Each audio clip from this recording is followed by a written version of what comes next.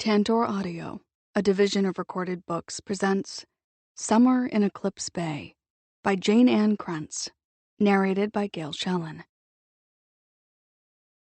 Chapter 1. Rejected again. 6th time in 5 weeks. Not that he was counting.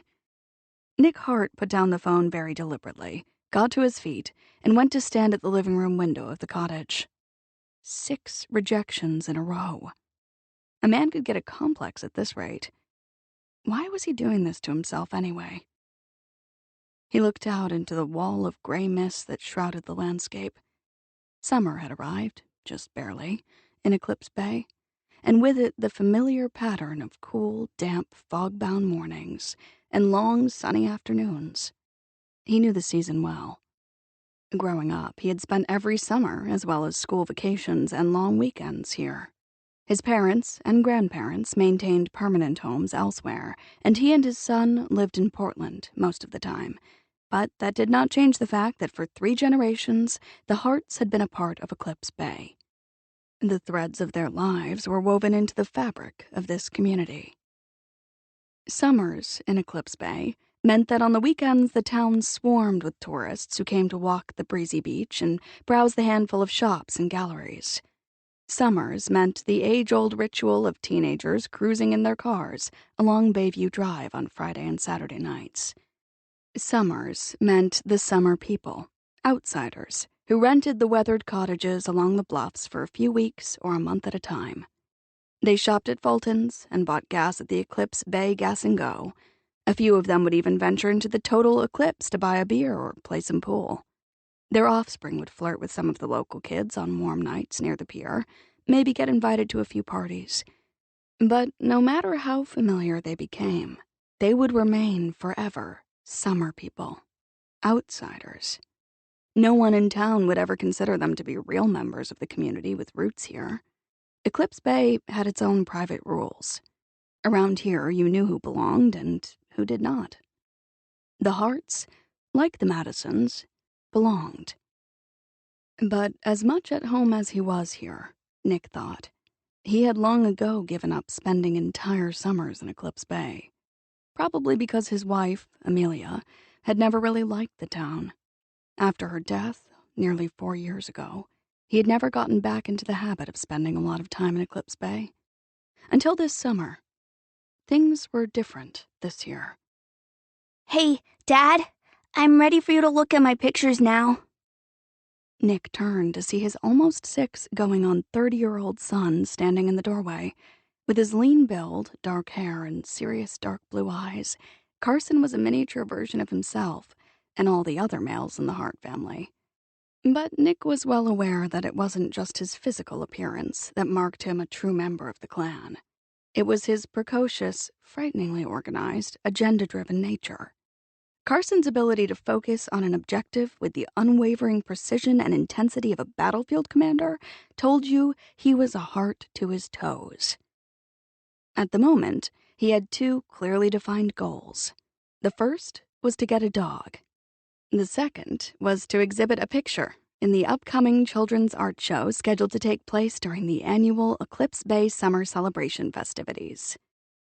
"I'm no art critic," Nick warned. All you gotta do is tell me which one you think Miss Brightwell would like best. Got news for you, kid. I'm rapidly coming to the conclusion that I'm the last person on Earth who knows what Miss Brightwell likes. Carson's small face tightened with sudden alarm. Was that her on the phone just now? Uh-huh. She turned you down again? Afraid so. Geez, Dad, you gotta stop calling her up all the time and bothering her. Carson thrust out his hands, exasperated. You're gonna ruin everything for me if you make her mad. She might not pick any of my pictures. I don't call her all the time. Damn, now he was on the defensive with his own son. I've only called her half a dozen times since Lillian's show. He had been so sure that things had clicked between himself and Octavia that evening. The proprietor of Bright Visions, an art gallery business with 2 stores, one in Portland and one here in Eclipse Bay, Octavia had staged a gala reception to display his sister's work. The entire town had been invited, and most of the locals had turned out for the show. The crowd had included everyone, from Virgil Nash, owner of Virgil's adult books and video arcade, to the professors and instructors of nearby Chamberlain College. Several members of the staff at the Eclipse Bay Policy Studies Institute had also deigned to appear. They had all crowded into Bright Visions to drink good champagne, nibble on expensive hors d'oeuvres, and pretend to be art connoisseurs for a night. Nick had walked into the crowded room, taken one look at Octavia, and immediately forgotten that he was there to view Lillian's paintings. The image he carried in his head of Octavia from that night was still crystal clear. She had worn a pale, fluttery dress that fell to her ankles and a pair of dainty, strappy little heels that had emphasized her elegantly arched feet. Her dark red hair had been brushed back behind her ears in a style that had framed her interesting, delicately molded features and mysterious sea-green eyes.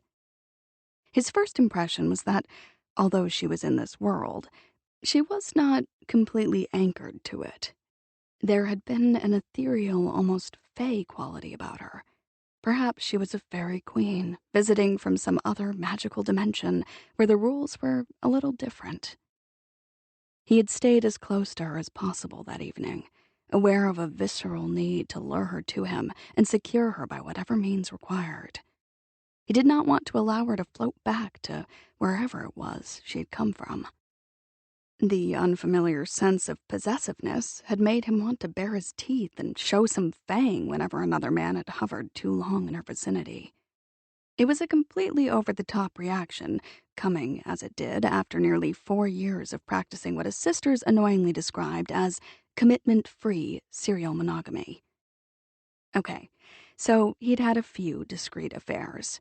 If anything, that should have made him all the more immune. The truth was, he had been stunned and bemused by his own reaction to Octavia. The only saving grace was that he had gotten the distinct impression that she was just as attracted to him as he was to her. Something in her big, sea-colored eyes had registered her interest in him. It had come as a shock at the end of the evening when she had politely turned down his invitation to dinner. He'd convinced himself that he'd heard regret in her voice, so he tried again a few days later when they were both back in Portland. She had declined a second time with the explanation that she had to rush back to Eclipse Bay. It seemed the assistant she had left in charge of the gallery there, Noreen Perkins, had resigned without notice in order to run off with one of the artists whose work was exhibited in Bright Visions. Octavia had returned to Portland on only one other occasion after that, and her stay had been extremely brief. He had asked her out for the third time, but she had told him that she was there to oversee a reception for one of the artists who had showed in her gallery and had no time to socialize. The following morning, she had flitted back to Eclipse Bay. It had become obvious that she was not going to return to Portland any time soon. That had left him a limited number of options. 2 weeks ago, he had made the decision to spend the summer in Eclipse Bay with Carson. But proximity was only making Octavia more inventive when it came to excuses for turning down dates. The thing that should really concern him, he thought, was that he was working even harder to come up with reasons to call her one more time. As far as he could tell, she did not have a complete aversion to men. She had been seen having dinner with Jeremy Seaton twice this past week. Jeremy was the grandson of Edith Seaton, owner of an antique shop located next door to Bright Visions Gallery. The Seatons had roots in the community that went back as far as those of the Hartes and the Madisons. Although Edith's husband, Phil, had died several years ago, she continued to take an active role in local affairs. Her son and daughter had moved away, but Jeremy had recently returned to take a position as an analyst at the Eclipse Bay Policy Studies Institute. The social and political think tank was one of Eclipse Bay's few claims to sophistication. He knew Jeremy very well from the old days. They were the same age, and they had been good friends at one time. But things had changed a couple of years ago. Women sometimes had that effect on a friendship. He looked at Carson. Miss Brightwell obviously doesn't think highly of me, but it's pretty clear that she likes you. I know she likes me, Carson said with exaggerated patience. That's because I bring her coffee and a muffin every morning when we go into town and get the mail. But she might change her mind if you make her mad. The sad fact was that Carson had made a lot more headway with Octavia than he had, Nick realized. His son adored the fairy queen of Eclipse Bay. For her part, she seemed to be very fond of Carson. The two of them had developed a relationship that somehow completely excluded him, Nick thought. It was frustrating. "Don't worry," he said. "She's not the type to hold a grudge against you just because she doesn't want to go out with me." He was pretty sure that was the truth. Octavia was a great mystery to him in many ways, but when it came to this aspect of her personality, he felt very sure of himself. She would never hold the sins of the father, whatever they might be, against the son. Carson remained dubious. Promise me you won't ask her out again until after she chooses one of my pictures. Okay, I won't call her again until she makes her selection. That was a safe promise. He figured it would be at least another 3 or 4 days before he could fortify himself to make a 7th phone call. "Let's see your pictures," he said. They're in the bedroom. Carson whipped around and dashed off down the hall. Nick followed him around the corner and into the downstairs room that his sister Lillian had turned into a temporary studio a few months earlier. 3 large squares of heavy drawing paper were arranged in a row on the hardwood floor. The pictures were all done in crayon, per the rules of the exhibition. Nick went to stand looking down at the first picture. The scene showed a house with 2 stick figures standing very close together inside. The taller of the 2 figures had one arm extended protectively over the head of the smaller figure. A yellow sun shone brightly above the peaked roof. There was a green flower with several petals in the right-hand corner. That's you and me, Carson said proudly. He indicated the stick figures. You're the big one. Nick nodded. Nice colors. He moved on to the next drawing and pondered it for a moment. At first, all he could make out was a vague oval shape done in gray crayon. There were several jagged lines around the outside of the oval. He was baffled until he noticed the 2 pointy projections on top. Dog ears. "This is Winston, I take it?" he said.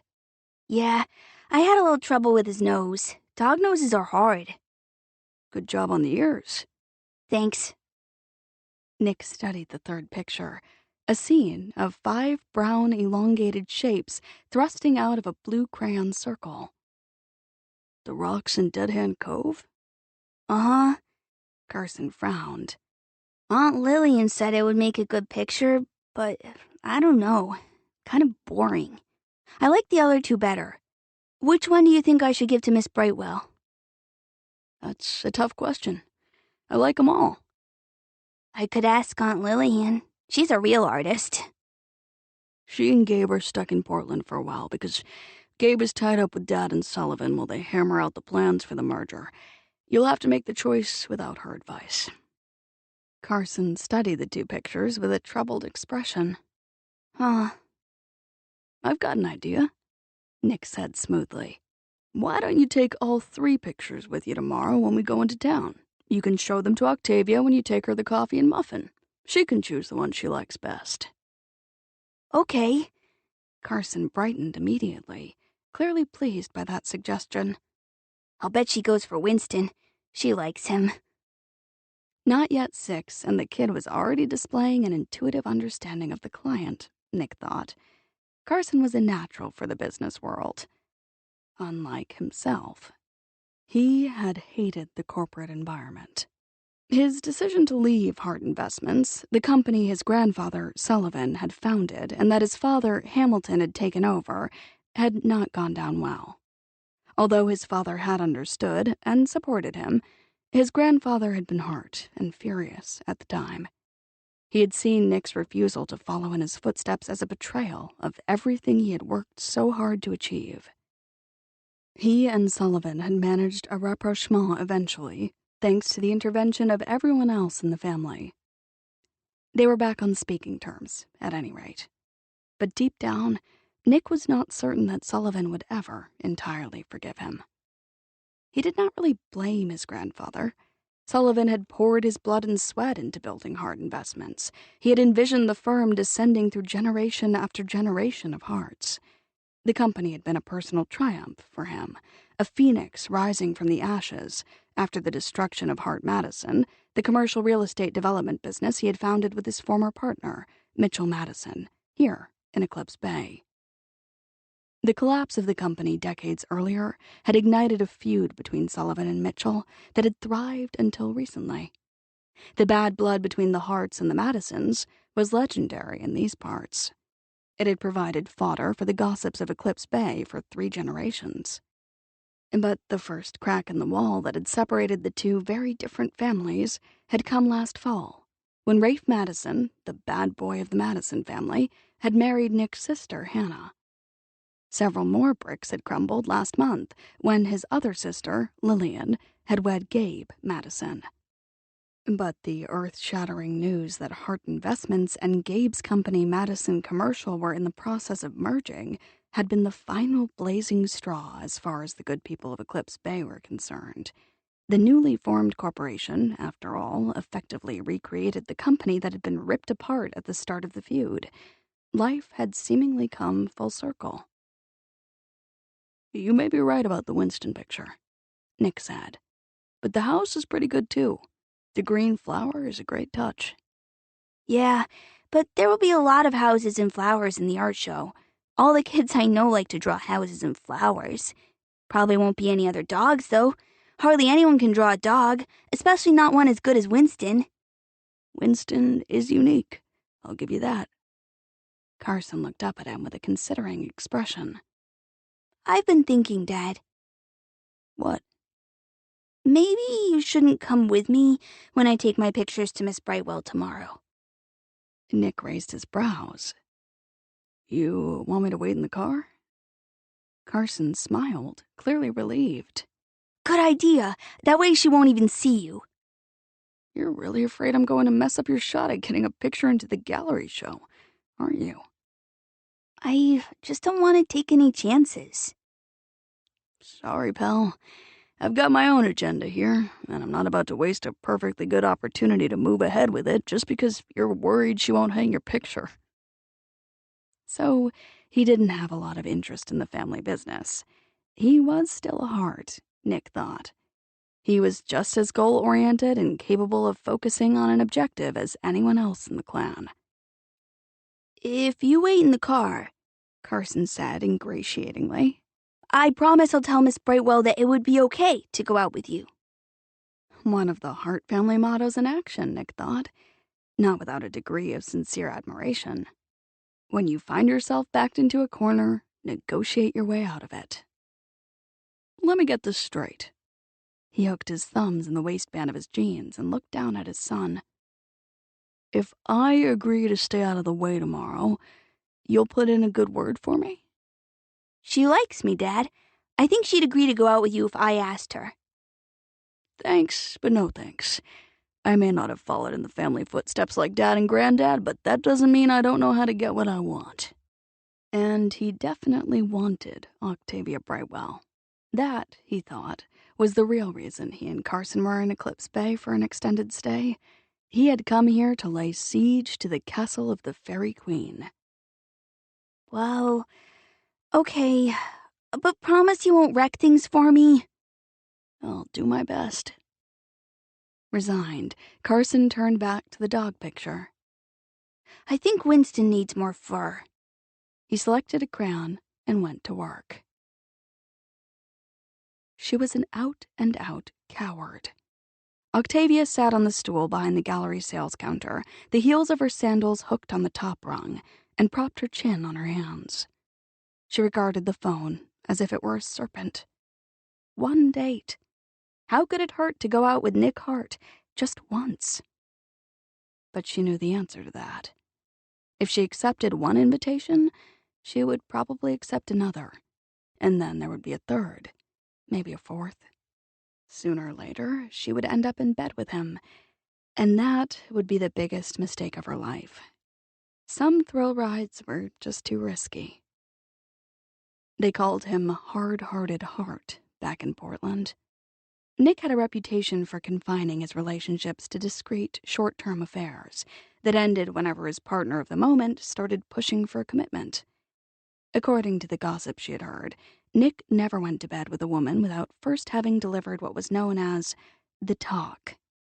The talk was said to be a clear, concise position statement that made it plain that he was not interested in any long-term arrangements, like marriage. Women who chose to sleep with Nick Harte went into the relationship with their eyes wide open. They said that even if you lured him into your bed, he would be gone long before dawn. He never stayed the night, according to the stories that circulated about him. Here in Eclipse Bay, where gossip about the Hartes and the Madisons had been raised to a fine art, folks were certain that they knew the real reason for the talk. The local mythology held that Nick, being a true Harte, was unable to love again because he was still mourning the loss of his beloved Amelia. He was under a curse, some said, doomed never to find another true love until the right woman shattered the spell that bound him. His reputation for never staying the night with any of his lovers only fanned the flames of that particular legend. Of course, that did not stop shoppers in the narrow aisles at Fulton's supermarket from holding forth on the subject of the importance of Nick marrying again in order to provide his son with a mother. They said the same thing at the post office and in the hardware store. But Carson didn't need a mother, Octavia thought. Nick was doing a fine job of raising him as far as she could tell. The boy was the most self-assured, well-adjusted, precocious little kid she had ever met in her life. And there was no shortage of feminine influence available to him. Carson enjoyed the warmth of a close-knit extended family that included a doting grandmother, a great-grandmother, and 2 aunts, Lillian and Hannah. She unhooked her sandals, rose from the stool, and went to stand at the front window of Bright Visions. The morning fog was thinning, but it had not yet burned off. Across the street, she could just make out the pier and the nearby marina. The lights were on in the incandescent body bakery down the street, and she could see the erratic snap and pulse of the broken neon sign that marked the Total Eclipse Bar and Grill. The tavern's logo, where the sun don't shine, was just barely visible. The rest of the world was lost in a sea of gray mist, just like her life. A shiver went through her. Where had that thought come from? She wrapped her arms around herself. She would not go there, she vowed silently. But the moody feeling was a warning, loud and clear. It was time to make some new plans, time to take control of her future. Her mission here in Eclipse Bay had been a failure. Time to move on. Her mission. For months, she had told herself that she had come here to right the wrongs of the past. In the beginning, she had established a schedule that had allowed her to divide her time between this gallery and the main branch in Portland. But as the months went by, she had found more and more reasons to extend her visits in Eclipse Bay. Deep down, she had actually been elated when her assistant here had run off with the artist. On impulse, she had placed the Portland branch in the capable hands of a trusted manager, packed her suitcases, and moved her personal possessions into the little cottage on the bluff near Hidden Cove.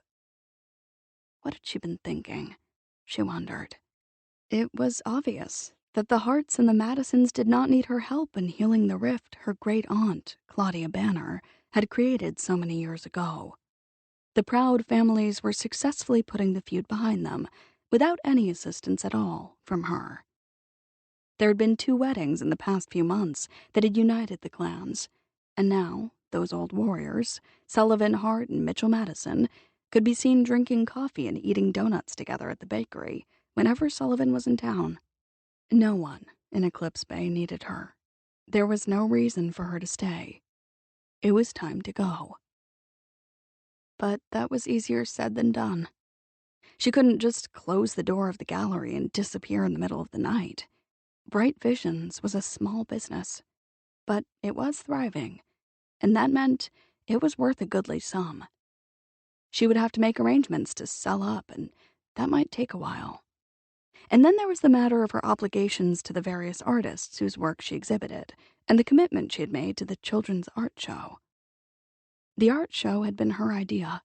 She was the one who had come up with the concept and lobbied the members of the Eclipse Bay Summer Celebration Committee to include it as one of the activities associated with this year's event. Enthusiasm for the project ran high. She knew that the children who planned to draw pictures for the event would be crushed if she canceled it. All in all, she concluded, what with getting Bright Visions ready to sell and fulfilling her business and civic commitments, she would probably not be able to escape Eclipse Bay until the end of the summer. But by fall, she would be somewhere else. She had to find a place where she truly belonged. Chapter 2. That afternoon, she closed the gallery at 5:30 and drove over to Mitchell Madison's house. She got out of the car and waved at Bryce as she went past the open kitchen door. He looked up from the pot he was stirring on the stove and inclined his head in a solemn greeting. She smiled to herself. Bryce was the strong, silent type. He had worked for Mitchell for years. No one knew much about his past before he arrived in town, and Bryce had never felt any impulse to enlighten anyone on that subject. She understood where he was coming from, she thought. She wandered into the garden and looked around, savoring the little slice of paradise that was Mitchell's creation. She had spent enough time in Eclipse Bay to know that while everyone in the vicinity was quick to point out his legendary flaws and remind you of his several failed marriages, no one disputed Mitchell's brilliance as a gardener. Gardening was his passion, and no one came between a Madison and his passion. She came to a halt on the other side of a bed of gloriously blooming rose bushes. "I've made a decision, Mitch." He looked up at her from the padded kneeling bench he was using to work around the plants. He had the face of an aging, beat-up old gunslinger, she thought fondly, one who had only hardened with the years, a guy who could still hold his own against the young toughs if called upon to do so. "What kind of decision?" Mitchell demanded. The sharpness of his tone was a surprise. Mitchell never spoke sharply to her. "I'll be leaving town at the end of the summer," she said. "You mean you'll be spending more time back in Portland?" He nodded, evidently satisfied, and went back to his weeding. "I can see where you might need to give more attention to your gallery there come fall. It's a much bigger operation." "No," she said gently. "I mean that I will be leaving Eclipse Bay for good at the end of the summer season. I plan to sell both branches of Bright Visions." He stiffened, eyes narrowing against the fading sun. "You're gonna sell up? Well, shootin' damn. Hey, why the hell do you want to go and do a thing like that?" "It's time." She smiled to cover the wistful feeling. "Past time, really. In fact, I probably shouldn't have come here in the first place." "Not a lot of money in the art business here in Eclipse Bay, huh?" He shrugged. "No surprise there, I reckon. Eclipse Bay isn't exactly the art capital of the universe." "Actually, the gallery here is doing fairly well. We drew clients from Chamberlain College and the Institute this past winter, and now with summer here, we're picking up a lot of tourist business. Bright Visions is starting to get a reputation as an important art stop here on the coast." His brows bunched together. "You're saying your business here is doing all right?" "Yes, I expect to sell at a profit." "Then why the hell are you talking about pulling out?" "As I said, I think it's time for me to go." He squinted at her. "You don't sound right. You feeling okay today, Octavia?" "Yes." "Not coming down sick, are you?" "No." "Shootin' damn. What's going on here?" He holstered the trowel he had been wielding, gripped the handholds on the lower gardener's bench, and hauled himself to his feet. He seized his cane and turned around to confront her, scowling ferociously. "What's all this talk about leaving?" "There's something I want to tell you, Mitch. I don't plan to let a lot of other folks know because I don't want to upset people and cause talk. Lord knows there's been enough gossip about the Hartes and Madisons in this town, but you and I are friends, and I want my friends to know who I am." "I know who you are." He thumped the cane once on the gravel walk. "You're Octavia Brightwell." "Yes, but there's more to the story." She looked at him very steadily and braced herself to deliver the shocker. "Claudia Banner was my great-aunt." To her astonishment, he merely shrugged. "You think we didn't figure that out a while back?" She stilled. "We?" "Sullivan and me. He and I have slowed down some over the years, but we haven't come to a complete stop. Not yet, at any rate." She didn't know what to say. "You know?" "Sullivan spotted the likeness the night you hosted that show for Lillian's paintings down at your little gallery. Soon as he pointed it out, I finally realized why there had always been something sort of familiar about you." He smiled faintly. "You look a lot like Claudia did when she was your age. Same red hair, something about your profile, too, I think. The way you hold yourself." "But how did you—" "Sullivan made some phone calls, did some checking. It wasn't that hard to find the connection." "I see." She was feeling a little stunned, she realized. Maybe a little deflated, too. So much for her big bombshell. "Not like you tried to hide it," Mitchell said. "No, but I certainly didn't want to make a big deal about it here in Eclipse Bay, given what happened in the past and all." Mitchell reached down and plucked a lush orange-gold bloom. "Funny thing about the past. The older you get, the less it matters." She fell silent for a long moment, shifting gears as she adjusted to the turn of events. "If Sullivan made some calls, you probably know about Aunt Claudia." She took a deep breath. "That she's gone, I mean." "Yeah." Mitchell looked up from the rose. His gaze was steady and a little sad. "Heard she passed on a year and a half ago. Heart problems, Sullivan said." She felt the familiar tightening again. 18 months, but she still had to fight back the tears. She never managed to give up the cigarettes. In the end, the doctor said it was amazing she made it as long as she did. "I remember Claudia and her cigarettes. She was always reaching for the next one. Had herself a fancy little gold lighter. I can still see her taking it out of her purse to light another smoke." "Mitchell, let me get something straight here. Are you telling me that you and Sullivan don't care that I'm related to Claudia Banner?" "Of course we care, but it's not exactly what you'd call a problem for us." "Oh." She was not sure how to respond to that. "Can't say we weren't a bit curious at first, though," he added dryly. "I can imagine. Why didn't you say something? Ask questions? Demand an explanation? I've stopped by here almost every morning or afternoon when I'm in town to say hello. I must have talked to you dozens of times since Lillian's show, but you never said a word. I've seen Sullivan on several occasions, too. He never gave any indication that he knew who I was." "It was your personal business. Sullivan and I talked about it some, figured we'd let you tell us on your own time." "I see." She thought about that for a while. "Did you, mention your little insight to anyone else?" "Nope. Didn't figure it was anyone else's affair." "Believe me, I understand." She wrinkled her nose. If word got out that Claudia Banner's great-niece was in town and that she had become friends with the Madisons and the Hartes, there would be no end to the wild rumors and speculation. That's exactly why I kept a low profile. "Yeah?" It wouldn't have been fair to you Madisons or to the Hartes. You've all suffered enough over the years because of what happened when you got involved with Aunt Claudia. Mitchell snorted. "Madisons and Hartes are used to folks around here talking about us.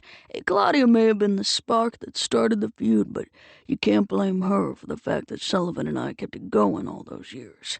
Hell, Madisons and Hartes have been inspiring conversation here in Eclipse Bay all by ourselves for decades. Got a real talent for it. Sometimes I think the good Lord put us on this earth just to keep this town entertained." In other words, her concern for discretion and the privacy of the Madison and Harte families had been a complete waste of time and energy on her part. She sighed inwardly. Not only was she not needed here, Mitchell and Sullivan hadn't even cared enough about her presence in town to ask for explanations. The day was getting more depressing by the minute. Well, that's that then, isn't it? She straightened her shoulders, preparing to leave. I just wanted you to know, Mitch. She took a step back. Guess I'll be going. She retreated another step. Your roses look incredible, by the way. Mitchell rapped his cane on the gravel again. Hang on a minute. I'm the first to admit that you got a right to keep your private business private, but now that you've mentioned Claudia and what happened in the past, I think maybe I've got a right to know why you've suddenly decided to pull up stakes. It's hard to explain. His hawk-like eyes gleamed with shrewd comprehension. It's Nick Harte, isn't it? She was dumbfounded. He's been pestering you, hasn't he? I knew it. I saw the way he moved in on you the night of Lillian's show. When he turned up in town a couple of weeks ago and settled into the Harte cottage for the summer, I got right on the phone to Sullivan. You what? I warned him that he'd better keep Nick reined in good and tight. Told him I wouldn't stand by and let his grandson play any of his love-him-and-leave-him games with you. I don't care if Nick is still broken up about losing his wife. That's no excuse to fool around with you. Time he got over what happened and straightened himself out. Time he started acting like a real Harte again. Real Harte? She repeated carefully. Damn right. Hartes don't mess around and have affairs. Hartes get married. I've heard that theory, she said dryly. But there are exceptions to every rule. In any event, set your mind at rest, Mitch. This has got nothing to do with Nick Harte. Even as the words left her lips, she realized she was lying through her teeth. Leaving Eclipse Bay had everything to do with Nick Harte. She just wasn't sure how to explain the connection, not even to herself, let alone to Mitchell. Bullshit. Mitchell glowered. Pardon my language, but you've got to admit that the timing is more than a tad suspicious. Look, Mitch, we're getting a little off topic here. I stopped by to tell you about my link to Claudia Banner. But since you already know about it, maybe I should tell you why I came here to Eclipse Bay in the first place. There was a short silence. She could hear the distant clatter of pots in the kitchen. The light breeze off the bay shifted tree branches in the corner of the garden. Birds chattered overhead. Sullivan and me, we decided maybe you were just curious, Mitchell said after a while. It was more than curiosity, she said quietly. I should probably start at the beginning. If that's what you want to do. She hesitated, looking for the right place to begin. I was with my aunt a lot during the last couple of years of her life. She needed someone to take care of her, and there wasn't anyone else. Aunt Claudia was not the most popular member of the family. Hell, I didn't even realize she had a family. She never mentioned the subject. She was the renegade, the black sheep, the one who was always a source of acute embarrassment. But I had always liked her a lot, and she liked me. Maybe it was because I looked so much like her, or maybe she just felt sorry for me. Why would she feel sorry for you? I think she saw me as a loner, just as she was. My parents divorced when I was small. They both remarried and started new families. I spent most of my youth shuttling back and forth between them, but I never felt at home in either house. Aunt Claudia sensed that, I think. Go on. Claudia was very special to me. I know she had her faults, and her business ethics left a lot to be desired, but I loved her, and she cared about me in her own way. She worried that I was too inclined to play it safe. She said I spent too much time trying to smooth things over and calm the waters. She kept urging me to take a few chances. She sure knew how to take 'em. Mitchell chuckled reminiscently. Maybe that was one of the reasons I couldn't take my eyes off her back in the old days. She never forgot you, Mitch. When she became seriously ill, I went to stay with her until the end. It took over a year for her to die. We had a lot of time to talk. And one of the things you two talked about was Eclipse Bay? Is that what you're saying? Yes. She became increasingly obsessed with what had happened here. Said she didn't have a lot of regrets, but the destruction of Harte Madison was one of them. She talked about how she wished that she could make amends. She should have known she couldn't go back and fix something that happened so long ago, Mitchell said. I know. But the subject became more and more important to her. Maybe because toward the end she became a serious student of New Age metaphysics. She talked a lot about karma and auras and such. At any rate, she asked me to come here after she was gone to find out how things stood. She wanted me to see if there was anything I could do to repair some of the damage she had done. Well, shooting damn. Mitchell whistled softly. So that's why you showed up here in town late last summer? Yes. But shortly after I arrived, Rafe and Hannah returned and fell in love and made plans for Dreamscape. And then Gabe and Lillian started getting serious about each other. I turned around one day, and you and Sullivan were having coffee together at the bakery. She smiled slightly. It has become very clear that the feud is a relic of the past. The Hartes and the Madisons don't need my help mending the old rift. Huh. Mitchell said again, thoughtful now. She cleared her throat. So, I feel that it's time for me to go. Just like that? You plan to slip out of town and disappear into the sunset? It isn't that simple. As I said, I have to sell the gallery, and then there's the children's art show. Loose ends? Yes. I don't like it, Mitchell said flatly. What don't you like? Something doesn't sit right here. He whacked his cane absently against the trunk of a tree and eyed her with growing suspicion. You sure Nick Harte hasn't been making a pest of himself? No. Another quick dance step back. This was getting sticky. Really? Has he been calling you up since he hit town a couple of weeks ago? Asked you out? Well, yes. Huh. I knew it. I hardly think that constitutes pestering. Besides, I declined his invitations. Obviously. Obviously? Mitchell grunted. If you'd had a date with Nick Harte, the news would be all over town in an hour. Question is, why'd you turn him down? She began to feel a little desperate. The last thing she wanted to do was instigate more trouble between the Hartes and the Madisons. I've been busy, she said quickly. Bullshit. You're avoiding Nick Harte, aren't you? Not exactly. Exactly. Mitchell looked fiercely pleased.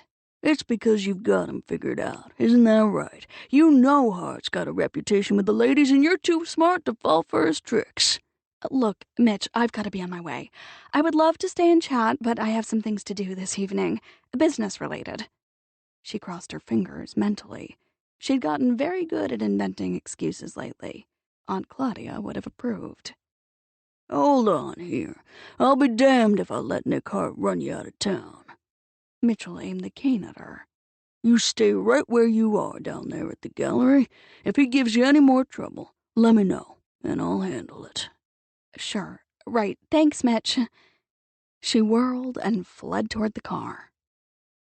Damn it. Mitch was right, she thought halfway back to her cottage on the bluffs. In a way, she was allowing Nick Harte to run her out of town. It was a humiliating admission to confront, but it was the truth. She was acting like a coward. Madison's didn't run from anything, neither did Harte's. Aunt Claudia had never run from a risk in her entire life. Maybe it was time she stopped running, Octavia thought. At least for the summer. Chapter 3. The ancient mauve Cadillac glided into the small parking lot with the majesty of a massive cruise ship coming into port. Nick had just switched off the engine of his own BMW. He admired the mile-long fins that graced the rear of the vehicle. Chrome gleamed on every curve and angle. They don't make 'em like that anymore, he said to Carson. From his position strapped into the back seat, Carson craned to see out the window. That's Mrs. Seaton's car. So it is. Edith Seaton's dome of severely permed gray curls was just barely visible. Nick wondered if she could actually see over the top of the wheel, or if she had to steer looking through it. Then again, he reminded himself, she had lived in Eclipse Bay all her life.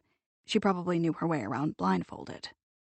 He climbed out of the silver BMW, popped Carson out of the car seat, and then went around the long, long fins of the Cadillac to open the door for Edith Seaton. "Good morning, Nick, dear. My, you and Carson are here bright and early this morning." Edith emerged from the vastness of the big car and dimpled up at him. "Enjoying your stay out at your folks' place?" Yes, thanks, Nick said. How's the antiques business? As slow as ever. Edith reached back into the front seat to collect a white straw purse. "Which is probably a good thing, because I've been so busy lately with my summer celebration committee work." She reappeared, purse in hand. "One argument after another, you know. Right now, the big issue is whether or not to put up a banner at the intersection where the total eclipse is located." I take it some folks don't approve? "I should say not. There's a strong feeling in some quarters that placing a banner so close to the bar would make it appear that the total eclipse is somehow an official participant in the event." Edith made a tut-tut sound. "And I absolutely agree. We really don't want the summer people and tourists thinking that dreadful place is considered a respectable business here in town." Nick smiled. Come on now, Edith. The eclipse has been operating here since my grandfather's day. Hard to pretend it doesn't exist. Fred pays his taxes like everyone else. The summer celebration was never intended to promote that sort of tacky establishment, and there will be no banner placed near it on my watch. She turned to Carson. "What's that you've got there, dear?" "I brought my pictures for Miss Brightwell to see," Carson said proudly. He brandished the 3 rolled-up drawings he held. "She's going to choose one for the art show." "Ah, yes, the Children's Art Show event.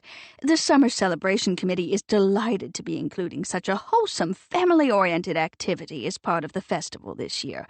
The project is a wonderful contribution. We're also pleased that Octavia is willing to sponsor it." "I did a picture of Winston," Carson informed her. "That's lovely, dear." She winked at Nick as they walked toward the row of shops opposite the pier. "Do we have another budding artist in the Harte family?" You never know, Nick said. "Art makes a very nice hobby," Edith said, laying a decided emphasis on the word hobby. "Everyone should have a recreational activity of some sort. Jeremy enjoys painting, you know." He always did, Nick said, keeping his voice neutral. "That's true. He doesn't have much time for it now, of course, what with his new position up at the Institute." Pride glowed in Edith's face. "I'm surprised the 2 of you haven't had a chance to get together yet. You and Jeremy were such good friends in the old days." Nick smiled very casually. Like you said, he's probably very busy settling into his new job. And dating Octavia. "I must say, your writing career appears to be going very well. I saw your latest book in the rack near the checkout counter at Fulton's the other day." Nick wondered if that was a gentle hint. "I'd be happy to sign a copy for you, Mrs. Seaton." "Thank you, but that won't be necessary," she said airily. "I don't read that sort of thing." So much for knowing a hint when he heard one. Right. "Who would have thought you'd be so successful with your book writing?" Edith continued, shaking her head a few times. "Not a lot of folks," he admitted. Amelia, for instance. "And walking away from hard investments after your grandfather and your father had poured their hearts and souls into the business." Edith clicked her tongue again. "Really, it was quite a shock to everyone. When I think of what Sullivan went through after that dreadful woman destroyed Madison all those years ago, I mean, one would have thought that you would have felt some sense of responsibility to the family firm." Nick realized he was clenching his back teeth a little too tightly together and forced himself to relax his jaw. It was Sullivan who had poured heart and soul into Harte, His father, Hamilton, on the other hand, had taken over the responsibility only because he had felt trapped by a sense of duty and filial obligation. Hamilton had known firsthand how much blood and sweat his father had expended to create Harte Investments. Early on in life, he had accepted the fact that he could not reject the company without appearing to reject Sullivan and everything he had accomplished. But Hamilton Harte stood firm when it came to passing along the suffocating weight of obligation to his own offspring. He had refused to apply the kind of pressure that had been applied to him to coerce any of his 3 children into following in their father's and grandfather's footsteps. Life is too short to spend it doing something you hate, he'd told his wife, Elaine. Let them find their own paths. The best thing about the merger of Harte Investments with Madison Commercial, Nick thought, was that it had finally freed his father and mother to pursue their own interests. Hamilton and Elaine planned to endow and oversee a charitable foundation. They could not wait to get rid of the responsibility of HI, and Gabe Madison, fortunately for all concerned, was more than willing to take the helm. Running a business empire came naturally to him. Nick searched for a way to change the subject. He picked the one he was least eager to pursue, but which he knew was guaranteed to distract Edith. How's Jeremy doing up at the Institute? Edith switched gears instantly, delighted to turn to the topic of her grandson. Very well indeed. He says he likes being back in Eclipse Bay again after all those years away in Portland. The divorce was very hard on him, you know. I know. But he's dating again, I'm happy to say. She lowered her tone to a confidential level and winked broadly. He's been seeing Octavia Brightwell. I heard. He had known this would not be his favorite topic, he reminded himself. Such a nice young woman. I think they make a lovely couple, don't you? He couldn't imagine a worse couple, Nick thought. Jeremy and Octavia were totally unsuited to each other. Any idiot could see that. But he didn't think Edith Seton would appreciate being called an idiot, so he dug deep in search of logic and reason. He managed to pull up a vague memory of an article he'd come across in the course of researching his last book, Fault Lines. The plot had set his hero, John True, on the trail of a killer who had murdered his ex-wife. They say it takes a couple of years to recover from a divorce. He tried to put the ring of authority into his voice. The trauma, you see. It takes a while to get past it, and experts advise people not to make serious relationship commitments during that time. Nonsense, Edith snorted. What do the so-called experts know when it comes to love and marriage? Besides, it's been 1.5 years now, and I'm sure Jeremy doesn't need another 6 months to recover. He just needs the right woman to help him forget. I think Octavia is doing him a world of good. She's pulling him out of his shell. He's been a little down since the divorce, you know. I was worried about him. Under any other circumstances, Nick thought, he would have avoided the topic of Jeremy's divorce the same way he would have gone out of his way to sidestep a cobra in his path. But the fact that Edith thought that Octavia looked like a good candidate to take the place of Jeremy's ex was an irritating goad that he could not ignore. I'm surprised to hear you say that, he began coolly. Personally, I wouldn't have thought they'd have much. He was interrupted by a blare of a horn. He glanced toward the street and saw a familiar battered pickup truck rumbling past. There was no mistaking the driver. Arizona Snow was garbed in her customary camouflage-patterned fatigues. A military-style beret slanted across her gray hair in a jaunty fashion. He raised a hand in greeting. Carson waved madly. Arizona waved back, but she did not pause. A woman on a mission. That was the great thing about being a professional conspiracy theorist, he thought. You always had a mission. The pickup continued down the block and pulled into the parking lot in front of the Incandescent Body Bakery. Edith sighed. Expect you heard the news about old Tom Thurgarden's will? Rafe said something about Thurgarden having left all his worldly possessions to Virgil Nash, Arizona, and the New Age crowd running the bakery. Yes. Edith shook her head. Of all the ridiculous notions, just like Thurgarden to do something so bizarre. He was such an odd man. Nick nodded. Yeah, he was always a little weird, wasn't he? A real recluse. He lived here in town all the time I was growing up, but I doubt if I saw him more than half a dozen times a year. They say that Thurgarton's phobia about leaving his house got worse as time went on. Everyone was so accustomed to not seeing him that no one even knew he was dead until Jake down at the post office finally noticed that he hadn't picked up his mail in over 2 months. When Sean Valentine went out to see what was going on, he found Thurgarton's body in the kitchen. Heart attack, they say. Wonder if he left anything valuable to Virgil and AZ and the Heralds. Nick mused. I doubt it. Edith sniffed as they came to a halt in front of the door of Seaton's Antiques. The way Chief Valentine tells it, the old cabin was crammed with over 40 years' worth of junk. A real fire trap, he said. Old newspapers and magazines stacked to the ceiling, boxes full of unopened mail, cartons of things he'd ordered from catalogs that had never been unpacked. Going to be interesting to see what kind of conspiracy theory AZ will weave out of this, Nick said with a smile. She's nothing if not inventive. I am afraid AZ is 1 brick shy of a load, and hanging out with the crowd from the bakery isn't improving the situation. Edith turned the key in the lock and stepped into her shop. Goodbye, you two. Good luck with your pictures, Carson. Bye, Mrs. Seaton. Carson was struggling to be polite, but he was already edging off toward the neighboring shop door. See you later, Nick said. He and Carson continued on to the front door of Bright Visions.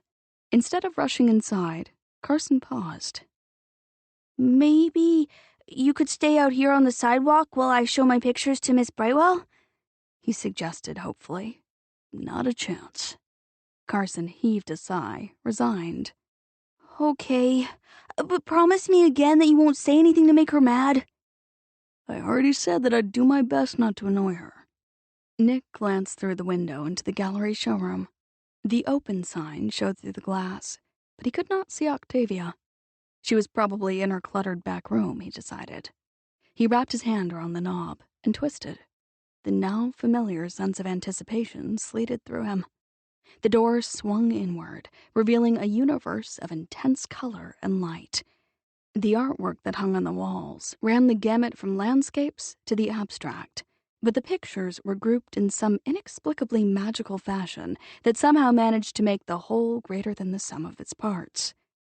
A sense of connection and coherence pervaded the scene. The viewer was drawn from one to another in a subtle progression that took him deeper into the little cosmos. There was an art to displaying paintings to their best advantage, Nick thought. Octavia knew what she was doing.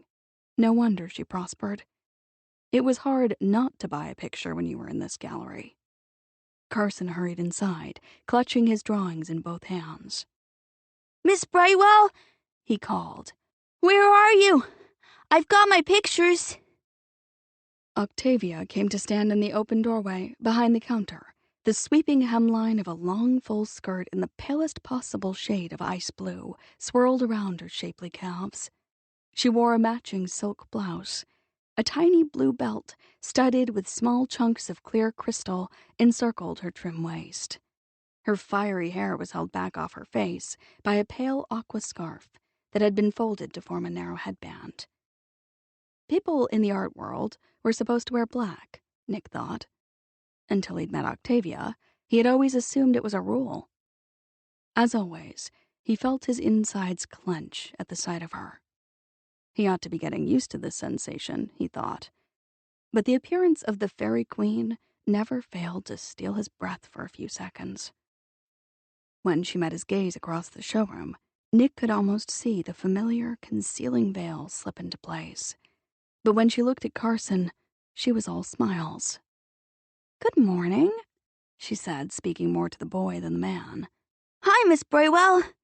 Carson blossomed in the warmth of her smile. I brought my pictures to show you. You may have noticed that we're here a little early, Nick said dryly. And we came without coffee and muffins. Carson was in a hurry. We'll get you some coffee and a muffin right after you see my pictures, Carson assured her, looking a little worried because of the oversight. I can't wait to see your pictures, Octavia said warmly. I brought 3. Carson tugged the rubber band off the roll of drawings. Dad said I should let you pick, but I'm pretty sure you'll like the picture of Winston best. I added some extra fur. Let's spread them out and take a look. Octavia led the way to a long white bench at the far side of the room. She and Carson unrolled the drawings and arranged them side by side. Octavia studied each picture in turn with rapt attention, her expression absorbed and serious. For all the world, Nick thought, as if she were considering the pictures for a real high-profile, career-making show, such as she had given Lillian a while back in Portland. "The house is very good," she said after a moment. That's me and Dad inside, Carson said. Dad's the big one. Octavia gave Nick a fleeting glance. He could have sworn she turned a rosy shade of pink before hastily returning her attention to the picture. She cleared her throat. "Yes, I can see that." This is Dead Hand Cove, Carson said, pointing to the next picture.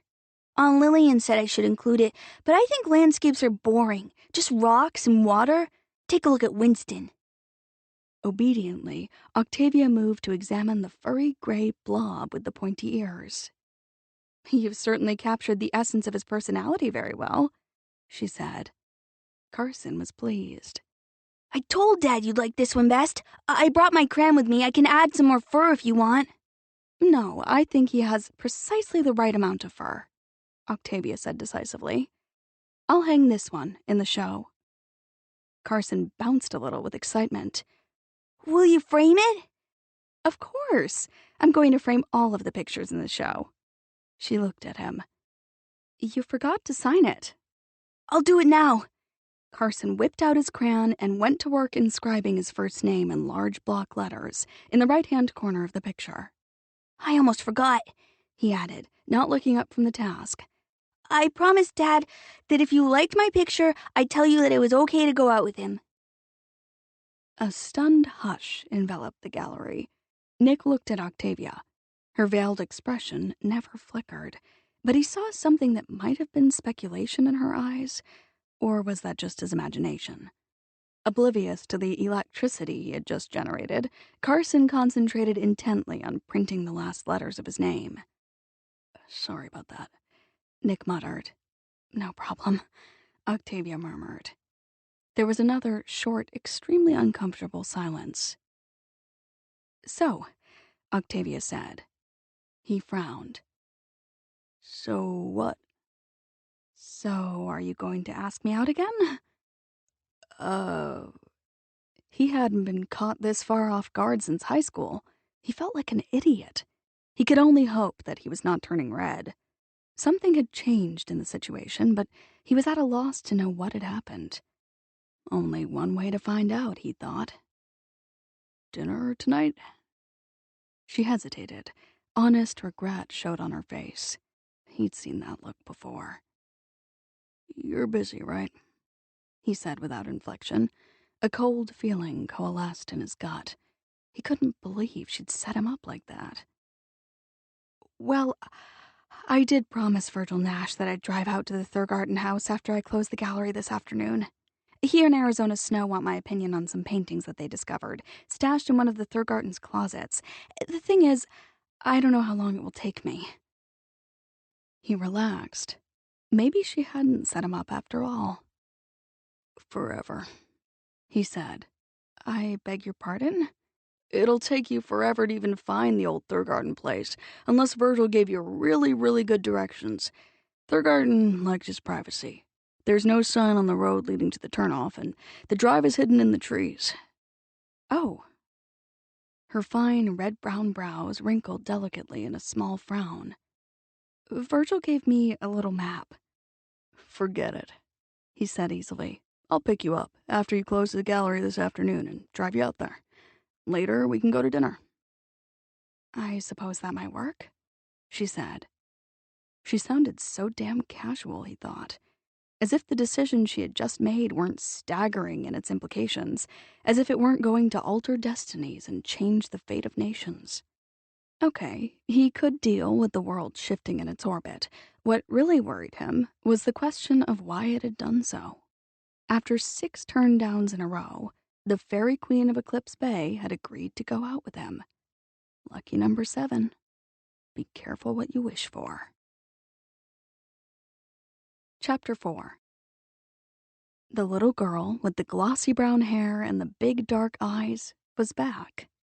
Octavia was discussing the merits of a charming seascape with a middle-aged tourist couple when she caught sight of the youngster on the sidewalk outside.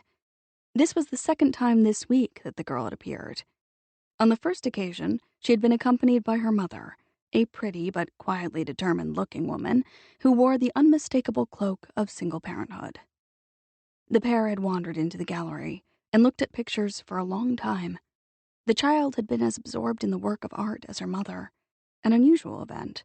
Most kids found the paintings boring in the extreme. The woman had greeted Octavia politely and made it plain that she was not there to buy, just to look around. She'd clearly been braced for a cool reception, but Octavia had assured her that she was welcome to browse. The woman and her daughter had moved from picture to picture, talking seriously in low tones about some of them, showing little interest in others.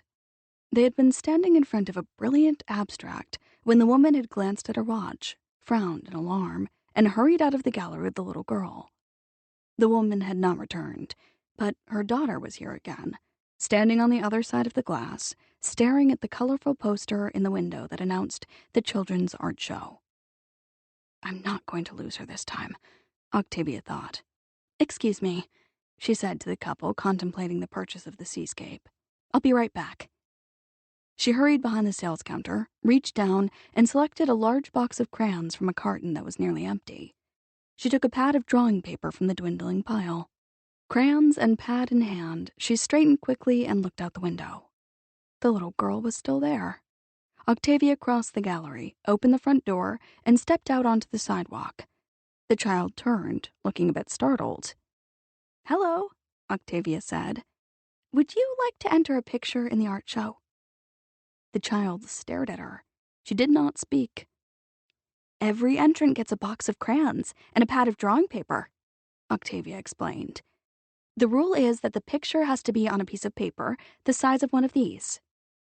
She flipped through the blank sheets of drawing paper. When it's ready, bring it back here. The girl's anxious gaze shifted from Octavia's face to the pad of drawing paper and the crayons. She put her hands behind her back, evidently afraid that she might lose control and reach out to grab the art supplies. She shook her head very fiercely. Anne? The woman who had accompanied the girl into the gallery a few days ago rushed out of Seaton's Antiques. Her head swiveled rapidly as she searched the sidewalk in both directions with the slightly frantic look a mother gets when she turns around and realizes her offspring has disappeared. Anne, where are you? I'm here, Mom, Anne whispered. Her mother swung around, relief flashed across her face. The expression was followed by stern exasperation. You must not disappear like that. She walked swiftly toward her daughter. How many times have I told you not to run off without telling me where you're going? This may not be Seattle, but the same rules apply. I was just looking in the window, Anne said in a tiny, barely audible voice. She kept her small hands secured very tightly behind her back. I didn't touch anything. Honest. Octavia studied the woman coming toward her. Anne's mother appeared to be in her late 20s, but if you had only seen her eyes, you would have added 20 years to her age. Hello, Octavia said in her best professional tone. I'm Octavia Brightwell. You were in my gallery the other day. I'm Gail Gillingham. Gail smiled hesitantly. I'm sorry if Anne was bothering you. Not in the least, Octavia said cheerfully. I noticed that she was looking at the poster featuring the children's art show. I thought she might like to participate. I have room for more pictures. Gail looked down at Anne. Thank you, but I'm afraid Anne is very shy. Who cares? Octavia looked at Anne. Lots of artists are shy. I'll tell you what. Why don't you take these crayons and the paper home with you? You can draw your picture in private, where no one else can watch you at work. When it's ready, just ask your mother to drop it off here at the gallery. Anne looked at the crayons and the paper as though they were made of some magical, insubstantial substance that might disintegrate if she were to touch them. Octavia did not say anything more. She just smiled encouragingly and held out the crayons and the paper. For a long moment, Anne did not move.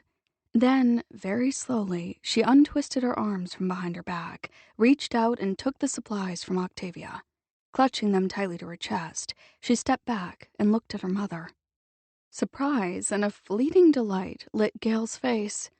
An instant later, her pleasure was marred by what seemed to be uncertainty. She hesitated and then seemed to brace herself. "How much do I owe you for the crayons and the paper?" she asked. "The Children's Art Show has been underwritten by the Bright Visions Gallery, which is sponsoring it," Octavia said. "All the entrants receive the same basic supplies." "Oh, I see." Gail relaxed visibly. "Thank Miss Brightwell for the crayons and paper, Anne." "Thank you," Anne repeated in the barest of whispers. "You're welcome," Octavia said. "I'll look forward to seeing your picture." Anne tightened her grip on the art supplies and said nothing. She still looked as if she expected the crayons and paper to vaporize in her arms. At that moment, a familiar silver BMW pulled into the small parking lot at the end of the row of shops. Octavia's stomach fluttered. She glanced at her watch and saw that it was almost 5:30. Nick was right on time. Gail gave Octavia a grateful smile. "I don't know if Anne will actually do a picture for your art show, but she loves to draw and paint. She will definitely use the supplies." "Excellent," Octavia said. She looked at Anne. "But I really hope you'll make a special drawing for the show. If you do, you can choose the color of the frame." "You're gonna put it in a frame?" she asked in astonishment. "Of course." "So it will look like a real picture?" Anne pointed toward the framed paintings hanging inside the gallery. "Like one of those?" "Yes," Octavia said. "It will look like a real picture because it will be a real picture, just like one of those inside my gallery." Anne was clearly dazzled by the prospect. "Come along, Anne," Gail said. "We have to stop at the store, and then we have to go home to help Grandma fix dinner." "Okay." Anne and Gail moved off toward the small parking lot. Nick was out of his car now, walking toward the gallery. He wore a long-sleeved crew-neck t-shirt and a pair of jeans. The snug fit of the shirt emphasized the contours of his strong shoulders and flat belly. He paused to greet Gail and Anne with a friendly nod and a few words. When the short conversation was finished, Gail and her daughter got into an aging Chevrolet. Nick continued toward the gallery. Edith came to stand on the sidewalk next to Octavia. Such a sad situation. Edith shook her head and made a tut-tut sound when Gail and Anne drove past them down the street. Octavia waved at Anne, who gazed fixedly at her through the car window. Hesitantly, the girl raised a small hand in response. "I assume you're talking about Gail and Anne?" Octavia said, watching Nick. Yes, Gail is the daughter of Elmore and Betty Johnson, the folks who run Johnson's Nursery and Garden Supply. She was such a pretty girl back in high school. Bright, too. Went off to college in Seattle. She paused and smiled at Nick when he came to a halt in front of her. "Afternoon, Mrs. Seton. Nice day." "It is indeed. I was just telling Octavia how Gail went off to college in Seattle and ended up married to that investor fellow who left her a couple of years ago and ran off with the decorator who redid his office." "I'm afraid I didn't keep up with the gossip at the time," Nick said in a repressive tone that was clearly meant to change the subject. "I had my hands full in Portland." "Gail got almost nothing out of the divorce, they say," Edith continued, oblivious to the unsubtle hint. "Word is, her husband stashed all his assets on one of those little islands in the Caribbean, declared bankruptcy, and left the state. Never sees his daughter, of course." "Poor little Anne," Octavia said. "We're ready to go?" Nick said pointedly to Octavia. She glanced over her shoulder and saw that her potential clients were still contemplating a purchase. "In a few minutes." "Gail lost her job in Seattle a couple of months ago, and now she's back here in Eclipse Bay. She's living with her folks while she looks for work. Money is tight." "She's job hunting?" Octavia looked down the street. Gail's Chevy had disappeared around a corner. "Is that why she was in your shop?" "Yes. Unfortunately, I had to tell her that I just don't do enough business to warrant hiring an assistant. I gather she's tried several other places with no luck." Octavia said. Chapter 5. The middle-aged couple left a short time later with their newly acquired seascape wrapped in brown paper. Octavia set the security alarm, locked the door of the gallery, and dropped her keys into the spacious bag that hung from her right shoulder. Nick gave her an enigmatic smile and put on his sunglasses. She would have given a lot to be able to read his mind at that moment, she thought. Then again, maybe it was better not to know what he was thinking. The knowledge would only have made her more tense. She was still wondering if this burst of recklessness was going to prove to be a disaster. They walked together toward the parking lot. When they reached the BMW, he opened the door on the passenger side and held it for her. She searched his face quickly, looking for any concealed signs of triumph. She saw none. If anything, she thought, he seemed as wary as she felt. Now that was an interesting development. She collected the folds of her skirt in one hand and slipped into the front seat. "What did you do with Carson?" "He's spending the evening with Rafe and Hannah out at Dreamscape," Nick said. "Oh." She realized she had become accustomed to seeing Nick and Carson together during the past 2 weeks. "Will he be joining us for dinner later?" He smiled. "This is my date, not Carson's." He closed the car door very deliberately. She watched him walk around the front of the vehicle. He moved with an easy, fluid grace that was at once relaxed and purposeful. Probably the way most top-of-the-food chain predators moved when they were going out to grab a gazelle for dinner, she thought. Fascinating, exciting, more than a little dangerous. The sense of deep, sensual appreciation that swept through her caught her by surprise. She was still slightly awed by her decision to go out with him. Until tonight, the only big risks she had ever taken in life had involved the buying and selling of art. She trusted her intuition when it came to taking chances on unknown painters, but she had always been cautious when it came to men. Nick got behind the wheel and closed the door. The interior of the BMW suddenly felt overwhelmingly intimate. She realized she was holding her breath. "Couple of things you should know," she said carefully when he made to slip the key into the ignition. "The first is that, in case your grandfather hasn't told you, Claudia Banner was my great-aunt." Dead silence.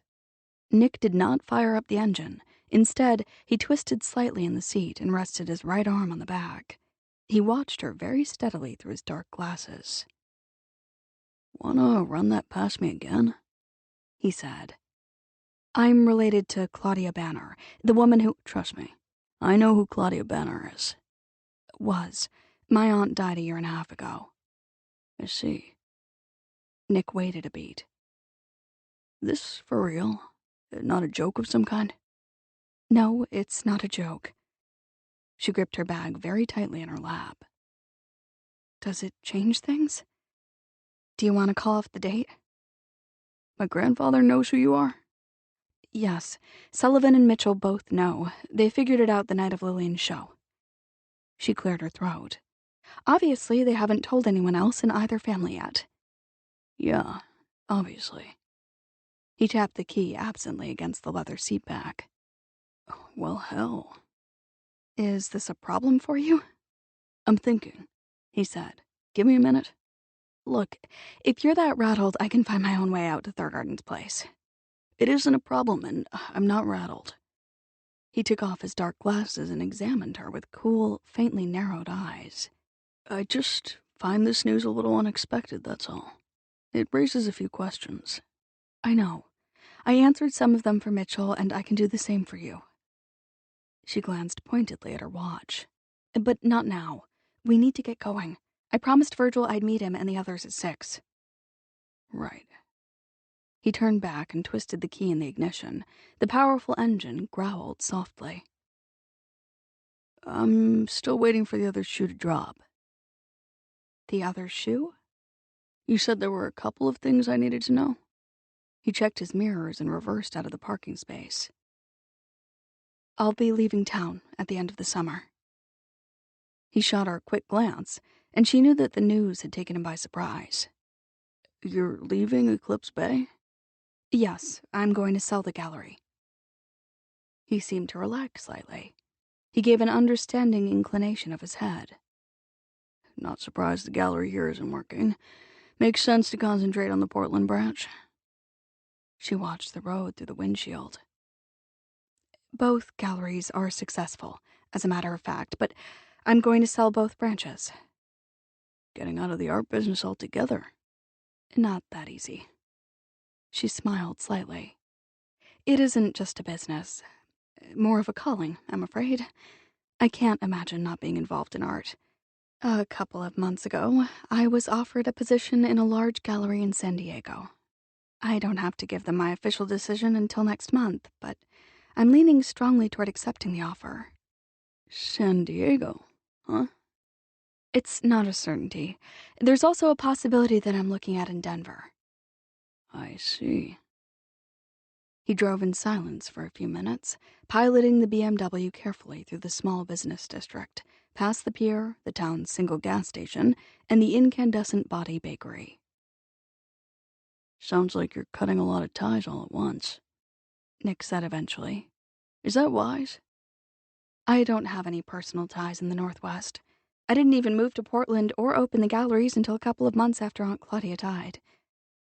You've only been in the area a little more than a year? That's right. Not long enough to put down roots. There's nothing holding me here. It was time to accept that truth, she thought. Time to get on with her life. She looked out over the expanse of Eclipse Bay. The sun was low in the sky. It streaked the clouds gathering out on the horizon with ominous shades of orange and gold. Nick drove without speaking for a while, concentrating on the road, although traffic was almost non-existent on the outskirts of town. Why did you come to Eclipse Bay? He asked finally. Why go to all the trouble of starting up a business in a small town in addition to one in Portland? That was a major undertaking. It's not easy to explain. Aunt Claudia talked a lot about what happened here all those years ago. The memories bothered her a great deal toward the end. She felt guilty about her part in the feud.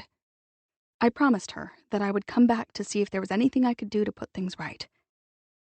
No offense, but just what the hell did you plan to do to mend a 3-generation rift? Nick asked dryly. She winced. His obvious lack of faith in her feud-mending skills hurt for some obscure reason. The worst part was that he was right. She had been a fool to think she could do anything constructive. I don't know, she said honestly. I just decided to give it a whirl. I gotta tell you, that sounds damn flaky. I suppose it does. The thing is, after Aunt Claudia died, there wasn't anything holding me in San Francisco. That's where you were living? Yes. What about your job? He flexed his hand on the wheel. A significant other?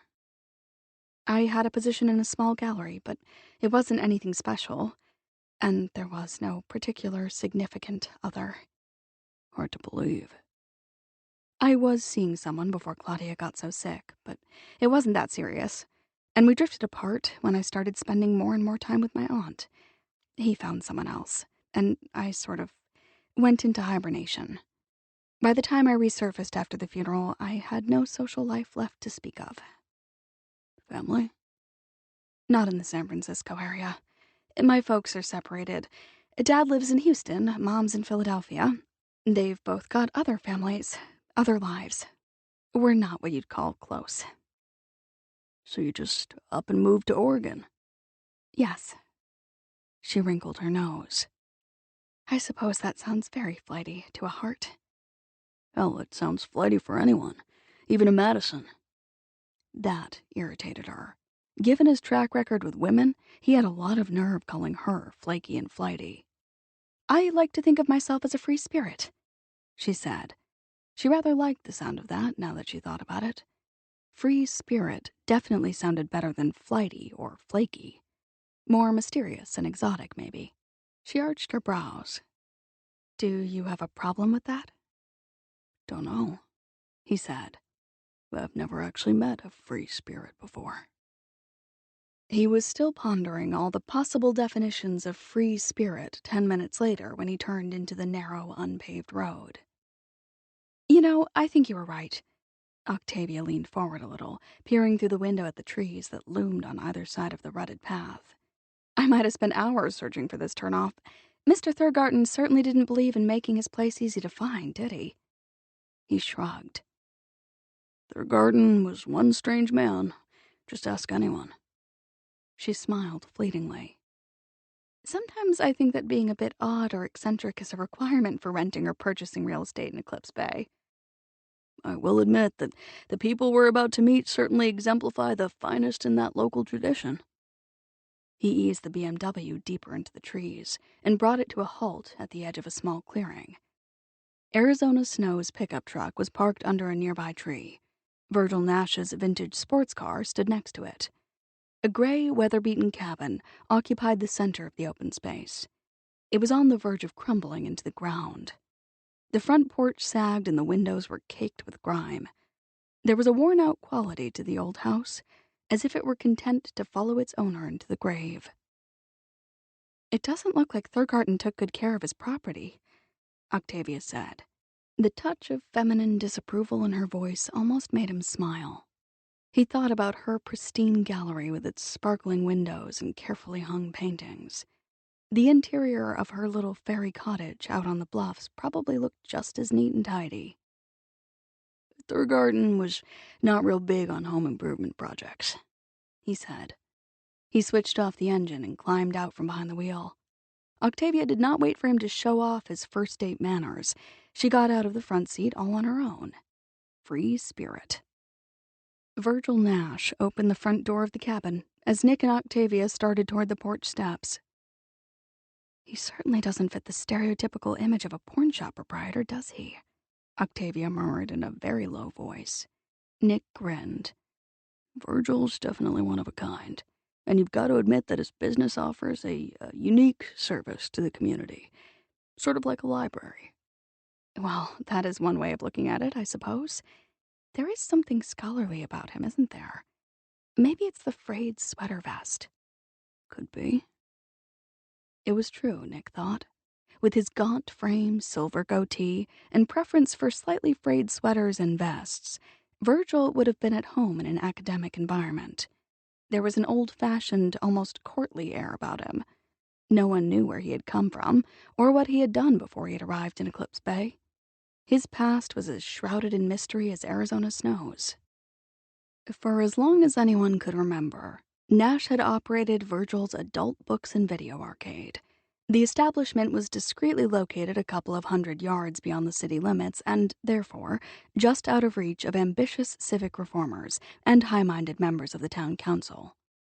Virgil believed in the old saying that location was everything in real estate. Nick, this is a surprise. Virgil walked across the porch. Good to see you again. Heard you were in town for the summer. Needed a change. Nick went up the steps and shook Virgil's hand. Thought Carson would enjoy the beach. Good thing you drove Octavia out here. Virgil smiled ruefully at her. I got to thinking later that it might not be easy for you to find this place, what with being new to the community and all. You were right, she said. Left to my own devices, I'd probably still be looking for the turnoff. But thank you so much for coming all the way out here to look at the paintings. We certainly appreciate it. Happy to be of service, Octavia said. Where's AZ? Right here, Arizona boomed through the screen door. You met Photon here? Yes, of course. Octavia nodded at the tall man in the long, flowing robes who stood behind Arizona. Good evening, Photon. May the light of the future brighten your night, Miss Brightwell. Photon inclined his gleaming, shaved head in Nick's direction. Light and peace, Mr. Harte. Thanks, Nick said. Same to you, Photon. Another resident eccentric, Nick thought. Photon was the leader of the New Age crowd that operated the Incandescent Body Bakery. The group styled itself the Heralds of Future History. Their philosophy was a little vague, but their baking skills were outstanding. The incredible muffins, pastries, and cornbread produced at the bakery had gone a long way toward quelling local concerns that Eclipse Bay had been invaded by a cult. Come on inside. Arizona thrust open the screen door. Got the paintings lined up here in the living room. We had to clear out 2 pickup loads of junk to make space to display them, Virgil said dryly. Nick grinned. There goes the inheritance, huh? Let's put it this way, Virgil said. It was nice of Thurgarden to think of us, but it's starting to look like being the beneficiaries of his will is more trouble than it's worth. The furniture is in such bad shape it isn't even worth the effort of putting on a yard sale. Other than the paintings, everything else is just junk. Personally, I'm not holding my breath that the pictures are worth much either. Nick ushered Octavia ahead of him into the cramped, dark living room. She came to an abrupt halt. "Oh, my," she said. "This is really quite amazing." That's one word for it. Nick stopped just behind her and whistled softly at the sight of the truly monumental clutter. The term fire trap also comes to mind. Faded magazines and yellowed newspapers spilled from the tops of row upon row of cardboard boxes stacked to the ceiling. Old suitcases were heaped in a corner. One of them was open, revealing a tangle of old clothes. The surface of the desk near the window was buried beneath piles of file folders and 3-ring binders stuffed with notebook paper. In addition to the desk and its accompanying chair, the only other furnishings in the room were a recliner and a reading lamp. Octavia gave Virgil, Arizona, and Photon a quick, laughing smile. "And to think that this is all yours now." Virgil chuckled softly. You know, this is the first time anyone was thoughtful enough to remember me in his will. The property's worth something, Nick said, trying to be optimistic. Something, Photon agreed. but not a lot. No view of the water, the house itself is a teardown, the plumbing is in bad shape, and the wiring is decades out of code.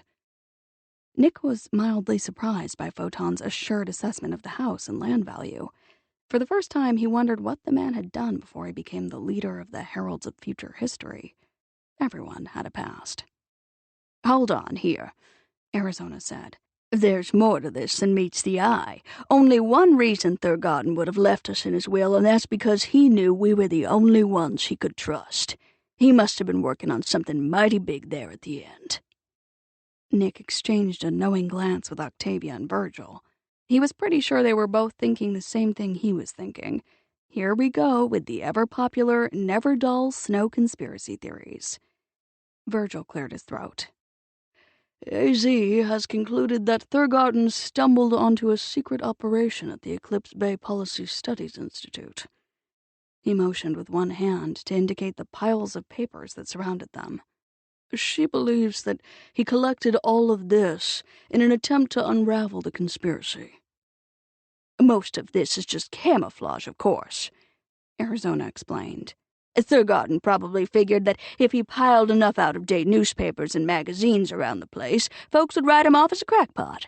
They wouldn't realize that he had hidden the results of his investigation here." Camouflage? Octavia picked up an ancient, tattered copy of Playboy and studied the bouncy-looking woman on the cover with grave interest.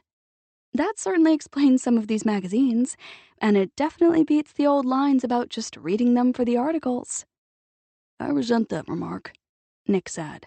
In our younger days, my friends and I learned a lot from those magazines. She gave him an arch look. I don't think I'll ask you to tell me exactly what it was you learned. "Examining all of these papers and magazines is going to take some time, unfortunately," Arizona continued, ignoring the byplay.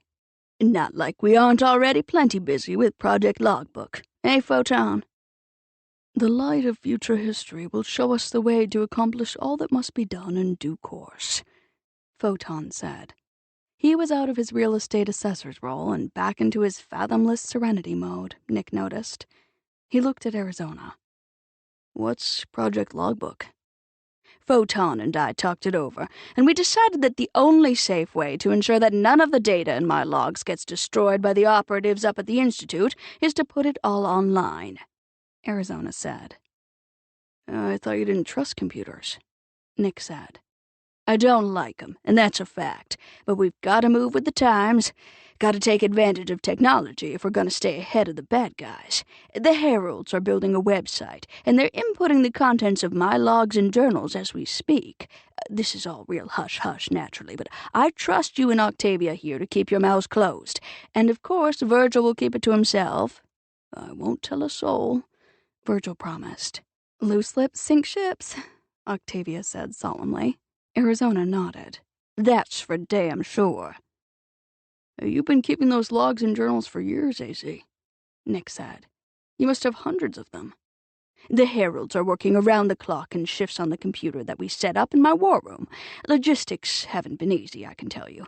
Gotta keep things running as usual at the bakery while we put the data online so we don't arouse suspicion. Don't want anyone up at the Institute to come nosing around before we're ready to go live with the website. We expect to have Project Logbook completed by the end of the summer, Photon said. And now you've got to sort through all this junk in addition to putting together a website project and operating the bakery. Nick shook his head at the enormousness of the task. Don't envy you this job. We'll get it done, Arizona assured him with her customary can-do attitude. No choice.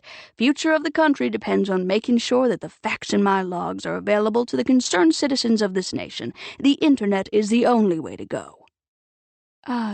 Where are the pictures you wanted me to examine? Octavia asked politely. Behind that row of boxes, Virgil said.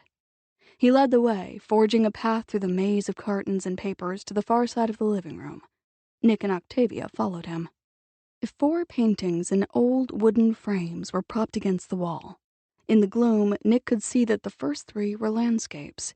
The 4th looked as if it had been splashed with a lot of dark paint. Virgil switched on the reading lamp behind the recliner and aimed the beam at the paintings. I suspect they're all worthless, but I wanted an expert opinion before we dump them in the yard sale pile. Nick watched Octavia's face as she studied the paintings. She had the same expression of rapt attention that she'd had when she looked at Carson's pictures. She was taking this seriously, he thought.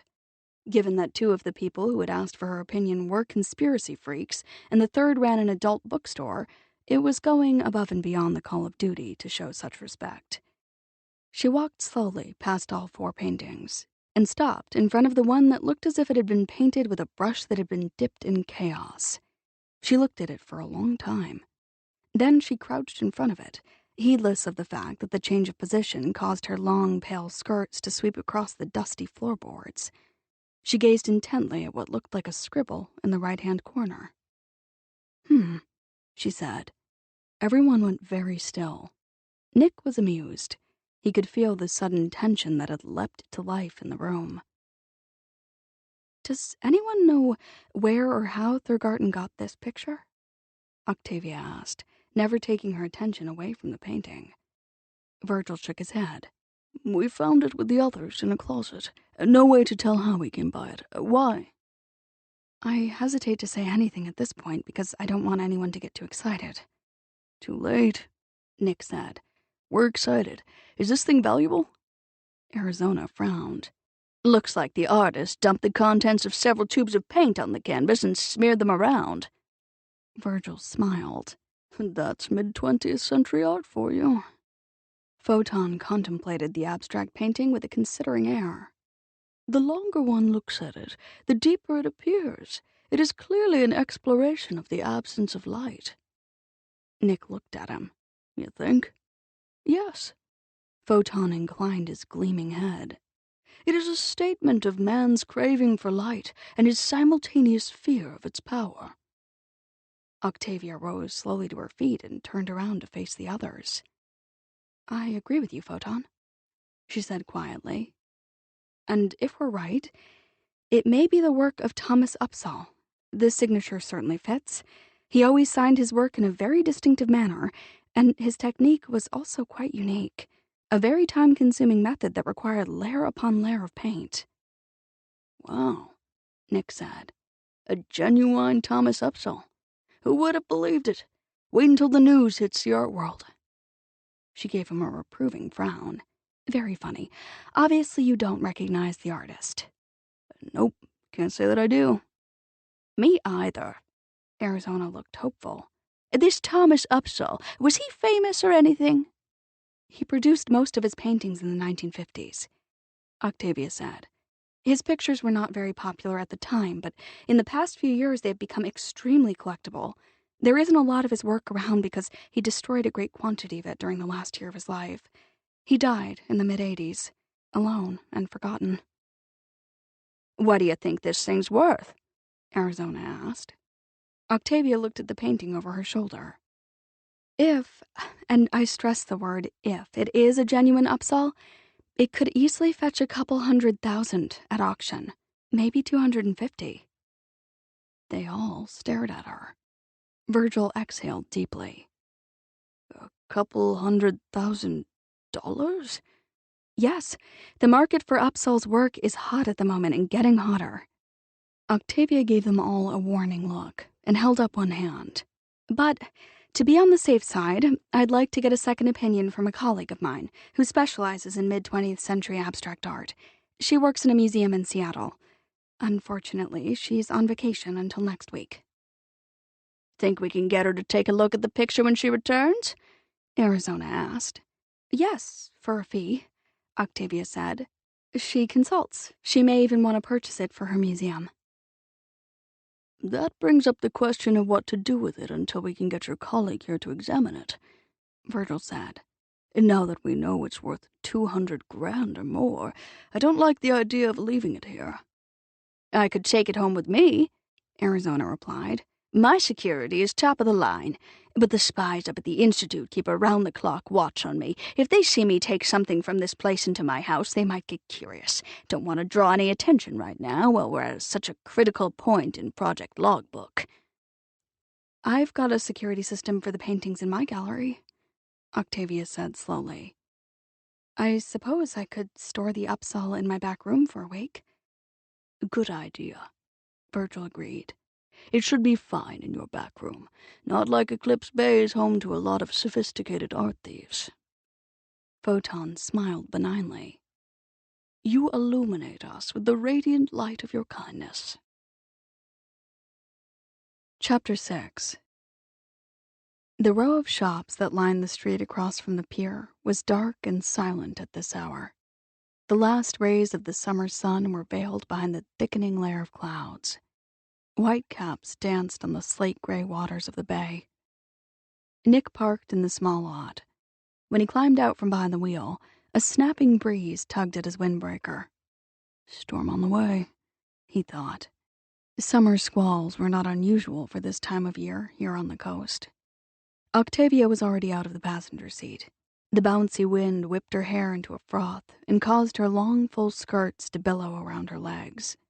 She laughed a little as she grabbed a handful of her skirts to keep them from blowing up around her thighs. Her eyes were bright. He got the feeling that she was savoring the raw energy of the approaching storm. Maybe she'd tapped into it for her fairy magic or something. Seemed logical. We'd better hurry, she said. The rain will hit any minute. Right. With an effort, he wrenched his attention away from her flying hair and skirts and opened the rear door of the BMW. He reached inside and hoisted the painting. Octavia had wrapped the picture in old newspapers before leaving Thurgarden's cabin. Carrying the painting under one arm, he walked with her to the door of Bright Visions. You really think this thing is worth $250,000? He asked. Between you and me? Yes. But we'll all feel more secure once we've had a second opinion. She continued to struggle with her skirts with one hand while she withdrew her keys from her shoulder bag. She opened the front door and stepped quickly into the darkened interior of the shop to punch in the code that deactivated the alarm system. Then she flipped some switches to turn on the lights. Who'd have believed that old Thurgarden would have possessed a valuable work of art? He carried the painting into the shop. He was no collector. You saw how he lived. How the heck do you suppose he got hold of it? I haven't got a clue. She led the way across the showroom to the long counter. As I told you, there isn't a lot of Upsall's work around. It's amazing to think that one of his pictures has been sitting out here on the coast all these years. Who says we're not a bunch of real sophisticated art lovers here in Eclipse Bay? Certainly not me. She opened the back room and turned on more lights. You can put it there, with that stack of paintings leaning against the far wall. He surveyed the crowded back room. Rows of paintings were stacked 5 and 6 deep against every wall. Empty frames of all shapes and sizes were propped in the corner. The workbench was littered with tools and matting materials. No offense, he said dryly, settling down the painting, but this place looks almost as cluttered as Thurgarden's cabin. Gallery back rooms always look like this. He straightened. The finding of a previously unknown upsol should make for an interesting story in some of the art magazines. She smiled. I can see the headline now. Conspiracy buff, New Age cult leader, and porn shop proprietor inherit lost upsol. Be interesting to see what they do with the money. He walked back to where she stood in the doorway. Well, so much for tonight's thrilling adventure in the world of art. Are you ready for dinner? I'd take you to Dreamscape, but Carson is there and we wouldn't be able to talk in peace. How about the Crab Trap? It's not as good as Rafe's place, but it's not bad. You do realize that if we dine in any of the local restaurants, there will be a lot of talk tomorrow? So what? Hearts are used to being talked about in this town. I know. Belatedly, it occurred to him that she was not accustomed to being the subject of local gossip. Look, if this is a problem, we can go back to my place. I've got plenty of food in the house. Comes with having a growing boy around. I'm not saying that it will be what anyone would call gourmet, but... She cleared her throat. I bought fresh asparagus and some salmon fillets this afternoon. Fresh asparagus and salmon were not generally purchased on a whim. He considered the possibilities. You plan to invite me back to your place? He asked finally. To be honest, it struck me that it would be more comfortable to eat there rather than in front of an audience composed of a lot of the good and extremely curious people of Eclipse Bay. He smiled slowly. Fresh asparagus and salmon sound great. The atmosphere was making him very uneasy, but for the life of him, he could not figure out what was wrong. On the surface, everything was perfect. Dinner had gone smoothly. He had taken charge of the salmon while Octavia had dealt with the asparagus and sliced some crusty bread. They had sipped from 2 glasses of Chardonnay while they worked together in their snug, cozy kitchen. They had talked easily, for all the world as comfortable as 2 people who had prepared a meal together countless times. It was almost as if they had already become lovers, he thought. A deep sense of intimacy enveloped them, and it was starting to worry him. This was a far different sensation than he had known with other women in the past. It was not the pleasant, superficial sexual awareness he had experienced on previous similar occasions. He did not understand the prowling tension that was starting to leave claw marks on his insides. Maybe this had not been one of his better ideas. Then again, looking back, he was pretty sure he'd never had much choice. If you went hunting fairy queens, you took a few risks. He stood at the sink in her gleaming, white-tiled kitchen and washed the pan that had been used to steam the asparagus. Nearby, Octavia, a striped towel draped over her left shoulder, went up on her tiptoes to stack dishes in a cupboard. When she raised her arms overhead, her breasts moved beneath the thin fabric of her blouse. Damn, he was staring. Annoyed, he concentrated on rinsing the pan. She closed the cupboard door and reached for the coffee pot. Black, right? No cream or sugar? Right. She poured coffee into 2 cups and led the way into the living room. He dried his hands, slung the damp towel over a rack, and followed her, unable to take his eyes off the mesmerizing sway of her hips. What the hell was wrong with this picture, he wondered. This was exactly how it was supposed to look, precisely how he had hoped it would look at this point. She curled up in a corner of the sofa, one leg tucked under the curve of her thigh, mug gracefully cupped in her hands. The fire he had built earlier crackled on the hearth. She smiled at him, and he immediately felt every nerve and muscle in his body shift from yellow alert status to code red. An almost irresistible urge swept over him to pick her up off the sofa, carry her into the shadowy room at the end of the hall, and put her down on a bed. He flexed one hand deliberately to regain control. It had been like this all evening, as though he were walking the edge of a cliff in a violent storm. One false step, and he would go over into very deep water. It didn't help that outside the rain and the wind had struck land with a vengeance some 40 minutes ago. He crossed the living room to the stone fireplace, picked up an iron poker, and prodded the fire. The blaze didn't need prodding, but it gave him something to do with his hands. "I've enjoyed your books," she said. "I've got all 4 in the series." I noticed. He put aside the poker, straightened, and glanced at the bookshelf where his novels were arranged between 2 heavy green glass bookends. We authors tend to pick up on little details like that. The bookends looked expensive, he thought. Dolphins playing in the surf. One-of-a-kind pieces of art glass. Not cheap utilitarian bookends picked up at a rummage sale. There were other quietly expensive touches in the cottage. An exotically patterned carpet done in shades of muted greens and gold covered most of the hardwood floor in front of the dark green sofa. The coffee table was a heavy sheet of green glass that rippled and flowed like a wave of clear lava. A couple of framed abstract paintings hung on the walls. Not the kind of furnishings you expected in a weekend or summer house, he thought. He had the feeling that she had deliberately set out to make a home here. And now she was planning to depart for good. "Tell me," she said, "was it difficult to make the decision to leave Harte Investments when you decided to write full-time?" Making the decision was easy. He sat down on the sofa and reached for his coffee mug. Getting out of the family business was a little more difficult. "I'll bet it was. You were the firstborn, and from all accounts you showed a talent for investments." He shrugged. "I'm a Harte." She gave him a fleeting smile. "There must have been a lot of pressure on you to take over the helm after your father retired." My parents were very understanding and supportive. He took a swallow of coffee and slowly lowered the mug. But Sullivan went off like Mount St. Helens. "I believe it. Harte Investments was your grandfather's creation.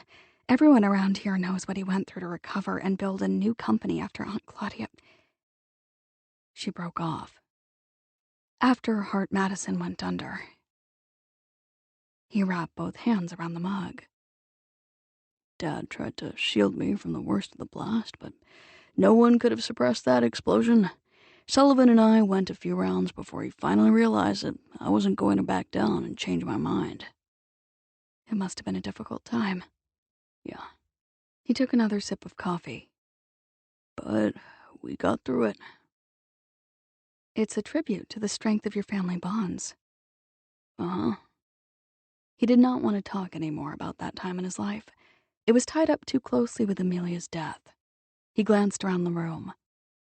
Looks like you plan to stay here for a while. She raised one shoulder in a tiny shrug. Plans change. He couldn't think of anything to say to that, so he tried another topic. Heard you've been seeing Jeremy Seaton. We've had dinner together a couple of times. She sipped her coffee. He looked at her. Mind if I ask if there's anything serious in that direction? She pursed her lips and tilted her head slightly, thinking. I would describe my relationship with Jeremy as friendly. Friendly? What the hell did friendly mean?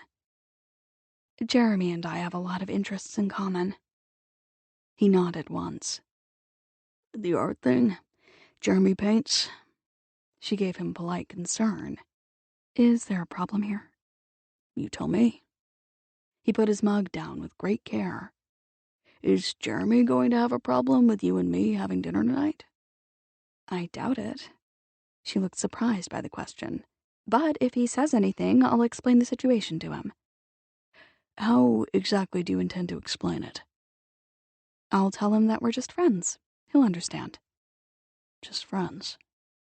He repeated neutrally. What else? She put down her own mug and looked pointedly at the clock. Good heavens, it's getting late, isn't it? I have to go into the gallery early tomorrow to frame some of the children's pictures, and I'm sure you're anxious to pick up Carson. Kicking me out? It's been a long day, she said by way of an apology, and got to her feet. Sure. He rose slowly, taking his time. She handed him his black windbreaker and opened the door for him, smiling all the while, friendly. He went outside onto the front porch. The squall was dying fast, leaving behind crisp, still damp air. Drive carefully, she said. I'll do that. He pulled on his jacket, but did not bother to fasten it. He stuffed his hands into his pockets and stood, looking out into the night. He could hear the distant rumble of waves crashing against the bottom of the bluffs behind the cottage. He turned slowly back to Octavia. In the porch light, her hair glowed the color of the flames on the hearth inside. He could feel the magic that swirled around her. He'd had enough. He knew now what was wrong with this picture. Something you should understand before we go any further here, he said. What's that? He took 2 steps back across the porch, closing the distance between them. He kept his hands in the pockets of his jacket, not trusting himself to touch her. Whatever else this turns out to be, he said evenly, it isn't about being just friends. She blinked. Her lips parted, but no words emerged. Just as well, because he did not want to talk. He kissed her, hands still in his pockets, leaning forward a little to claim her mouth.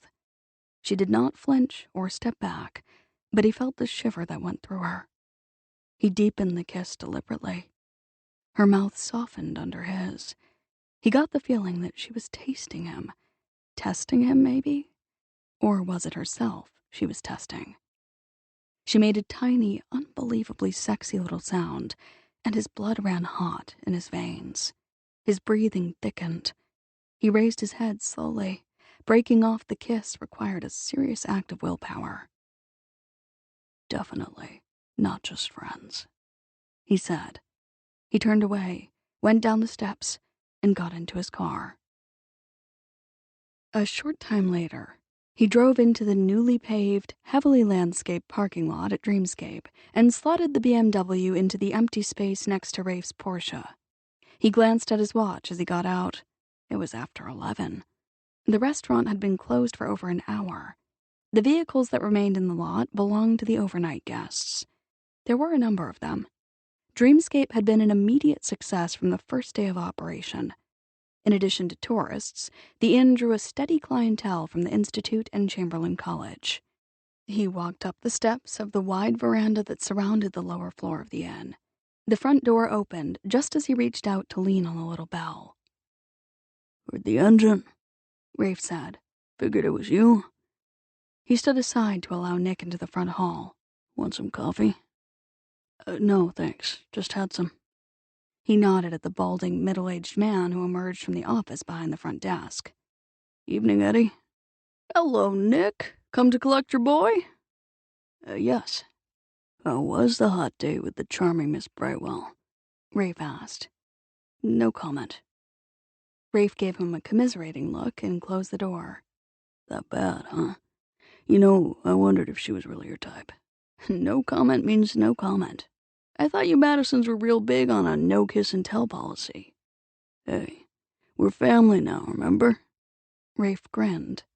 "I'm just trying to show a little brotherly interest in your personal affairs, that's all." "Brotherly interest my ass. You're just—" He broke off at the sight of Hannah appearing in the opening that led to the central corridor in the solarium. "About time you got here," she said. "It's not that late," Nick said, feeling oddly defensive. "Just because you old married folks go to bed early doesn't mean the rest of us are obliged to keep the same boring hours." "Good point." Rafe raised a brow. "It isn't even midnight yet, Cinderella. What are you doing here this early? I told you we'd be happy to let Carson stay the night if you got lucky." Hannah turned on Rafe with a withering glare. "You told him that? You actually said something so extremely tacky?" "He's a Madison," Nick reminded her. He was born tacky. We can only pray that your classy Harte genes will overpower his unfortunate genetic inheritance when you two decide to start making babies." Hannah gave him an odd look. Rafe's mouth curved, but he refrained from comment. Nick got the feeling he was missing the joke. "Well," Hannah said, in that tone of voice that meant she was deliberately changing the subject and everyone else had better go along. "How was the date with Octavia? Did you have a nice time? Where did you two have dinner?" He studied his sister. There was something different about her lately. He hadn't been able to put his finger on it, but it was almost as though she harbored a special secret. Marriage definitely agreed with her, he thought. But then, with the glaring exception of himself, it agreed with Harte's in general. "Her place," he said neutrally. "Oh, man," Rafe muttered.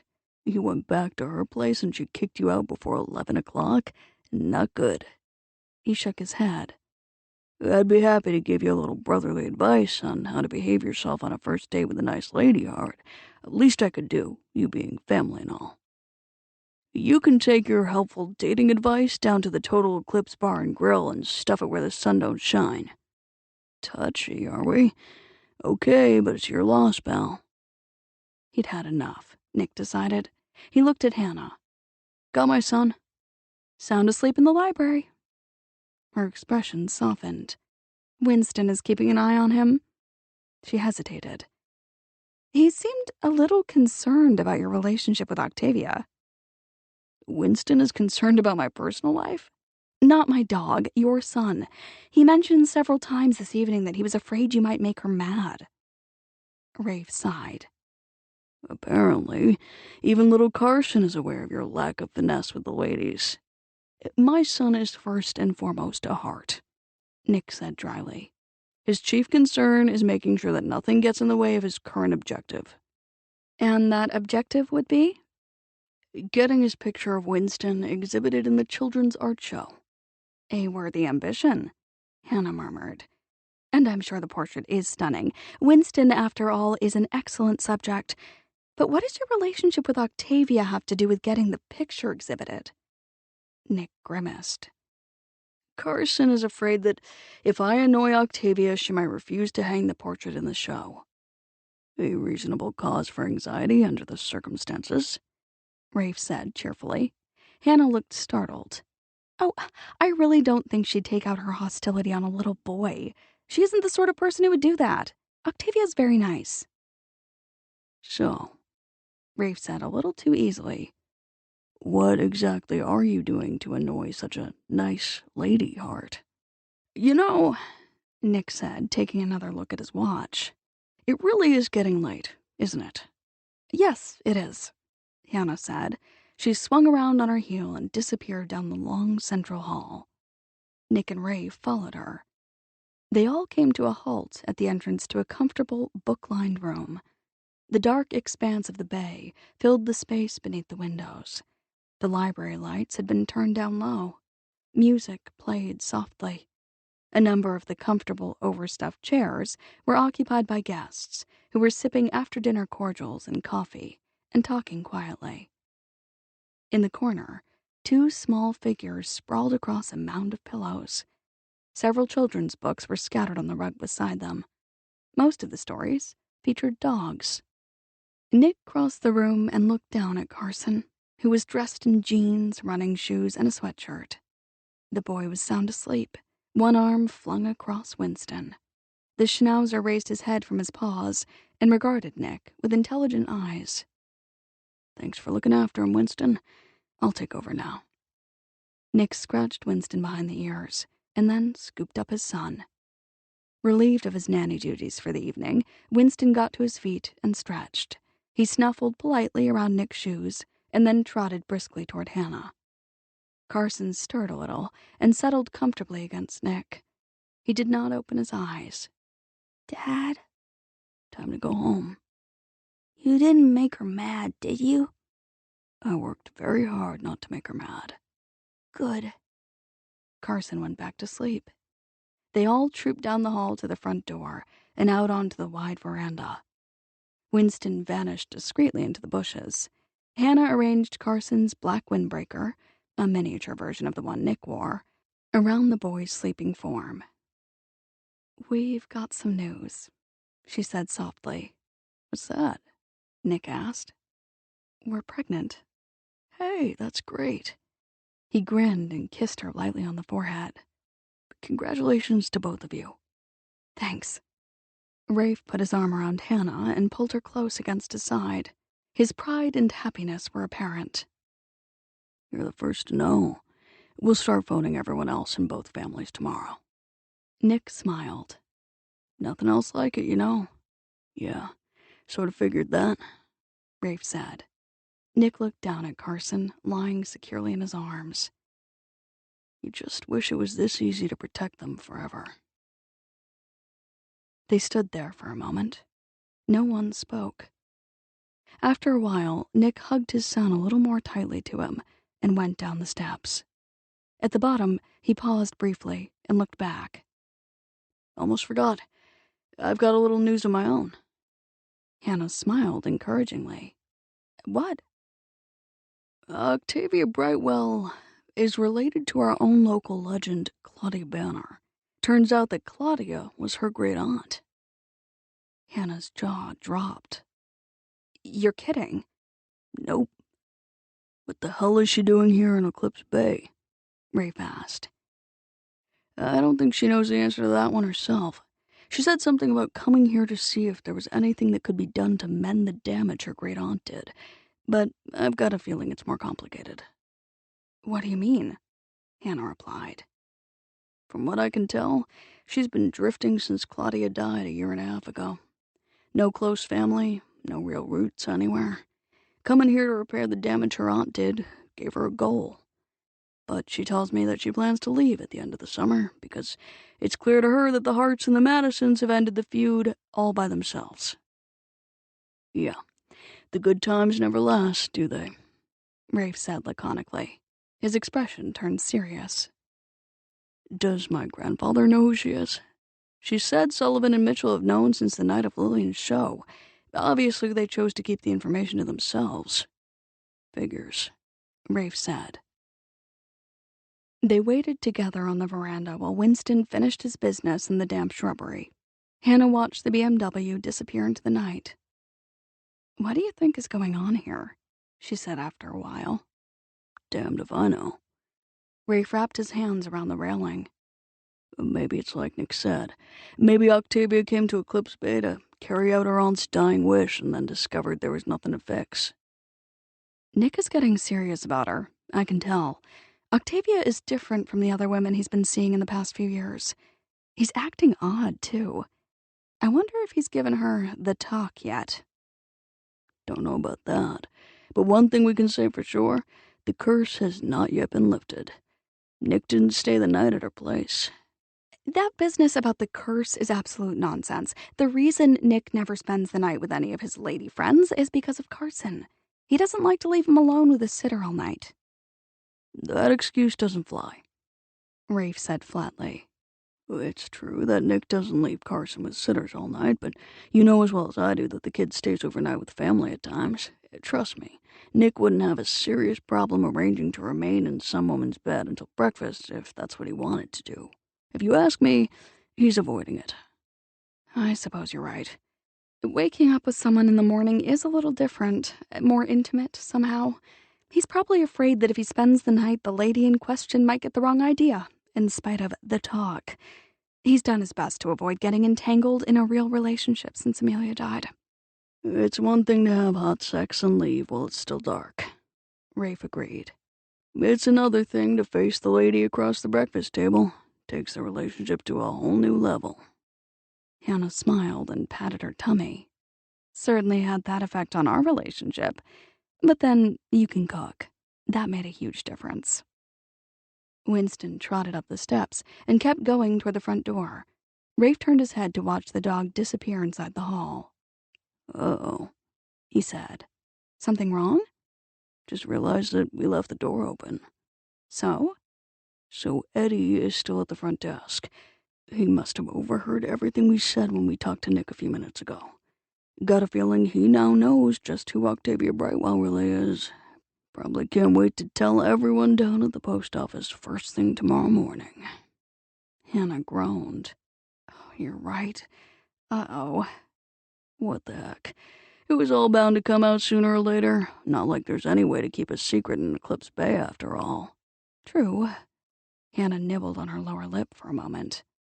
"All the same, I think I'll give Octavia a call first thing in the morning and warn her. She's an outsider. She won't be prepared for what she's going to walk into tomorrow." Rafe smiled. He said nothing. She raised her brows. "What?" "Just struck me that Octavia isn't that much of an outsider." "What do you mean?" "She's related to Claudia Banner, remember?" He tightened his arm around Hannah and steered her back toward the open door. "Her family has been involved in this thing from the beginning, just like us Madisons and Hartes." Chapter 7. All eyes turned toward her when she walked into the Incandescent Body Bakery shortly after 9 the next morning, and just as quickly shifted away again.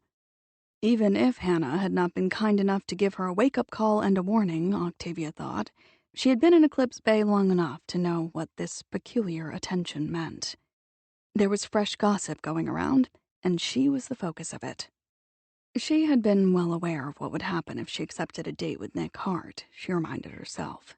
And the fact that everyone now knew that she was related to the infamous Claudia Banner just added a whole lot of very hot spice to the stew that was now brewing in Eclipse Bay. She paused just inside the doorway and drew a deep breath. Hartes and Madisons handled this kind of stuff routinely. Aunt Claudia wouldn't have so much as flinched. If they could do it, so could she.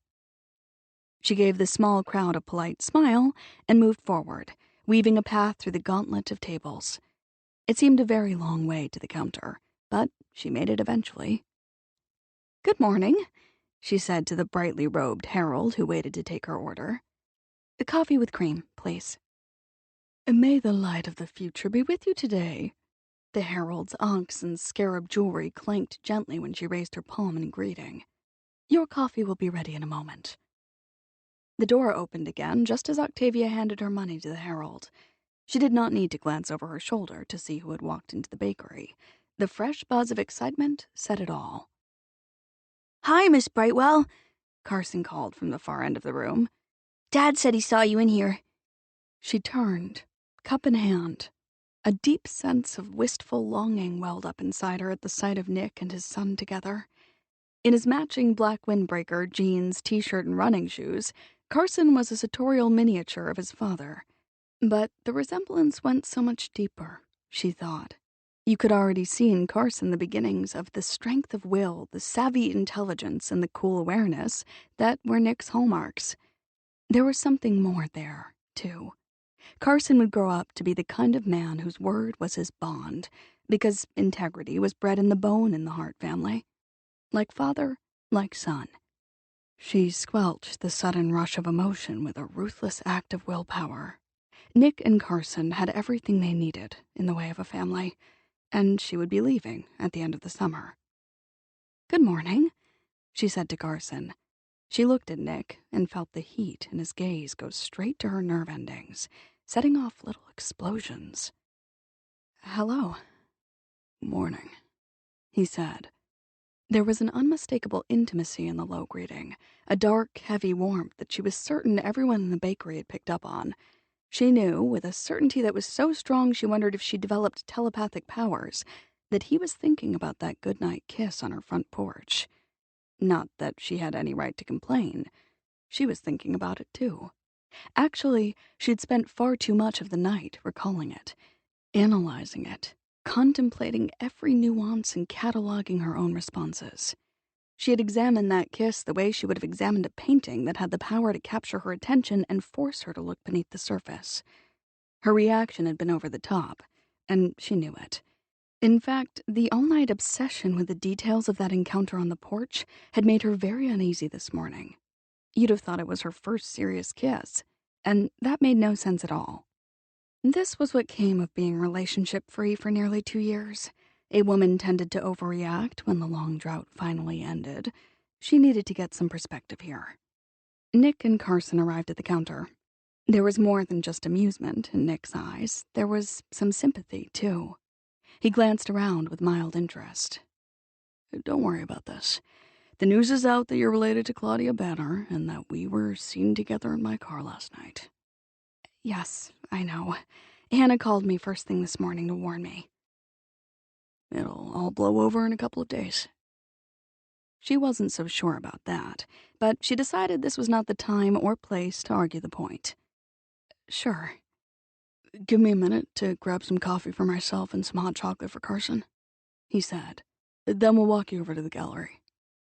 Before she could object or agree, he started to give his order to the Herald. Carson looked up at her while they waited for the coffee and chocolate. Have you framed my picture yet? I'm going to do it this morning. She smiled down at him. Want to help? Excitement bubbled through him. Yes? Nick collected the cups and a paper stack from the Herald and gave the bakery one sweeping glance as he started toward the door. Okay, you two, he said out of the corner of his mouth in the stone-cold accents of an Old West marshal. Let's get the heck out of Dodge.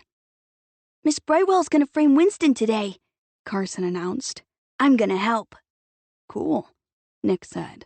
Carson whirled and dashed ahead, completely oblivious to the thinly veiled curiosity that permeated the room. A heart to his toes, Octavia murmured. Oh, yeah. Outside, the remnants of the morning cloud cover were starting to dissipate. The day promised warmth and sunshine by noon. The shops across from the pier had begun to open for the day. Octavia noticed that the lights were on inside Bay Souvenirs, House of Candy, and Seaton's Antiques. Looks like I'm running a little late this morning. She stopped in front of the door of Bright Visions and slid her key into the lock. Carson and Nick followed her into the gallery and waited while she deactivated the alarm and switched on the lights. Where's my picture? Carson asked. In the back room with the others, Octavia said. But we have to finish our chocolate and coffee first before we start framing. Don't want to risk spilling anything on the pictures. Okay. Carson went to work on his chocolate. He seemed intent on downing the contents of his cup in record time. Easy, Nick said quietly. There was no threatening edge to the tone of his voice, Octavia noted. No boring lecture on good manners. Just a simple instruction spoken with calm, masculine authority. Octavia waited until all 3 cups were in the wastebasket before she opened the door of the back room. All right, she said. Let's see about getting Winston into a suitable frame. Nick followed as far as the doorway of the back room. He glanced at his watch. The mail should be in by now. I'll run down to the post office while you two work on the picture. See you in a few minutes, okay? Okay. Carson did not look around. His attention was concentrated on the matting and framing materials that Octavia was arranging on the workbench. Are you gonna use a gold frame for my picture, Miss Brightwell? I think Winston would look good in a gold frame. We'll try gold and black and see which looks best, she said. Obviously, I'm not needed here, Nick said. See you later. The door of the gallery closed behind him a few seconds later. Octavia and Carson, absorbed in their task, barely noticed. Mitchell Madison ambushed him when he walked into the post office. Heard you had a date with Octavia Brightwell last night, Mitchell commented, looming in Nick's path. Word gets around. You went out to the Thurgarten place together, picked up some old painting, and then you went to her cottage. Is that right? Yes, sir. You are well informed. Now see here. Mitchell put his face very close to Nick's. I thought I made it damn clear to Sullivan that I wouldn't stand by while you fooled around with Octavia.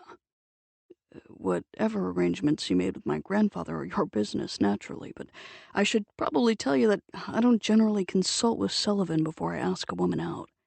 I don't think you can blame him for the fact that I had dinner with Octavia last night. Mitchell squinted in a malevolent fashion. Is that so? Also, just to set the record straight, I don't call what Octavia and I did last night fooling around. What the devil do you call it? A date.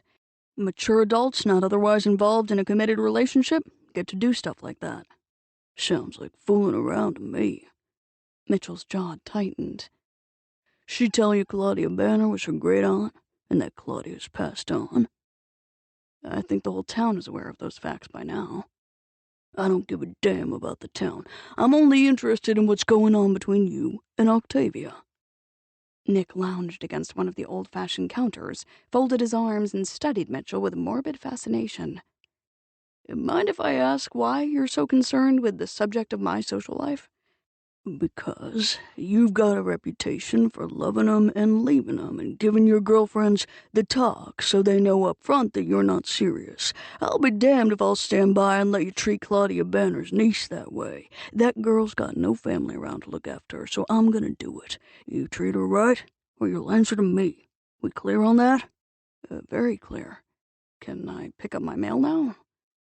Mitchell's brow bristled, but he reluctantly got out of the way. "You know something, Harte?" "What?" "If you had any sense, you'd get married again. Settle down and give that boy of yours a mother." "The day I want advice on my personal life from a Madison, I'll be sure to ask." In the end, they went with the gold medal frame. Octavia privately thought that the black did a better job of accenting Winston's gray fur, but Carson was entranced with the flashier look. When they finished the project, she put the picture together with the others she had prepared for the show. "Winston looks great," Carson said, satisfied. "I can't wait for the show. I was afraid maybe you wouldn't want to hang my picture because Dad kept bothering you." "Are you kidding?" She ushered Carson out of the back room into the gallery and closed the door behind them. "I'd never let my personal feelings get in the way of hanging a beautiful picture like yours. Wouldn't be good business." Great-granddad says all business is personal. People just don't like to admit it. "Everyone knows that your great-grandfather is brilliant when it comes to business." "Yeah." Carson looked proud.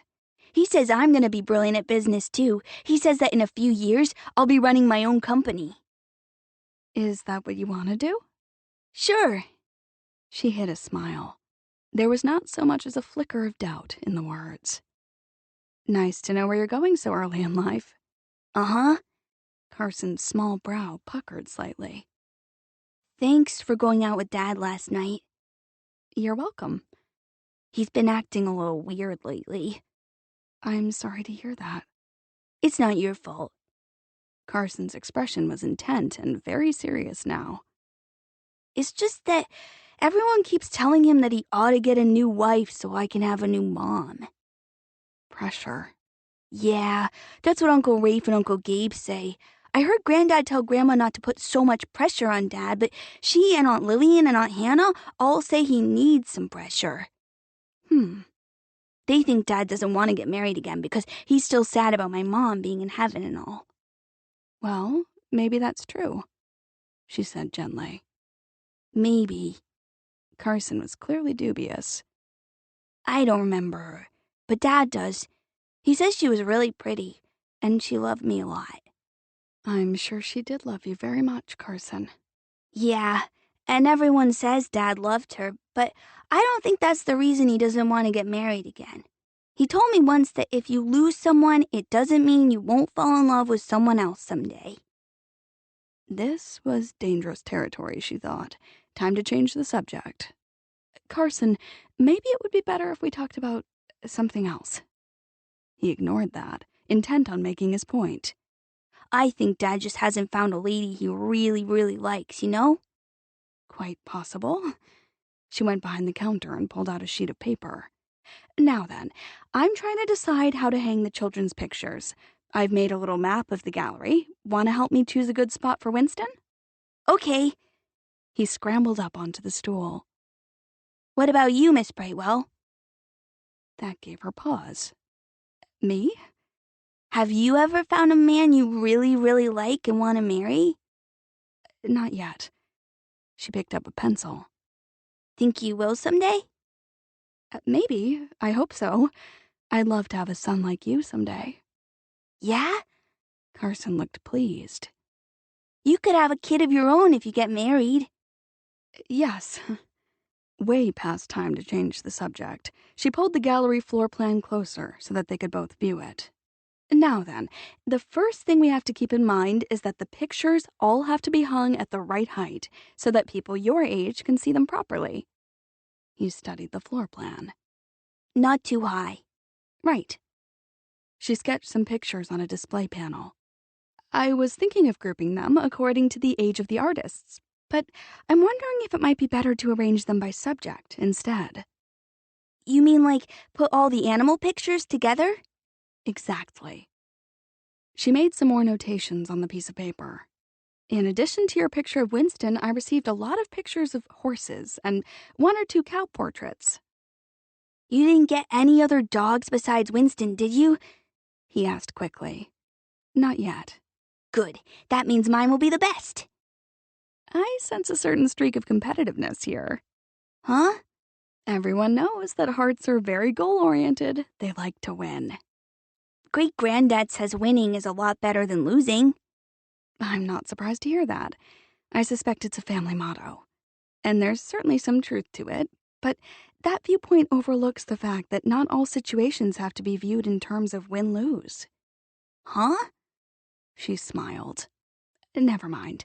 I was just thinking out loud. The point is, the children's art show is not a competition. There won't be any prize for the best picture. Oh. He shrugged and let it go. Mind if I ask you a question? What is it? Carson looked up from the floor plan. Do you like my dad, Miss Brightwell? She was amazed when she did not miss a beat in her response. Yes, I do. A lot? I like him enough to go out with him, she said cautiously. He likes you too. A lot. That's why he called you so many times. He doesn't mean to make you mad or anything. Carson, I really don't think... He never ever asked a lady to go out so many times after she turned him down once or twice. She wrinkled her nose, amused in spite of herself. I suspect that I may have unwittingly aroused those heart competitive instincts we were just talking about. Aroused might not have been quite the right word under the circumstances, she thought. Make that triggered. Huh? That attitude about winning that we discussed a moment ago. It's possible that your father decided that persuading me to go out with him was a sort of game. He wanted to win, so he kept calling me until I said yes. Oh. Carson gave that some thought, and then shook his head. Nah, I don't think that's how it is with him. Dad says he doesn't like people who play games. Neither do I.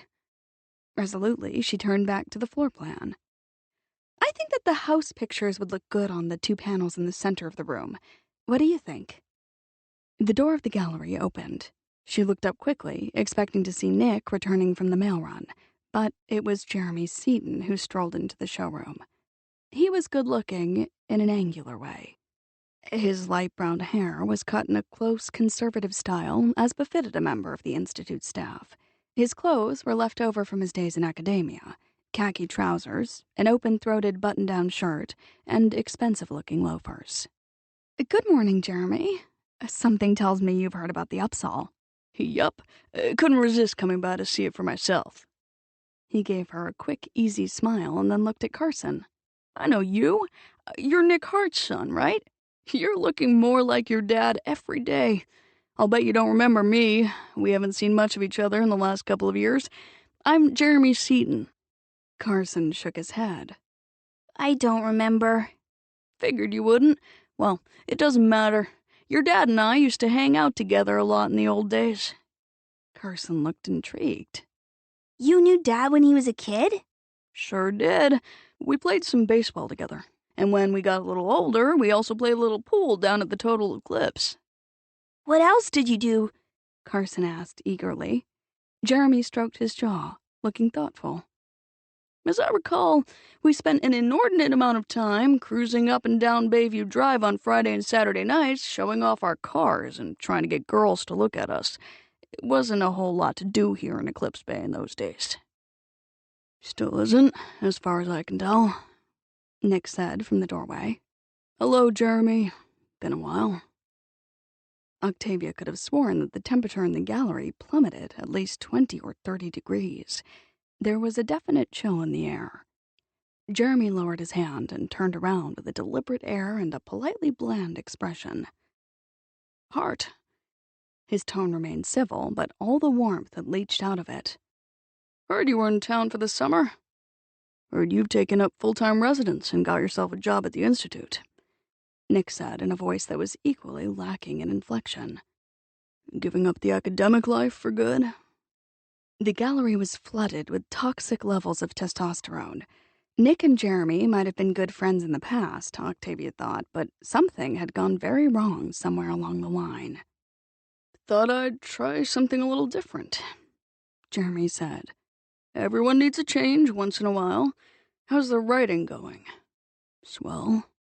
The rumor at the post office this morning is that you're planning to use Octavia here to help with some in-depth research for your next book, Jeremy said coolly. You've lived in Eclipse Bay long enough to know better than to listen to the post office gossip. I sure wouldn't want to think that there was any truth to the rumors I heard today. When you get right down to it, it doesn't much matter if there's any truth to them or not, Nick said. Either way, it's none of your business. Confusion, and something that might have been the beginnings of unease, appeared in Carson's small face. She knew exactly how he felt, Octavia thought. This uncomfortable little scene had gone far enough.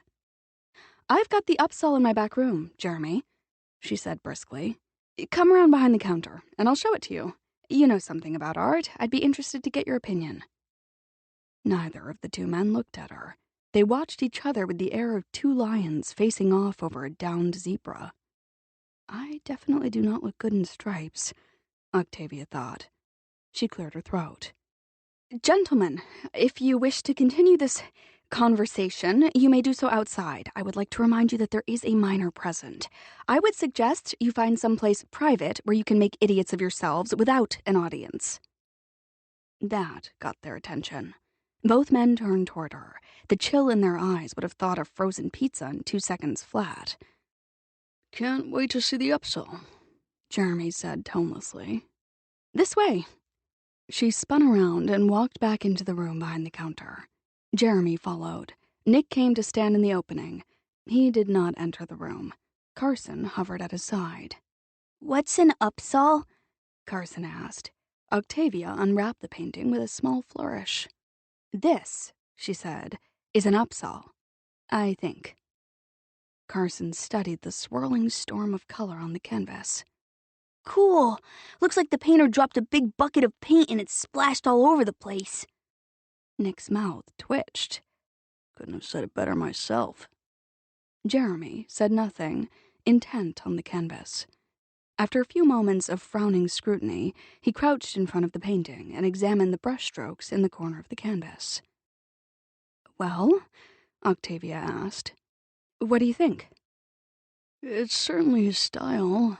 Upsall had a way of putting paint on canvas that was very distinctive." "Yes, that's how he obtained such incredible depth of color. It could be a copy, of course, but it looks like there's several decades worth of dirt and grime on it." "Which means that if it was a copy, it was made years ago." "Upsall's work didn't become popular until recently," Octavia said.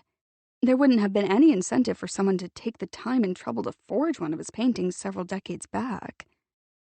"Could be the work of an admirer or a student," Jeremy said, sounding doubtful. "What are the odds that an original upsall has been sitting in Old Man Thurgarden's house all these years?" "I'm no expert," Nick said from the doorway. "But following your logic, Seaton, what are the chances that Thurgarden would have had an excellent copy of the work of an obscure artist?" Jeremy did not look at him. "Like you said, you're no expert." "But Nick does have a point," Octavia said firmly. "It would be just as difficult to explain a fine copy as it would be an original. All things considered, I'm strongly inclined to stick with my first instincts. I think this is a genuine upsall. I'm planning to get a second opinion next week, though, just to be sure." Jeremy straightened and shoved his hands into the pockets of his trousers. He continued to regard the painting for another long moment. Then he nodded once, abruptly. "I think you're right," he said. "It's an upsall. Which means that Arizona Snow, Virgil Nash, and the Heralds are all about to get a very nice windfall." "Looks like it." Octavia rewrapped the painting. Who'd have believed it? Jeremy shook his head. A genuine upsell hidden away in Eclipse Bay. Nick smiled with icy amusement. Who says Eclipse Bay isn't the center of the art world? Chapter 8. Another summer storm was headed toward Eclipse Bay. Not a yippy little terrier of a storm like the one that had scampered through town last night and left everything damp. This one promised to be a real monster. It prowled and paced, sucking up energy from the sea while it waited for the cover of darkness. Octavia stopped at the far end of the short stretch of beach and stood looking out over the quietly seething water. The tide was out. The brooding sensation was back. A couple of days ago, she had convinced herself that leaving Eclipse Bay at the end of the season was the right thing to do. Now, she was not so certain. The strange feeling that she could not depart until she had accomplished whatever it was that she had come here to do had descended on her again. Was her imagination going into high gear, or was she already coming up with excuses to delay the day she walked away from Eclipse Bay and Nick and Carson Harte? A shiver went through her. This was not good. This was risky rationalization, and she did not do risky stuff. According to Claudia, the tendency to play it safe and not take chances was a major failing. She could still hear her aunt's words ringing in her head. You know what I want you to do after I'm gone? I want you to go out and raise a little hell. Live it up. Take some chances. Life is too damn short as it is. You want to get to my age and have nothing interesting to look back on? Okay, so she'd taken a mini chance last night, and what did she have to show for it? She'd cooked dinner for Nick Harte. Big deal. She'd kicked him out of the cottage before she'd even discovered whether or not he was sufficiently interested in having mad, passionate sex with her to bother to give her the talk. Playing it safe. She had set out to walk off the restlessness after getting home from the gallery, but the exercise wasn't working as therapy. It was tempting to blame her mood on the advancing storm, but she knew there were other factors at work. One of them was the memory of the tension she had witnessed between Nick and Jeremy earlier that day. Why was she allowing the thinly veiled hostility that had shimmered between those two get to her? It wasn't her problem if they had issues. She had her own issues. She had a business to sell. That sort of enterprise required planning and care. And then there was the move away from Eclipse Bay to engineer. For starters, she had to make arrangements to ship all of the stuff she had brought here. What on earth had made her bring so many of her personal treasures to the cottage? She should have left them at her apartment in Portland. But the apartment in the city had always had a temporary feel. She had not been tempted to try to settle in there. It was her cottage here in Eclipse Bay that she had tried to turn into a home. Lots of issues. Nick Harte. Yes, indeed. Nick Harte was a big issue. What was it about him that drew her? He was not her type. She had more in common with Jeremy Seaton when you got right down to it. This was getting her nowhere. Brooding was a waste of time and energy, and it never, in her experience, resulted in good outcomes. The negative feelings simply fed on themselves and got heavier and more bleak. It was time to get a grip. Take charge. Act responsibly. She turned and started determinedly back along the beach. She had almost reached the bottom of the cliff path when the overwhelming primordial knowledge that she was not alone jangled her senses. She looked up quickly and caught her breath when she saw Nick standing at the top of the bluff. The ominous early twilight generated by the oncoming storm etched him in mystery. His dark hair was ruffled by the growling wind. His black windbreaker was open, revealing the black pullover and jeans he wore underneath. Too bad there wasn't a photographer around, she thought. This shot would have been perfect for the back cover photo of one of his books. For a timeless moment, it was as if she'd been frozen by some powerful force, unable to move, barely able to breathe. But an acute awareness arced through her, raising the small hairs on the back of her arms. She ought to be getting used to the sensation, she thought. Nick Harte had this effect on her a lot. With an effort, she forced herself to move through the oddly charged atmosphere and started up the cliff path. She climbed carefully, conscious of how the wind was whipping her long white skirt around her legs. Looks like the weather people missed the call on this storm. Nick said when she reached the top. He glanced toward the looming chaos that threatened on the horizon. Going to be a lot stronger than they predicted. Yes. She held her hair out of her face. What are you doing here, Nick? I brought dinner. His tone was casual to the point of careless, but his eyes were anything but casual. A dangerous energy crackled there in the blue depths. Unless you've got other plans? She'd had some plans, she thought, but none of them sounded nearly as interesting as dinner with Nick, or as reckless. You cooked dinner? She asked, buying herself a little time to analyze the situation before she did something really, really risky, like invite him into her cottage. His mouth curved in a rakish grin that showed some teeth. Now, why would I sweat over a hot stove all afternoon when I've acquired a brother-in-law who owns and operates a restaurant? She found herself smiling in spite of the invisible lightning in the air. Good question. I brought a picnic basket that is stuffed to the hilt with some of Rafe's finest delicacies. Interested? Live it up. Take some chances. Life is too damn short. She breathed deep, inhaling the intoxicating vapors of the oncoming storm. Are you kidding? If Rafe did the cooking, I'm more than interested. I'm enthralled. You know, I always knew that guy would turn out to be useful someday, even if he isn't Madison. Where's Carson? At Dreamscape. Handy built-in babysitting setup you've got there. I figure I'm doing Rafe and Hannah a favor by giving them a little hands-on practice. She tilted her head a little. Do they need practice? Yeah, they're expecting. But don't say anything, okay? They're still in the process of notifying everyone in the family. A baby? A sweet, vicarious joy rushed through her. That's wonderful. How exciting. When? You'll have to ask Hannah. I forgot to check the date. How could you forget to ask when the baby is due? I forgot, okay? So sue me. Men. Hey, I brought dinner. I think that's pushing the envelope of the SG thing far enough, don't you? SG thing? Sensitive guy. She arranged the contents of the picnic basket on the glass-topped dining table while Nick built a fire. Rafe had outdone himself, she thought.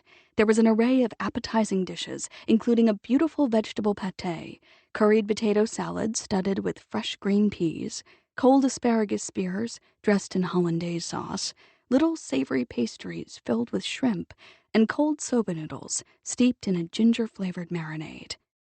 There were also homemade pickles, Greek olives, and crusty bread from the incandescent body.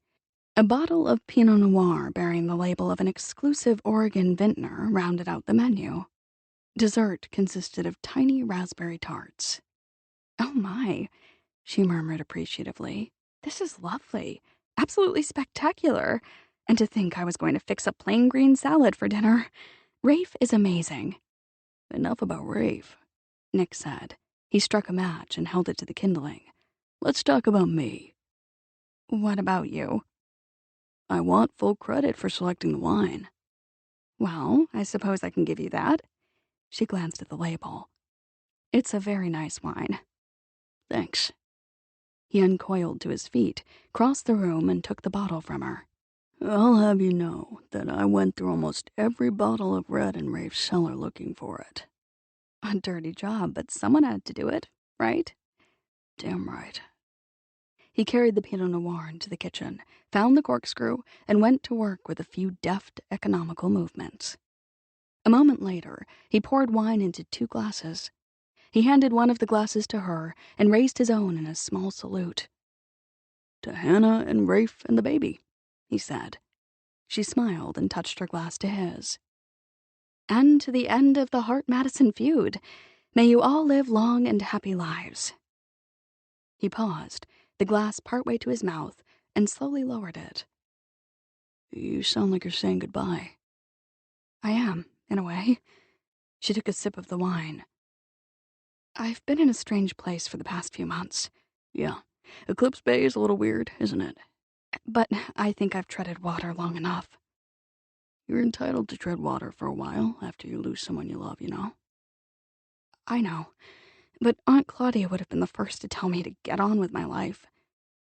She did not want to pursue that topic, she thought. She turned away and opened a cupboard to select some of the green glass dishes she stored inside. Mind if I ask what that scene at the gallery was about today? Any chance I can get away with asking, what scene? No. She looked at him over her shoulder as she took the plates out of the cupboard. But I suppose you could tell me to mind my own business. He leaned back against the tiled counter and contemplated the blood-red wine in his glass for a moment. She knew that whatever he was going to tell her, it was not going to be the whole truth and nothing but. Jeremy and I go back a ways. We alternated between being buddies and friendly rivals in the old days here in Eclipse Bay. Competed a little with our cars and Getting dates with fast women? She finished lightly. fast women, sad to say, were always pretty scarce around Eclipse Bay. Too bad. Go on. What happened with you and Jeremy? We had some adventures. Got into some trouble. Raised a little hell. We stayed in touch in college, and we both wound up working in Portland. He took a position as an instructor at a college there, and I dutifully tried to fulfill my filial obligations at Harte Investments. And then... Then what? He shrugged and drank some more wine. Then he got married. I got married too. Things changed. You lost track of each other? Life happens, you know? Sounds to me like the two of you did more than just drift apart. She carried the plates past him into the living room. Today, I got the impression that there's some serious tension between you two. Did something happen to cause it? Yesterday's news. He prowled after her and settled into a chair near the window. His expression made it clear that he was about to change the topic. How are things going with the children's art show project? Well, it wasn't as though she had any right to push him for answers to questions she'd had no business asking in the first place, she thought. She gave him her brightest smile and sank down onto the arm of the sofa. The embroidered hem of her long white skirt drifted around her ankles. Swinging one foot lightly, she took a fortifying sip of wine.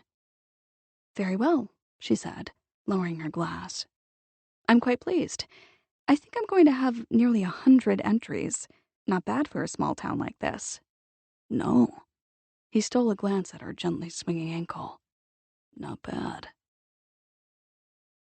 The casual thing worked right up until the full fury of the storm struck land. She was washing the last of the dishes when the lights flickered twice and went out. The sudden onslaught of darkness paralyzed her briefly, her hands stilled in the soapy water. Oh, damn. Take it easy, Nick said from somewhere nearby. We lose power all the time around here during big storms. Don't suppose you have an emergency generator? No. Flashlight? She cleared her throat. Well, yes, as it happens, I do have a flashlight. A nice big red one with a special high-intensity bulb and an easy grip handle that I bought last winter after a major storm. It is a model of cutting-edge modern technology, so powerful that it can be used to signal for help if one happens to be lost at sea or on a mountain. I sense a but coming. But I forgot to buy some batteries for it.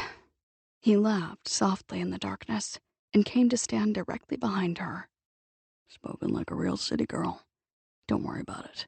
I've got a flashlight in the car. Somehow that doesn't surprise me. He put out his hands and gripped the tiled counter edge on either side of her body.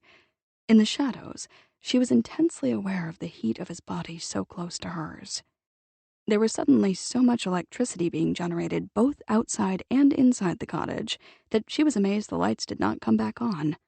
Probably ought to get her hands out of the dishwater, she thought. A woman could have a major household accident in a situation like this. Nick put his lips very close to her ear. I was a Boy Scout. You know what that means? Something to do with being thrifty and neat? Wrong. He grazed her earlobe with his teeth. Something to do with getting to wear a cute uniform? Try again. He touched his mouth to her throat. Something to do with always keeping spare batteries on hand? You're getting closer. Much closer. He kissed her throat. Something to do with always being prepared. Oh, yeah? She yanked her hands out of the sudsy water and grabbed a dish towel. I've heard about the always being prepared thing. He tightened the cage of his body around her so that her backside was nestled snugly into his thighs. She realized at once that he was aroused.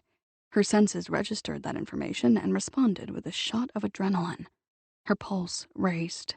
There was a faint trembling in her fingertips. Not fear, she thought. Excitement. I take the motto seriously. He brushed his lips along the curve of her throat just below her earlobe. And not just when it comes to things like flashlight batteries. She was abruptly grateful for the inky shadows of the kitchen. At least he could not see the flush of heat that was surely setting fire to her cheeks. You taste good, he whispered. Better than those little raspberry things we had for dessert. There was a new, rougher edge in his voice, and she was the cause. All that was female in her rejoiced. Outside, the wind howled. Here in the dark kitchen, power flowed. He kissed her throat again, his mouth gliding up along the underside of her jaw. She reveled in the intense pleasure and the heady rush of anticipation. This was why she had tried to keep her distance, she remembered. This was precisely the reason she had been so careful these past few weeks, why she had worked so hard to find so many excuses to decline his invitations. She had known it would be like this, dangerous and unpredictable and very high risk, and also incredibly exhilarating and intoxicating. He must have felt her body's response, because he shifted again, pressing closer still until she could feel him, hard and muscled, along the full length of her own much softer frame. The contrast thrilled her senses, the mysteries of yin and yang in action. There was no room to move now inside the cage he had made for her. He had enclosed her in a seductive snare she had no desire to escape. An urgent drawing sensation traveled up the insides of her legs and pooled in her lower body. She dropped the dish towel and clutched at the counter edge for support. Her head tipped back against his shoulders. She savored the strength and power in him and told herself that she would not give in to the almost overwhelming urge to purr. I don't think we're going to need that flashlight for a while, he whispered. We can do this in the dark. He let go of the counter and put his hands on her at last. His fingers closed around her, spinning her toward him. He pulled her fiercely into his arms, his mouth closed over hers with the inevitability of the steel door at a bank vault slamming shut. The wild chaos of the storm outside was suddenly swirling here in her tiny kitchen. One glorious rush after another swept through her, leaving her trembling with need and anticipation.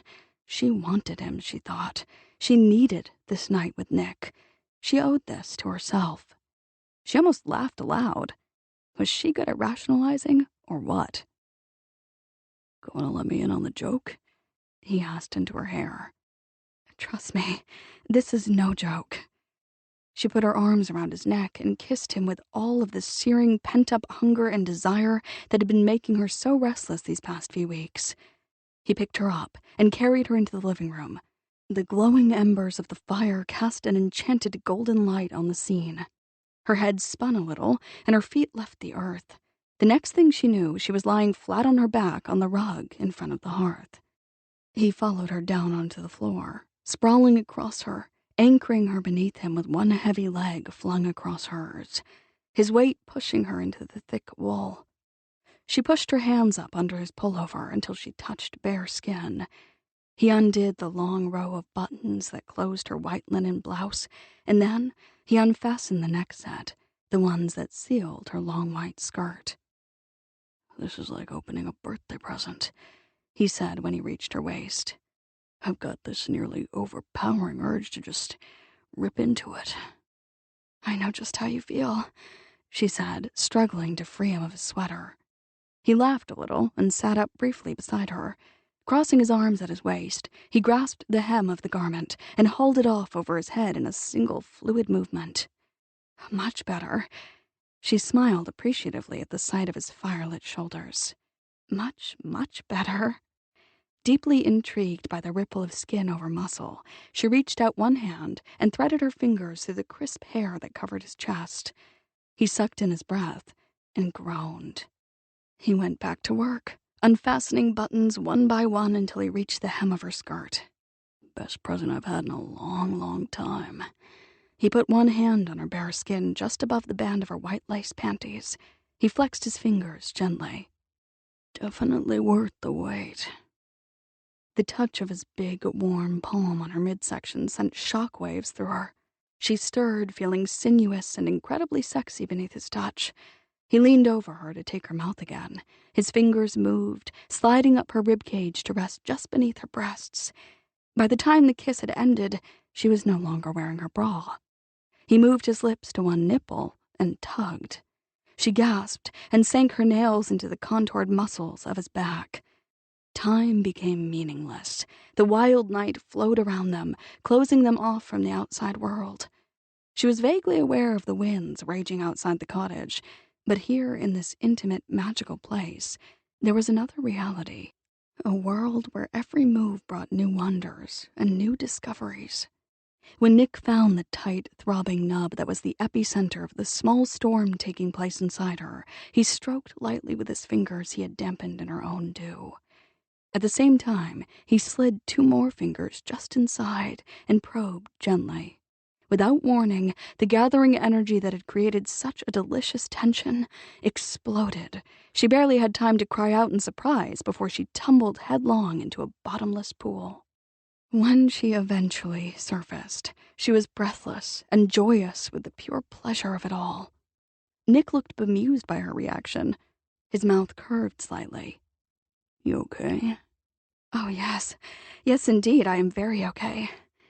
She drew her fingertips slowly down his chest and belly until she could cup his heavy erection. Never better. Yourself? He grinned slowly, a sexy anticipatory smile that sent little sparkling shards of excitement through her. Going to be okay real soon, he promised. He settled heavily between her thighs. In the firelight, his face was tight and hard with the effort he was exerting to maintain his control. He used one hand to guide himself carefully into her. He was larger than she had anticipated. In spite of the unbearable sense of urgency and readiness, she was startled by the tight, full feeling. Nick, he paused midway. Don't you dare stop now. She grabbed his head in both hands, spearing her fingers into his hair, and lifted herself against him. He plunged the rest of the way, filling her completely. When they were locked together, he levered himself up on his elbows and looked down at her. His expression was one of desire and passion, and other forces too strange and wondrous for her to label with words. But she knew the power of those driving, elemental waves of raw energy. She knew them in her heart and soul because they were sweeping through her, too. Nick began to move, gliding cautiously at first. But when she tightened her legs around his waist, he made a hoarse, husky sound and drove himself into her in a series of fierce, swift thrusts that seemed beyond his control. She felt the intensity of his climax in every muscle of his body, heard it in his guttural shout of satisfaction. When he collapsed on top of her, she could barely breathe. She stroked his back from shoulder to hip. He was slick with perspiration. He was giving off so much heat, you'd have thought that he was in the grip of a raging fever. All in all, she thought, it was a wonderful way to go. A cold draft woke her sometime later. She realized it was coming from the front door. Nick was leaving. The shock of it brought her wide awake. She scrambled to her feet, clutching the chenille throw around herself. Nick? Right here. He closed the door. I just brought the flashlight in from the car. I'll leave it here on the hall table. Oh, thanks. Maybe she'd been a bit hasty in assuming that he was running out on her already. No problem. He glanced at his watch. It's after midnight. I'd better be going. He was leaving. Couldn't wait to be on his way. Outrage and pain knifed through her. Well, what had she expected? This was Nick Harte, after all. He wasn't exactly famous for hanging around until breakfast. It wasn't as if she hadn't known exactly what she was getting into when she went into his arms earlier. But it still hurt, far more than it should. This was why she preferred to avoid risks, she thought.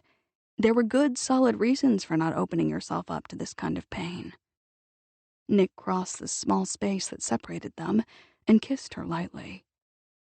Carson and I will stop in at the gallery when we come into town to pick up the mail.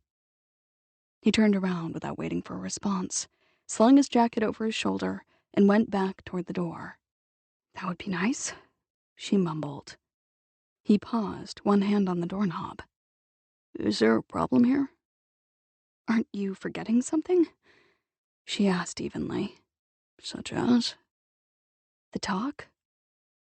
A terrible stillness came over him. You know about the talk? He asked carefully. She was beginning to wish that she'd kept her mouth shut. Maybe she would have had the sense to do just that if she hadn't been jolted out of her very pleasant dreams to find him already dressed and headed for the door. Everyone knows about the talk, she said crossly. Is that so? He sounded irritated. You shouldn't believe every bit of gossip you hear about me. You mean it's not true about the talk? He opened the door, letting in another gust of wet air. I've got no intention of discussing the details of my private life at this particular moment. Why not? Her chin came up. None of my business? No, he said grimly. It isn't. But just so we're clear on this subject, I'd like to point out that we've already had the talk. Is that so? She added in icy accents. I don't recall it. Then you've got a short-term memory problem, lady. Don't you dare try to wriggle out of this. She strode forward, clutching the chenille throw to her throat, and came to a halt directly in front of him.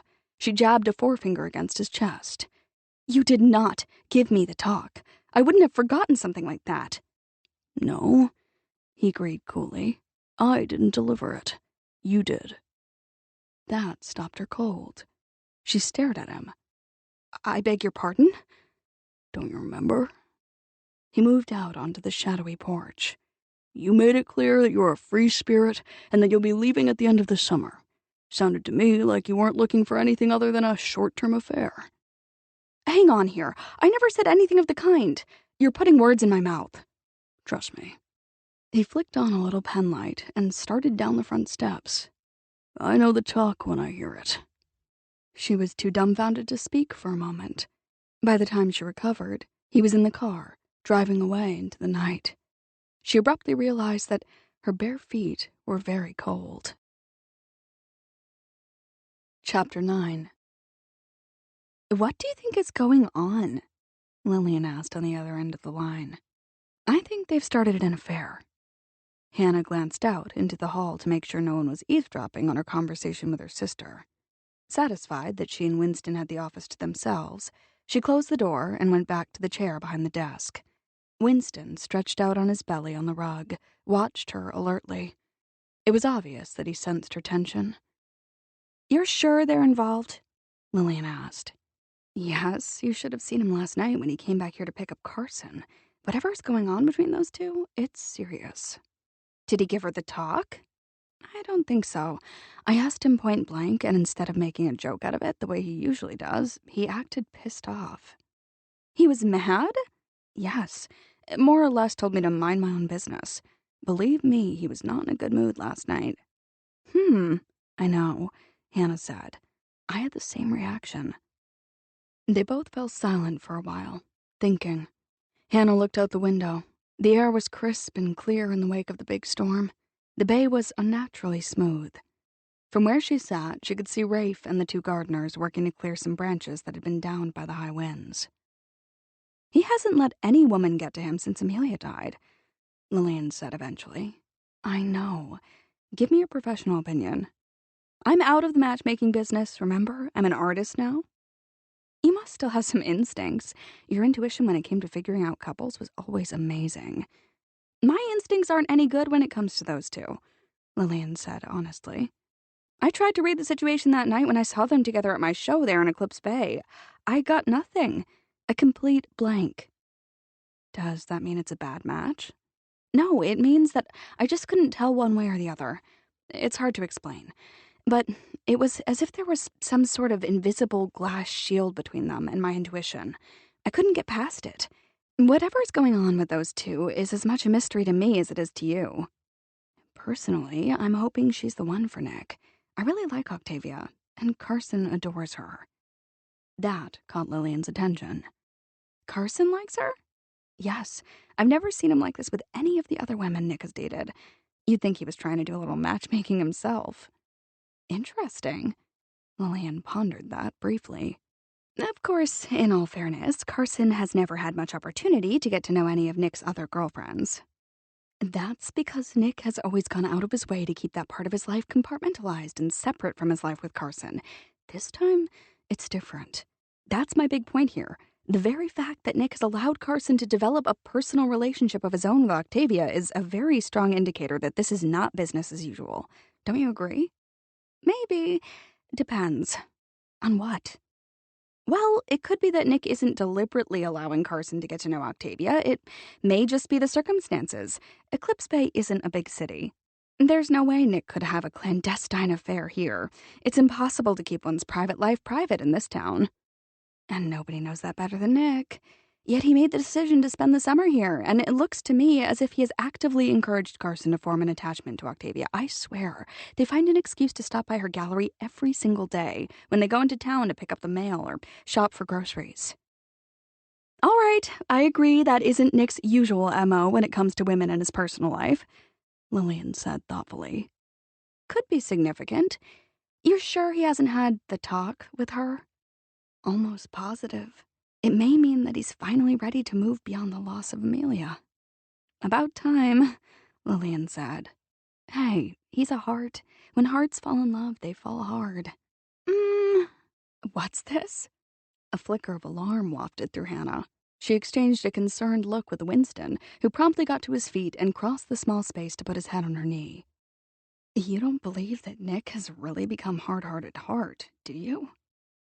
I think, Lillian said carefully, that there may have been more problems in his relationship with Amelia than he ever let on. I know you were never fully satisfied that they were a great match, but there is no absolutely perfect match, and it doesn't mean that Nick didn't love Amelia deeply. No, it doesn't mean that, Lillian agreed. But I've always wondered if it was Nick's decision to leave Harte Investments that exposed the underlying weaknesses in that marriage.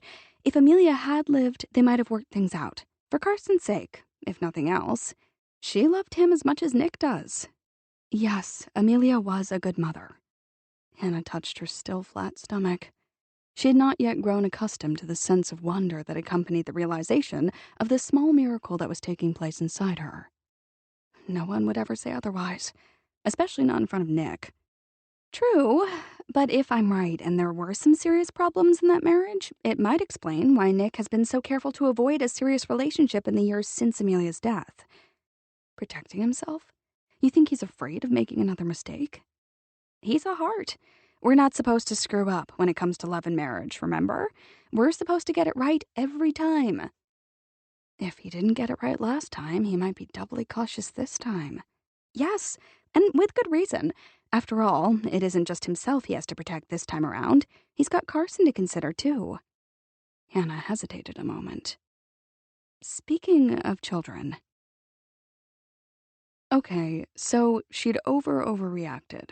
So sue me, Octavia thought. She pulled into the parking lot at the end of the row of shops and switched off the engine. A woman had a right to be angry when she surfaced after a bout of mind-bending sex and discovered that the man with whom she had just shared said mind-bending sex was heading for the door. The least he could have done was make a bigger show of regretting the unseemly haste of his departure. And how dare he accuse her of giving him the talk? All right, she had mentioned leaving town at the end of the summer once or twice. That was different. She got out of the car, dropped the keys into her purse, and slammed the door shut. She was feeling short of both temper and patience, and more than willing to blame everything on Nick this morning. Her emotions were so mixed up and so unstable today that she could not begin to sort them out. One thing was indisputable, however. She was well aware that she had no one to blame but herself for this untenable situation, and that, of course, only made the mess all that more irritating. She had known what she was getting into when she made the decision to take some chances with hard-hearted Harte. It occurred to her that, in addition to feeling pissed off, she also felt strong and decisive this morning, energetic, bold, powerful, gutsy. She stopped in the middle of the sidewalk, struck by that realization.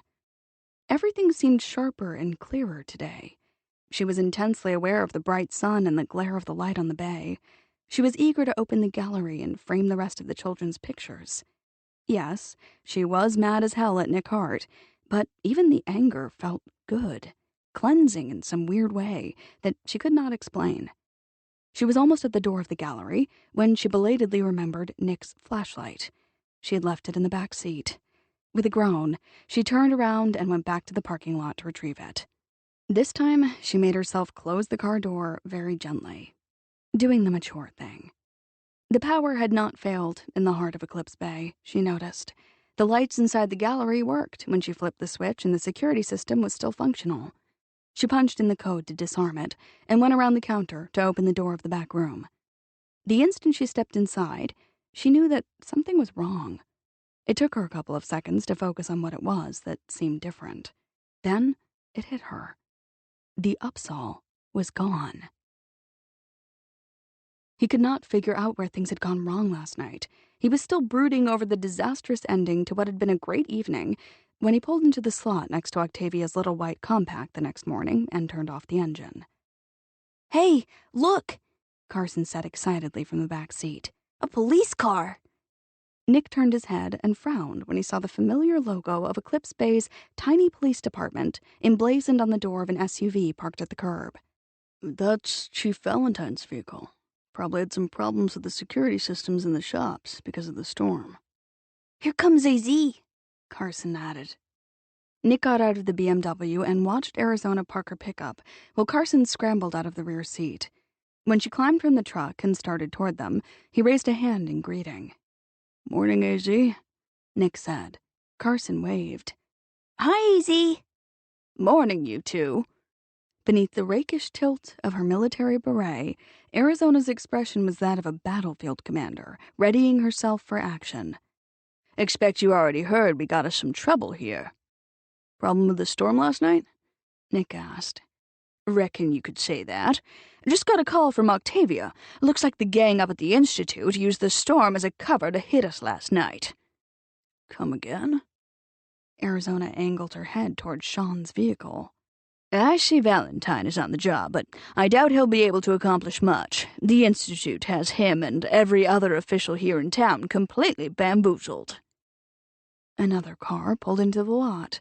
Virgil Nash got out and started toward them. Good morning, Nick. Carson. Virgil looked at Arizona. Is Photon here yet? Told him to stay at the bakery and watch things there. The action here last night might be a calculated attempt to draw our attention away from Project Logbook so that they can get at the computer. Out of long habit, Nick automatically sorted through Arizona's customary conspiracy spin on the situation to get to the single grain of truth at the center. What action? He said abruptly. Did something happen here last night? Arizona angled her chin. The Institute crowd broke into the gallery and snatched our Upsall. Nick glanced at Virgil for clarification. Virgil did not look particularly reassuring. I got a call, too. That's why I'm here. Looks like the Upsall's gone. Octavia. Nick grabbed Carson's hand and started toward the shop. What's wrong, Dad? Don't worry, Virgil called after them. Octavia's fine. The painting was gone when she arrived this morning. Nick paid no attention. He kept going toward the shop, moving so swiftly that Carson had to run to keep up with him. Is Octavia okay, Dad? Carson asked anxiously. They reached the open door of Bright Visions at that moment. Nick halted at the sight of Octavia inside. The first thing he noticed was that she wasn't wearing one of her usual icy pale Fairy Queen dresses today. Instead, she was dressed in a short jumper in a bright shade of purple. The golden yellow boat-neck t-shirt she wore underneath the dress had sleeves that came to her elbows. There was a wide amber bracelet on her wrist, and more amber at her wrists and throat. When she moved one hand in a small gesture, he noticed that she had painted her nails with a vivid crimson polish that sparkled in the morning light. He looked down and saw her bare toes peeking out from under the red leather tops of a pair of sexy backless slides. She'd painted her toenails, too. Must have gotten up early, he thought. But then he'd rolled out of bed at the crack of dawn himself, unable to sleep after a nearly sleepless night. Octavia looked at him. There was fire in her eyes.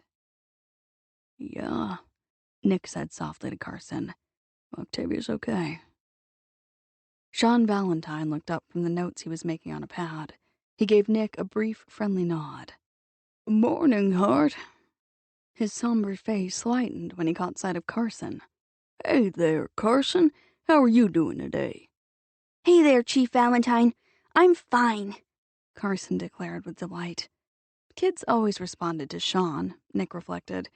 He was not certain why. Valentine was no officer-friendly. He carried a lot of wear and tear on his face. It was true that Sean did project a calm professional competence, but he always looked as if he expected bad news. Children seemed to look right past the grim stuff and see something else beneath the surface, something they liked and trusted. Nick noticed that Octavia was also watching Sean greet Carson. There was a thoughtful, reflective look on her face, as though she too saw something in Valentine that she liked and trusted. When she switched her gaze to Nick, however, the approval disappeared instantly from her expression. What he got was cool appraisal. She was looking at him the way she might examine a painting that did not quite measure up to her standards. Oh, shit. Talk about worst-case scenarios. This was bad. Very, very bad. "Hello, Nick," she said without inflection. But when she switched her attention to Carson, the warmth returned to her voice. "Good morning, Carson. I like that shirt." Carson beamed. He glanced down at the dark green dinosaur emblazoned on his sweatshirt. Thanks. It's a velociraptor. Dad bought it for me. "I see." A velociraptor can rip you to shreds in seconds, Carson said cheerfully. Octavia nodded. "I'll bear that in mind." Nick met Sean's eyes. What's going on here? Octavia says that the painting Old Man Thurgarten left to AZ and Nash and the Heralds has disappeared. Sean rubbed the back of his neck. Kind of a mystery how it happened. Apparently it was locked up in the back room and the security alarm was set as usual. Arizona loomed in the doorway. "Getting past a standard security system would be child's play for that gang up at the Institute. No offense, Carson." Okay, Carson said, clearly not offended. Sean heaved a deep sigh. "I don't think we can blame anyone at the Institute, AZ. I know you're convinced that those folks up there are bent on subverting the government and running the world from their secret headquarters here in Eclipse Bay, but there's just no good motive for them to steal a painting." "You want motive?" Arizona stalked toward the counter. "I'll give you motive. They know me and the Heralds plan to use our share of the profits from the sale of that picture to help finance our investigations. The last thing that crowd wants is for us to be able to expand the scope of our operations. If that ain't a motive, I don't know what is." Virgil Nash came through the doorway and nodded politely at everyone. He turned to Octavia. "Was the Upsall the only painting that was stolen?" "Yes," Octavia said. "It was far and away the single most valuable picture here. Whoever took it must have known what he was doing." Nick studied the paintings hanging on the wall, and then shook his head. "I don't think you can assume that." They all stared at him. "What do you mean?" Octavia demanded. "The average person would probably have been more attracted to some of the scenes of the bay. Or that one." She swept out a hand to indicate the painting hanging behind her. "The watercolor with the gulls. To the untrained eye, the Upsall looks dark and rather depressing." "Probably because it is dark and depressing," Nick said. She gave him a superior smile. "Which only goes to show how much you know about art, but that is neither here nor there." Sean raised his brows a little at her crisp tone, but he made no comment. Instead, he looked at Nick with some curiosity. "What makes you say that whoever took the picture didn't have to be an art expert? The rumor that Thurgarten had left a valuable painting behind, and that Octavia was going to get a second opinion on it, was all over town by yesterday afternoon," Nick said mildly. "It wouldn't have taken a genius to figure out that she had stored it in the back room. and it would have been easy to recognize. Everyone was talking about how ugly it was. Octavia did not look pleased with that quick summary. She glared. How do you explain the thief having a key and knowing the security code? Nick glanced at the door. There are usually several duplicates of a key floating around. And when was the last time the code was changed? She drummed her crimson nails on the counter. It hasn't been changed since I had the Willis brothers install the system when I first opened the gallery. Virgil frowned. You had an assistant working here for several months. She could have had the code and the key. Of course, Octavia said, but I don't think we can pin this theft on Noreen. She left town with her artist boyfriend last month, remember? Sean looked thoughtful. Does anyone know where Noreen and the boyfriend are now? Octavia shook her head. She just phoned in her resignation and took off. But now that you mention it, there's, something else. They all looked at her. She grimaced.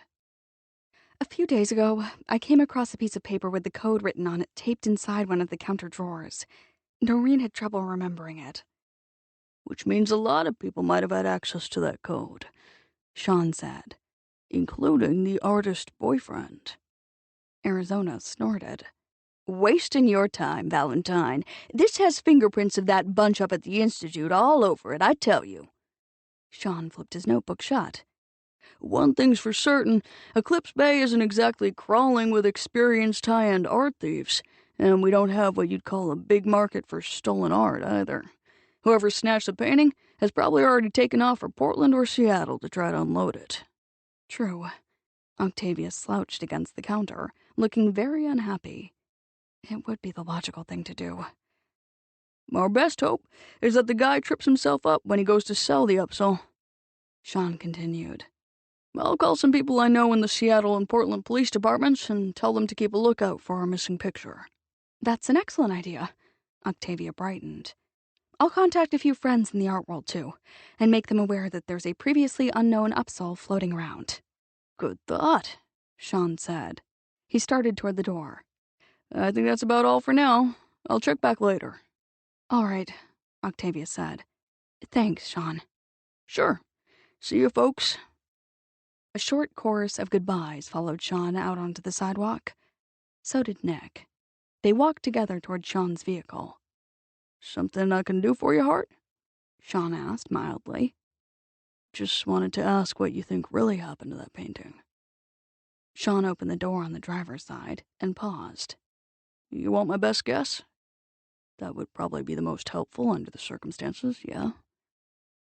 Past experience tells me that whoever stole the painting was probably closely connected to the situation. He knew the picture was valuable, he knew where it was stored, and he knew how to disarm the security system. Which means he had access to the code and the key. As you just pointed out, how hard would that be? Might not have even needed the key and code.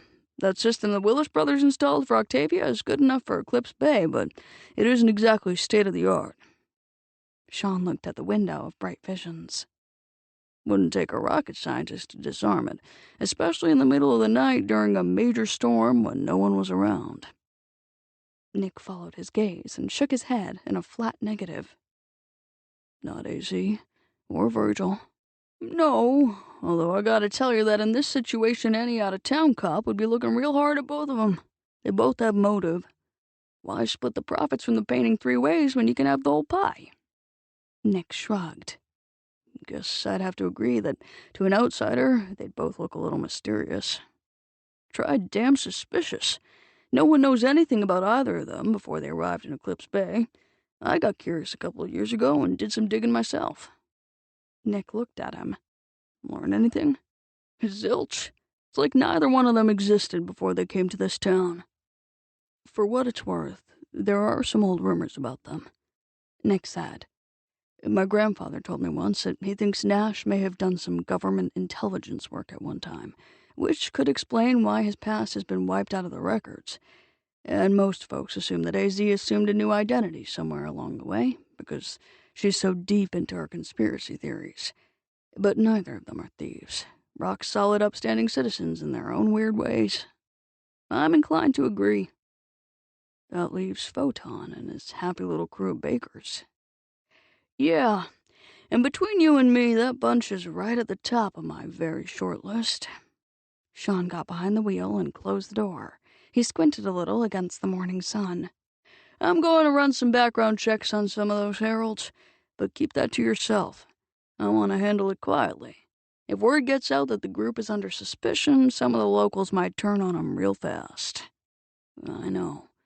There are still a few folks around here who think they're running some kind of cult out of that bakery. Think I'll also track down Noreen Perkins and her new boyfriend and ask them a few questions, too. Why? They aren't even in town any longer.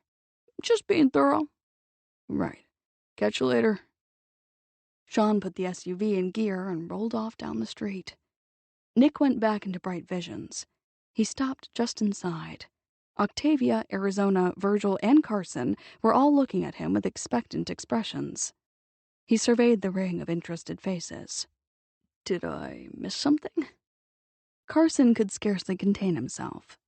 Wait till you hear AZ's really cool idea, Dad. Nick managed, just barely, not to groan aloud. He caught Octavia's attention, expecting a little understanding, maybe even some sympathy in spite of the tension between them. After all, everyone knew that any really cool idea that had been concocted by Arizona Snow was an accident waiting to happen. But Octavia's expression reflected zero commiseration. Whatever this really cool idea was, it was getting serious consideration from her.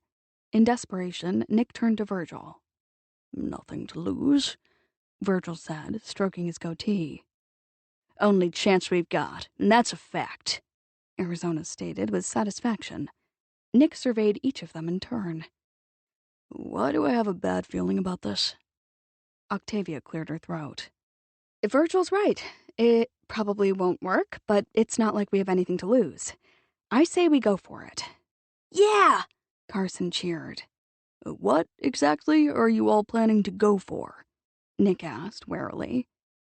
What we need here is a professional private investigator, Arizona announced. Gotta be someone we can trust. The future of Project Logbook may be riding on this. You're going to hire a private investigator? Nick chuckled. Good luck. I don't think we've got any of those in Eclipse Bay. Arizona looked crafty. Got one? Is that right? Nick raised his brows. Who? Quit teasing, Dad. Carson bounced a little. AZ means you. Yup. Arizona rocked on her boot-shod heels. Far as I can tell, you're the closest we've got to the real thing here in Eclipse Bay. Chapter 10. Are you all crazy? Nick planted both hands on the counter and leaned across it. His tone was low, but his jaw was granite. I write novels about a private eye. Such books are called fiction. Do you know what fiction means? It means it is not real. Calm down, Nick, Octavia said soothingly. She was very conscious of Carson, who was just outside the front door now talking to a man who had a dog in the back of his truck. She did not want the boy to overhear this argument. When Arizona and Virgil had left the gallery a few minutes earlier, she had slipped behind the counter. She had deemed it prudent to put a bit of distance between them. Given Nick's simmering outrage, it was clear that he was not thrilled with the idea of having been drafted, but the counter did not seem nearly wide enough. Pay attention. I am not a real private investigator. Nick spaced each word out very carefully and deliberately, as though talking to someone from another planet who might not have a good grasp of the language. I do not have a license. I do not investigate for a living. I write fiction for a living. And you know that as well as I do. Why did you and Virgil agree to go along with AZ's zany scheme? Because we don't have a lot of choice, she said briskly. As you pointed out, there aren't any real investigators here in Eclipse Bay, and I agree with AZ about Sean Valentine. He's a good man, and he is no doubt a very competent cop, but I'm pretty sure that he intends to waste a lot of time looking in all the wrong places. Don't tell me you agree with Arizona's conspiracy theory. You really think Valentine should look for the culprit up at the Institute? Nick spread his hands. Give me a break. That's nuts, and you know it. I doubt very much that the painting was stolen by someone at the Institute, she said coolly. But that still leaves a lot of rocks to turn over, and I don't think Sean will do that. I've got a hunch he'll concentrate on the heralds. Nick was silent. I knew it, she muttered. He does think it was someone from the incandescent body, doesn't he? He intends to do some background checks on some of them, Nick admitted. It's a logical place to start. The heralds constitute the largest group of newcomers and unknowns in town who would have had knowledge of the painting and where it was stored. That's not true. There are more newcomers and unknowns up at the Institute and Chamberlain College. Okay, maybe, technically speaking, but it's unlikely that many of them would have heard about the painting so soon. With a few exceptions, they're considered outsiders here in Eclipse Bay, not full-fledged members of the community. Most of them are not hardwired into the gossip circuit. The heralds, on the other hand, knew everything about the upshaw almost immediately because Photon and AZ told them. Others could have known too, she insisted. You know how word spreads in this town? Come to think of it, you're right, he replied curtly. There are a lot of suspects, aren't there? She did not like the way he said that. Not a lot, some. Jeremy Seaton, for instance? Heck, you showed him right where the painting was stashed. You even let him take a really close look at it. And he's into art. Probably knows some underhanded dealers back in Portland or Seattle who'd be willing to take a stolen upsell off his hands. No questions asked. Shock reverberated through her. It took a moment to recover. Then she flattened her palms on the counter, very close to his own big hands, and leaned forward so that they were only inches apart. Don't you dare imply that Jeremy took the painting, she said softly. That is beneath contempt. You want a private investigator on the case, you gotta expect some uncomfortable speculation. You brought up Jeremy's name only because you don't like him very much, she said through her teeth. Just trying to be logical. That's what we investigators are paid to do. You know something? When AZ came up with the idea to hire you, it struck Virgil and me that there was some merit to the plan. After all, who would know Eclipse Bay better than a Harte? And with your family history and clout here in town, you can talk to anyone. Get through any door. People will take you seriously and open up to you. He took his hands off the counter. Because I'm considered one of the locals? Yes. You've got access in a way that Sean Valentine does not. She moved one hand slightly. And that's why I went along with AZ's scheme. But now I'm having second thoughts. Good. I agree with you, she went on smoothly. I think that with your poor attitude, it is highly unlikely that you will be of any use to us. Yes, he will, Carson said very earnestly from the doorway. I'll help him. That's very nice of you, Carson, but your father is not interested in working for me, so I'll just have to investigate without him. Do you know how to be an investigator? Carson asked, intrigued. I've read all your father's books about John True. How hard can it be? Nick's eyes went very narrow. What's this about investigating on your own? She raised one shoulder in a deliberately careless shrug. I don't see that I have much option. His mouth thinned. You're serious, aren't you? Oh, yeah. This is a really, really dumb idea, Octavia. Stay out of it. Let Sean Valentine do his job. She watched him just as steadily as he watched her. Damned if she would let him intimidate her, she thought. She was Claudia Banner's great niece. She could handle a Harte. That upsell was in my custody, she said. I feel responsible for the loss, and I intend to do whatever I can to recover it. You're trying to force my hand, and I don't like it. I have no idea what you're talking about. Sure you do. You can't do this without me, and you know it. So you're doing your best to manipulate me into a position where I have no choice but to play private eye for you. I wouldn't dream of trying to manipulate you, she said austerely. I'm sure it would be impossible. He folded his arms across his chest. He did not try to conceal his irritation. Okay, he said at last. You win. I'll ask your questions for you. Thanks, but I really don't want you to do me any favors. I'm not doing you a favor, he said. I'm doing it for AZ and Virgil." He glanced at Carson. "Come on, son, let's go. We've got things to do." Are we going to be private eyes? Carson asked eagerly. "Yep. You can be my assistant, at least until you get bored with the job, which probably won't take long." I won't get bored. "Sure you will," Nick said. "Heck, I already know that I'm going to get bored." Look, if you don't think that you can keep your attention focused on the problem," Octavia began. "I'm a Harte. I can focus, even when I'm bored." Nick turned on his heel and headed for the door. "Let's go, kid. We'll start at Rumor Central." "Where's that?" Octavia called after him. Nick glanced back over his shoulder. "The post office, naturally." "I heard the upsell disappeared sometime late yesterday or last night." Jeremy lounged back in his desk chair, cocked one tasseled loafer-shod foot on his knee, and tapped the tip of a pen against the armrest. "True?" "I'm afraid so," Octavia said. She sank down into the only other chair in the small office and admired the view through the window. The town, with its marina and pier, was spread out before her in a picture-perfect landscape that would have looked good hanging in her gallery. The tide was out again. Eclipse Arch, the massive stone monolith that dominated the long sweep of beach framed by the arc of Bayview Drive, was fully exposed. Sunlight sparkled on the water. The air had been scrubbed so clean by last night's storm that she could make out Hidden Cove and Sundown Point, the two rocky outcroppings that marked the southern and northern boundaries of the bay. She could even see the elegant old mansion that Rafe and Hannah had transformed into dreamscape.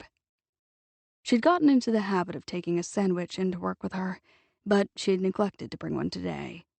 Feeling badly in need of a short break, she did something she almost never did. She closed up for the noon hour. She drove up the hillside above town with some vague notion of getting a salad at Snow's Cafe. Instead, she steered straight on past the Institute. Luckily, Jeremy had been in his office and had invited her to eat with him in the cafeteria. Now, they were back drinking coffee together. "I assume our noble chief of police is on the case?" Jeremy said. "Yes, Sean is looking into matters." She decided not to mention that Nick was also investigating. She was almost certain that Nick hadn't been serious when he had named Jeremy as a likely suspect, but there was so much bad blood between the two men that she did not want to risk pouring gasoline on the fire. "Got any theories?" Jeremy asked. "No," she frowned. "I think Sean feels it might be one of the heralds." "A real possibility. No one knows much about that crowd down at the bakery. My grandmother still thinks there's some kind of cult. Not that the theory keeps her from buying her favorite lemon squares there, of course." "When it comes to good lemon squares, you have to do what you have to do." "Speaking of doing what you have to do, I think I've worked my nerve up at last. Can I persuade you to come up and view my etchings some evening this week?" "Anytime." "Are you free this evening?" She thought about how she had hoped that she would not be free tonight, but things had changed. "As it happens, I am indeed entirely free this evening," she said. Late that afternoon, Nick balanced, feet slightly apart, on the gently bobbing dock and looked down at the short, wiry man standing in the back of a boat. Young Boone was dressed in a pair of stained and faded coveralls that appeared to be at least 30 years old. He wore a blue-peaked cap emblazoned with the logo of a marine supply firm. Even on his best days, young Boone was not what anyone would call chatty. He had inherited the marina decades earlier from his father, Old Boone. Young Boone was somewhere in his 70s, and his father had died 20 years ago, but he would probably go to his grave known as Young Boone. If either of the Boones had had first names, they had long since been forgotten in the misty past of Eclipse Bay history. For 2 generations, the Boones, old and young, had made their home in the seriously weathered 2-story structure at the edge of the marina. The lower floor housed a bait and tackle and boating supply shop. The upstairs served as the Boones' living quarters. "Heard you had a little damage down here last night." Nick surveyed the marina through his sunglasses. "Some." Young Boone did not look up from the rope he was coiling in the back of the boat. "Nothing that can't be fixed." Glad to hear it. Storm woke you up, I'll bet. Couldn't hardly sleep through that racket. Came out here to check on the boats. That's what I figured. Nick studied the view of the shops across the street. The front of Bright Visions was clearly visible. Happen to notice anyone hanging around the art gallery during the storm? Maybe you see a car parked in the lot? Should have been empty at that time of night. Nope. Young Boone straightened and peered at Nick from beneath the peaked brim of his cap. Only vehicle I saw was yours. Figured you was heading back out to your family's place after spending time with Miss Brightwell. Nick kept all expression from his face. This wasn't the first time today that he had been obliged to listen to observations about his late-night drive home. Uh-huh, he said, non-committal. Young Boone screwed up his haggard features into a frown that may or may not have been genuine curiosity. Would this have anything to do with that picture they say went missing from the art gallery last night?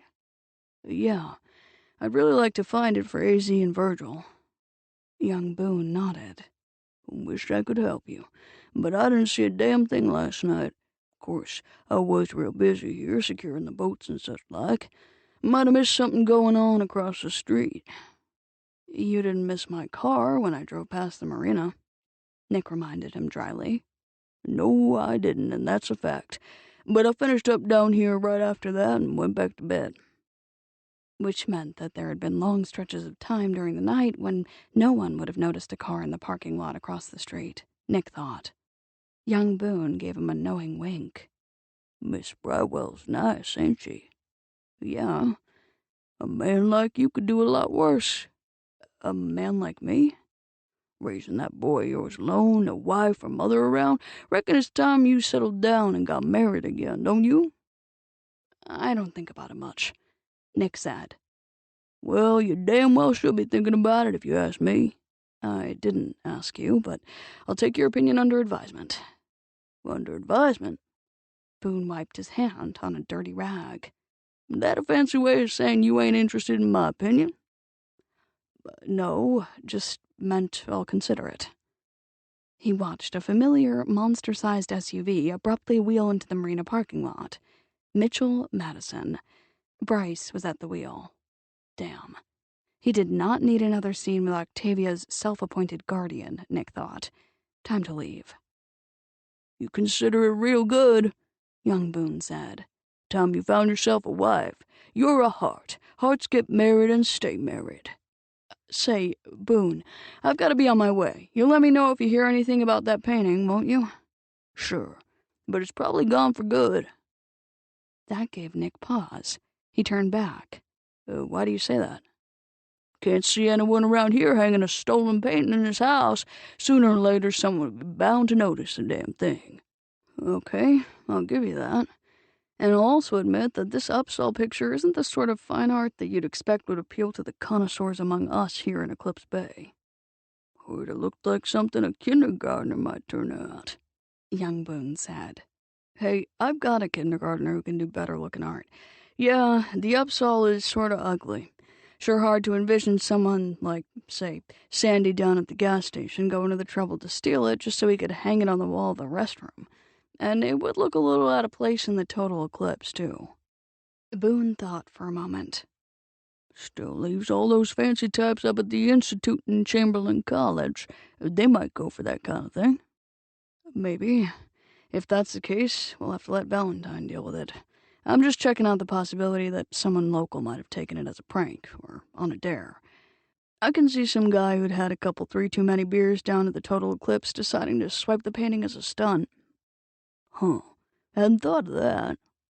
In which case, Nick said in the same casual tone he'd been using all day long, if it just shows up again, there will be no questions asked. Young Boone squinted knowingly and snapped his oily rag. Gotcha. I'll spread the word. Thanks. Mitchell was out of the SUV. He had his cane in one hand and he was making straight for the dock where Nick stood. I'd better get going, Nick said. Places to go, people to see. Boone glanced past him toward Mitchell, who was advancing rapidly. Good luck. Gonna be hard to avoid Madison. He's got a bee in his bonnet about you and that Miss Brightwell gal. I know. Nick assessed his chances of escape. He had the advantage of being several decades younger than Mitchell, and he hadn't developed any arthritis yet. If he moved quickly, he might just make it to the car before Madison intercepted him. "See you around, Boone." See ya. Nick went swiftly along the gently shifting dock. He made it through the gate and was halfway across the parking lot when he realized he wasn't going to be able to dodge his pursuer. He could outrun him, of course, but that would have been the coward's way. Hearts did not run from Madison's. Hold up right there, Harte. Mitchell thumped his cane on the hard-packed ground as he veered to the right to block Nick's path. His bushy brows bristled across the bridge of his aggressive nose. I want to talk to you. Nick halted. Not much choice, he figured. Afternoon, sir, he said politely. Storm give you any trouble last night? Storms don't give me trouble. Mitchell planted himself in front of Nick and glowered ferociously. Hearts give me trouble. Just what the hell kind of game do you think you're playing with Octavia Brightwell? I don't want to be rude, sir, but I'm in a hurry here. Maybe we should talk about this later. We'll talk right now. Mitchell banged the cane again for emphasis. I heard you spent the night out at Octavia's place. That, sir, is a flat-out lie. Mitchell was startled into momentary speechlessness. You telling me it was someone else? You weren't the man who was out there last night? I had dinner with Octavia, Nick said evenly. I went home afterward. I did not spend the night. The way I hear it, you were there until nearly 1 o'clock in the morning. You've got spies on your payroll? Don't need any spies. Young Boone saw you drive past the marina late last night. He told everyone at the post office first thing this morning. You know, sir, I hate to break this to you, but nowadays it's not all that unusual for a couple of adults to spend an evening together that doesn't wind up until 1 in the morning. Not here in Eclipse Bay, they don't. Not unless they're fooling around, and you two aren't a couple of adults. We're not? Nope. Mind if I ask just how you classify us, if not as adults? You're a Harte, and Octavia is Claudia's great niece. So? Shoot and damn, son. Mitchell raised the cane and waved it in a slashing arc. I warned you. If you think I'm just gonna stand by and let you take advantage of that gal, you're— Mitch, wait. Octavia's clear voice echoed across the parking lot. I can explain everything. Nick turned his head and saw Octavia coming toward them at top speed. She left the sidewalk in front of her shop and raced across Bay Street, hair flying behind her. He was amazed that she could actually run in the sexy little slides. They did not look as if they'd provide adequate support or stability for this kind of exercise. But then what did he know about ladies' shoes? A car horn blared. Brakes screeched. Octavia paid no attention. She reached the opposite side of the street and kept moving, heading straight for Mitchell and Nick. You don't understand, Mitch, she shouted. It's okay. Really, it is. Mitchell glared at her with concern when she skidded to a halt, breathless and flushed, in front of him. See here, you all right? He asked. Something wrong? No, that's what I'm trying to tell you. Still breathing hard, she shot a quick, unreadable glance at Nick and then turned back to Mitchell. I just wanted to assure you that you don't have to protect me from Nick.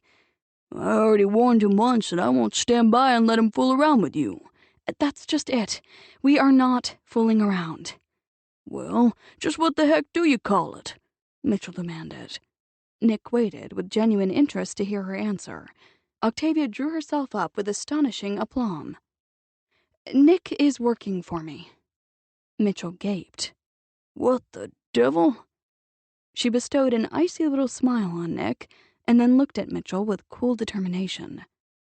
He has kindly agreed to investigate the missing Upsall. AZ and Virgil and I don't feel that Chief Valentine can handle the case on his own. Well, shoot and damn. Mitchell looked bemused for a couple of seconds, but in true Madison style, he recovered swiftly. Well, that doesn't explain why he was out at your place until all hours last night. Relax, Octavia said smoothly. Last night was no big deal. Nick felt his insides clench. No big deal. It's true we had dinner together, but so what? Octavia went on in a breezy manner. The only reason he left as late as he did was because of the storm. My fault, entirely. I didn't want him driving home until the wind had died down a little. I was afraid about stuff like downed power lines and trees falling across the road. She did not have to sound quite so damned casual, Nick thought. But her tactics were working. Mitchell was starting to appear somewhat mollified. Well, shootin' damn, Mitchell said again. So you kept him there at your place on account of the high winds? Violent storms make me a little nervous. That one last night was a tad rough, Mitchell admitted. Worst we've had in a while. You say he's gonna play private eye for you? Just like the guy in his books? Precisely, Octavia said firmly. From now on, whenever you see Nick with me, you may assume that we are discussing the case. Nothing more. Huh. Mitchell looked thoughtful now. If you're sure that's all there is to it. Absolutely certain, Octavia said. Like I said, last night was no big deal, just a friendly dinner that lasted a little longer than we anticipated because of the storm. Huh.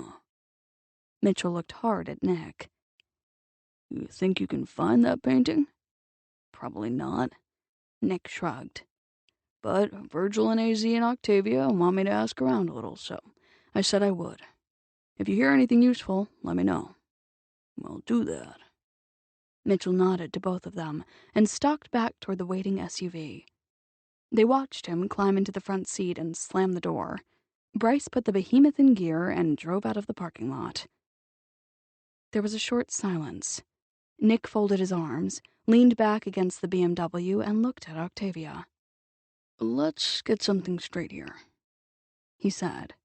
I don't need you to protect me from Mitchell Madison. Octavia reached into her shoulder bag, removed a pair of sunglasses, and slipped them onto her nose. Leveling the playing field, Nick thought. Now he could not read the expression in her eyes any better than she could read his. I think I'm the one who should make things clear, she said crisply. I have a vested interest in making certain that you are not distracted by Mitchell and his misguided attempts to protect me. I want you to concentrate on finding that Upsall. Do we understand each other? Yeah, sure. We understand each other. He paused a beat. Last night was no big deal, huh? She pursed her lips and tilted her head slightly. Light glared on the lenses of her glasses. I may not have phrased that correctly. I'm glad to hear that. After due consideration, I've decided that last night was actually quite therapeutic for me. Her deliberate, reflective, analytical tone sent a cold chill through him. Therapeutic? He repeated cautiously. Don't laugh, but this morning, when I woke up, I felt like the princess in the fairy tale, the one who'd been asleep for 100 years. Awake at last. Okay, so maybe it was more like having been asleep for a couple of years, but you get the picture. He relaxed a little, but not much.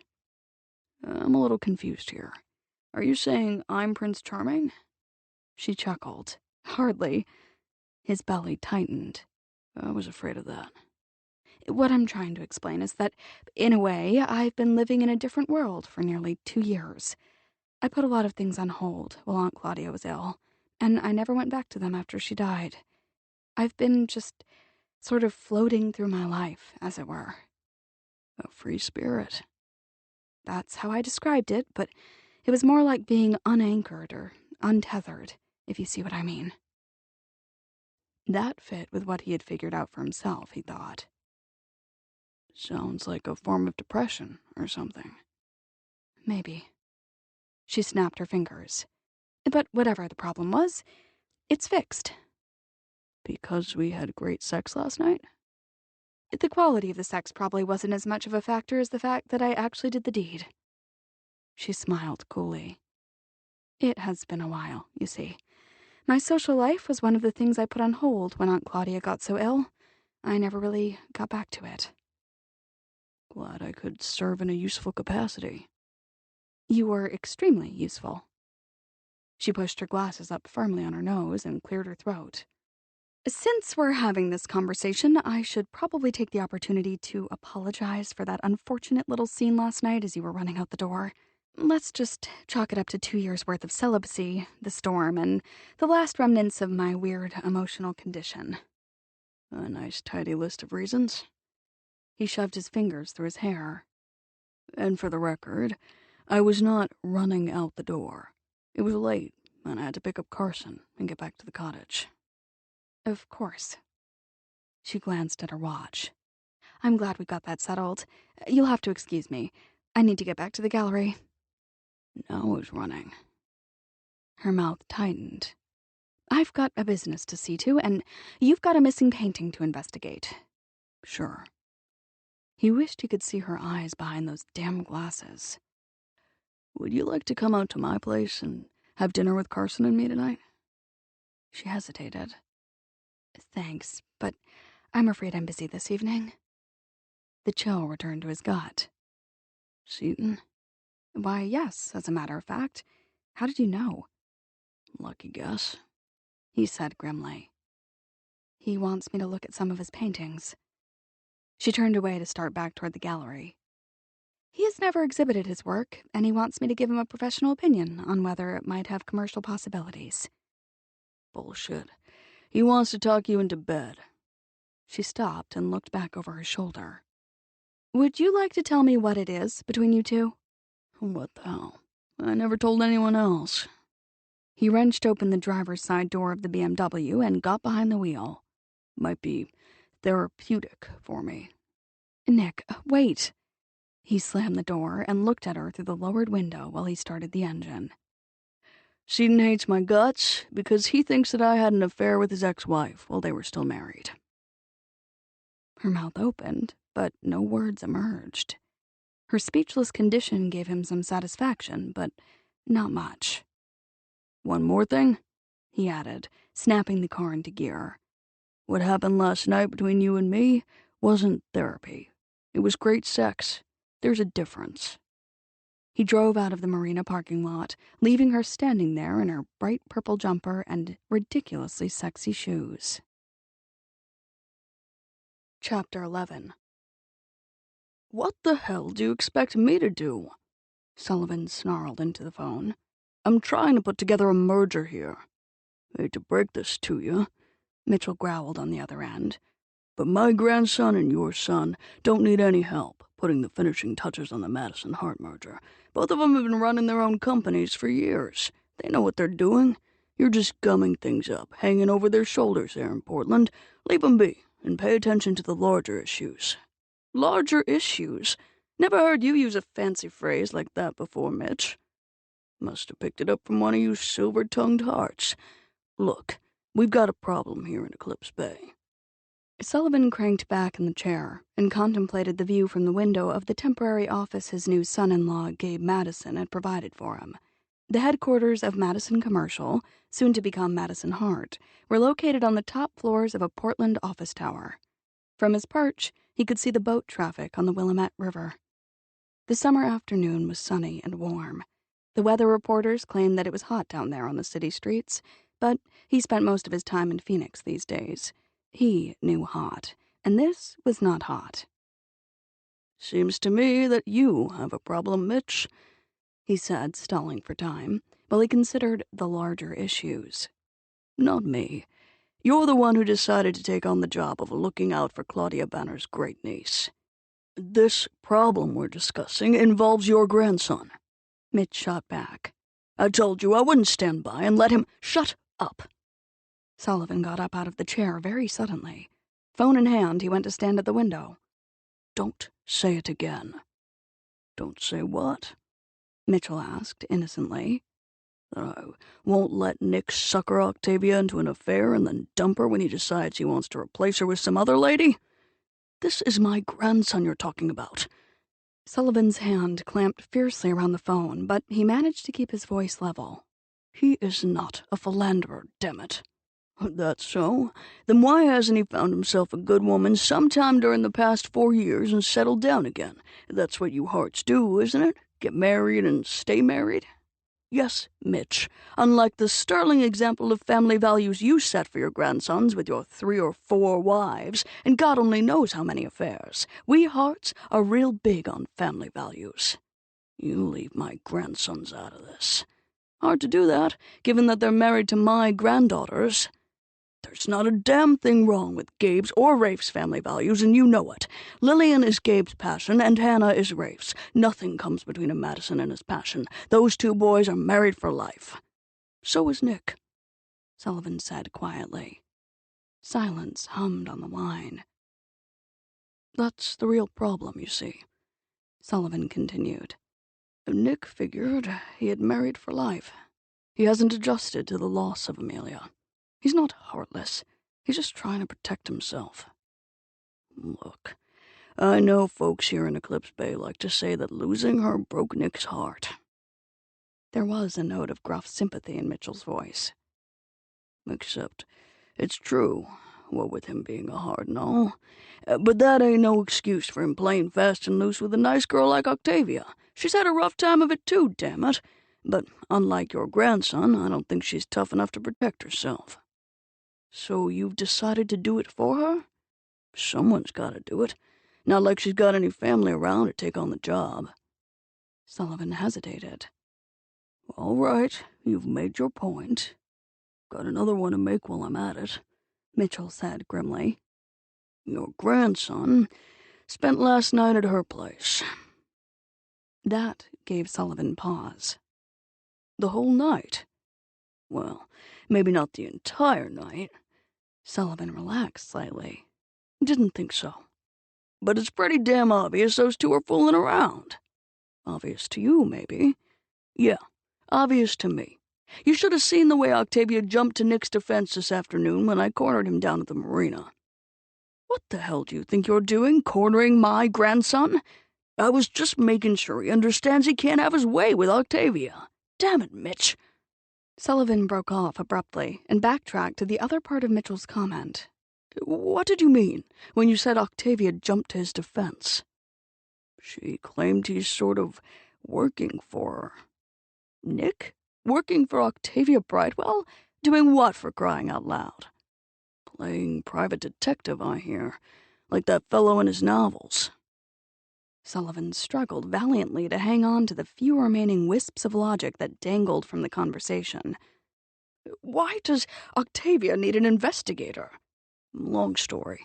That painting Thurgarten left to AZ and Virgil in the Heralds got stolen from her shop last night. What was it doing in her gallery? Never mind. I assume she notified Valentine? Sure, but he's got his eye on the Heralds, and she doesn't think he's looking in the right place. Neither does AZ or Virgil. So she hired Nick. Sullivan sank down onto the corner of his desk and digested that information.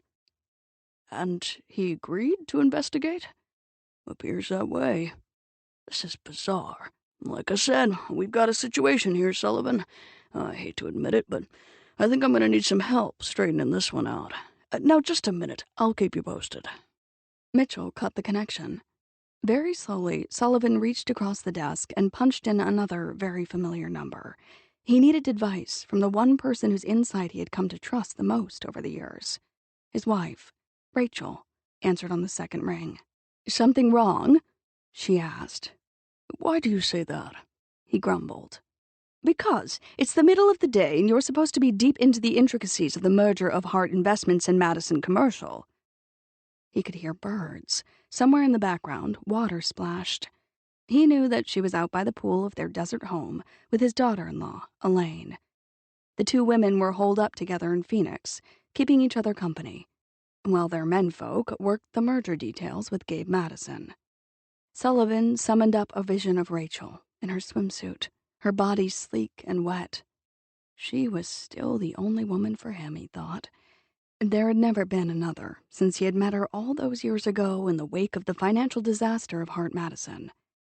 He had been a driven man in those days, completely obsessed with the task of rebuilding his business empire. But he had learned the hard way that the great strength in the Harte genes was also a potentially devastating flaw. It was the nature of a Harte to be goal-oriented and so focused that other things, important things, sometimes got pushed aside. If Madisons were driven by their passions, Hartes were sometimes inclined to be cold-blooded and relentless in their pursuit of an objective. Rachel had quietly acted to counter his single-minded obsession with Harte investments. She had centered him, given him a sense of connection. During the long, hard years when he had thrown himself into the struggle to create HI, Rachel had been there, sometimes going toe-to-toe with him to remind him that he had other priorities too. It was Rachel who had taught him the meaning of family. It was Rachel who had saved him from going down a path that would have left him a hollow shell of a man. Gabe and Hamilton don't need my help, he said. They've shunted me off to a corner office on the floor beneath the CEO's suite and made it clear they'll call me if they need me. I take it they don't call often? Nope. I'm getting a little bored here, to tell you the truth. I'm thinking of going to the coast for a couple of days. What's wrong in Eclipse Bay? She asked instantly. Nothing's wrong. Nick and Carson are there.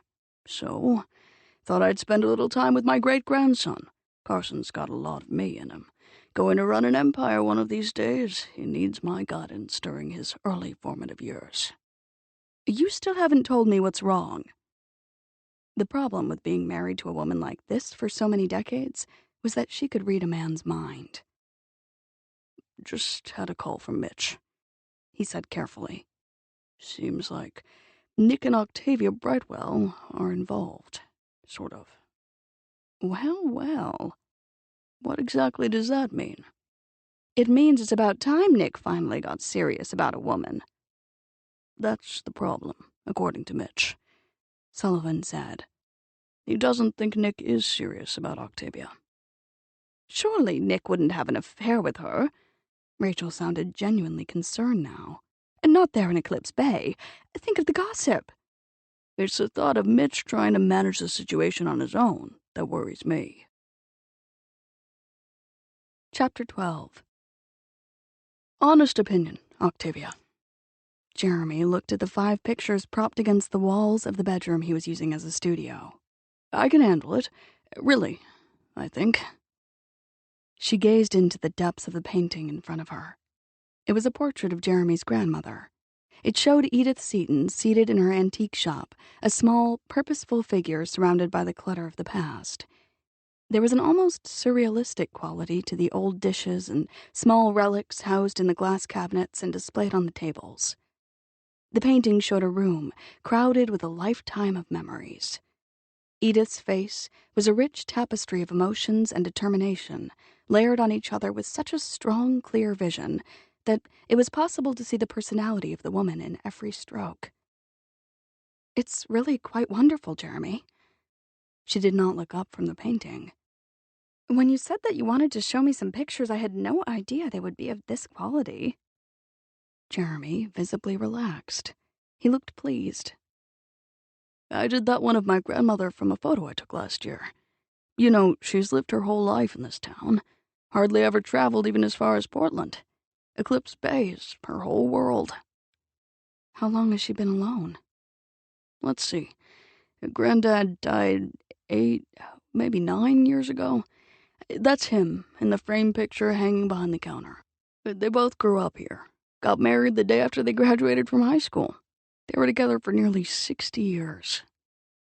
She studied the picture within a picture and was able to make out the features of a man with the thin shoulders that often accompanied age. There was a certain self-confident, almost rakish quality to the tilt of the man's head. The viewer got the impression that at one time the senior Seton had been a good-looking man and knew it. 60 years is quite a marriage, she said. No one in my family ever managed to stay together that long. Mom told me once that Granddad ran around a bit in his younger days, but Grandmother pretended not to know about his little escapades. Your grandfather had his affairs right here in town? I guess so. He lived here all of his life and didn't do any traveling to speak of. She shuddered. Must have been hard on your grandmother. I'm sure it was. She's got a lot of pride in the Seton name.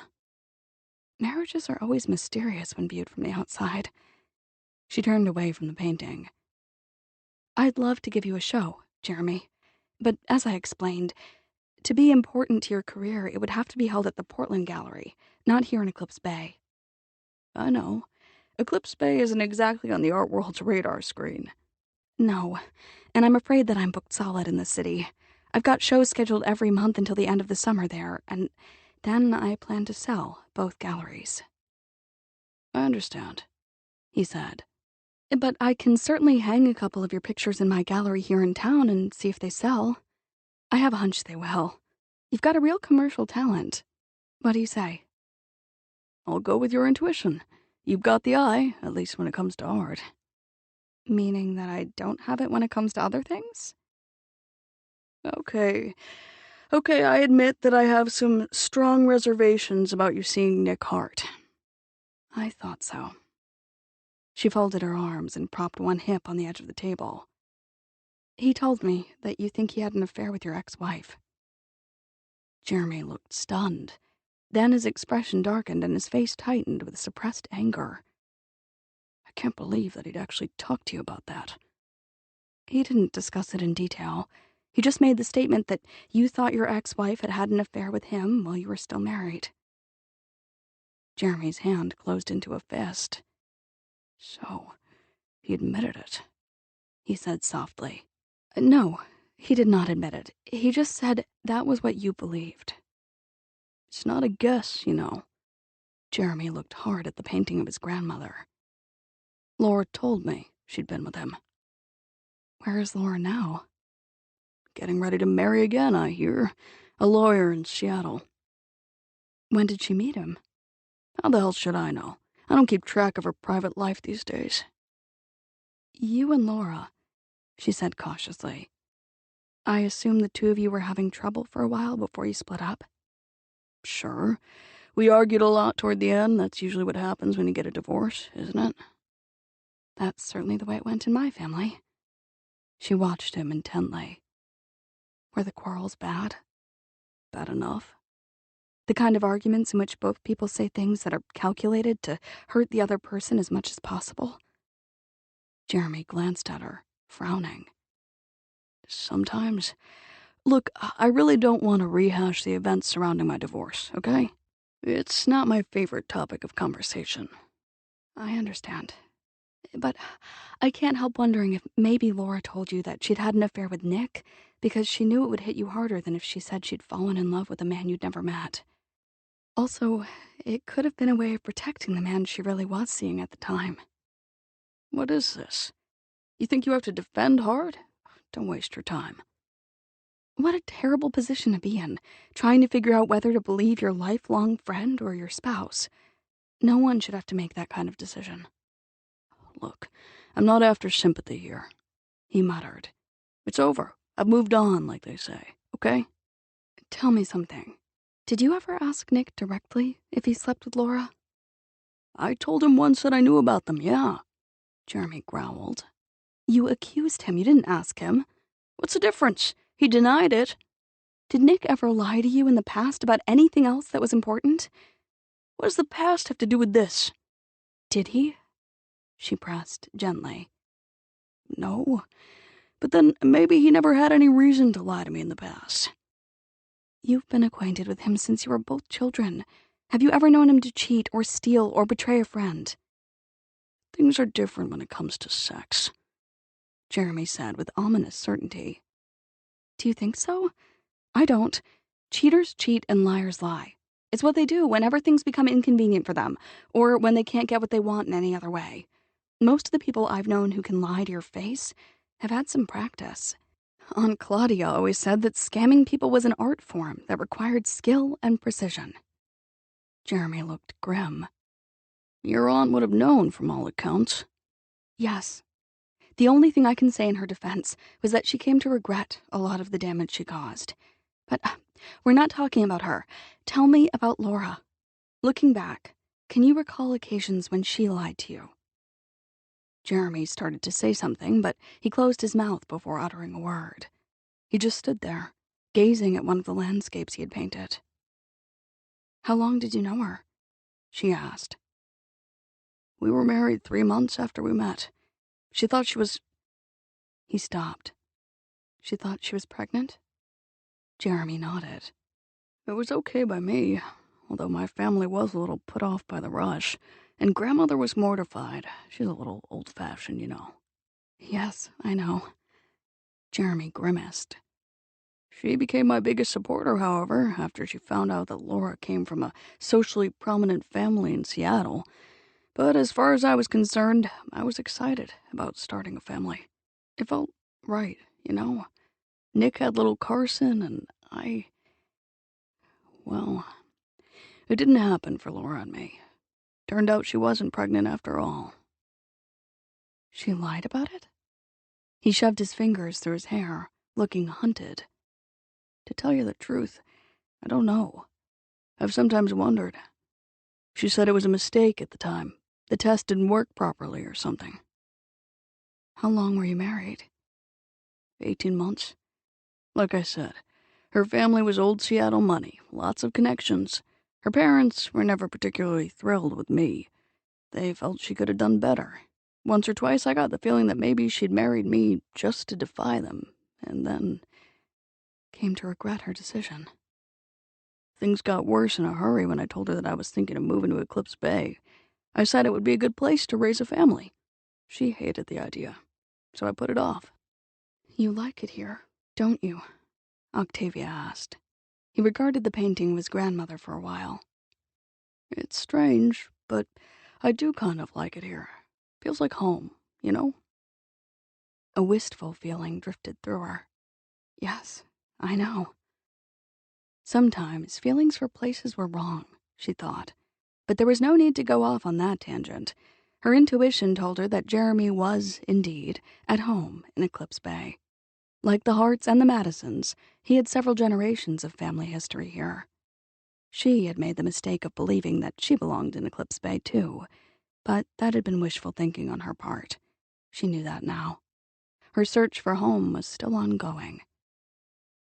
Just out of curiosity, she continued, did Laura have a problem with you spending time on your painting? Jeremy jerked slightly, clearly startled by the question. His mouth was a thin, hard line. She called it playing artist. One last question. Did you see much of Nick while you and Laura were married? Jeremy was quiet again for a while. Eventually, he shook his head.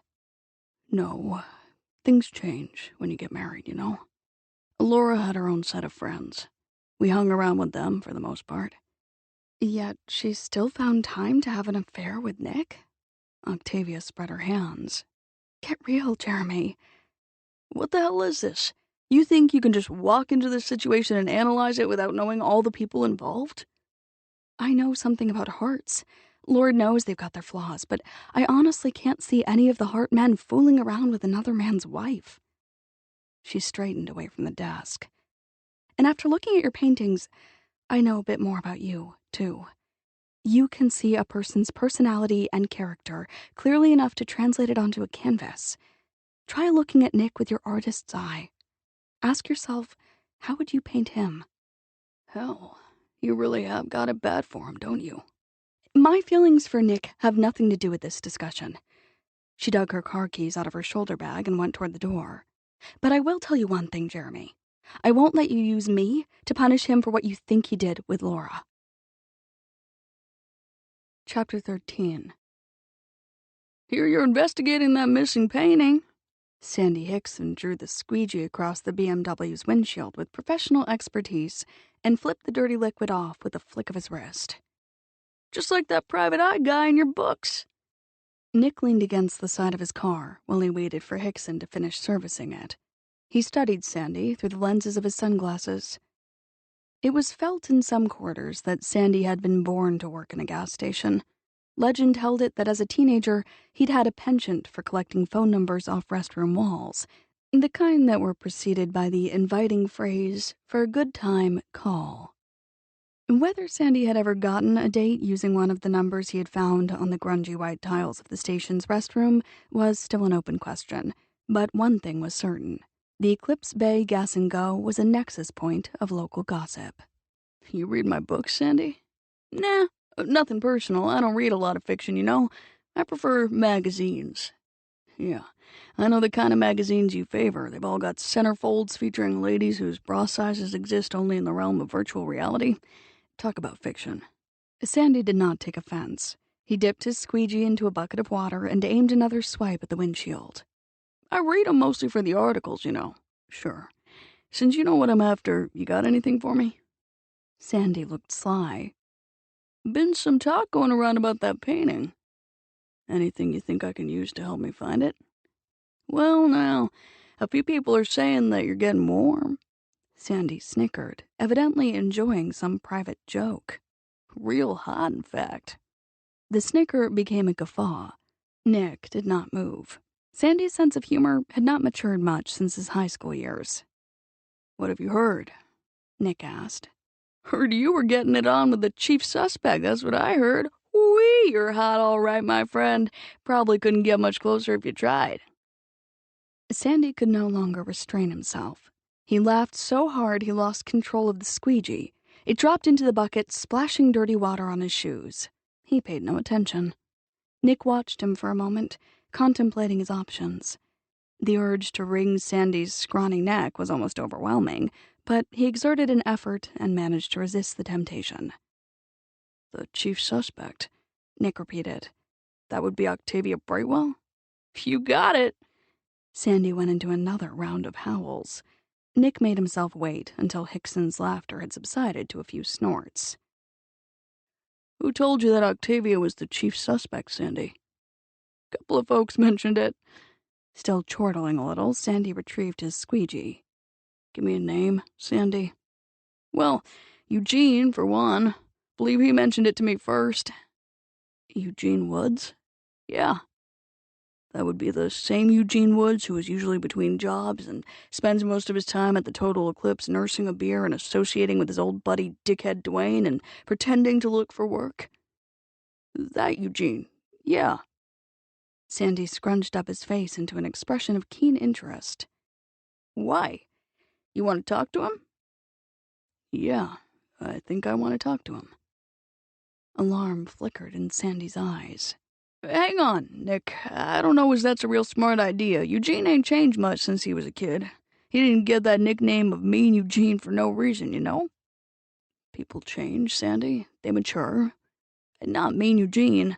He's the same as he was back in 3rd grade. Still holds you up for your lunch money if he can figure out a way to do it. And Dickhead's the same, too. Always going along with whatever Eugene wants him to do. I'll bear that in mind, Sandy. Nick shoved himself away from the side of the car and walked across the street to the entrance of the Total Eclipse Bar and Grill. "What does that key open?" Gail asked. Octavia glanced at the key hanging from the hook inside the storage closet. "I don't know, to be honest. Nothing here in the gallery, that's for sure. I tried it on all the locks. Must have belonged to Noreen. One of these days I'll toss it out. But I hesitate to discard it until I know for certain that it doesn't go to anything important." "I know what you mean. There's something about a key that makes you think twice before throwing it out, isn't there? Even when you don't know what it unlocks." "Yes." Octavia shut the closet door and turned around with a smile. "Okay, I think that's it. Any other questions?" "Not at the moment." They walked back out into the gallery and went to stand at the window. Outside on the sidewalk, several tourists meandered. The day was sunny and pleasantly warm. Octavia had awakened feeling inexplicably good again today. Even though there had been no wild and crazy sex last night, and even though she still had the same set of problems she'd had before life had turned so adventurous here in Eclipse Bay. Gail also looked better today. She seemed cheerful, even a bit enthusiastic. She was dressed in a dark, lightweight suit with a little scarf at her throat. Her honey-colored hair was brushed sleekly back into a neat knot at the back of her neck. Very formal for Eclipse Bay, Octavia thought.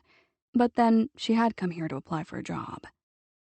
"It's strictly a temporary position, I'm afraid," Octavia said. "I'm planning to sell the gallery at the end of the summer, and there's no way to know if whoever buys it will want an assistant."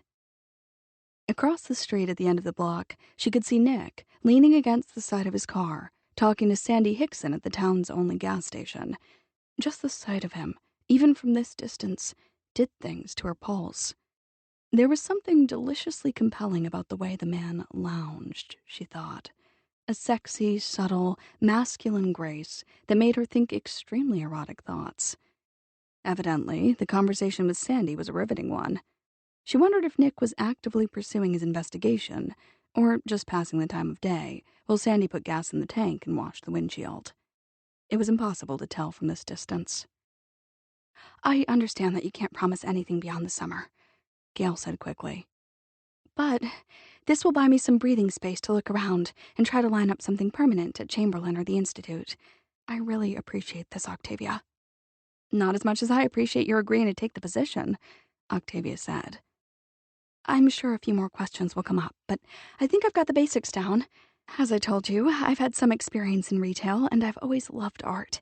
In a way, this is a perfect job for me. I'm going to enjoy it." "You might as well start this afternoon, if you're free, that is." "Yes, Mom is looking after Anne. I'll give her a call and tell her that I've started working. She'll be very relieved." "Good. I've got a lot of things to do in the next few weeks. I'm planning to move, you know. And then there's the children's art show. Also, I have to get started on making arrangements to sell both branches of Bright Visions." The list of objectives had become her mantra, she realized. She ran through it in her mind whenever she felt dispirited or depressed about her life at the end of the summer. It kept her focused. Gail hesitated. "I know it's none of my business, but do you mind if I ask why you feel you have to sell your galleries and leave the state?" "I've been sort of drifting for a while," Octavia said. "Trying to decide what I want to do with my future. I don't have all the answers yet, but I've definitely come to the conclusion that I need to move on." Gail nodded sympathetically.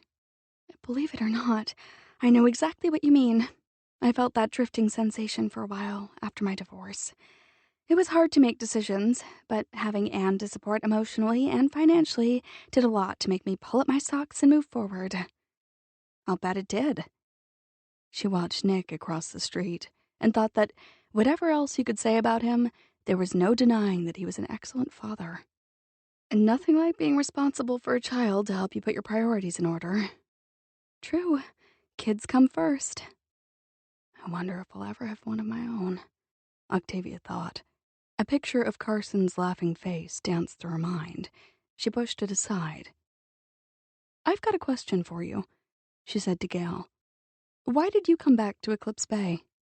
"Anne has reached the age where she's starting to ask why her daddy doesn't come see her," Gail said.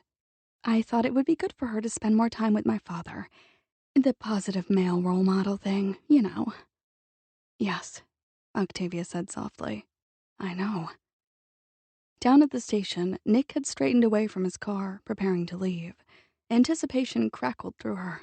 She wondered if he was getting ready to drive here to the gallery to give her an update on his progress. Maybe she would suggest that they talk over lunch. Yes, that sounded good. A business lunch. She could leave her new assistant in charge of the gallery. But Nick did not get behind the wheel of his car. As she watched, he started purposefully across the street, heading toward the entrance to the total eclipse. What on earth? She stepped outside onto the sidewalk to get a better look. Good grief, he's going into that dive. Who? Gail came through the opening behind her. She glanced down the street with a puzzled expression. "Nick Harte?" "Yes, it's almost lunchtime. Maybe he decided to pick up a sandwich there." "At the total eclipse?" Gail wrinkled her nose. "Good way to get food poisoning if you ask me." "You're right." Intuition kicked in. "I'll bet he's following a lead." Gail glanced at her with open curiosity. "It's true then. Nick Harte is playing private eye for you and AZ and the others?" "He's not playing private eye. He's making serious inquiries into the situation." I don't know how many serious folks he's going to find inside the total eclipse, especially at this time of day." Good point. She'd been in town long enough to have learned something about the clientele of the total eclipse. "You know, I don't like the look of this. Who do you suppose he's going to talk to inside that joint?" "Well, there's Fred, the owner," Gail said. "Of course." She relaxed a little. "He tends the bar. Bartenders always pick up useful tidbits of gossip. The hero in Nick's books often consults them." "And if memory serves," Gail continued dryly, "you can usually count on finding Mean Eugene and his sidekick, dickhead Dwayne, in there most days." "I know what you mean. I've seen them on the street and in Fulton's occasionally. They're always together. I've heard that mean Eugene name, but I hadn't realized the skinny one was called Dickhead. Dwayne and Eugene have been buddies for as long as anyone can remember. They tend to reinforce each other's worst characteristics. Eugene calls the shots and Dwayne goes along. It is generally felt in these parts that anyone who would do whatever Eugene told him to would have to be a dickhead. Hence the name. I can see the logic.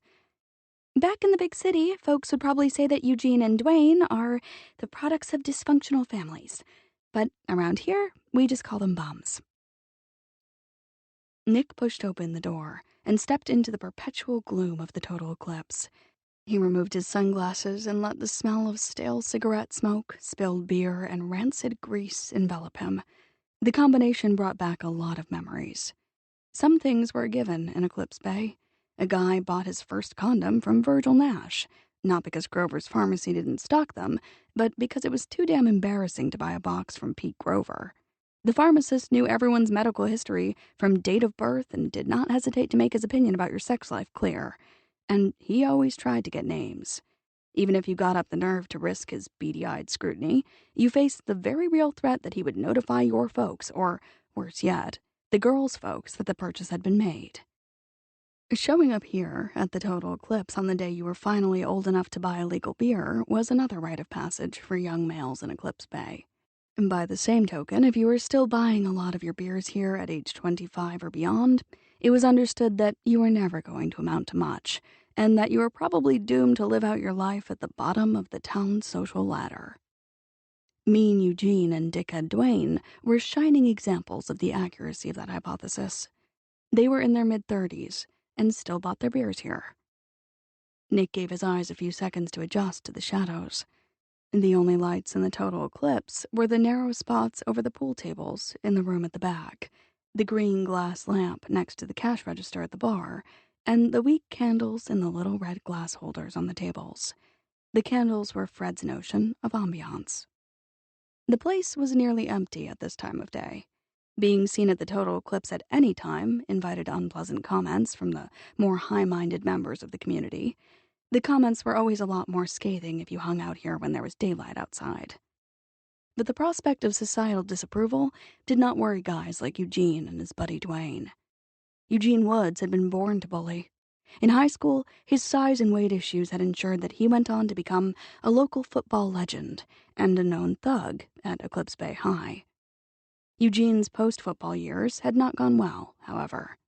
The layer of padding that had stood him in good stead on the field had increased in volume, and his brutish ways had earned him an extremely limited circle of friends. Sooner or later, his poor work ethic screwed up any job he managed to land. Dwayne was his constant companion. Dickhead was not really an accurate descriptor, at least not when applied to Dwayne's features. He reminded Nick more of an oversized insect. Dwayne was thin and brittle, with spidery legs and arms. He looked as if he'd crunch if you stepped on him. He twitched a lot, too, like a bug that had been hit with a dose of pesticide. Bar stools were uncomfortable for a man of Eugene's proportions. Nick looked for his quarry in one of the booths.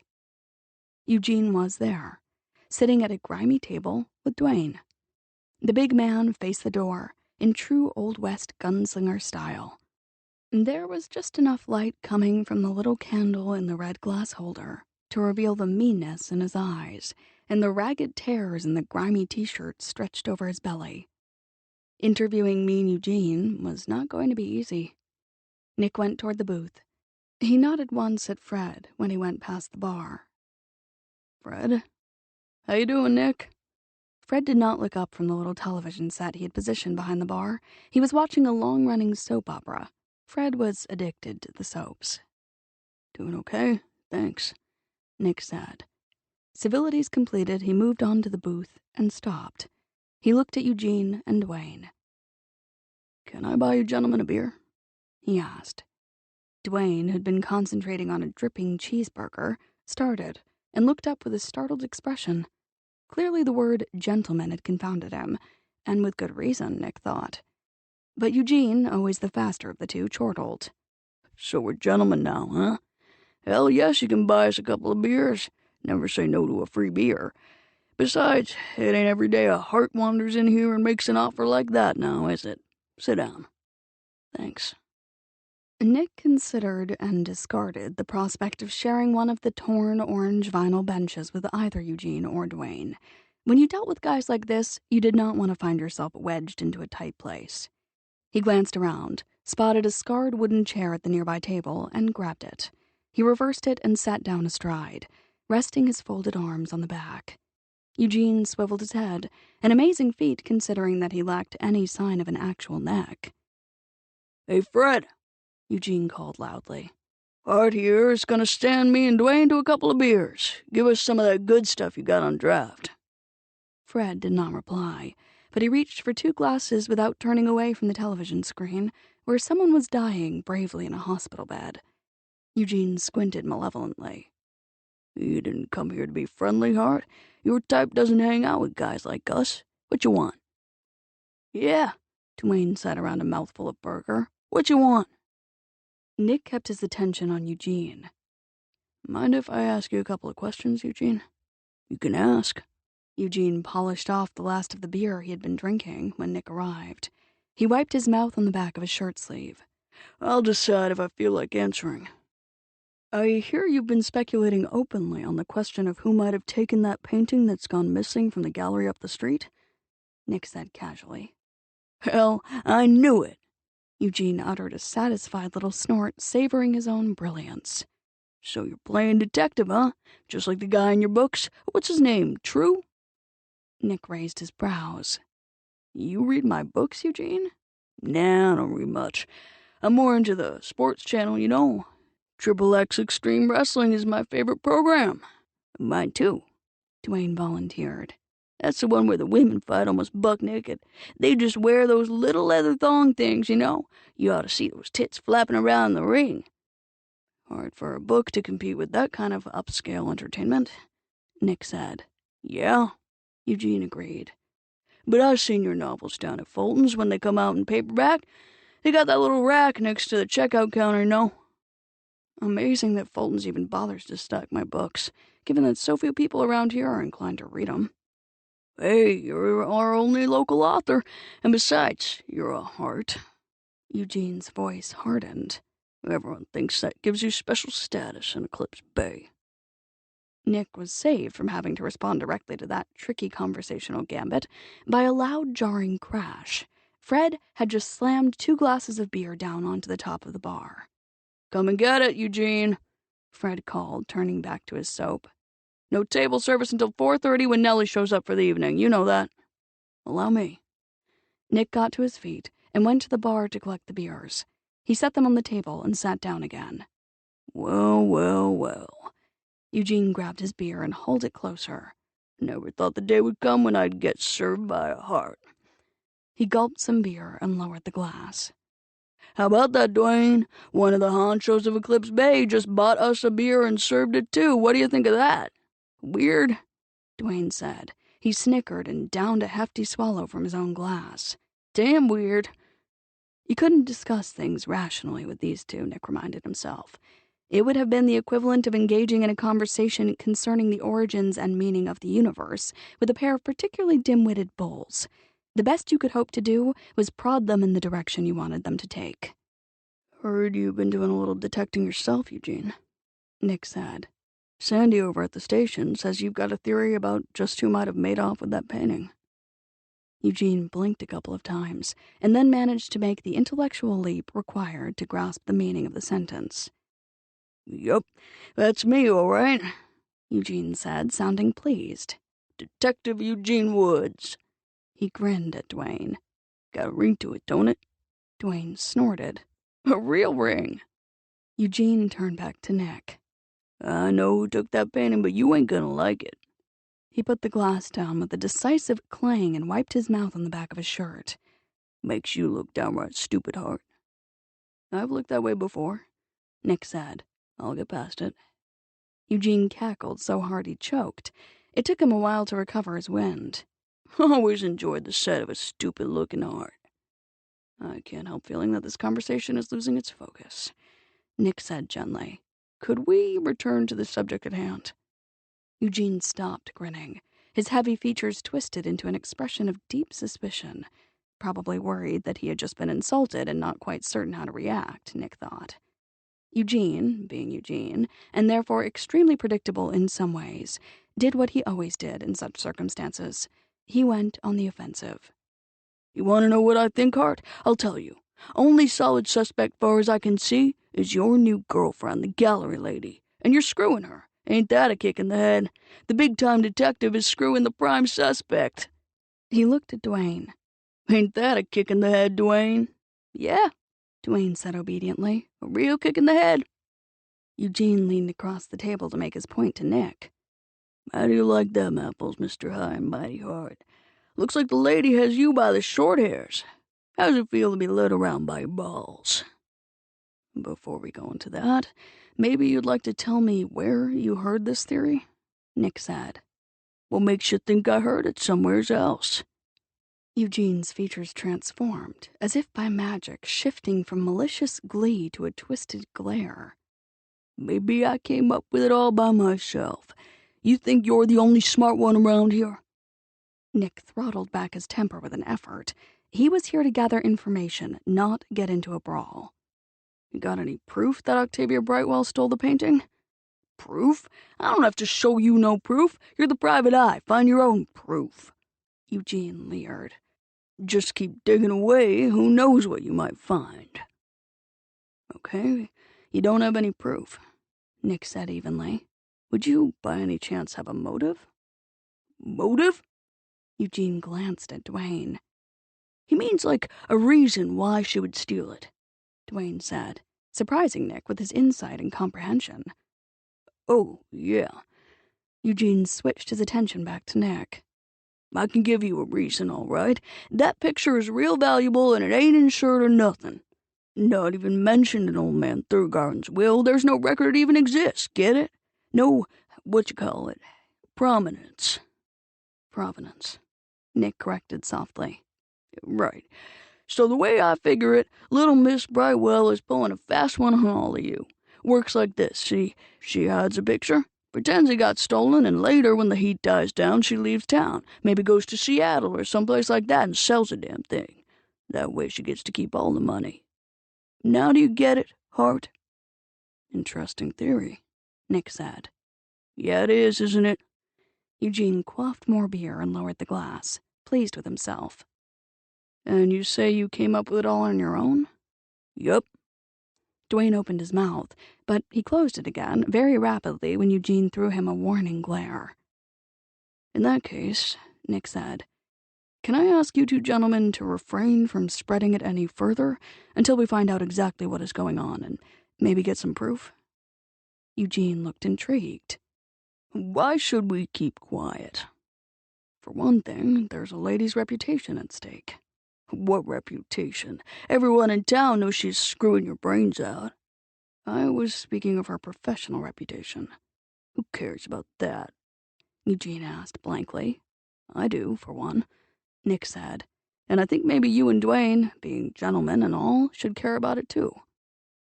They both looked at him, as if he'd suggested that they should care about quantum physics. Eugene recovered first.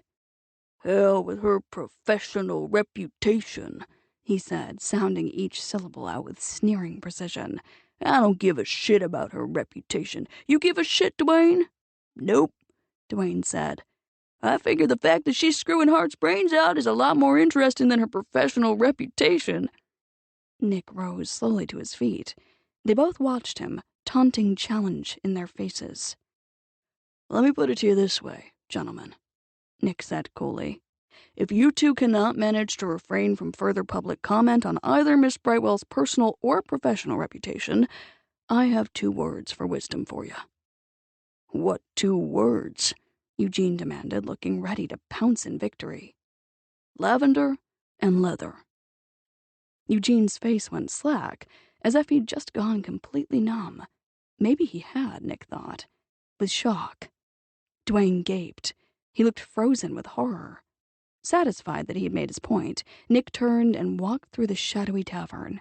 He pushed open the door and went out into the sparkling sunlight, and immediately collided with Octavia, who had just put her hand on the door to open it. "Excuse me, she began, stepping hurriedly back out of the way. Then she recognized him. "Oh, it's you." "Yeah, it's me." The transition from night to day dazzled his vision. Or maybe it was the sight of Octavia in a dress that was roughly the color of a tequila sunrise and was splattered with impossibly oversized orchids. He took his sunglasses out of his pocket and put them on. She glanced past him toward the door of the tavern. What happened in there? "I confirmed something that I've long suspected. What?" No one in this town reads my books." Chapter 14. "I read them," she said. "You don't count. You're leaving town in a few weeks, remember?" He took her arm and steered her away from the entrance. "What the hell are you doing here? I hope you weren't planning to eat lunch at the Total Eclipse. You weren't raised in Eclipse Bay, so you probably lack the necessary immunity to survive Fred's cooking." "I wasn't planning to eat there. I saw you go inside and I knew you had probably gone in to talk to someone about the painting." "Brilliant deduction." Across the street, Sandy Hickson was watching them with great interest, a dripping squeegee dangling absently from one hand. Nick took Octavia's arm again. "Come on, let's get you out of here. There's enough talk about you going around as it is." She skipped a little to keep up with him. "Did you learn anything in the total eclipse?" "Always something to be learned in the Total Eclipse," he said flatly. "It is never less than an enlightening experience." She frowned. "What happened in there?" "Long story." "It's lunchtime. Why don't we go somewhere and you can tell me this long story?" He looked at her. "You know," she said with a determinedly bright smile, "you can give me a report." A report, he thought. First he was therapy and now he was business. This relationship was not improving. On the contrary, it seemed to be going sideways. But an invitation to lunch counted for something. "Okay," he said, "but you're the client, so you're buying." She flushed a little and did not seem amused. "Certainly. Where shall we go?" "I assume you have to get back to the gallery right away. We can grab a bite at the incandescent body." "Well, actually, no, I don't have to get back to the gallery right away," she said smoothly. "I just hired an assistant for the summer, Gail Gillingham. She said she could handle the place for the afternoon." "Gail?" He thought about that. "Good choice." "I think so. Unfortunately, I can't offer her anything permanent, but she said that the position will give her some breathing space in which to hunt for a better situation. You know what they say, the best time to look for a job is when you've already got one." "Yeah, I've heard that." He kept his grip on her arm and angled her across Bay Street, steering toward the gas station, where his car was still parked at the pump. "Gail has a very professional attitude, and she's smart," Octavia said, trotting briskly along beside him. "I think that eventually she'll turn up something at the Institute or at Chamberlain." "Probably." Octavia finally noticed that they were halfway across the street. She frowned. "Where are we going?" "To get my car." "Oh." When they reached the BMW, Nick opened the door on the passenger side and stuffed Octavia into the seat. He closed the door and reached for his wallet. "What do I owe you, Sandy?" $23. Sandy peered through the windshield, looking at Octavia. "Everything go okay in the Total Eclipse?" "Sure." Nick handed him the cash and started toward the driver's side of the car.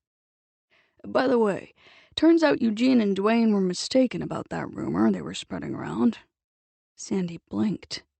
"You mean the one about Miss—" He broke off abruptly when Nick gave him a hard look. He swallowed heavily. "Wrong, huh?" "Yeah." Nick opened the door. "Completely false. Be a good idea if you didn't pass it along. Know what I mean?" "Right," Sandy said quickly and nodded. "A big mistake." Nick got behind the wheel. "You got it," he said through the open window. "Big mistake." He drove out of the station, aware that Octavia was watching him intently. "What was that all about?" she asked. "Nothing important." "Don't give me that. You deliberately intimidated Sandy Hickson. I want to know why." He turned the corner and drove up the street that led away from the waterfront. "I didn't do a damn thing to Sandy." "Yes, you did. I saw you. Something about the way you looked at him. I call that intimidation. Why did you do it?" He contemplated that question for a while. Then he shrugged. "Okay. You should probably know what's going on, seeing as how you're the client and all. Absolutely. She put on her own dark glasses, settled back into her seat, and folded her arms beneath her breasts. Talk. There's a rumor going around that you're the one who swiped the upsell. For a couple of seconds, she did not move, just sat there, gazing blankly through the windshield. Then she whipped around in the seat. Someone thinks I stole it? I picked up the story from Sandy. He said he got it from a couple of colorful types who hang out at Total Eclipse. Mean Eugene and dickhead Dwayne. He was a little taken aback. Somehow it was hard to envision her calling anyone dickhead. He had to keep reminding himself that the fairy queen was not all sweetness and light. Not anymore. Yeah, he said. Those two are spreading the rumor that I'm responsible for the theft, Yeah. Well, I hate to say it, but you must admit that there is some logic to their theory. I mean, I do have motive, opportunity, and a good working knowledge of the art world. How hard would it be for a slick operator like me to scam a bunch of locals like AZ and Virgil and the Heralds? All I'd have to do is make the picture disappear, tell everyone it got stolen, and then a few months from now, when I'm settled in some big city, make it mysteriously reappear. Presto, my name is suddenly legend in the world of modern art. Not hard, he agreed. And no one back here in Eclipse Bay would have a clue. No one but me, he corrected mildly. You wouldn't have any way of knowing what had happened either, not unless you made it a point to keep up with events in the art world. He did not take his eyes off the road. I'd do that, though. You would? Let's just say I'd keep up with events concerning you. Oh. She mulled that over for a while, and then, apparently not knowing what to do with it, let it go. She tightened her arms around her midsection. Well, it's all moot, because I did not steal the painting. I explained that to Eugene and Dwayne. You did? Something in her expression lightened. That was very nice of you. That's me, Mr. Nice Guy. I'm serious, she said. That rumor about me taking the painting sounds quite logical when you think about it. I can see where responsible people might start to wonder if I was the thief. After all, I am related to Claudia Banner, and everyone knows what she did here. He said nothing. I appreciate your support. Hey, you're the client. I lose you, I lose my fee. What fee? She asked warily. Good question. Been wondering about that myself. What fee?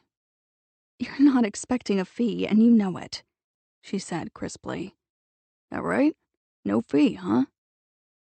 They were in the woods now, climbing the hillside above the town. The cool green canopy cut the bright sunlight. He watched for the familiar sign. Stop making a joke out of this, she said briskly. We both know why you're looking for the painting. You want to help AZ and Virgil and the others. Not exactly, he said. What does that mean? Means not exactly. The sign inscribed with the faded words, Snow's Cafe, came into view. The parking lot was crowded with vehicles, ranging from bicycles to Volvos. Most of them, he knew, belonged to students and staff from nearby Chamberlain College. Arizona had catered to that particular clientele since she had opened the restaurant. He turned off the road and parked next to the shiny little yellow Volkswagen. You know, Octavia said coolly, the macho cryptic private eye talk reads well in your books, but it doesn't go over so great in person. I hate when that happens. He unfastened his seatbelt and climbed out before she could pursue that line of inquiry. He was not in the mood to explain that the real reason he was playing private eye was because of her. Something Eugene had said came back to him. How does it feel to be led around by your balls? That was Eugene for you, a real relationship guru, downright insightful. He shut the door and started around the rear of the car. By the time he got to her side, she was already out of the front seat, moving toward him with a determined stride. She gripped the handbag slung over one shoulder very tightly, and there was a dangerous look in her eyes. Damn, he was getting hard. He opened the door of the cafe and ushered her into the pleasant gloom of the comfortably shabby interior. Tough-looking rock stars of another era, thin and angry and wearing a lot of leather, glared down at them from the ancient posters that decorated the walls. The music piped through the old speakers came from the same time warp as the posters, but the decibel level was kept reasonably low so that you could hold a conversation without shouting. Arizona did not spend much time here these days. She relied on employees she recruited from the work-study offices of Chamberlain. She trained a new crew at the beginning of each academic year, and she paid them handsomely. The result was a remarkably loyal staff that, in turn, freed her to concentrate on what she saw as her chief mission in life, keeping tabs on the goings-on at the Institute. Getting back to the way you explained things to Eugene and Dwayne, Octavia tossed her bag into the booth and slid in beside it. Maybe you'd better tell me precisely what you said. Hard to recall precisely what I said. He flipped open the plastic-coated menu. Portions of Arizona's bill of fare were occasionally updated to reflect passing trends, such as soy products and veggie patties, but mostly AZ stuck with the basic student food groups: burgers, fries, and pizza. Talk to me, Nick. I'm very serious here. What did you say to Eugene and Dwayne? Why is that conversation of such great interest to you? He asked, not looking up from the menu. Because the more I think about it, the more it worries me. I don't know those two well, but from what I've heard about them, it would surprise me if they took good advice willingly. I tried to provide an incentive. She went very still on the other side of the table. That's what I was afraid of. Look, don't worry about it, okay? I'm worried. She reached out and plucked the menu from his fingers. What magic words did you use to make them back off those rumors? What the hell, he thought. She would probably find out sooner or later anyway. He lounged against the padded seat back and contemplated her for a moment. Lavender and leather, he said finally. I beg your pardon? Lavender and Leather is the name of a gay bar located in the Capitol Hill neighborhood in Seattle, he explained. About a year ago, Eugene and Dwayne went off to the big city, had a few beers, and decided it would be amusing to hang out in the vicinity of the establishment. They planned to entertain themselves, hassling some of the patrons. She was instantly incensed. And here I've gone out of my way to be polite to them whenever I see them on the street. I actually feel sorry for those two. The interesting part is that being Eugene and Dwayne, they managed to misjudge their intended victims. They picked on a couple of guys who had studied the martial arts. In short, Eugene and Dwayne got their asses kicked. Literally. It was not, I am told, a pretty sight. Oh, good. Octavia brightened. I love stories that end like that. They confirm Aunt Claudia's theories about karma. Eugene and Dwayne apparently got a real jolt of karma that night. He picked up the menu she had taken from him and opened it again. As you can imagine, however, it is not an incident they wish to have widely publicized here in Eclipse Bay. Ah, so that's it. Now I understand. No one here knows about their humiliating experience in Seattle. Trust me, it is perhaps the best-kept secret in Eclipse Bay. If it ever got out that two gay men had used Eugene and Dwayne to mop out an alley, I doubt if the dynamic duo would ever be able to appear in public around here again. She propped her elbow on the table and rested her chin on her hand. In other words, you threatened Eugene and Dwayne. That's pretty much what it comes down to, yeah. Subtlety does not work well with those two. He looked up at that. What? If no one here in Eclipse Bay knows about Eugene and Dwayne's excellent adventure in Seattle, how did you learn the details? Virgil Nash. Virgil? What does he have to do with Eugene and Dwayne? As little as possible, like everyone else. It's another long story, but I'll give you the short version. Several years ago, back in our wilder days, a bunch of us used to get together with some other guys out on a road near the bluffs to race our cars. I thought drag racing was illegal. Hey, we were 19-year-old guys with cars. What else could we do? Right, guys with cars. Go on. At the time, Eugene's pride and joy was a Ford that he boasted could beat anything else on the road. He was winning regularly, but one night, I beat him. He didn't take losing well, to put it mildly. After the race, he followed me home. It was 1 o'clock in the morning. Go on. He had Dwayne with him, naturally. They probably egged each other on. At any rate, Eugene started playing games on the road that runs along the low cliffs just south of town. I know it. There are a lot of tight curves. What kind of games? Coming up fast from behind, nipping at the bumper of my car, pulling up alongside and swerving toward us just as we went into a curve. Us? He shrugged. Jeremy was in the car with me that night. I see. She looked thoughtful. We didn't know if Eugene was really trying to force us off the road or merely attempting to scare us. He was more than just annoyed because he had lost to me that night. He was crazy mad. What happened? I figured I had two choices. I could either try to outrun Eugene, which would have been dicey on those curves, or I could try to fake him out. I went for faking him out. Jeremy watched him while I concentrated on driving. When Eugene made one of his moves to pull alongside, Jeremy gave me the word. His timing was right on the mark. I braked hard, Eugene kept going, and lost control. His car went over a low bluff and down a short incline, and landed in some shallow water. Oh, well, obviously he and Dwayne weren't killed. No, the only thing that saved them was the fact that the tide was still partially out. I stopped at the top of the bluff, and Jeremy and I went down to see how bad things were. Eugene was slumped over the wheel. At first, we thought that he was dead, but then we realized he was just badly dazed.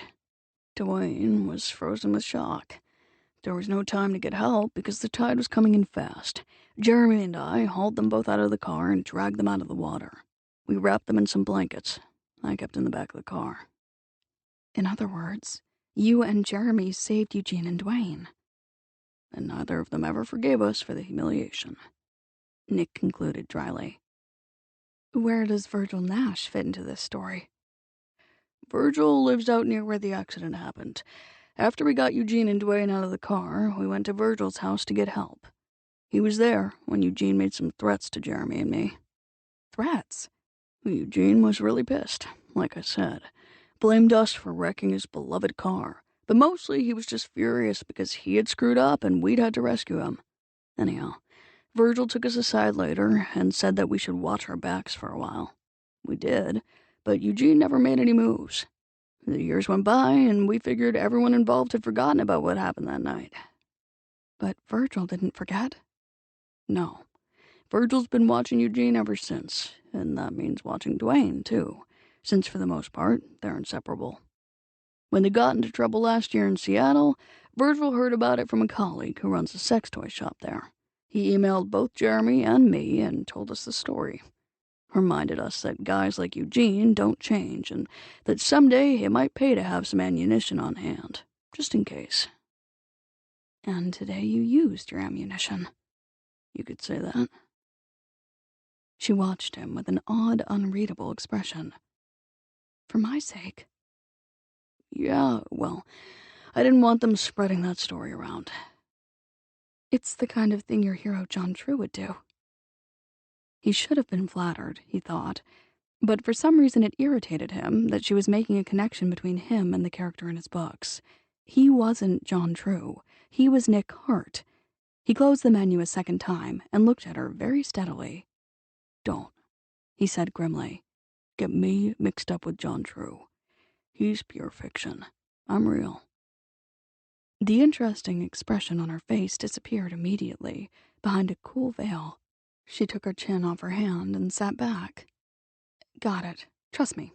I won't make that mistake. Good. He was more annoyed than ever now. What the hell was wrong with him today? A young waiter appeared, saving him from getting too deep into the introspective thing. Octavia ordered a salad. Nick realized that he was hungry. The confrontation at the total eclipse had given him an appetite.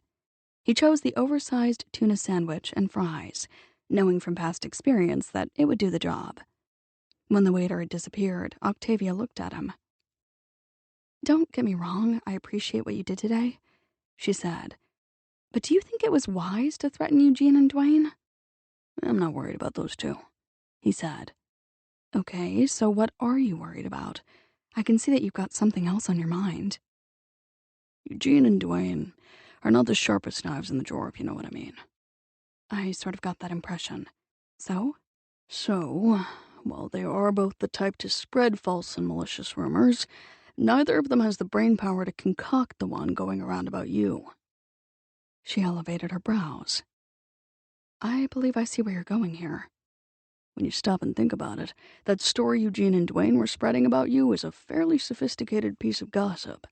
They gave you motive and opportunity, and they've added a few inside bits about how the art market works. Eugene even tried to use the word provenance. Not the sort of word you'd expect a guy like him to have in his vocabulary. No. From what I've heard about those two, they aren't likely to know much about the art market either. Highly doubtful, he agreed. Which means that they are probably not the source of the rumors. Probably not. She was quiet for a moment. Her expression turned somber.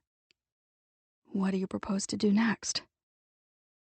"I'm going to try to find out who started the gossip about you," he said. "I figure whoever's responsible for the rumors might have had a motive for implicating you." Like maybe to cover up his own involvement in the theft of the painting? Yeah. He hesitated, and then decided to give her the rest of it. "There's something else that bothers me about that elaborate story, too." "What?" "It would have been a lot simpler to point the finger of blame at the Heralds. They already seem a little suspicious to most folks. Instead, whoever concocted it chose you for the fall guy." "You think this may be personal?" "Yeah," he said. "I do. I've come to the conclusion that someone isn't just looking for any scapegoat. Whoever took the painting wants to make you, in particular, look guilty." Chapter 15. Anne came into the gallery with Gale the following morning. She clutched a carefully rolled-up sheet of drawing paper in both hands. "I brought you my picture," Anne said in her whispery little voice. She held it out to Octavia. "Thank you." Delighted, Octavia came around from behind the corner to take the rolled artwork. "I'm so glad that you decided to enter a drawing in the show, Anne." Before she could unroll the picture, Nick and Carson walked into the gallery. Nick carried a paper sack bearing the incandescent body logo. Carson had a cup of hot chocolate in one hand. "Morning, Gale," Nick said. "Hi, Anne." "Hi," Gale replied. "Say hello to Mr. Harte, Anne." "Hello, Mr. Harte." "This is Carson," Nick said. "Hi," Carson said cheerfully. He looked at Anne and then at the rolled-up drawing in Octavia's hand. "Is that your picture?" "Yes," she said. "I did one too. Miss Brightwell put mine in a gold frame." He looked at Octavia. "We brought you some coffee and a muffin." "Thanks," Octavia said. "That sounds good." "Let me see Anne's picture," Carson said. "I was just about to look at it myself, and then Anne can select her frame." Octavia carefully unrolled the drawing and put it down on a low table. She looked at the picture, ready with admiring words. Then she took a second look, awed by the remarkable talent displayed in crayon. The form, color, shading, and expression were astounding, especially given the age of the artist. In some ways, it was clearly a child's picture, but in others, it vibrated with the raw power of a gifted and as yet untrained artist. "Anne," she said very gently, "this is a beautiful picture. Incredible." Anne looked thrilled. "Do you really like it?" Octavia took her gaze off the picture with some reluctance and looked at her. "Yes." She caught Gale's attention. "It is quite remarkable, to be honest." "I told you she was good," Gale said with quiet pride. "Brilliant is more like it," Octavia murmured. Carson was alarmed now. "Let me see." He hurried closer and examined the picture with an expression of mounting outrage. "It's a dog." "It's Zeb," Anne told him. "He's my dog. Well, partly mine. He belongs to Grandpa, but Grandpa says I can share him." Carson rounded on her. "You can't do a dog for the art show. I did Winston." "Carson," Nick spoke quietly. "That's enough." Carson turned to him. "But, Dad, she can't do a dog. I already did one." Anne started to look uncertain. She glanced from her mother to Octavia for reassurance, and then glowered at Carson. Miss Brightwell said I could make any kind of picture I wanted. That's right, Octavia said calmly. No two dog pictures are the same, so we can have any number of them in the art show, just like we can have any number of house pictures and flower pictures. Carson was not appeased, but he obviously knew that he was fighting a losing battle. It's not fair. Take it easy, Carson, Nick said. You heard Miss Brightwell. No two dog pictures are the same, so there can be lots of them in the show. Each one is special, Octavia assured him. Each one is unique. Your picture of Winston doesn't look anything like Anne's picture of Zeb.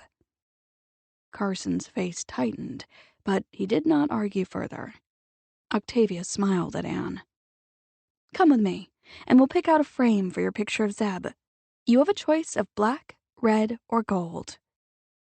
Anne brightened instantly. I want a gold one, please. Carson clenched his hands into small fists at his sides. Nick took Carson out of the gallery. They went across the street and walked out onto the pier. Nick stopped at the end and braced a foot on one of the wooden boards that formed the railing. He peeled the top off his cup of coffee. You want to tell me what's wrong? He asked.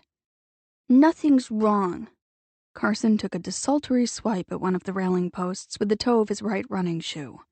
It's just not fair. Why isn't it fair? It just isn't, that's all. My picture was the only dog picture until now. That's why Miss Brightwell liked it so much. So that's what this is all about, Nick thought. He took a swallow of coffee while he considered how to handle the situation. He understood Carson's position better than his son realized. Every time he thought about Jeremy and his artistic talent and how much Jeremy had in common with Octavia, he was flooded with a wholly irrational jealousy, too. Miss Brightwell made it clear that she likes both dog pictures, Nick said. She likes Anne's better than mine, Carson muttered. How do you know that? Anne's is better, Carson said. It was a simple statement, uttered in the tone of voice of a guy who knows his hopes are doomed. Mind if I ask why you care so much what Miss Brightwell thinks about your picture of Winston? Nick asked. Is this just a simple manifestation of the Harte competitive instinct, or is there something else going on here? Carson frowned. Huh? Sometimes he had to remind himself that Carson wasn't quite 6 yet. He was smart, but words like manifestation and competitive instinct could still throw him. Remember, the children's art show isn't a competition. Miss Brightwell isn't going to choose a winning picture. All the drawings will be exhibited. There won't be any losers. Doesn't mean Miss Brightwell doesn't like Anne's picture best, Carson grumbled. Why do you care? I mean, let's face it. You've never shown a lot of interest in art until you decided to draw a picture for Miss Brightwell's show. I want Miss Brightwell to like my picture best. How come? Carson shrugged. She likes artists. If she thought I was a good artist, maybe she'd like me better. Better than what? Better than she likes Anne? Carson kicked the post again. The blow was not so forceful this time, more of a gesture of frustration. I don't know. She likes you a lot, Nick said. Trust me. Carson took another half-hearted shot at the post with the toe of his running shoe, definitely losing steam now. A little boy struggling to deal with complex emotions that he doesn't comprehend, Nick thought. They stood there in silence for a while, morosely watching the sunlight dance on the waters of the bay. Nick finished his coffee. I want her to like me, too. I don't want her to think of me as therapy or business. I want her to want me the way I want her. He heard a crumpling sound and looked down, vaguely surprised to discover that he had crushed the empty coffee cup in his hand. Irritated, he tossed the remains into the nearest trash bin. An adult male struggling to deal with complex emotions that he doesn't comprehend, he thought. Well, at least he wasn't going around kicking fence posts, a definite sign of maturity. So, he said, what do you say we ask Miss Brightwell to have dinner at our house tonight? Think she'd come? Carson asked with sudden enthusiasm. I don't know, Nick said, determined to be honest. But we're a couple of hearts. That means we go after what we want, even if we lose in the end. I know, Carson said. She likes salads. Tell her we're gonna have a really big salad. Good idea. Salad, Octavia said a few minutes later when they presented her with their proposition. With lots and lots of lettuce, Carson assured her. As much as you want. Nick leaned back against the counter and folded his arms. Maybe a couple of radishes, too, he promised. She gave him that mysterious smile that left him in limbo. I could hardly pass up an offer like that, she said. It's a date. Nick turned to Carson. Guess we'd better hit Fulton's before they run out of the best lettuce. Okay. Carson whirled and rushed toward the door. Nick looked at Octavia. Thanks. He's dealing with his first ever case of professional jealousy. Ann's picture of Zeb hit him hard. I noticed. Outside, Jeremy drove his Nissan into the little parking lot. Nick watched him climb out of the car and start toward the row of shops. Carson realized right away that Ann's picture was much better than his, he said to Octavia. The art show isn't a competition. Yeah, I reminded him of that. He crossed the showroom to the open door. But he's a Harte. He had an agenda when he entered his picture of Winston in your show. He wanted you to think his drawing was the best. Now he's worried that he's been outclassed by a better artist. She nodded. I understand. Outside on the sidewalk, Jeremy had paused at the entrance to Seaton's Antiques. He glanced at Nick, his face impassive. Then he opened the door and disappeared into his grandmother's shop. I'm really glad to hear that you understand, Nick said softly. Because I'm having a similar problem. She leaned her elbows on the counter. You're worried that you've been outclassed by a better artist?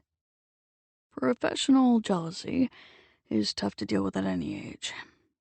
He went outside to join Carson.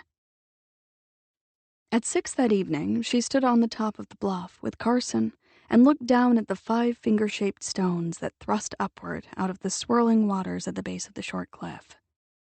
It's called Dead Hand's Cove, Carson explained, cheerfully morbid.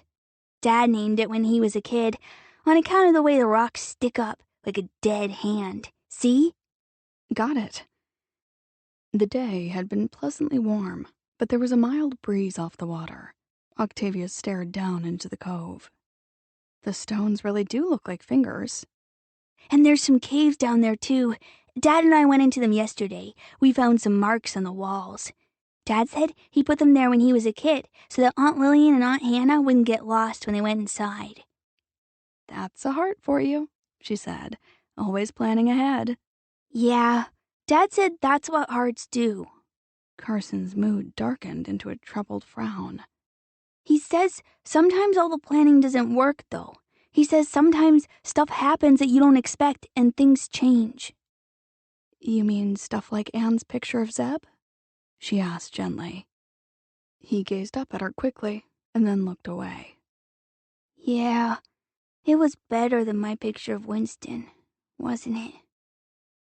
She sat down on a nearby rock so that their faces were level.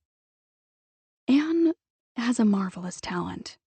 If she decides to work hard at her drawing, and if she has a passion for it, I think she could someday be a fine artist. Yeah. He kicked at a clump of grass. Different people have different kinds of talents, she said. It's true that Anne has a gift for drawing, but the fact that you could see that her picture was so good means that you have another kind of talent. He glanced at her, still scowling, but intrigued now. What kind? It isn't everyone who can take one look at a picture and know that it is very good. Big deal. Yes, it is a big deal, she said matter-of-factly. You have an eye for excellence, and that talent will be an enormous asset to you in the years ahead. How do you know? He grumbled. Because it's the same talent I've got. That stopped him for a few seconds. Then he looked appalled. The same kind? Yes? But I don't want to run an art store. I want to run a big company, like Granddad Hamilton and Great-Granddad Sullivan. Dad says it's probably what I'll do on account of it's in my genes or something. The talent to recognize quality and beauty when you see it will be useful to you no matter what you do with your life, she said. You're sure? Positive. 'Cause I don't want to have to run a little art gallery like yours. Don't worry, I doubt if you'll end up doing that for a living. But you may decide to buy art to hang in your home or on the walls of your office someday, and with your talent, you'll be able to buy really excellent art. You won't have to pay a consultant to tell you what's good and what's not so good. You'll be able to make your own decisions. Huh. But he was clearly somewhat mollified by the prospect of making decisions. Who knows, she said. Maybe someday you'll be in a position to buy one of Anne's paintings. I'm not gonna buy any pictures of her dumb dog, that's for sure. Dinner went well, Nick thought later. He was unaccountably relieved, even pleased. It had, after all, been a new experience for him, and not that he couldn't do salad and boil a pot full of some of Rafe's ravioli stuffed with gorgonzola cheese, spinach, and walnuts. He had, after all, been cooking for himself and Carson for quite a while now. But when he had resumed his social life a year or so after Amelia's death, he had consciously, or unconsciously, confined himself to women who, he was fairly certain, would not have been comfortable sitting at a kitchen table with a precocious kid. Maybe the women of the Harte family had been right all along, he thought. Maybe he just hadn't wanted to see any of his dates in a domestic light. You looked at a woman differently after you'd seen her hanging out in your kitchen, carrying on an intelligent conversation about dogs and dinosaurs with your son. Whatever the case, one thing was certain. When he looked across the old kitchen table this evening, a wooden table that had been scarred and scuffed with the marks of 3 generations of Harte family meals, it had hit him with shattering clarity that Octavia looked perfect sitting here with Carson and himself. They played all of the ancient board games that had accumulated in the hall closet over the years, until Carson reluctantly fell asleep on the sofa. Nick carried him upstairs to bed.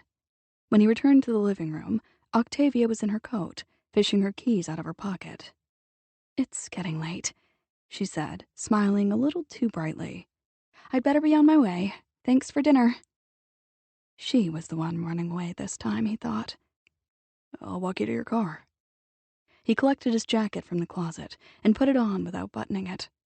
When he opened the front door, he smelled the sea and saw the trailing wisps of a light fog. "Good thing I'm going now," Octavia said. She stepped out onto the porch and looked around. "This stuff looks like it's going to get heavier." Probably. He followed her outside, leaving the door ajar. Thanks for what you said to Carson earlier. He's feeling a lot better now that he knows you're not going to judge him solely on his art. "No problem." The kid's a heart, what can I say? He wants you to like him, and he'll do whatever he thinks will work. He doesn't have to worry. I like him. A lot. He's a pretty terrific kid. He gripped the railing with both hands and looked out into the gathering mist. What about me? You? I'd better warn you that this is a case of like son, like father. She went still on the top step and gave him a politely quizzical look. "You want me to like you?" I want you to like me a lot. She jangled her keys. "If this is about sleeping with me again..." "It is about sleeping with you again," he said deliberately. "But it's also about explaining why I left in such a rush the other night." "I know why you left in a rush. You panicked." He released the railing and swung around abruptly to catch hold of her by the shoulders. "I did not panic." "Sure you did. You're obviously dealing with a lot of unresolved issues connected to the loss of your wife, and when you get too close to a woman, you panic." "Bullshit." She gave him a gentle, sympathetic pat on the arm. "It's all right. I understand. I spent some time going through the grieving process after Aunt Claudia died. I can't even imagine how hard it would be to lose a beloved spouse." He tightened his hands on her now. "It was hard, all right? But not for the reasons you think. I'm going to tell you something that no one else, not even anyone in my family, knows." She stiffened. I'm not sure I want to hear it. "Too late. I'm going to tell you whether you want to hear it or not. You probably know that the man at the controls of that small plane that crashed with Amelia on board was a family friend." Yes, everyone knows that. "Yeah? Well, hardly anyone else except his wife and me knows just what a very good friend he was of Amelia's." Nick, please stop. I found out after the funeral that they had been lovers at one time. They'd quarreled, and each of them wound up marrying someone else. A couple of months before that plane crash, they had reconnected. It seems they'd both reached the earth-shaking conclusion that they had married the wrong people. She touched his cheek and said nothing. They were going off to spend the weekend together at a ski resort that day. His wife thought he was out of town on business. I thought Amelia had gone to visit her sister in Denver. Octavia said nothing, just shook her head sadly. After the funeral, his widow and I talked. We both decided that, for the sake of her son and mine, we would let that story stand about her husband having given my wife a lift to Colorado. Everyone bought it. I see. She lowered her fingers. I'm sorry, Nick. I don't want you to feel sorry for me. He took his hand off her shoulders and cupped her face between his palms. I just want you to understand why I've been a little reluctant to rush back into a serious relationship. You're scared. He set his jaw. I am not scared. Yes, you are. You made the kind of mistake that hearts aren't supposed to make. You screwed up and married the wrong woman once, and you're absolutely terrified of screwing up again. So, it's easier to play it safe. I made a mistake, I'll give you that much. And it's true that hearts don't usually make those kinds of mistakes. But I'll never regret it. She comprehended immediately. Because of Carson. Amelia gave me my son. I will always be thankful to her memory for that.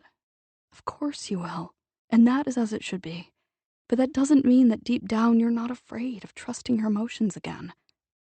I am not afraid, he said evenly. But I am damn careful these days. Amelia and I rushed into marriage because we both thought passion was enough. It wasn't. Next time around, I'm going to take my time and make certain that I know what I'm doing. Know what I think? I think you're being so careful that you get nervous when there's even a hint that a relationship might cross the line between casual and serious. She searched his face. Is that what happened the other night? Did you panic because you thought our one-night stand might turn into something more than that? For the last time, I did not panic, and for the record, I never intended it to be a one-night stand. I beg your pardon. Did you freak out because you were worried that our little summer fling might get too heavy and too complicated? He refused to let her push him into losing his temper. He was trying to accomplish an objective here. Hearts never lost sight of their goals. Correct me if I'm wrong, he said, but I was under the impression that you weren't looking for anything more than a short-term arrangement either, Miss Free Spirit. She flushed. I wasn't the one who ran for the door that night. I was doing just fine with this summer fling thing. I did not run for the door. I left in a hurry, but I did not run. Details. Important details. And I'd like to remind you that I showed up at your gallery the next morning, he said. It's not like I didn't call. And how the hell do you think I felt when you told me that the sex had been therapeutic? You made it sound like a good massage or a tonic, damn it. She bit her lip. Well, it was, in a way. Great. Well, do me a favor. The next time you want physical therapy, call a masseuse or a chiropractor, or buy a vibrator. Her eyes widened. She was starting to look a little unnerved, he thought. For some reason, that gave him an unholy amount of satisfaction. Don't push me, she warned. I haven't been pushing you. He hauled her close. This is what I call pushing you. He kissed her, using everything he had to seduce her into a response. He was not sure what he expected, but he knew what he wanted. He had his agenda. He was going to make her admit that the sex hadn't been merely a therapeutic tonic. He was vaguely surprised and somewhat reassured when she made no move to free herself. After an instant's hesitation, her mouth softened under his. Her arms went around his neck, and her fingers sank into his hair. Heat swirled through him, igniting his senses. He had been right about this much, at least, he thought. She still wanted him. Nothing had changed on that front. He could feel the passion quickening within her.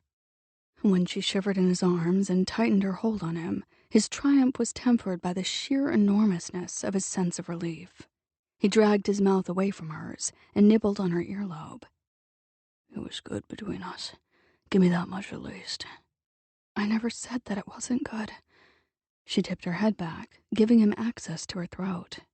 It was great. Then why not enjoy it? The taste of her skin and the herbal fragrance of her hair combined into an intoxicating perfume. He knew that he would never forget her scent as long as he lived. We have the rest of the summer. She tensed in his arms. Her fingers stopped moving through his hair. Very slowly, she pulled away and raised her lashes. Maybe you're right.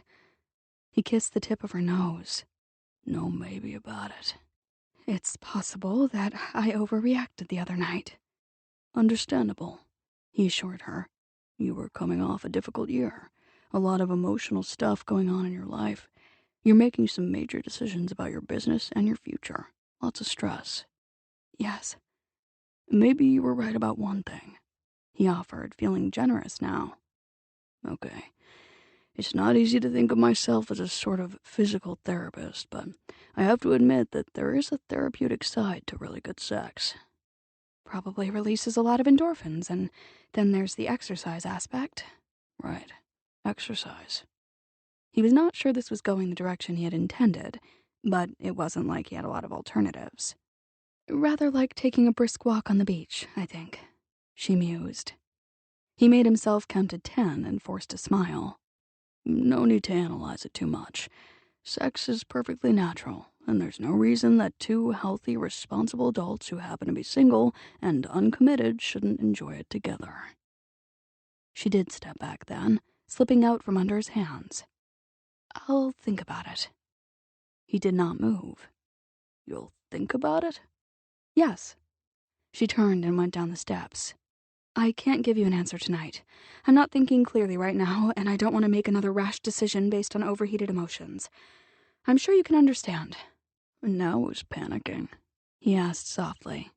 You think I'm afraid of having an affair with you? Yeah, that's exactly what I think. Maybe you're right. She sounded regretful, but accepting of that possibility. As you said, I've been under a lot of stress lately. It's difficult to sort out logic and emotions. He followed her down the steps, shadowing her to the car. When she stopped beside the vehicle, he stopped too, very close behind her. He reached around her, letting his fingers skim across the lush curve of her hip, and opened the door. I'll see you in the morning, he said. Meanwhile, try to get some sleep. She slipped into the front seat. I'm sure I'll sleep just fine, thank you. Lucky you. She started to put the key into the ignition and then paused. One more thing I wanted to say. He gripped the top of the car door. What's that? I think you should give Jeremy a call. Invite him out for a beer, or whatever men do when they want to talk things over. No, just why in the hell would I want to do that? Because you were once good friends, and there's no reason why you can't be friends again. Deep down, he knows that you didn't have an affair with his wife. She turned the key in the ignition, pulled the door shut, and drove away into the night. Chapter 16. Nick knew it was going to be a bad day when he drove into the parking lot of the Incandescent Body Bakery the following morning, shortly after 10, and saw the black limo sitting near the front door. The driver was behind the wheel, sipping coffee and reading a newspaper. I don't need this, Nick said to himself while Carson scrambled out of the back seat. I definitely do not need this. Carson looked up at him. What don't you need, Dad? You'll find out in a minute. He closed the rear door and started toward the entrance to the bakery. I'm gonna have hot chocolate and an orange muffin this time. Carson announced with relish. And we can get some coffee and a muffin for Miss Brightwell, too, okay? I'm gonna have to think about that. He was still feeling pretty pissed off by her parting remarks last night, he thought. She'd had a lot of nerve suggesting that he take the lead in repairing his shattered friendship with Jeremy. Carson looked startled. How come? We always bring her some coffee and a muffin. The situation is getting complicated. But we gotta take her coffee and a muffin. We always take her that stuff. She expects it now. Dad, you promised you wouldn't do anything to make her mad. Okay. We'll get her coffee and a muffin. He opened the door of the bakery. Carson spotted the two men sitting at the small table immediately. Excitement galvanized him into motion. He raced forward at full speed. Great-granddad! Carson looked back over his shoulder. Dad, it's great-granddad. He's here! I noticed, Nick said. He met Sullivan's eyes over the top of Carson's head. Then he flicked a glance at Mitchell, who was looking smug. What a surprise. He took his time following Carson to the table where the two men sat together over coffee. Two canes were propped against one of the chairs. Misleading, those canes, Nick thought. At first glance, you might make the mistake of assuming that they indicated weakness. Nothing could be further from the truth. He had seen photos of Mitch and Sullivan when they had been in the military together decades earlier. They had been young men in their prime at the time, strong and competent, ready to take on their futures. But the picture had been taken shortly after they had survived the hell of combat in a far-off jungle, and the experience had left an indelible imprint on them. If you looked closely, you could still see it in their eyes today. These were two very tough men, the kind you wanted at your back if you decided to walk down a dark alley. They were also both stubborn as hell and downright bloody-minded when it came to getting their own way. But in fairness, Nick thought, those traits ran through every generation of both the Madison and the Harte families. Sullivan grinned at Carson when the boy barreled to a halt at his chair. He gave Carson a hug and ruffled his hair affectionately. Hello there, sport. How are you doing? Hi, Carson replied. Did you come to see my picture in the art show? 'Cause if you did, you'll have to wait for a few days. The show isn't until next weekend. I did a picture of Winston. I won't miss the show, Sullivan assured him. He gave Carson a gentle push toward the front counter. Go get yourself a muffin, on me. Okay. Carson hurried away. Nick looked at Mitchell. This is your doing, I assume? Just thought your grandfather ought to be made aware of what was going on here in Eclipse Bay, Mitchell said with malevolent good cheer. I hear you've been busy lately, Nick. Sullivan picked up his coffee. Trying to find a painting that used to belong to Thurgarten and seeing Octavia Brightwell on the side. Not necessarily in that order, but yeah, that pretty much sums up my summer vacation so far. Accepting the inevitable, Nick grabbed a chair and sat down. But I've got hopes that the situation will improve. After lunch at Dreamscape and some hurried conversation with Rafe and Hannah, who were busy with a crowd in the restaurant, Nick and Sullivan took Carson and Winston down to the beach below the old mansion.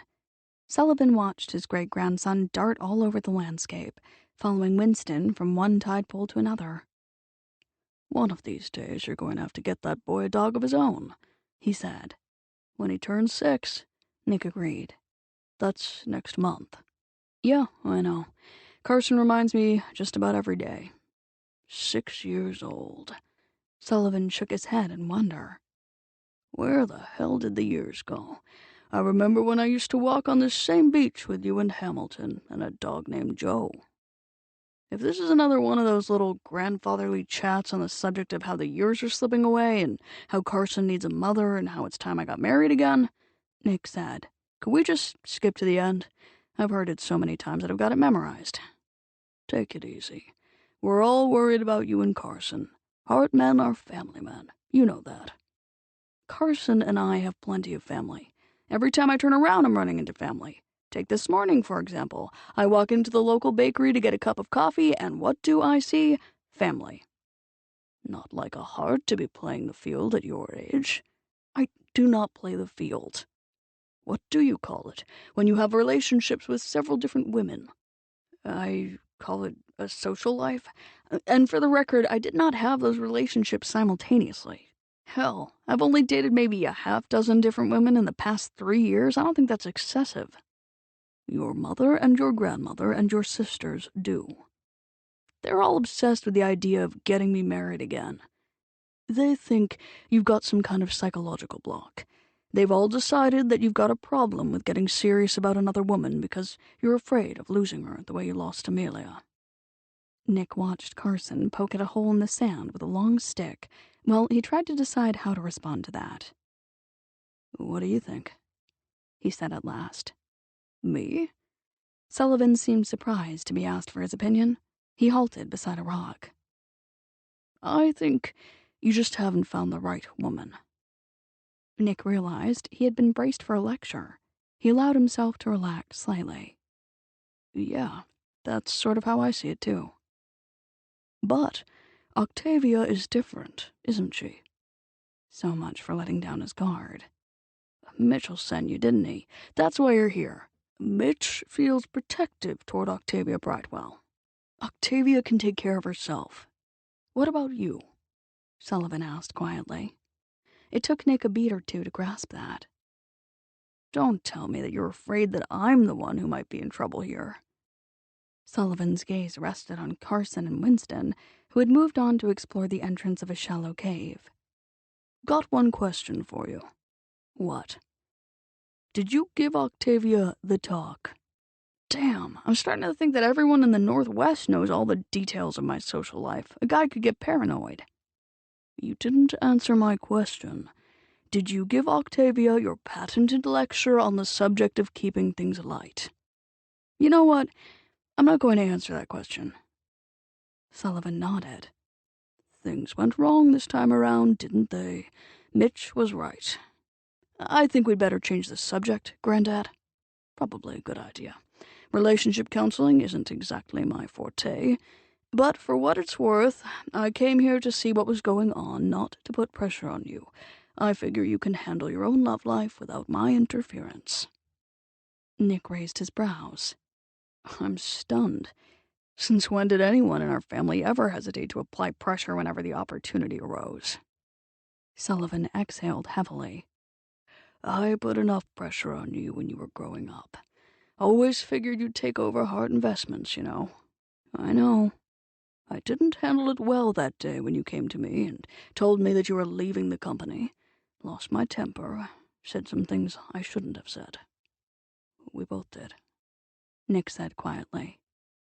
Hamilton cornered me in my office that same afternoon. He was mad as hell, angrier than I'd ever seen him. Told me to back off and leave you alone.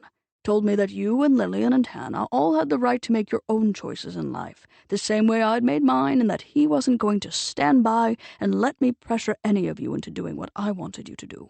He really let me have it that day. Dad said all that? Nick was surprised. He had known that he'd had his father's support when he made his decision to leave the company, but he hadn't realized that Hamilton had gone toe-to-toe with Sullivan over the issue. Yes. Looking back, I can see that he was trying to protect you and your sisters from the kind of pressure I'd put him under when he was growing up. I didn't mean to force anyone into a mold, you know. It's just that I'd always had this vision of HI descending down through the family. I couldn't believe that my grandson didn't want what I had spent so much of my life creating. The thing is, Nick said, groping for the words he needed, Harte was your creation. I needed something that was all mine. And you found it in your writing. I understand that now. Sullivan's jaw tightened.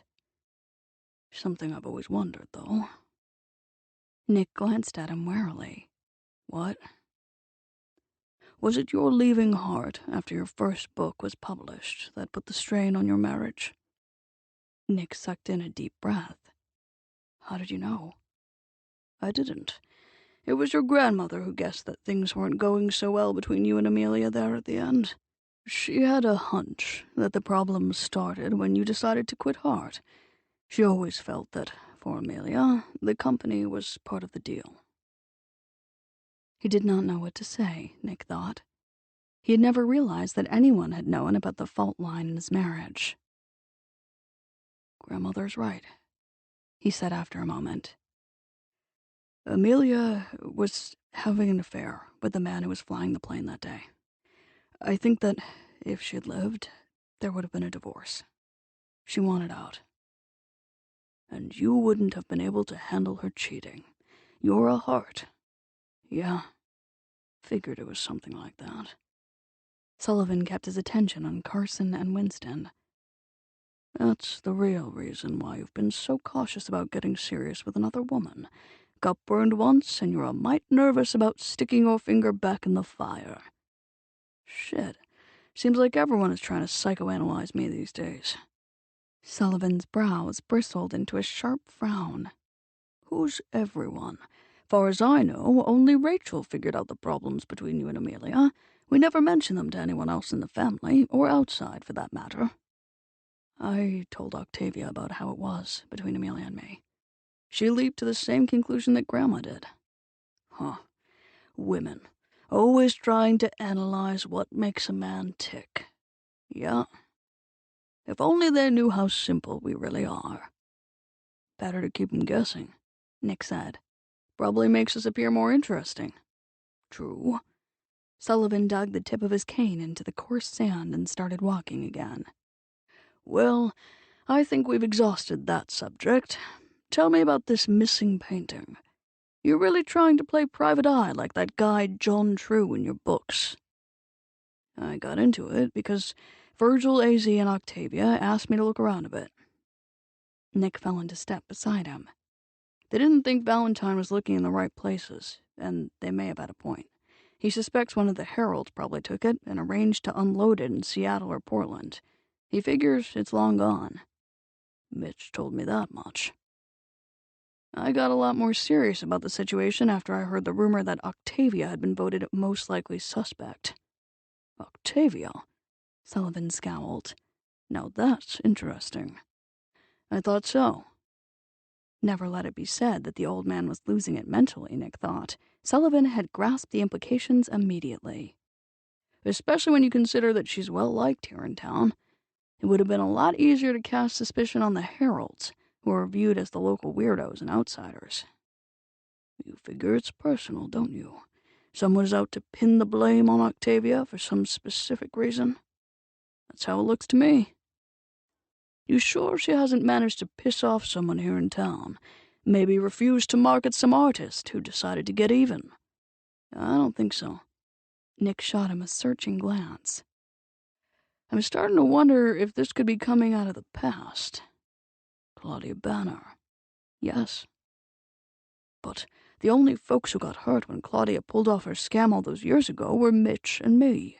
And we're both a little too old for revenge, even if we had a notion to go after it. I doubt if anyone gets too old for revenge, if the motivation is strong enough, but I agree that you and Mitch are not the ones behind this.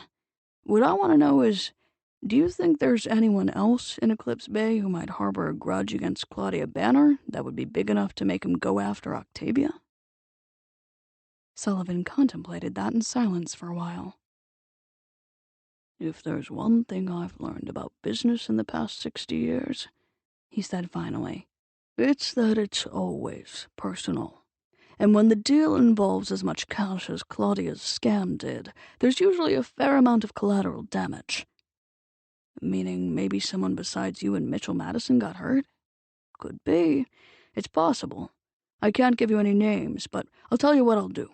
I'll go over this with Mitch. You know, he and I never really talked about the details of what happened when Claudia put us into bankruptcy. We were too busy blaming each other and firing up the feud. But maybe we can discuss it calmly now. Put our heads together and reconstruct events, so to speak. Thanks. Let me know if you come up with anyone who might still be so pissed off at Claudia Banner that he would go after her niece. All right. It's a long shot, though. You do realize that. Sure. But that's all I've got at the moment. Long shots. I can see that. Sullivan came to a halt and stabbed the cane into the sand a few times. He gave Nick a beatific smile.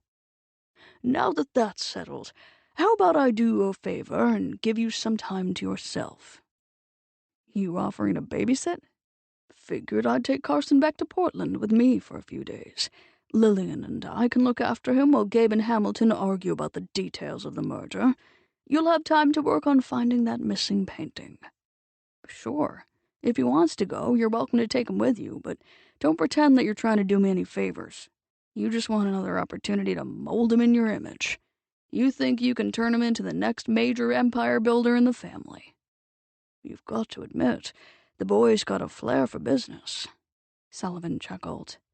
"Remember how much money he made off that lemonade stand he set up in front of the house a few months ago when you brought him down to Phoenix? Talk about a natural aptitude." Nick regarded his son playing with Winston and felt a rush of pride. "We'll see." "We will indeed. By the way, don't tell me that I'm not doing you any favors by removing young Carson from the vicinity for a while. I think you'd appreciate me giving you a little space in which to do your courting." "Courting?" Nick stumbled over a rocky outcropping. He caught his balance and glowered at Sullivan. "What the hell are you talking about?"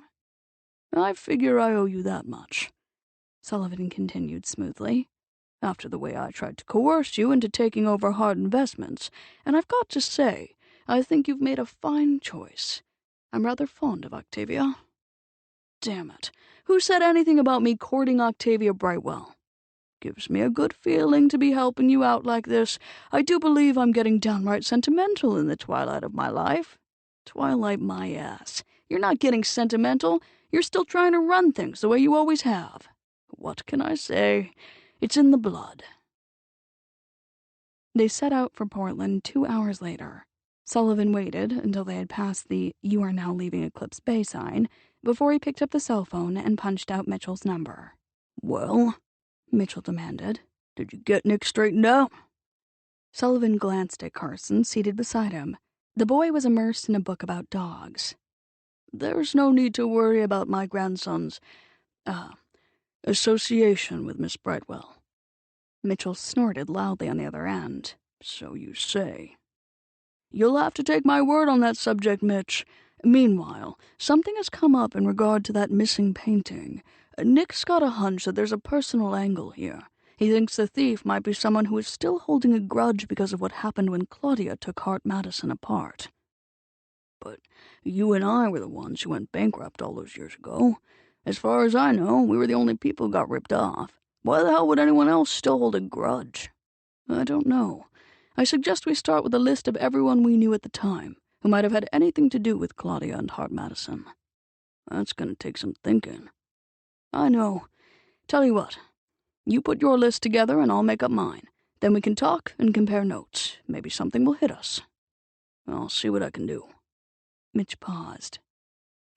"You're sure Nick is going to get his act together with Octavia?" "Count on it." Sullivan ended the call and looked at Carson. "Picked out the kind of dog you want?" I want one just like Winston." "Can't go wrong with another Winston." Sullivan ruffled the boy's hair, then reached into his briefcase.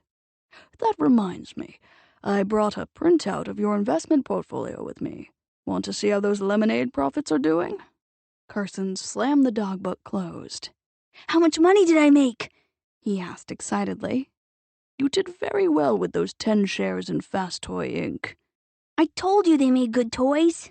"So you did." Sullivan put the brokerage statement on the seat between them. "Take a look at that bottom line.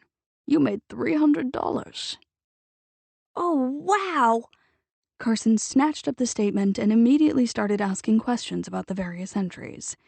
Sullivan settled back against the seat and prepared to indulge himself in one of his favorite hobbies, teaching his eager great-grandson the finer points of investment strategies. Life was good, he thought. He had Carson, and 2 hours ago, Hannah had informed him that he was soon to become a great-grandfather for the second time. Judging by the intimacy and the joy he witnessed when he was with Gabe and Lillian, he was almost certain there would be more good news coming from that quarter one of these days. All he had to do was get Nick and Octavia on the right track, and life would be damn near perfect. Chapter 17. An eerie green light emanated from Arizona's war room. Octavia studied the glow seeping around the edge of the heavy steel door with great interest. Think maybe she's thawing some of those frozen space aliens she claimed the Institute was trying to hide a few months ago? She asked. When it comes to AZ and her conspiracy theories, nothing would surprise me. Nick pushed open the door and stood back to allow Octavia to enter the room. In any normal house, the space would probably have been described by the architect as a study. But Arizona didn't live in a normal house. Her cabin was fortified with locking metal shutters on all the windows. The doors had been reinforced with steel bolts. Rumor had it that Arizona had 6 months' worth of supplies and food stored on the premises. Octavia had lived in Eclipse Bay long enough to know that the reason no one in town got nervous about Arizona was because it was a fact that she had no interest in weapons of any kind. In her bizarre fantasy world, her mission was to collect and analyze intelligence data on the various conspiracies she was certain lay just below the surface at the Eclipse Bay Policy Studies Institute. The fact that the Institute dismissed her as a quaint local eccentric suited Arizona just fine. As she had explained to Octavia on one occasion, the disdain from the Institute staff only made her job of spying on them simpler. Octavia stepped into the war room and saw that the mysterious green light radiated from a computer screen. 3 people, garbed in flowing robes and wearing a lot of vaguely Egyptian-style jewelry favored by the heralds, sat hunched over the table. 2 of them were going through heavy leather-bound logbooks. The third was pounding away on the keyboard. They barely glanced up when Octavia and Nick entered. There was a Spartan military spare look to the furnishings. A large topographical map of Eclipse Bay was laminated to the surface of a massive desk. Rows of logbooks were arranged on the metal shelving that lined one wall. Arizona, dressed in her customary camouflage pattern fatigues, occupied the aging wooden chair behind the desk. A chubby, unlit cigar stuck out of the corner of her mouth. The narrow beam from the desk lamp was aimed low to illuminate the topo map. Most of Arizona's face was in shadow. About time you 2 got here. Arizona motioned toward the chairs that sat opposite her on the other side of the desk. Have a seat. Coffee? Octavia glanced toward the machine in the corner. She could detect the unmistakable odor of burned coffee from where she stood. The glass pot had been sitting on the hot plate for a long, long time. "No, thanks," she said politely. She took one of the chairs. "I've had enough today." "I'll pass 2. Nick dropped into the chair beside her. He angled his chin toward the 3 heralds. "How's Project Logbook going?" "Right on schedule, and I intend to keep it that way." Arizona permitted herself a small moment of intense satisfaction. "Those bastards up at the Institute aren't going to stop us. But we've got a problem." "What's up?" Nick asked easily. "The Institute crowd has started a rumor. Heard it at Fulton's this morning," Arizona stated, clearly agitated. Octavia sighed. "That would be the rumor that I'm the one who stole the painting and faked a break-in at my gallery to cover my tracks?" "Bingo," Arizona snorted. "So, you've heard it too, eh?" "Yes," Nick said. "Seemed to be coming from Eugene and Dwayne. I took steps to keep them quiet, but I had a hunch that they weren't the original source." "I reckon that the Institute tried to use them to spread it for obvious reasons," Arizona said. "Not like those 2 blockheads would question the source of a story. They'd just happily blab to anyone who would listen. Whoever used them knew that was their nature." Nick thought for a minute. "You said you heard the rumor at Fulton's?" "Checkout counter," Arizona said. "Overheard Betty Stiles talking about it to Marjorie Dunn." An unpleasant whisper of unease went through Octavia. Marjorie Dunn was the mother of little Katie Dunn, one of the children who had entered a picture in the children's art show. Gordon Dunn served on the town council and had made it clear that he intended to run for mayor in the next election cycle. The family took its role as pillars of the community seriously. "Betty and Marjorie, huh?" Nick leaned back in his chair and thrust his legs out toward the desk. He steepled his fingers. "What we need to do is trace this rumor back to the source." "We know where it got started," Arizona snapped. "That crowd up at the Institute concocted it. I'll bet they've got that painting stashed somewhere up there, too. Now, I've come up with a plan." "No." Nick unstapled his fingers and held up one hand, palm out, to silence her. "Don't even think about it. You are not going to send Octavia and me into the Institute to search for that painting." "Got to go in," Arizona declared. "Don't see any other way to find the picture." "Give me a few more days," Nick said. "I'm working on some angles." Arizona looked skeptical. "What angles?" "It's a little complicated, and I'm not ready to talk about it yet. Let's just say that I think this thing has roots in the past. I've asked my grandfather to help. He and Mitch Madison are doing some deep background research. When I get the results, I'll contact you." "Deep background, huh?" Arizona chewed on her cigar while she pondered that. "When do you expect a report from him?" "Soon," Nick promised. He got to his feet. "Any day now. Hold off on your plans to go into the Institute until I get back to you, okay? If you move now, you may alert the folks who are behind this, and they'll probably move that painting. Maybe ship it to California. We'll never find it if they take it out of town." Arizona munched on her cigar a couple of times, and then nodded decisively. "All right, I'll give you a few days to finish your deep background. But if you don't get anything useful out of Sullivan and Mitch, we're gonna have to go in. It's our only option." "Right. I'll be in touch." Nick took Octavia's arm and hauled her up out of the chair. "Come on, we've got work to do, honey." The honey bemused her a little. She got the feeling that he wasn't even conscious of having used the endearment. She thought about that while she allowed herself to be dragged from the war room. Outside, a light summer rain was falling. The woods surrounding the fortified cabin were cloaked in a gray mist. Nick hustled her into his car, and then went around the front and got in beside her. She looked at him as he quickly reversed and drove back along the thin, rutted path that served as Arizona's driveway. "Deep background?" she said dryly. "I thought it sounded good. Had a nice military ring." It did seem to impress Arizona, but he only bought us a little time. What do you expect to accomplish? "Beats me, but I didn't have much choice. I had to come up with something fast. I definitely do not want to get tangled up in one of Arizona's little clandestine recon projects at the Institute." "From what Mitch told me, it's sort of a family tradition. Hannah and Rafe carried out a mission for Arizona, and so did Lillian and Gabe." "Yeah, and it was just damn good luck that none of them got picked up for illegal trespass." Nick turned the wheel and drove out onto the main road. "I've got no intention of following in their illustrious and heroic footsteps, thank you very much. Especially when there's no reason in hell to think that the painting has been hidden up there at the Institute." Her small flash of amusement faded. "But you do believe that it's still somewhere in town, don't you?" "Yes." He did not take his attention off the road. "I think whoever took it did it for personal reasons, not for profit. That means it's probably still somewhere in town. We need to find the source of those rumors." A few minutes later, Nick drove into town, turned onto Bay Street, and parked in the lot at the end of the row of shops. He got out and walked with Octavia to the door of the gallery. The flicker of unease she had experienced a short time ago, when Arizona had recounted the scene at Fulton's, returned. Inside the gallery, Gail stood at the counter. She was engaged in an intense conversation with Marjorie Dunn.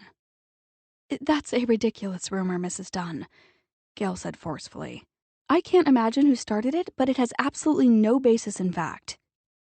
Marjorie was clearly not about to be reassured or placated. Clad in tailored slacks and a fashionable cream silk blouse, and wearing a lot of gold jewelry, she was, as usual, overdressed for Eclipse Bay. Her blonde hair was cut in a short, sophisticated bob that Octavia was pretty sure had not come from Carla's Custom Cut and Curl. The local beauty shop specialized in two distinctive looks: very big hair and the senior citizen helmet. "I'm sorry," Marjorie said, not looking particularly remorseful, just very determined.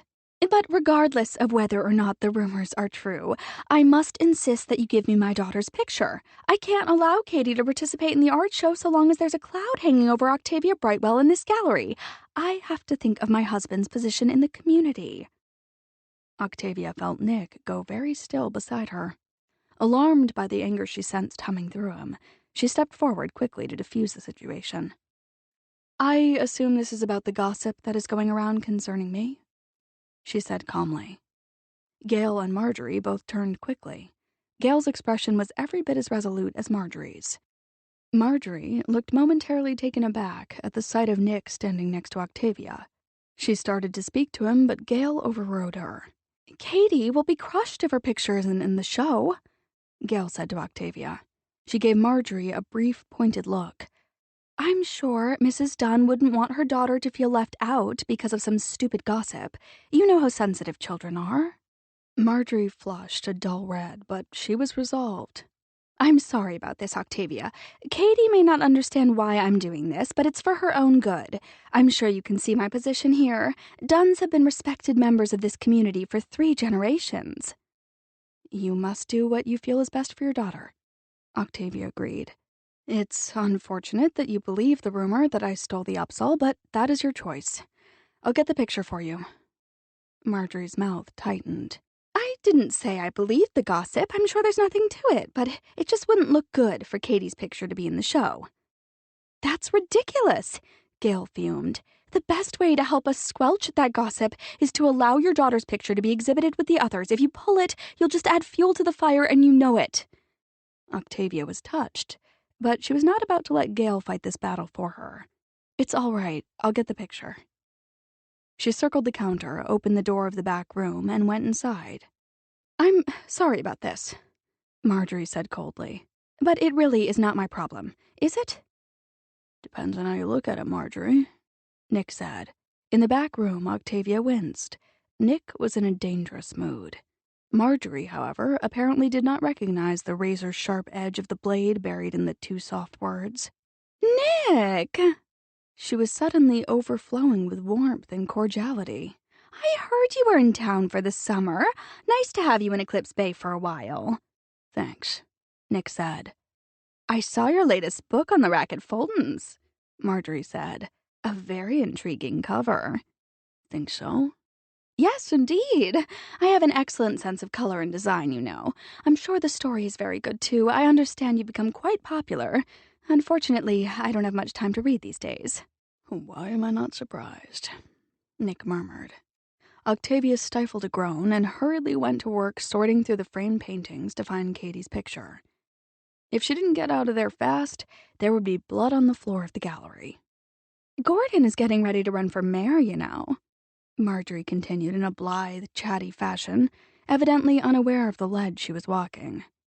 "And what with all the campaign work and Katie's summer activities schedule, I haven't had a chance to read anything other than a newspaper for months." "I know what you mean," Nick said. "I've been a little busy myself lately. I'm working on finding out who started those rumors that are circulating about Octavia." "Oh, yes." Marjorie sounded nonplussed, as if she hadn't intended the conversation to go in this direction. "Yes, I did hear that you were asking around about the painting. Any luck yet?" "Yes, as a matter of fact, I'm getting close." "That's wonderful," Marjorie said vaguely. "I'm working on this theory, you see. I figure that when I find out who started the rumors, I'll have the thief." Marjorie cleared her throat. "Is that so? I don't see why there would be any connection." She let the remainder of the question dangle in thin air. "There's a connection, all right," Nick assured her with the grave authority of an expert in his field. "It's obvious that someone is promoting the gossip in order to divert attention from himself."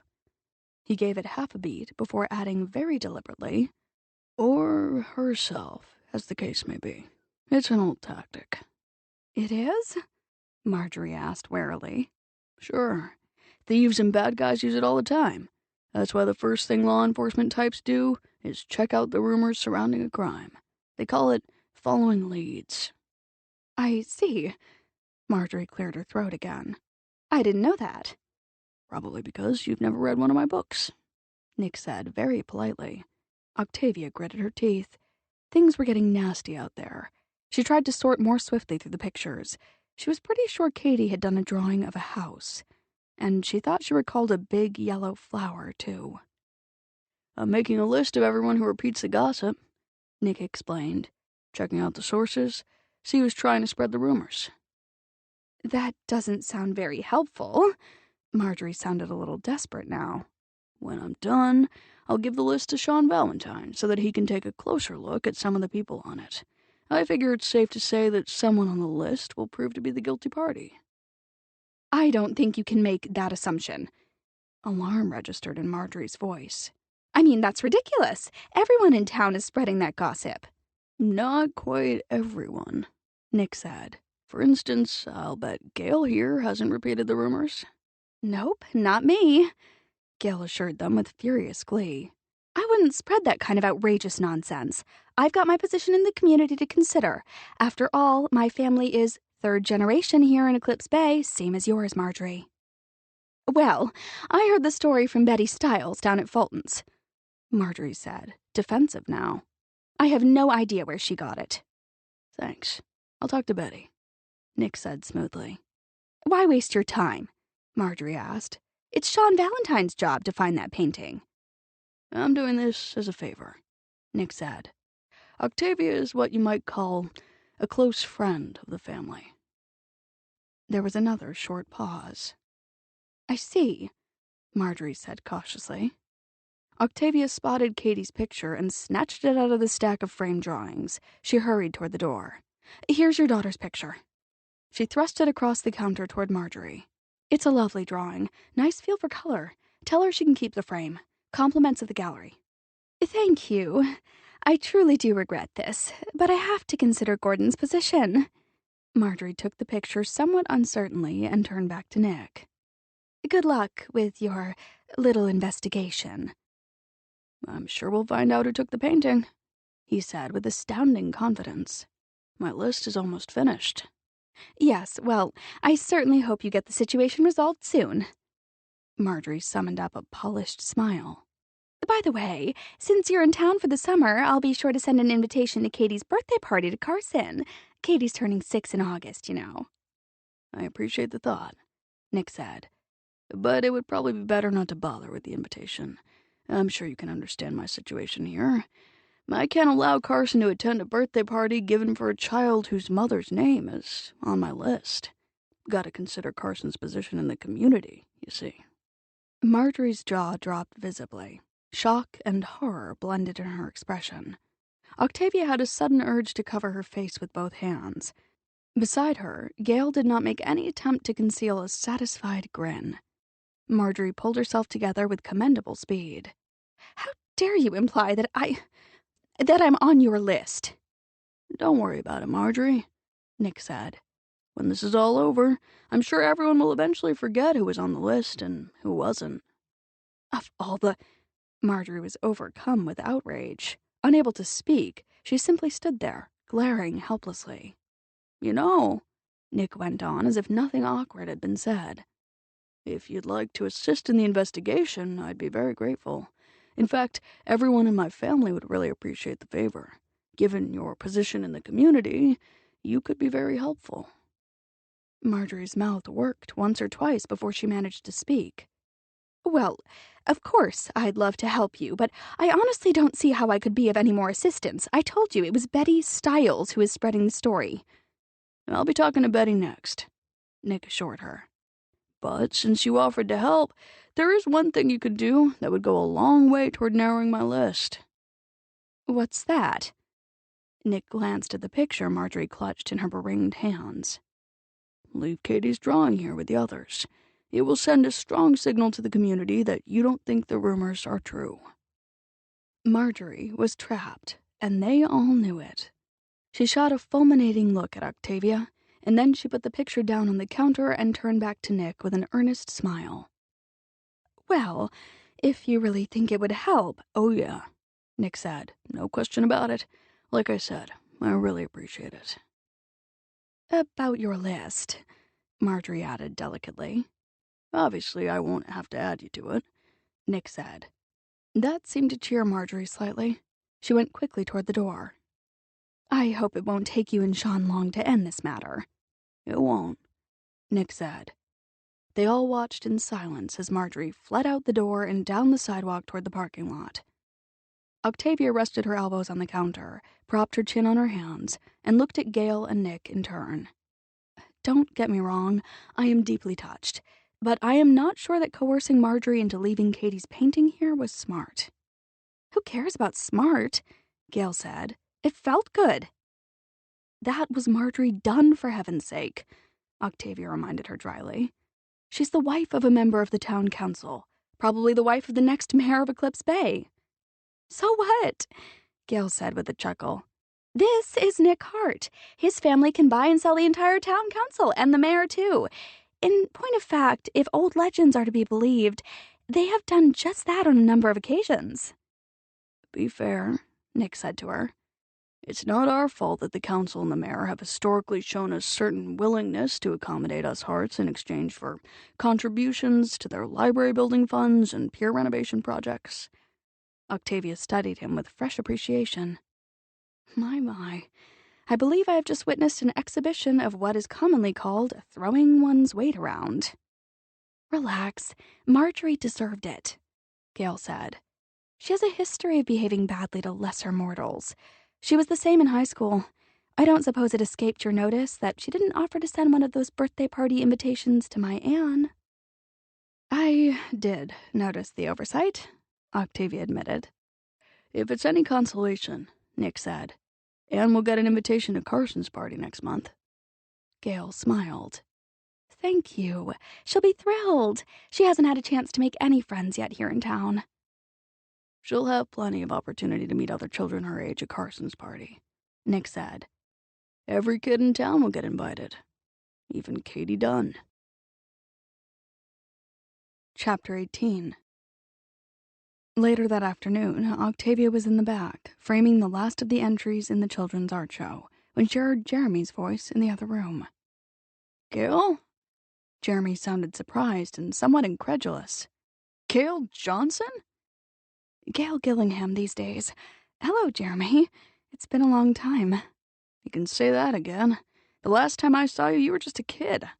Not quite. I was in college the last time our paths crossed. I'm surprised you even remember. You had finished grad school and were getting ready to accept a position at a college in Portland, as I recall. That's right. My grandmother mentioned that you were back in town. Said you were looking for a job. I found one, as you can see. It's temporary because Octavia plans to sell her business at the end of the summer, but it will give me some time to look around. I'm hoping something will open up at the Institute or at Chamberlain. I'm working at the Institute, Jeremy said. I'll keep my ears open for you, if you like. There's bound to be some turnover before the fall. Thanks. I'd really appreciate it. There was a short pause. I guess you probably heard about my divorce last year, Jeremy said. Your grandmother mentioned it, Gail said gently. I can empathize. I went through one a couple of years ago. That's the main reason I came back to Eclipse Bay. I wanted my daughter to have more family around her. Sounds like a smart move. Kids need a sense of belonging. Maybe everyone does. Is that why you came back? Gail asked. She sounded genuinely curious. Maybe. In a way, Eclipse Bay will always be home. When the Institute offered me the position, it just felt like the right time to make a move. Octavia went to the door. Jeremy and Gail stood on opposite sides of the counter. They were looking only at each other, she mused. Neither of them noticed her. She could have sworn she felt vibrations in the air. She cleared her throat discreetly. Both of them jumped a little and turned toward her with expressions of surprise. She nearly laughed. You'd have thought she'd been hiding in a closet and leaped out unexpectedly. Hi, Jeremy, she said. Did you bring in your paintings? Are you kidding? Of course I did. He gestured toward a wooden crate leaning against the counter. Got 2 of them right here. Gail leaned over the counter. Octavia said you painted. Let's have a look. I just brought the landscapes with me today. Jeremy went to work opening the crate. Octavia thinks that's my most likely market here in Eclipse Bay. He hauled one of the pictures out of the crate and propped it against the closest wall. Gail and Octavia came out from behind the counter to examine it.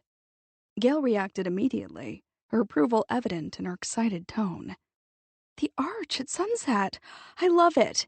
What's more, I can sell it. It'll be gone by the end of the week. Jeremy and Octavia exchanged amused glances. Tell you what, Jeremy said to Gail. If you sell this sucker in a week, I'll buy you dinner at Dreamscape. Gail did not take her eyes off the painting.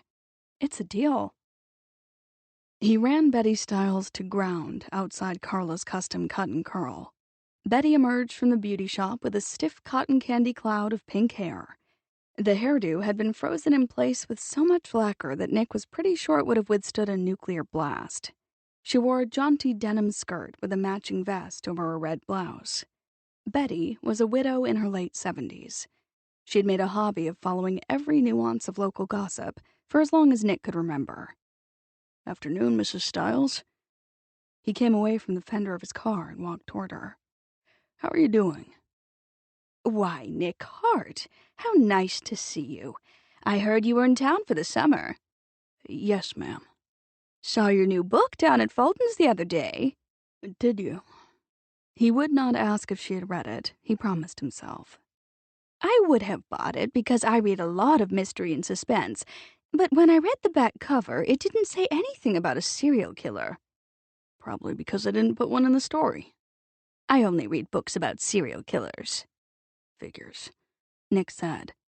"Who would have thought you'd have made a successful career as a writer? You know, the day I heard you'd quit Harte Investments, I told Edith Seaton that you were making a big mistake. 'Edith,' I said, 'that young man is going to ruin his life and break his grandfather's heart.'" "We all survived, interestingly enough. Mrs. Stiles, I wondered if I could ask you a few questions." "You're trying to find that missing painting, aren't you?" Betty sighed. "Of course, you can ask me some questions, but if what I've heard is true, I'm afraid you're wasting your time." "Why is that?"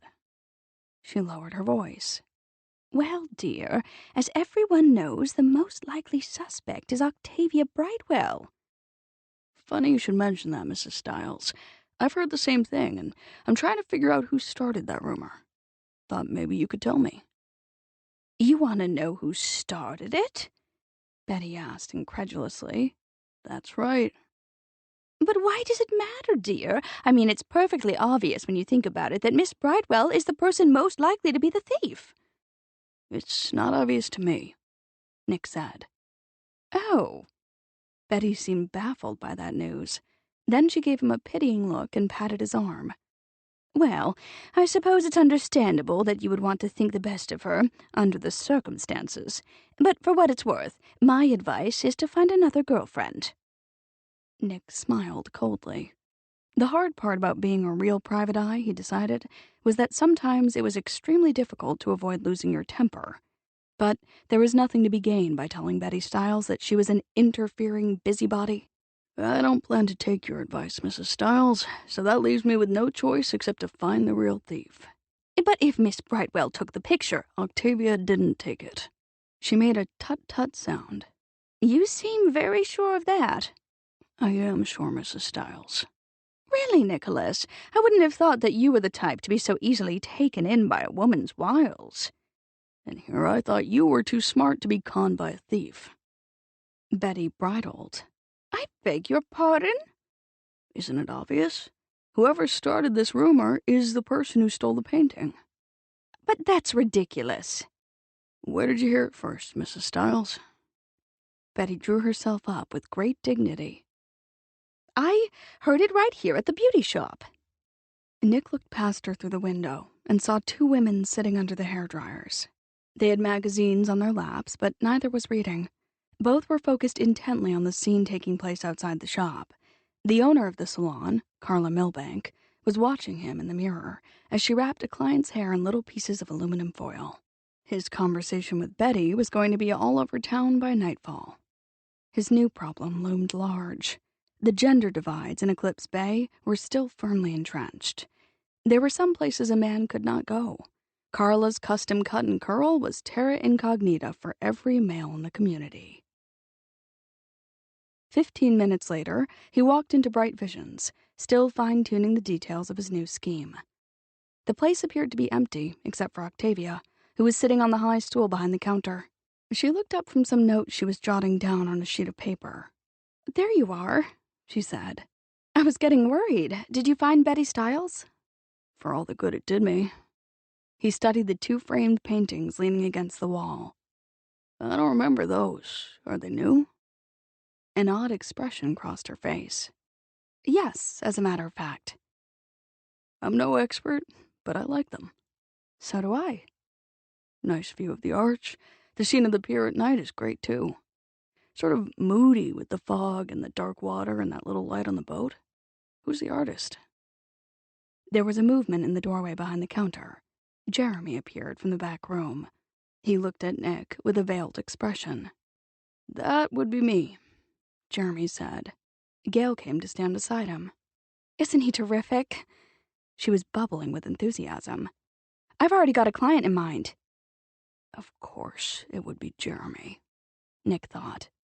What the hell was the matter with him?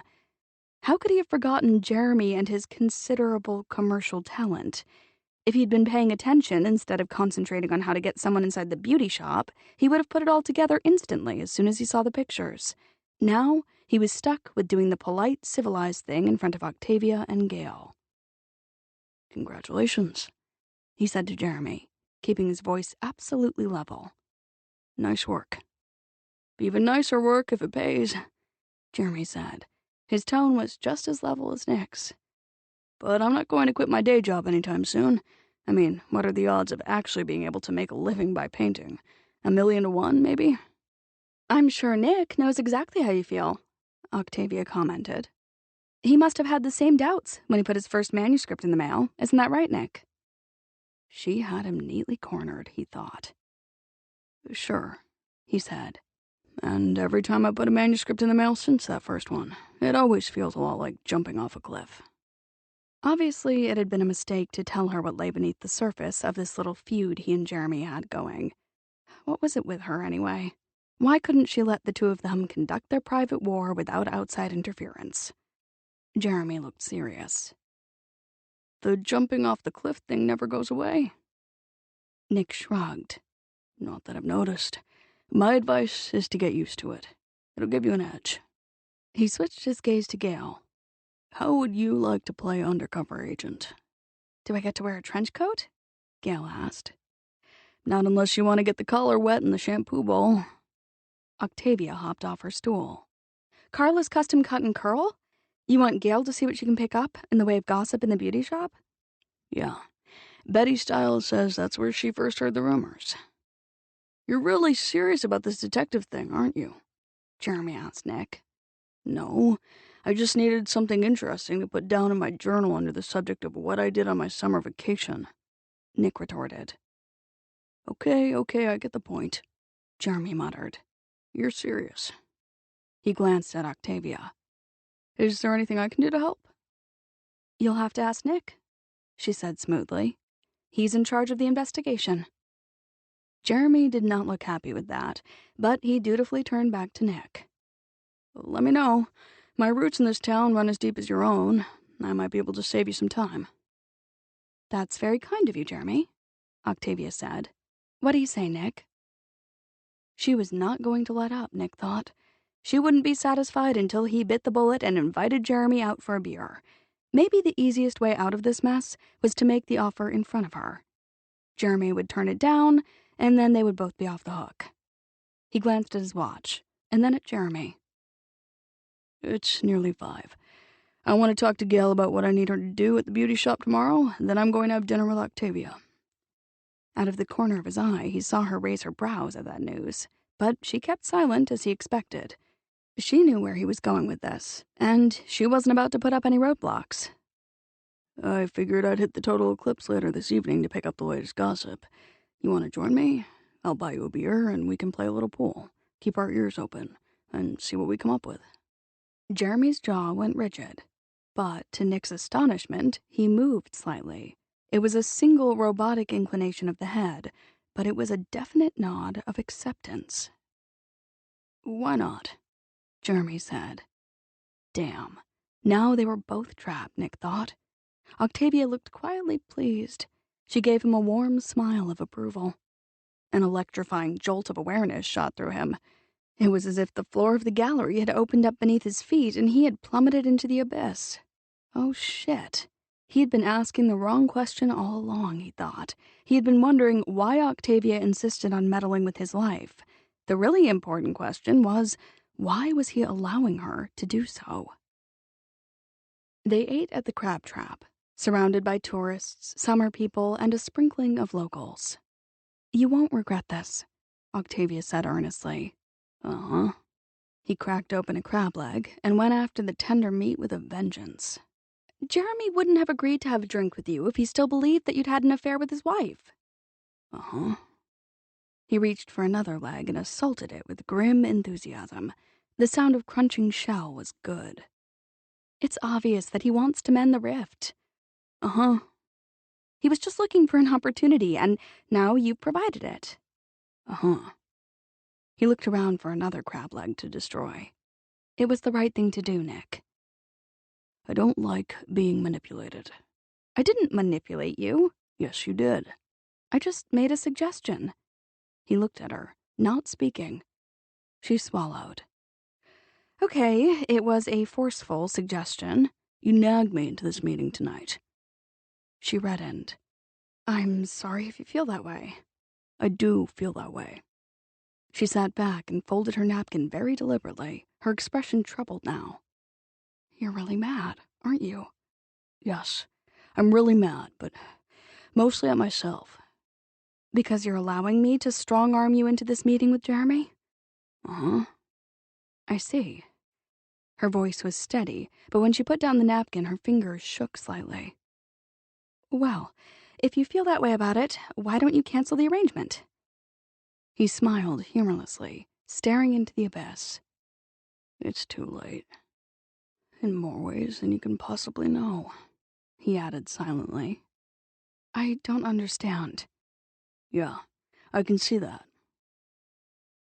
Establishments like the Total Eclipse had their place in the universe, Nick thought.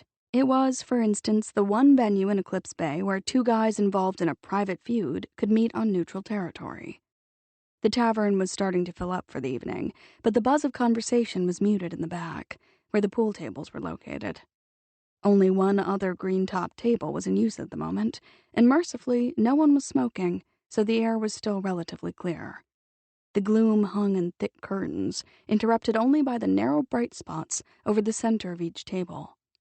If the bar was the place for this conversation, Nick thought, pool was the game. Attitude was everything.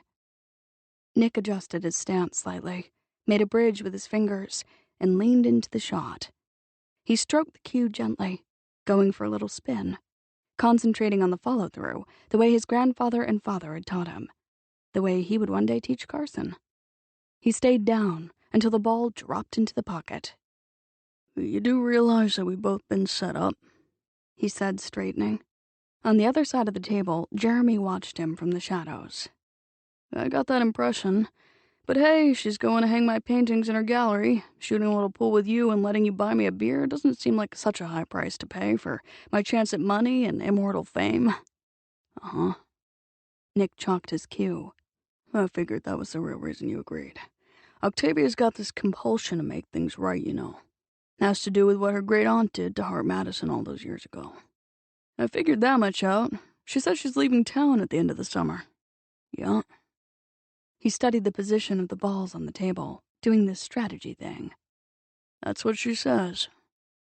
Jeremy studied him across the green felt. She also says that you didn't have an affair with my ex. She's right. I didn't. Jeremy did not respond to that, but he didn't hurl any more accusations either. They played for a while, not speaking. The only sounds were the click and snap of the balls striking each other and the gradually rising noise from the front of the tavern. Someone had turned on the music. A country western rocker was wailing away about a good woman gone bad. Nick dropped another ball into the pocket. You know, you're not the only guy in the world whose wife had an affair. He wasn't sure why he said it. It just seemed the right time. Jeremy went still on the other side of the table. Amelia? The man who's at the controls of that plane. Jesus, I didn't know. Not many people do. I'd like to keep it that way. Sure. Believe me when I say I understand your feelings on that particular subject. Jeremy paused a couple of beats. Octavia said I should ask myself whether you or Laura had ever lied to me about other things. Come up with any answers? Yeah. Laura lied to me about a couple of other matters. Important stuff. Guess we had a communication problem. Jeremy used the chalk on the tip of his cue. Couldn't think of any times when you had lied to me, though. Nick studied the table. No offense, but I didn't even like Laura very much. Always had the feeling that she figured she'd married beneath herself when she married you. No offense, but I didn't care much for Amelia. Figured she was more in love with Harte Investments than she was with you. You may have been right. He took his shot and waited until the ball dropped. But she was a good mother. That counts, Jeremy said quietly. Counts for a lot. At least you have Carson. I found out the hard way that Laura didn't want kids. At least she didn't want them with me. Carson made it all worthwhile. Nick agreed. The sound of the growing crowd in the other room got louder. Someone cranked up the music system another notch. The hard-driving song playing now was about guys getting drunk on cheap whiskey and engaging in bar fights over good women gone bad. And to think that we both thought we knew what we were doing when it came to the female of the species. Jeremy drank some beer while he watched Nick take another shot. Guess we had a lot to learn. Yeah. The atmosphere around the table was more comfortable now. A lot of the tension was leaking out of it. Maybe it was the beer. So, Jeremy said, who do you think took the upsell? Whoever is trying to pin the blame on Octavia. This is personal. I can feel it. It doesn't make sense. Octavia hasn't hurt anyone here in town. No, but her great-aunt did. According to the old stories, Claudia Banner's victims were Hartes and Madisons. Jeremy made a bridge and angled his cue stick. You think maybe there were others?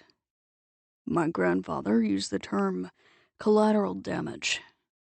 Jeremy banked a shot.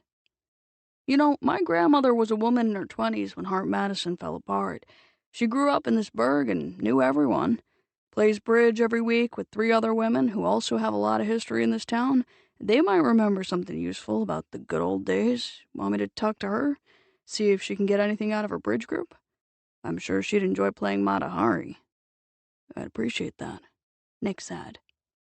The music got louder, and so did the crowd. Other players drifted into the back room and took over the remaining tables.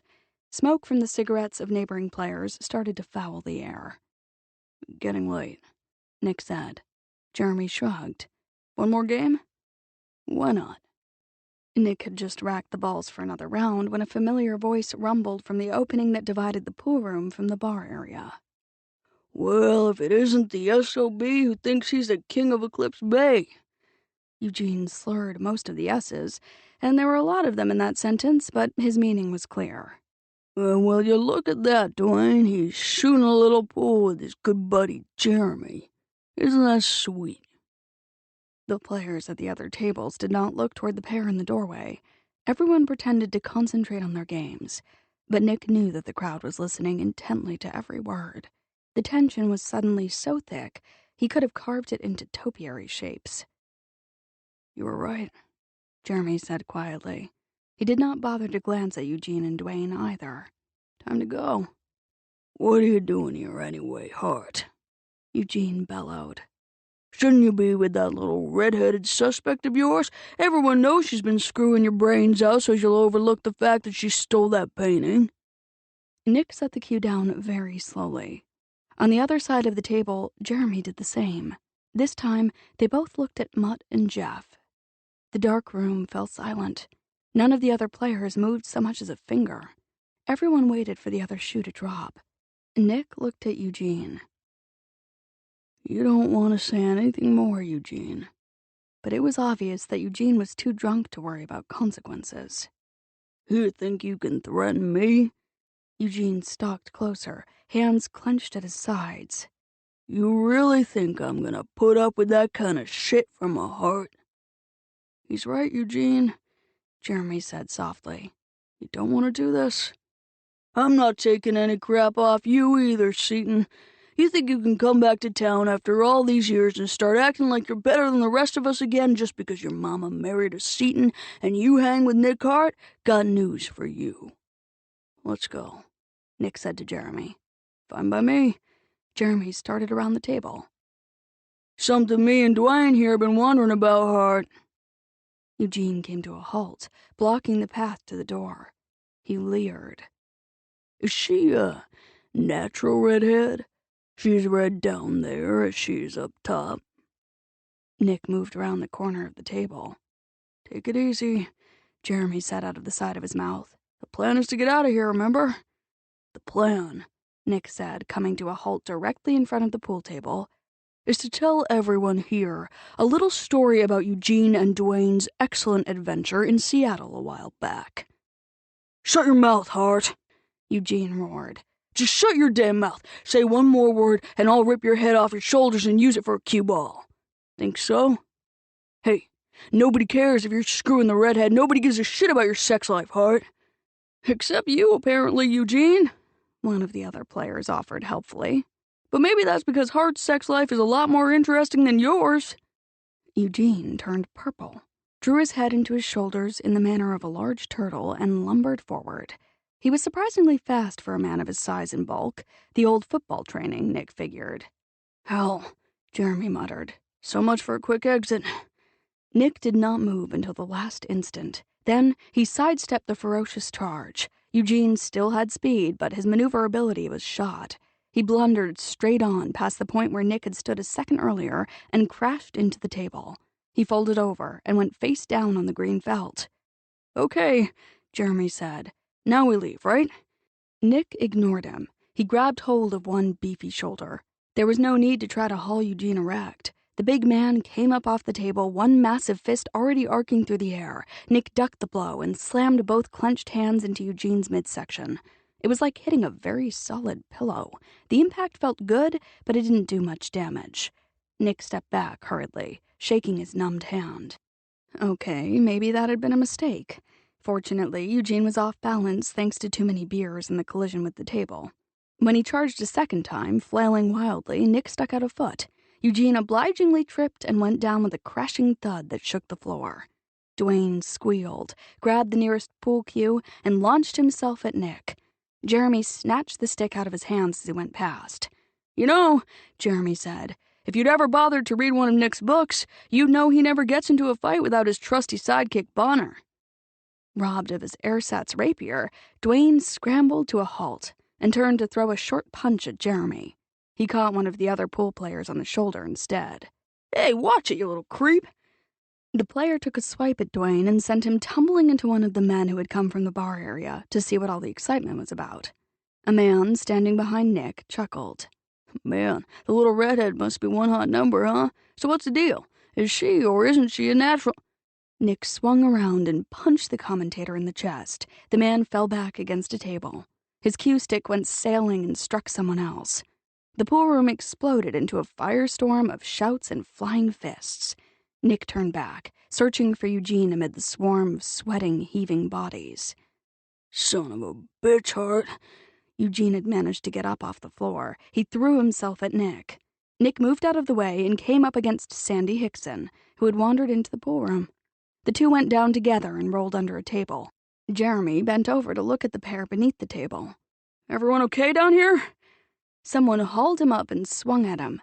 Jeremy took the blow on the side of his jaw and reeled back against a table. Nick untangled himself from Sandy and came out from under the table in a low rush. He tackled the man who had just hit Jeremy, and they both went down, rolling in a small river of spilled beer. Fred picked up the phone. Sean Valentine and 2 other officers arrived 10 minutes later. Chapter 19. Shortly before midnight, Nick and Jeremy stood with Rafe in the parking lot that fronted the Eclipse Bay Police Department. I gotta say, this is a real red-letter occasion for me. Rafe tossed his keys into the air and caught them. Never thought I'd see the day when a Madison had to bail one of you fine, upstanding pillar of the community Hartes out of jail, to say nothing of a Seaton. If you're looking for undying gratitude, try the Yellow Pages. Jeremy put a cautious hand to his jaw. But one thing I really hate, Nick muttered, is a guy who bails you out of jail and then gloats. You two are going to look very colorful tomorrow, Rafe said, amused. You know, neither of us is in the mood for this. Nick gave him a sour look. The only thing we want from you right now is a lift back to the total eclipse so that we can pick up our cars. Think you can manage that without further comment? No, Rafe said. You want a ride, you've got to put up with the witty remarks. Nick exchanged glances with Jeremy. We could beat him up now, or we could do it later. I vote for later, Jeremy said. To tell you the truth, I'm not really up for any more physical activity tonight. Okay, later. Nick turned back to Rafe. Drive.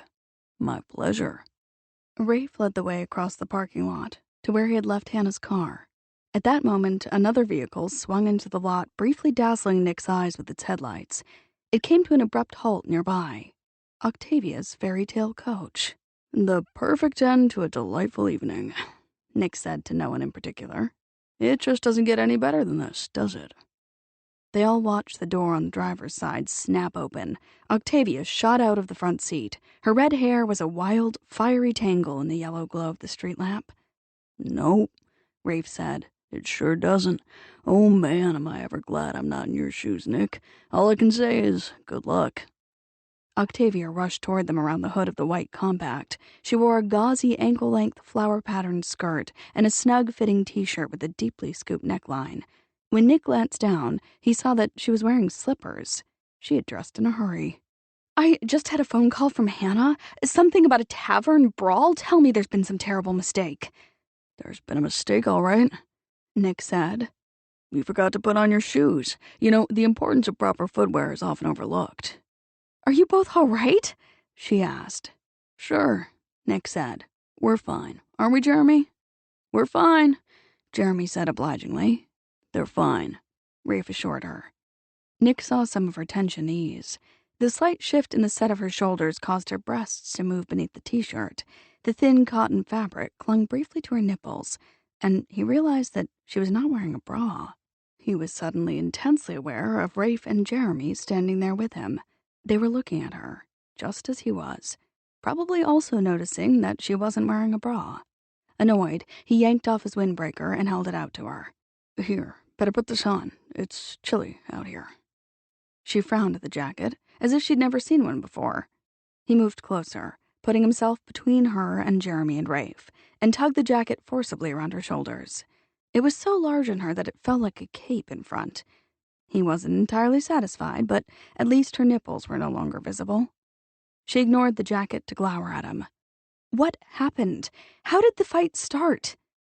Eugene Woods started it, Nick said. He glanced at Jeremy. Isn't that right? Definitely, Jeremy said. Eugene Woods was the cause. Rafe nodded. Eugene Woods. You weren't even there when it happened, Rafe. How do you know? We've got a situation involving me and Eugene and dickhead Dwayne, and you know who started it. Rafe explained. Just the way things are here in Eclipse Bay, Nick said. Jeremy opened his mouth to give his 2 cents worth. She hushed him with a raised palm and turned back to Nick. What was the fight about? Nick shrugged. Bar fight? They happen. Jeremy and I were just in the wrong place at the wrong time. Suspicion gleamed in her eyes. She turned to Jeremy. Tavern brawls are sort of like whirlwinds and tornadoes, Jeremy said seriously. Forces of nature, they erupt out of nowhere for no known cause. She moved on to Rafe. Do I get an answer from you? He held up both hands, palms out, innocent as a lamb. I wasn't there, remember? She looked at Nick again. Hey, it was your idea that I buy Jeremy a drink, he reminded her. She planted her hands on her hips. The movement parted the edges of the windbreaker and stretched the t-shirt across her unconfined breasts. So this whole thing is my fault? Is that what you're trying to say? Don't you dare blame this on me, Nick Harte. Nick moved forward again to block his companion's view. You can take me back to where I left my car. Wait a minute, I'm not finished here, she said. Yes, he said. You are. He put his arms around her shoulders, turned her smartly around, and shoehorned her into the front seat of her car before she could say another word. He followed her back to her cottage and got out of the car to see her to her front door. There was no need to follow me home. She shoved her key into the lock. It's after midnight, and this cottage is pretty isolated out here on the bluff. This is Eclipse Bay. She turned the key. Probably has the lowest crime rate on the entire West Coast. It's still late. I'd have worried. But mostly he would have gone crazy alone in bed tonight, thinking about her. Maybe it was some kind of testosterone hangover, a residual effect of the brawl. Or maybe he was in worse shape than he'd realized. She got the door open, stepped inside, and switched on a lamp. Turning, she studied him from the opening. With the light behind her, it was impossible to read her expression. Her red hair formed a fiery aura around her face. She was doing the enigmatic fairy queen thing again. He wanted to put her down on a bed and bury himself so deep inside her that she would never be able to forget that she was as human as he was. "Thank you," she said, ever so polite. "As you can see, I'm home, safe and sound. You may leave now." He wanted her so badly he'd probably go out into the woods and howl at the moon if she forced him to leave tonight.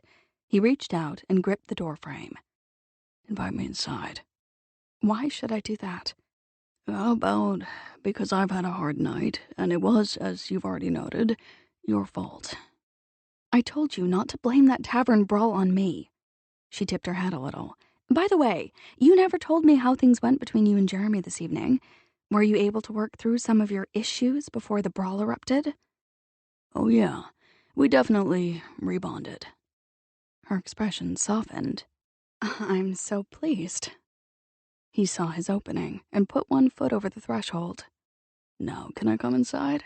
"Nick."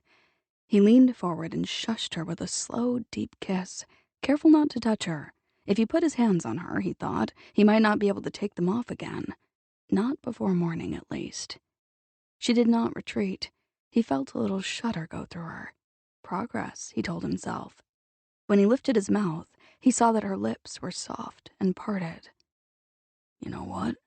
he said.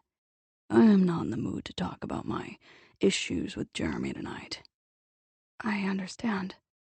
The tip of her tongue appeared at the corner of her mouth. "Are you sure you're all right?" "You already asked me that earlier." "Yes, I know, but you sound a little weird." "Possibly because I am feeling a little weird. Also a little wired," he thought, as if he were running on high-voltage electrical current. "Maybe you're having some sort of delayed reaction to the violence." "Maybe." She raised her hand. He thought she was going to touch his face, but at the last instant she hesitated, fingertips an inch from his jaw. "Did you take any blows to the head?" "I can't remember." He caught the drifting fingertips in one hand and raised them to his lips. "Could be that I did, and it gave me amnesia." "Nick." Softer now, and there was a broken edge on his name. He drew one of her fingertips into his mouth and bit gently. She drew in a sharp breath. He took that as an invitation and glided over the threshold. She moved back to allow him inside. He closed the door behind himself and reached for her. "Oh, Nick." And then she was in his arms, clinging wildly, her lips against his throat. "I was so worried when Hannah told me there had been a fight," she whispered urgently against his neck. "And then she said you were at the police station and that you'd called Rafe to come bail you out, and I got mad. But I was still scared, too. It was awful." "It's okay," he said into her mouth. "Everything is okay." "And you're sure you're all right?" "I will be soon." He scooped her up and carried her toward the hall. There was enough light from the single lamp she had switched on a moment ago to guide him past the darkened bathroom into the shadow-drenched bedroom. His first thought when he saw the bed was that it was surrounded with ghosts. Then he realized that he was looking at a lot of pale, gauzy draperies. The hangings spilled from a wrought iron frame that arched overhead. "The hidden bower of the fairy queen," he thought. He let Octavia slide slowly down the length of his body until she was on her feet once more, and then he peeled off the t-shirt. He'd been right about the lack of a bra. Her elegantly curved breasts fit perfectly into the palms of his hands. He moved his thumbs lightly across her taut nipples. She closed her eyes. Another little tremor went through her. He felt his own body shudder in response. He lowered his hands slowly down her sides, savoring the feel of warm, soft skin, until he found the elasticized waistband of the long, flowing skirt. Sliding his palms beneath the band, he pushed the garment down over her hips and discovered that a bra was not the only item of underwear that she had neglected that evening. He let the skirt drop to her ankles. Then he threaded his fingers through the triangle of curling hair, damned if he would ever tell Eugene or any other man that Octavia was, indeed, a natural redhead. "You're not wearing any panties," he said against her bare shoulder. "I was in a hurry when I left the cottage tonight." "I may go crazy here." A smile played at the edges of her mouth.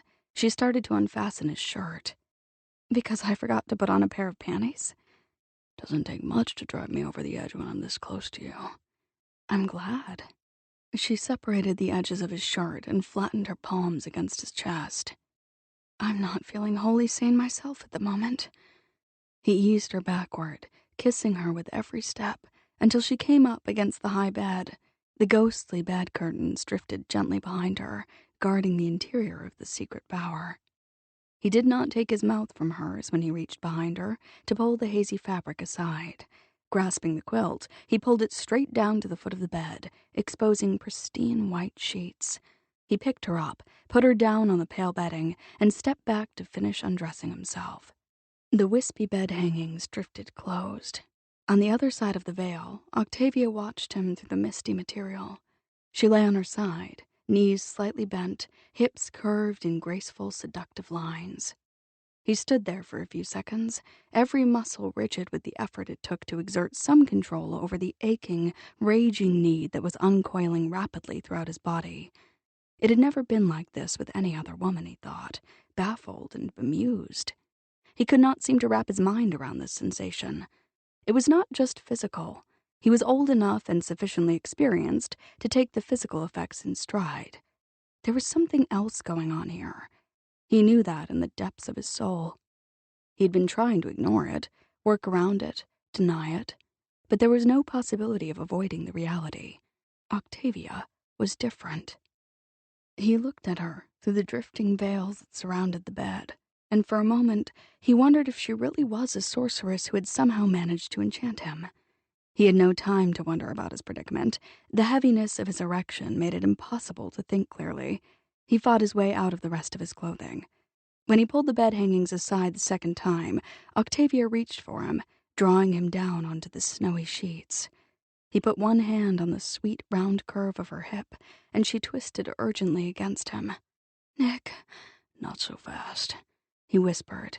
But she was moving, sliding, slipping along the length of him. He felt her mouth on his chest, and then her tongue touched his belly. When her fingers curled around him and her lips moved lower, he thought he would disintegrate. He rolled her onto her back, pinning her with one leg thrown across her thighs. "I meant what I said. We're going to take this nice and slow." "Are we?" Her voice was both mischievous and sensual. A woman who knows she's in control of the situation. She wriggled a little beneath his weight.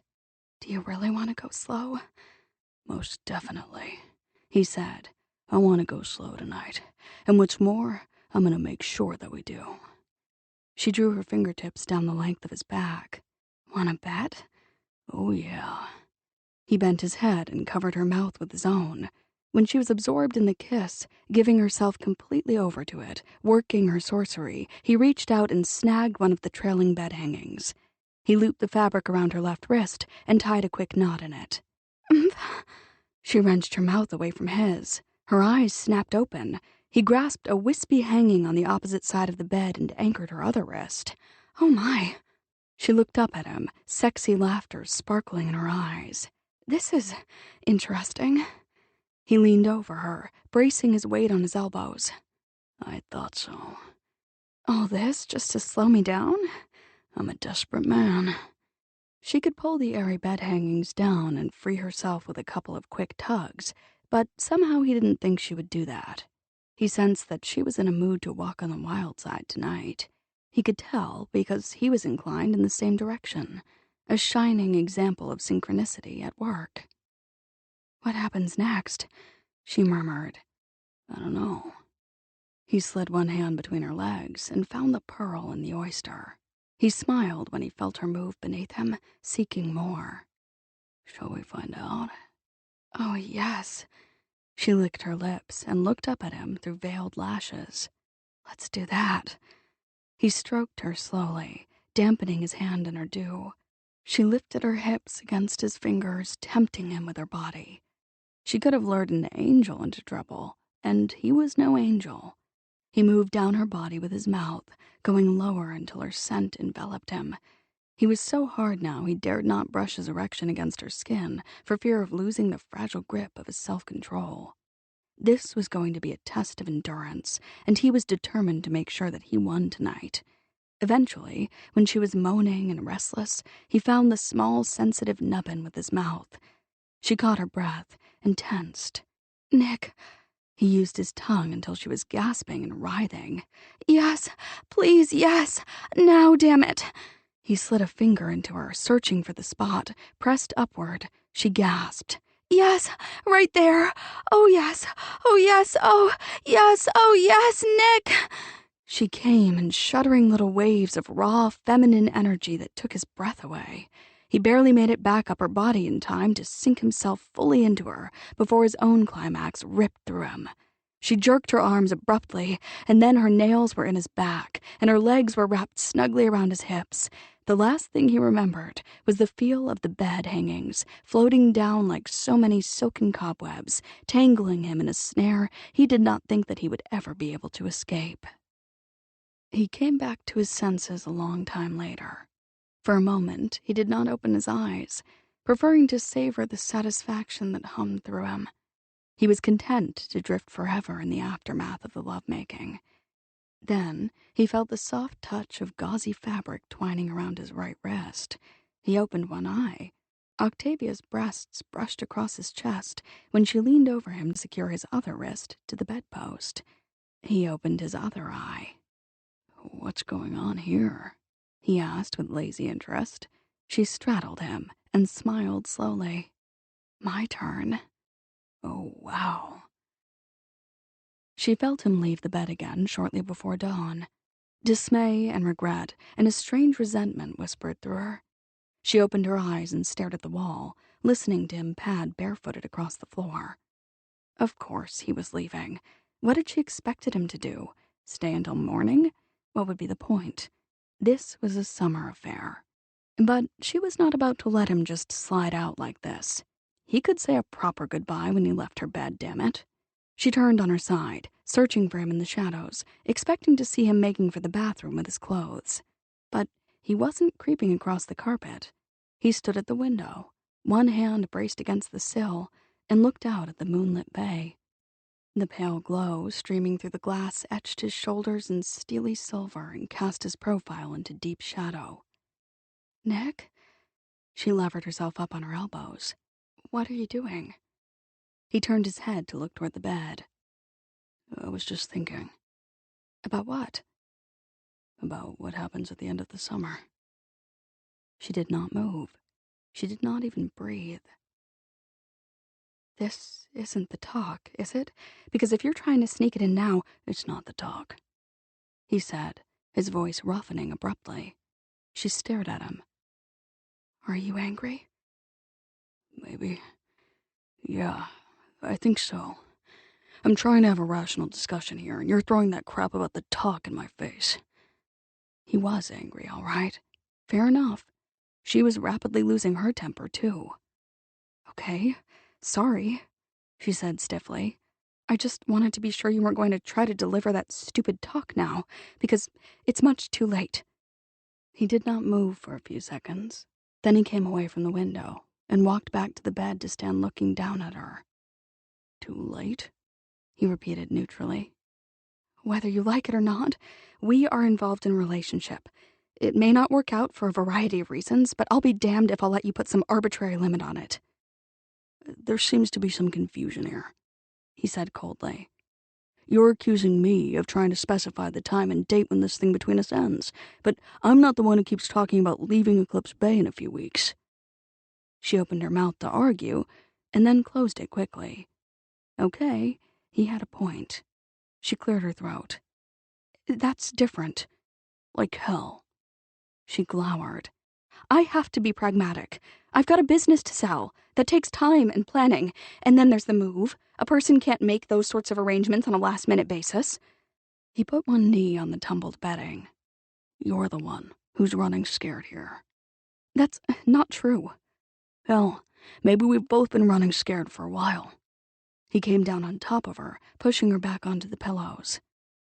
But I think it's time we both stopped. You do? If you want to sleep with me, lady, you're going to have to take a few chances. Is that so? Yeah. What about you? She managed. Are you willing to take a few risks, too? His smile was slow and enigmatic in the shadows. His eyes had never been more dangerous, or promised so much. I've been taking chances since the day I met you, he said.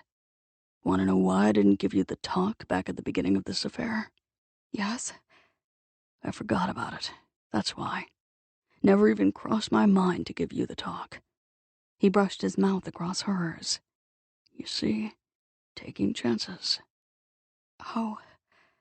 He bent his head again and put his mouth to her throat. She felt the edge of his teeth against her skin, and excitement stormed through her. She wrapped her arms around him and stopped, thinking about the end of summer. Chapter 20. Gail rushed through the door of the gallery shortly after 10:30 the next morning. You won't believe this. What's that? Octavia came around the corner of one of the display panels and stopped, staring in amazement. You're right. I don't believe it. Good grief, what happened? You've got very big hair. What? Oh, yeah, my hair. Gail grimaced and put up a hand to touch the crisply starched mountain of hair on top of her head. You owe me for this, boss. Big time. Octavia shook her head slowly in disbelief. She could not get over her hair. That's amazing. Carla wanted to color it too, but I drew the line at that. Let me guess, blonde? Probably. I didn't get into a discussion of shades. I told her I needed to think about such a major move. Gail waved that aside. But that's not important. What's important here is what I heard while I was trapped in the chair. Ah, yes. Octavia propped a scene of Hidden Cove at dawn against the panel. Your undercover assignment. I almost forgot. Well? Gail drew herself up proudly. Laugh if you will, but I found out something you really ought to know. Octavia reached up to remove a picture of the marina from a panel. Okay, Madam Spy, what did you find out at the beauty shop? Gail leaned against the counter and examined her nails. Not much. I'm not surprised. She set the marina scene aside and hoisted the picture of Hidden Cove. Just 2 tiny little snippets of information that you might find interesting. Octavia hung the Hidden Cove picture on the panel in the space that had been previously occupied by the painting of the marina. And those 2 tiny little snippets would be? Well, for starters, I found out what caused the big fight at the Total Eclipse last night. It was a bar brawl. Octavia stepped back to study the position of the picture she had just hung. I have it on excellent authority that such events are random acts of nature. They don't need a cause. This one apparently had a very specific cause, Gail murmured dryly. Really? Octavia made a tiny adjustment to the frame. And what was it? You. Octavia's fingers stilled on the frame. Someone said that I was the cause? Actually, everyone is saying it this morning. Octavia turned slowly. That's very irritating. Irritating? Is that the best you can do? I expected a more forceful reaction. Well, it's also extremely annoying and a complete misrepresentation of the facts. Gail slumped back against the counter. I don't believe it. I am doomed to go through a very big hair day, and all you can say is that the information I brought back from my mission is irritating, annoying, and a misrepresentation of the facts? Jeremy came through the open door of the gallery. He had 3 cups of coffee cradled in the wedge formed by his hands. What's irritating, annoying, and a misrepresentation of the facts? He stopped abruptly, staring at Gail. Oh, geez. I see what you mean. They really did a number on you down at the beauty shop, didn't they? I hope the information you got was worth the torture you had to go through to get it. Unfortunately, the torture has only begun. Gail sighed in exasperation. I have to live with this hair for the rest of the day, but for the record, the information I picked up is downright fascinating. I sure hope so. Any news on the upsell? Unfortunately, last night's excitement dominated the conversation. No one was talking about anything else this morning. She studied him as he came toward the counter. Good heavens, you've got a shiner. I've already looked in the mirror today. Jeremy put the cups down beside her. Tell me something I don't know. It's from the brawl last night, isn't it? Gail stepped closer, concern darkening her expression. I knew you were at the total eclipse with Nick, but I didn't realize you got hurt. Have you seen a doctor? I don't need a doctor. I'm okay. He peeled the lids off the coffee cups. Here you go, sugar and cream. Thanks. She took the cup from him without glancing at it, still studying his black eye with a troubled air. Did you put ice on it? For a while. Don't worry about it. Looks a lot worse than it is. Jeremy handed the second cup to Octavia. Cream, right? Yes, thank you. She took the cup in both hands and stared at his bruised face. Are you sure you're all right? I'm sure. He chuckled. You ought to see the other guy. What other guy? She asked swiftly. Nick. I've got a hunch he looks a lot worse than I did this morning. He was in the middle of most of the action last night, as I recall. Just my bad luck to be standing around in the vicinity when it all went down. Yeah, I expect old Nick has a couple of beautiful shiners this morning. Octavia concentrated on removing the lid from her cup. She became aware of an acute silence. When she looked up, she saw that both Gail and Jeremy were watching her with rapt attention. Something wrong? She asked politely. No. Jeremy raised his brows. Just wondered why you weren't a little more concerned about Nick, that's all. He looked fine last night when I saw him outside the police station. I looked okay last night, too. Bruises take a while to color up. I figure he's probably a real mess today. He's not, she said shortly. You're sure? I saw him earlier. Octavia dropped the lid into the trash bin. Earlier, Jeremy repeated. That would be earlier this morning? Yes. She took a tentative sip of the coffee. It was still a little too hot for comfort. She blew on the surface of the liquid a few times. Precisely how early this morning would that be? Gail asked with great interest. I don't recall the exact time. Why? Is it important? Could be. Gail exchanged glances with Jeremy. Especially if it was, say sometime around dawn or thereabouts. That would be critical, Jeremy agreed. And it would confirm the second tidbit of information I got this morning, Gail added smoothly. Octavia peered at each of them in turn. Am I missing something here? You can tell us, honey, Gail answered. We're your friends. Sure, Jeremy said. You can tell us everything. Out with it, Gail said. We're on pins and needles here. The suspense is killing us. Did Hard-Hearted Harte really spend the whole night with you last night? Was he actually there for breakfast? Did you or did you not break the curse? Too late, Octavia recalled the second part of the Nick Harte legend. He always leaves before dawn. She felt herself turn red. I really don't think that's any of your business. Oh, gosh, Gail said. Both of the rumors I heard at the beauty shop are true. Nick got into the brawl because of you, and then he spent the night with you. You've done it. You've broken the curse on Hard-Hearted Harte. Octavia choked on a mouthful of coffee. She sputtered and dabbled madly at her lips. That's what they're saying at the beauty shop? Yup. I've never met anyone who broke a curse before, Jeremy said. How does it feel? Do you get a little rush when it happens, or do you have to wait for the results? Yes, tell us every little detail, Gail said. Hold it right there. Octavia slapped the coffee cup down on the counter. Drops of coffee shot over the rim and splattered the wood surface. Let's get something straight.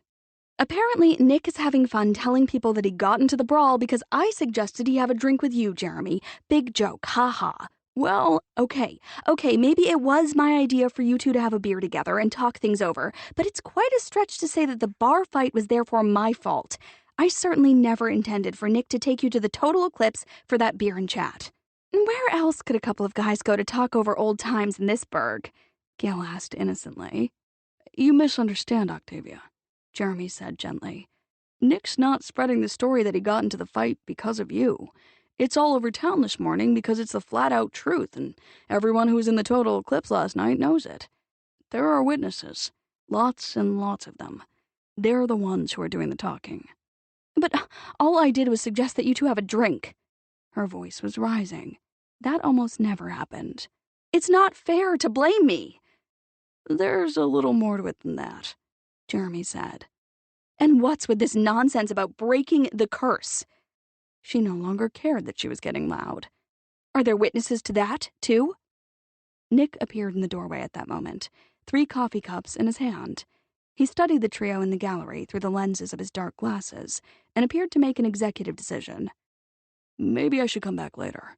He started to step back out onto the sidewalk. Octavia rounded on him. Don't you dare leave. Get back in here right now. Do you hear me, Nick Harte? Oh, yeah. Nick went to the counter and set down the 3 cups. I definitely hear you. She crossed her arms and faced the 3 of them. Let's try to get some clarity on this issue. Damn. Nick removed his dark glasses with obvious reluctance and dropped them into his pocket. Do we have to do clarity? I hate the clarity thing. He looked at the cup Gail held and the one that sat on the counter. We've already got coffee. I brought it, Jeremy explained. Nick glanced at him. You look like hell. Which is extremely unfair, Jeremy said, given that I was just an innocent bystander. Innocent bystanders have a very high accident rate, Nick informed him with an air of authority. Look it up. I'll remember that. But, you might want to show a little gratitude here, Harte. I'm the one who took that cue stick away from Dickhead before he could ram it where the sun don't shine. Nick nodded. I am indeed grateful for that.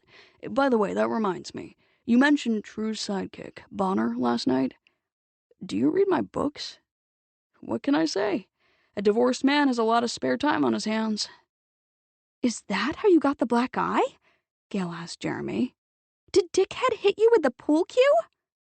Actually, it was a little more complicated than that, Jeremy said. Excuse me, Octavia said very loudly. They all looked at her with polite expectation. As I was about to say before I was so rudely interrupted, she went on, not even trying to lower her voice. I want to know why everyone in town believes that I was the cause of that stupid bar fight last night. Probably because, as I just told you, it's true. Jeremy took a swallow of coffee. It is not true, she shot back. According to the ladies down at the beauty parlor, it is, Gail offered. That's all anyone could talk about. That and the fact that Nick spent the night at your place, of course. Nick paused in the act of taking a sip of coffee. Folks are discussing that, too? With relish and zest, Gail assured him. Huh. He shrugged and drank more coffee. Octavia threw up her hands. Okay, so I suggested that you 2 have a drink together. How was I to know you'd be dumb enough to have that drink at the total eclipse? It wasn't the fact that Nick bought me a beer that started the fight, Jeremy said with grave precision. The fight started when me and Eugene announced to the entire bar that you had bestowed your favors upon Nick for certain agenda-driven reasons. She stared at him. I beg your pardon? Eugene implied that you had commenced an affair with Nick here with the goal of causing him to become so bemused and befuddled that he would be unable to think clearly. The net result would be that our intrepid investigator would be unable to detect that you were the person most likely to have stolen the Upsall. Octavia made it to the end of the counter and grabbed hold of it to steady herself. Good Lord. Of course, Eugene didn't put it in precisely those words. Jeremy glanced at Nick for confirmation. Don't think he used the words bemused and befuddled, did he? No, Nick said. I believe what Eugene said was that Octavia was screwing me senseless. Jeremy shook his head. Don't think he said senseless either. Maybe it was screwing your brains out? Right. Nick raised a cup in a small salute. That was it. He said that Octavia was screwing my brains out in an effort to distract me from my investigation. Jeremy turned to Octavia.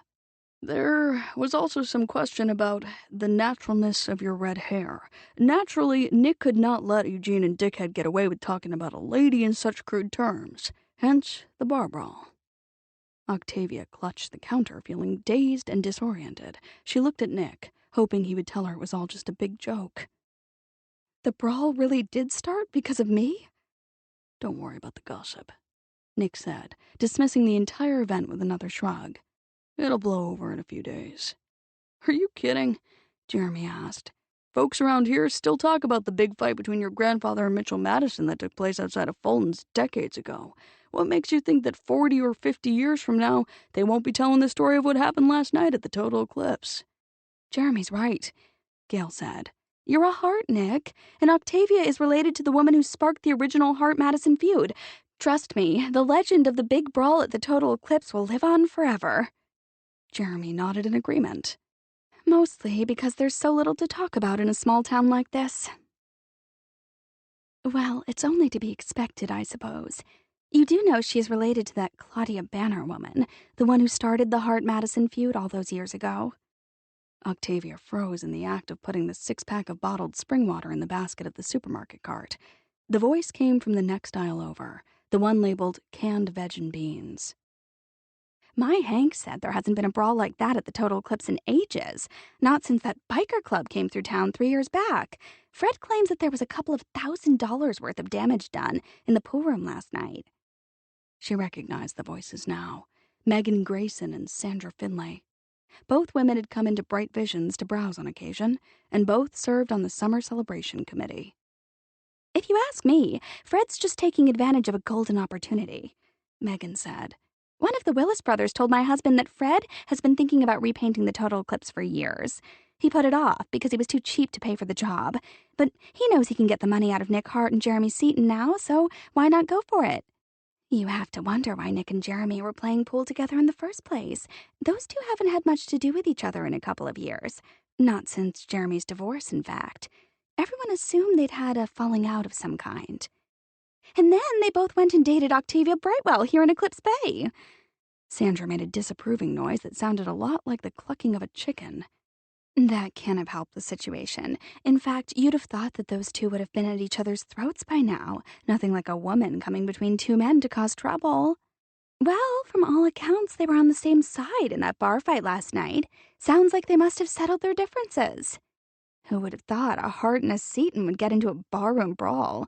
Oh, sure, you expect that sort of thing from a Madison, but I always thought that the Hartes and the Seatons were a lot more refined.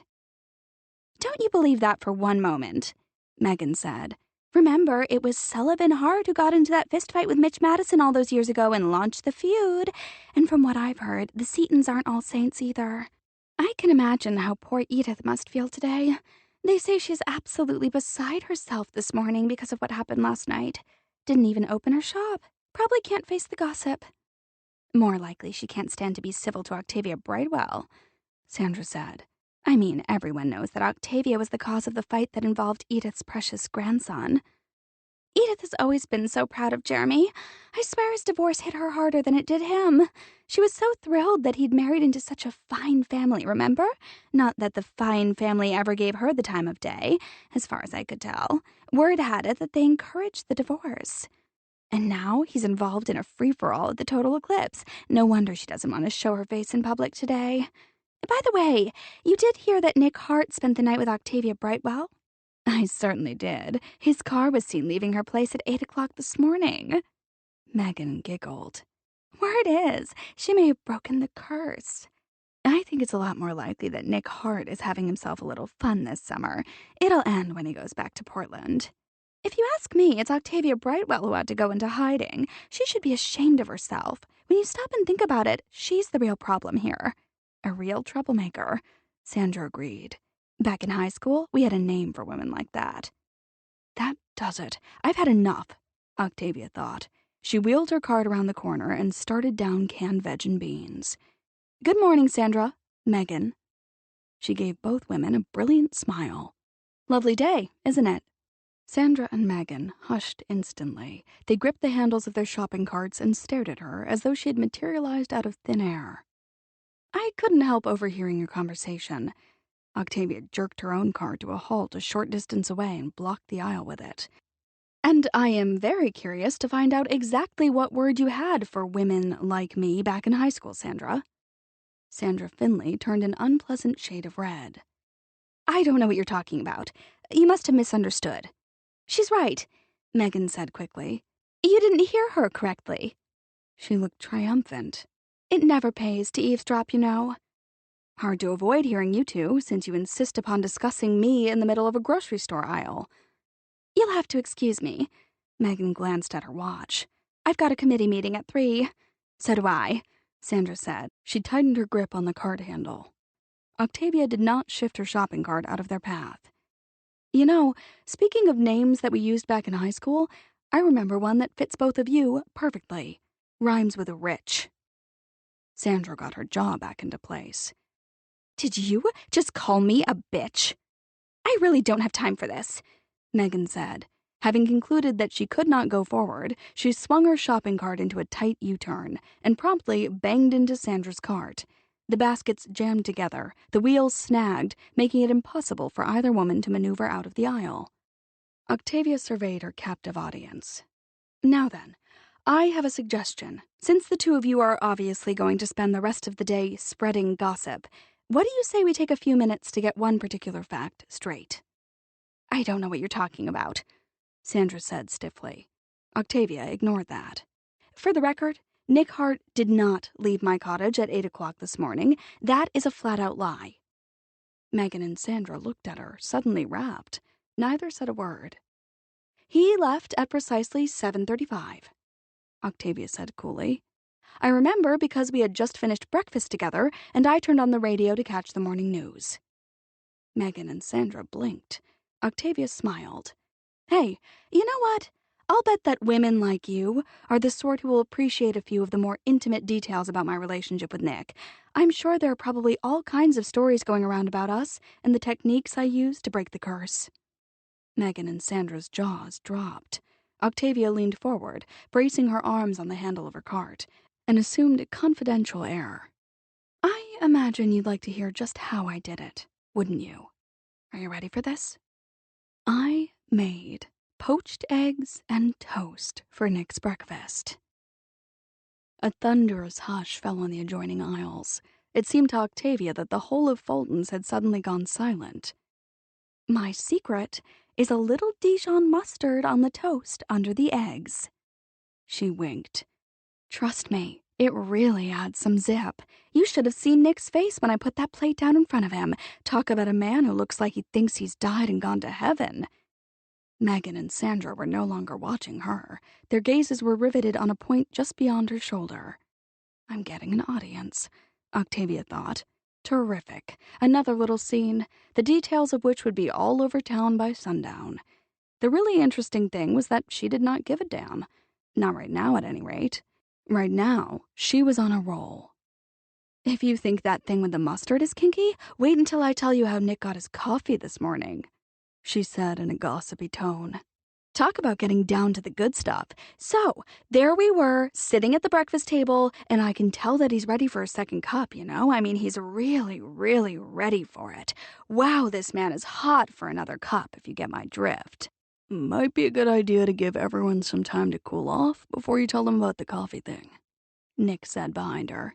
He sounded amused, but there was the barest hint of a warning in his voice. I'm not sure Eclipse Bay is ready for the details of my second cup of coffee. She spun around. Reality came back with a jarring thud. I think it might be a good idea to check out now, he said. She wondered just how big a fool she had made of herself. He was right. This was a very, very good time to check out. Okay. She whipped the cart around and headed for the checkout counter, leaving Sandra and Megan still tangled up in canned veg and beans. I hope you don't mind me interrupting back there, Nick said, falling into step beside her. It's just that some things are personal, you know? That stuff about the second cup of coffee, that's special to a sensitive guy like me. Oh, for heaven's sake, Nick, you didn't even have a second cup of coffee this morning and you know it. Are you sure? Of course I'm sure. Can't you remember what you had for breakfast? It's all a blur after the eggs and mustard. Chapter 21. At 4 o'clock that afternoon, he went back to the gallery to check on Octavia. She had looked good during the scene with Sandra and Megan at Fulton's, but underneath he thought he had detected some additional strain. She's not here, Gail said the instant he walked through the door. She went home early. She never goes home early, Nick said. She did today. He was getting more concerned by the minute. Is she okay? I don't think so. Gail exhaled deeply. She's lived in town off and on for over a year, and she's been hanging out a lot with Hartes and Madisons, but that doesn't mean she's completely acclimated to our quaint little traditions here in Eclipse Bay. In spite of the way she handled Sandra and Megan, I think she's a lot more upset about the gossip that is going around than she's letting on. Nick frowned. You really think it's bothering her? Seemed like she was dealing with it fairly well earlier. Gail watched him very steadily. The brawl last night was bad enough, but the fact that everyone is talking about how you spent the night at her place is a real problem, I think. Why? Everyone knows that we're seeing each other. It's no secret. She's aware of that. No offense, but I do believe that you're missing the point here, Gail said. You were seen driving away from her cottage at 8 o'clock this morning. 7:35. And so somebody noticed my car coming from the direction of her cottage early this morning. So what? Not the first time. Yes, it is, as a matter of fact. You're right. I am missing something here. You want to run that by me again? Gail picked up a stack of brochures announcing the children's art show and made a pretense of straightening them. 8 o'clock, or to be precise, 7:35, is well after dawn at this time of year. What about it? Pay attention, Nick. She slapped the brochures back down on the counter. The word has gone out that Octavia has broken the curse. Yeah, so? You do know about the curse, don't you? That idiotic story about me that claims that I never spend the entire night with a woman? He waved that aside. I've heard about it, sure. Well, she demanded. It probably got started because I've never left Carson with a sitter overnight, but it doesn't follow that I never have any nights to myself. Carson stays with family once in a while. He's with his grandfather and his great-grandfather and Lillian and Gabe at the moment, leaving me free to do as I please at night. So, does that mean that you do sometimes spend the entire night with a woman with whom you're romantically involved? Gail asked with disconcerting interest. Guys don't get romantically involved. What do they get? Involved, period. Oh, sure, I knew that. So, do you sometimes spend the entire night with women with whom you're involved, period? You know, I didn't come here to discuss my love life with a woman who has very big hair. That was a low blow. Gail patted the rigid outer layer of her voluminous hairdo. I was only carrying out my assignment. Yeah? Nick went toward the door. Too bad you didn't learn anything useful about that damned painting. Gail straightened her shoulders and held her chin high. In the long run, I feel that I discovered something infinitely more important. Such as? The name of the woman who broke the curse on Hard-Hearted Harte. He went out onto the sidewalk and slammed the door closed. 20 minutes later, he stood on the bluff above the small crescent-shaped beach looking down. She was sitting on a rock, knees drawn up under a long geranium-red skirt, her face hidden beneath the wide brim of a big straw hat. The now familiar flicker of intense awareness crackled through him, tightening his belly and heating his blood. It was a deeply sensual feeling, but he could not slap the label great sex on this and let it go at that. He had known that from the beginning. He watched her there in the sunlight, her skirt fluttering a little in the breeze, her gracefully rounded arms wrapped around her knees, and he finally understood. This strange, bone-deep sensation that he always experienced when he thought about her, or when he was in her vicinity, wasn't merely desire or anticipation. It was a sense of connection. In some manner that he knew he would probably never fully comprehend, he was linked to her now.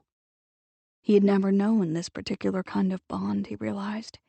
Perhaps it would have developed eventually with Amelia if they had had more time, and if he had not screwed things up by quitting hard investments, and if she had not turned to an old lover when the chips were down.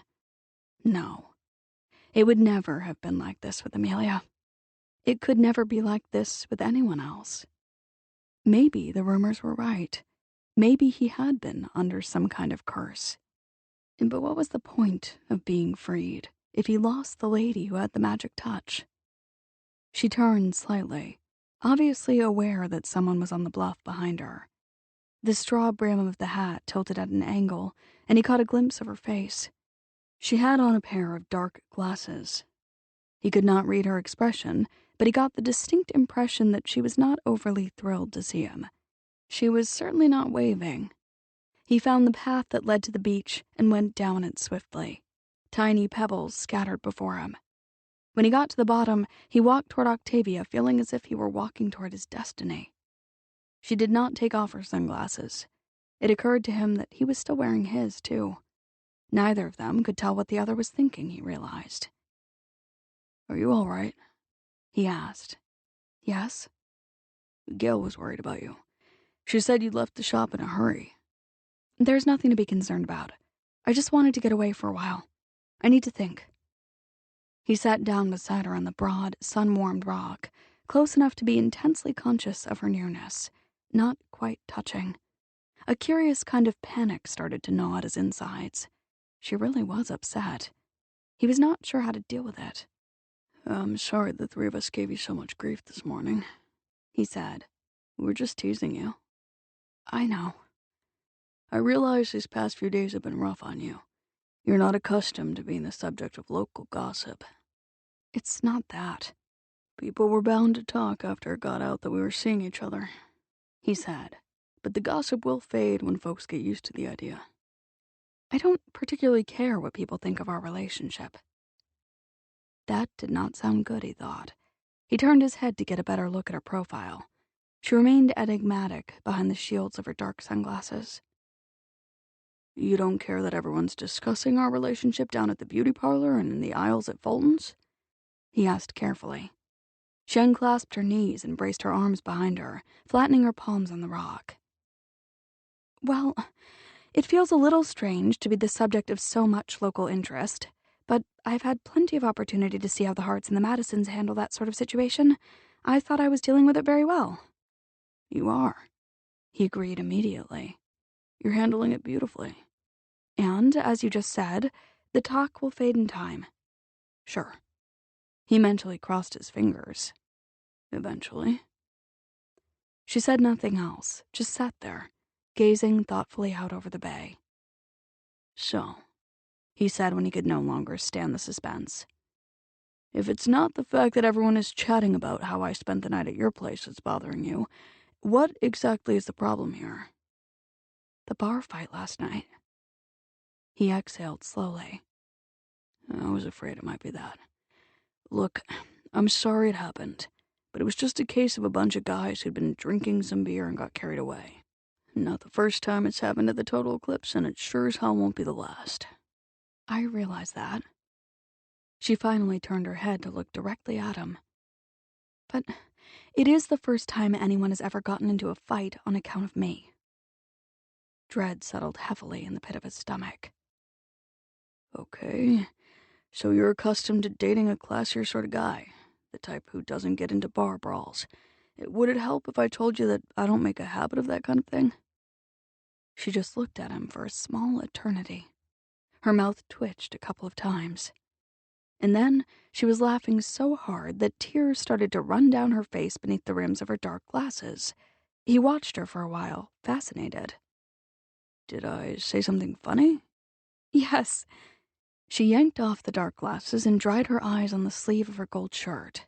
"Yes, you said something very, very funny." "You know you're losing it when you don't get your own jokes." She pulled herself together with a visible effort. The laughter faded into giggles, and then shrank into a wide smile. Her eyes were warm and clear and bright, with the remnants of her amusement. "You're not losing it," she said. "We're just not quite in sync here. What I was trying to tell you is that I have never considered myself the type of woman who is capable of launching a barroom brawl." "You're not." "You're wrong. Clearly, I must be that type because I did ignite that fight last night. The facts are on the record from dozens of witnesses, apparently." He winced. "This is one of those no-win situations, isn't it? Any way I respond, I screw up big time." She ignored that. "I like it." "What? That I'm trapped in a lose-lose scenario?" "No. That I'm the type of woman who has what it takes to spark a tavern brawl." "Huh." I also like being the type of woman who inspires gossip in the beauty shop and creates great excitement in the supermarket aisles. Uh-huh. The type who ties men up in bed? And the type who lets herself be tied up in bed. He reminded her. That too. Aunt Claudia would be so proud. Yeah? Definitely. She was always telling me that I had to stop trying so hard to smooth things over and fix things. She said I should learn to raise a little hell. I'm starting to wonder if maybe that's the real reason she sent me here to Eclipse Bay. Not to repair the damage she did, but to discover this other side of myself. Interesting theory. The thing is, how could she have guessed that I'd get into so much trouble if I got tangled up with you Hartes and those Madisons? You think maybe there really was something to all that stuff about auras and New Age metaphysics that she studied during the last years of her life? He folded his arms on his knees and savored the sense of relief that was washing through him. Octavia wasn't sunk in depression. She wasn't even pissed off. There was still hope. Wouldn't take a lot of metaphysical intuition and aura reading to figure out that sending you here to get involved with Hartes and Madisons would get you into trouble, he said. A woman as smart as Claudia Banner would have been able to predict exactly what would happen. The following morning, Nick scrawled his name on a check and pushed it across the bar. Beside him, Jeremy signed his check with an artistic flourish and put it on top of Nick's. Thank you, gentlemen. Fred snapped up both checks and put them into the cash register drawer. Always a pleasure doing business with you. You're welcome back to the Total Eclipse any time. I like to encourage a high-class clientele. I don't think we'll be able to afford to come back, Jeremy grumbled. Fred contrived to look hurt. This is the thanks I get for dropping all the charges? You know damn well we didn't do $2,000 worth of damage here the other night. Jeremy waved a hand to indicate the shabby surroundings. Hell, the joint doesn't look any different than it did before things got exciting. You ruined my walls. Right, the walls. Nick lounged on a bar stool and folded his arms. He glanced toward the far end of the room, where the Willis brothers were busy with a tape measure and clipboard. The brothers were fixtures in town. For as long as Nick could remember, they had worked as general contractors doing everything from plumbing to roof repairs. They were identical twins, but no one in town had any trouble telling them apart. From his cleanly shaved skull to his crisply laundered overalls, Walter Willis was as precise and polished as one of the gleaming tools he wore on his belt. Torrance, on the other hand, wore his thin, straggling hair in a greasy ponytail. His work clothes were stained with everything from paint splatters to pizza sauce. What color are you going to paint the place? Jeremy asked. Fred pursed his lips. I'm thinking taupe. Taupe? Jeremy stared at him. You're kidding, right? Taupe isn't the color you use for a bar. What color is taupe, anyway? Nick asked. Who knows? Fred said. Wald over there suggested it. Forget taupe, Jeremy advised. I'd go with dark green, and maybe a warm brown on the baseboards and trim. Listen to him, Nick said. The man's an artist. Green and brown, huh? Fred pondered that for a while. Walt said he'd give me a special on the taupe. Said he had some left over from a job he and Torrance did for one of the summer people. Don't suppose it much matters what color you use, Nick said. No one will be able to see it in here anyway, what with the low lighting and all. Fred scowled. Gotta keep the lights low. Why? Jeremy asked. So folks won't notice the size of the roaches? Gives the place ambiance, Fred said. The door opened. For a few seconds, the glare of daylight silhouetted the distinctive figures of Eugene and Duane. Then the door closed again.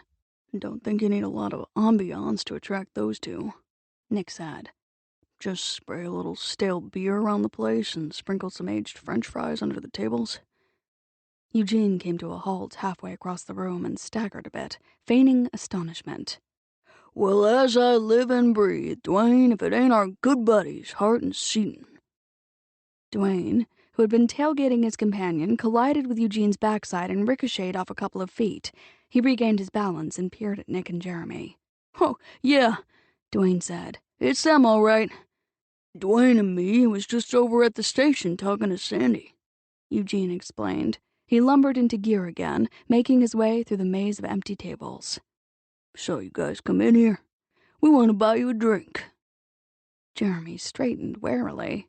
"Much as we'd love to stay and chat, Nick and I have appointments today. Isn't that right, Nick?" Nick did not take his eyes off Eugene. "You want to buy us a drink? Sure. After all that fun we had together, it only seems fair." Eugene reached the end of the bar and gestured expansively. "Beers all around, Fred." Fred shrugged and set out 4 glasses. "Gee, Eugene," Jeremy muttered. "We don't know what to say, do we, Nick?" "Speechless," Nick agreed dryly. "What's this all about, Eugene?" "Hell, me and Dwayne figure we owe you two something for covering the damages Fred here claims he's owed for the other night. Ain't that right, Dwayne?" "Right." Dwayne perched on the stool next to Eugene. "Mighty generous of you." Fred put a full glass down in front of everyone. Eugene hoisted his glass. "Here's to good times. Good times." Nick picked up his glass and drank some beer. Jeremy hesitated and then followed suit. Eugene beamed. "Never thought I'd see you in a bar fight, Harte. Or you either, for that matter, Seaton. Who'd have believed you two would turn out to be just a couple of regular guys after all? You ever believe that, Fred? Wonders never cease." Fred walked out from behind the bar. "I'm gonna go talk to Walton Torrance. I kinda like the idea of green and brown on the walls." Eugene waited until he had moved off into the pool room where the Willis brothers were now working. Then he looked down the bar at Nick and Jeremy. He stopped, smiling. "You know, Dwayne and me, we never thanked you two for getting us out of the car that night we went into the water," he said. "Forget it?" Nick said. "That was a long time ago." "Yeah." Eugene took a long pull on his beer. "A long time ago." No one said anything for a while. Eugene and Dwayne worked steadily on their beers. "After it happened," Eugene said eventually, "we figured you'd go straight to Chief Yates, you know. Maybe tell him about that little game of chicken we were all playing." "You mean tell him how you tried to run us off the road?" Jeremy asked neutrally. "Maybe things got a little out of hand," Eugene said. "Me and Dwayne were really pissed after you showed us up at the races that night.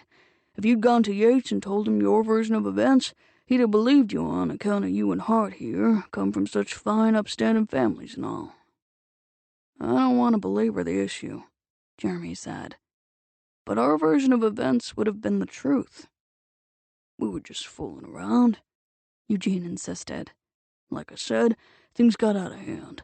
But that ain't the point. Point is, Yates and everybody else would have believed you guys. Nobody would have even listened to our side of the story on account of everyone around here figures me and Dwayne for trash." Nick glanced at Jeremy. Eugene was right, and they both knew it. Nobody in Eclipse Bay would have taken Eugene's or Dwayne's word over the word of a Harte or a Seaton, regardless of the circumstances. Eugene looked at Nick. "The other night, I'd had a few beers. I maybe said some things about your girlfriend that I shouldn't have said." Nick inclined his head. "True. You know that Miss Brightwell always says something nice when she sees us on the street," Eugene continued. "Ain't that right, Dwayne?" "Yeah." Dwayne drank more beer. "Always says something like, 'Good morning,' or 'How are you?' or 'Beautiful day, ain't it?'" Nick looked at Dwayne. "She says, 'Beautiful day, ain't it?'" "Nah, that ain't right." Dwayne's thin face twisted into a tight little knot with the effort of trying to think. "She says, 'Beautiful day, isn't it?' Yeah, that's it. Isn't it?" "Sure glad we got that straight," Jeremy said under his breath. "Anyhow," Eugene went on with a doggedly determined air, "point is, she's a nice lady, even if she did swipe that painting. Me and Dwayne shouldn't have said that stuff about her deliberately screwing your brains out just so you wouldn't figure her for the thief. I mean, so what if that's the reason she's sleeping with you? It's a damn good reason if you ask me. It goes to show she's smart." "It takes a real man to apologize," Nick said. "Far as I can tell, you were among the first to hear the rumors at Fulton's. If you really want to settle things between us, you can tell me the name of the person who gave you the story." Eugene and Dwayne exchanged nods. It was that prissy old bitch, Mrs. Burke, wasn't it? Remember, Dwayne? She was talking to Carla from the beauty shop. I was in the ice cream section getting a couple of quarts of chocolate fudge swirl, and they were right across from me in frozen orange juice. Acted like they never saw us. Sure, Dwayne said. I remember. Old Lady Burke and Carla from the beauty parlor. Nick saw Jeremy's eyes narrow a little at the names. He put down his unfinished beer and got to his feet. Thanks, Eugene, he said. You too, Dwayne. I appreciate the information. And the beer, too. Same here. Jeremy set his unfinished glass down on the bar next to Nick's. Ain't you gonna finish your beers? Eugene asked, looking offended. The thing is, Nick said, you've given us a hot new clue, and we've got to get to work on it immediately. A clue, huh? Eugene sounded pleased. How about that, Dwayne? We gave 'em a clue. If they find that missing picture, it'll be on account of us. You'll have our undying gratitude, Nick said. I like the sound of that, Eugene said. You sure you don't want the rest of your beer? I wish I could hang around to finish it, but time is of the essence, Nick said. Help yourself. Don't mind if I do. Eugene picked up Nick's unfinished beer and dumped it into his own nearly empty glass. Dwayne did the same with the remaining beer in Jeremy's glass. That strike you as sanitary? Jeremy asked as they went through the front door into the sunlight. The alcohol probably kills all the germs, Nick said. Sure, Eugene and Dwayne would have considered that. The sunshine was blinding after the endless night of the total eclipse. Nick reached for his dark glasses. What's with Mrs. Burke? You know her well? No, but my grandmother does. Mrs. Burke is a member of a bridge group, Jeremy said. They've been playing together every Wednesday and Saturday for nearly 40 years. Which means your grandmother might be able to tell us where Mrs. Burke got the story. Jeremy exhaled heavily. There may be a little problem with me interrogating Grandma at the moment. She's still upset about you being hauled off to the police station after the big brawl? Yeah, I stopped by to see her again this morning. I wanted to explain things and then ask her some questions about her recollections of what happened in the past, but I didn't get far. She was just sitting there at our kitchen table looking more depressed than she did after my divorce. Evidently, I'm proving to be just one major disappointment after another. Want me to talk to her? Tell her it was my fault? She's already decided whose fault it is, Jeremy said. Like everyone else in town, she blames Octavia. The door of the total eclipse opened again behind Nick. He glanced over his shoulder and saw Walter Willis emerge from the gloom. Something clicked. Hey, Walt, got a minute? No problem. Walt changed direction and veered away from the van at the curb. He went toward Nick, sunlight gleaming on his meticulously shaved head. I need to get some tools, but I'm in no rush. What can I do for you?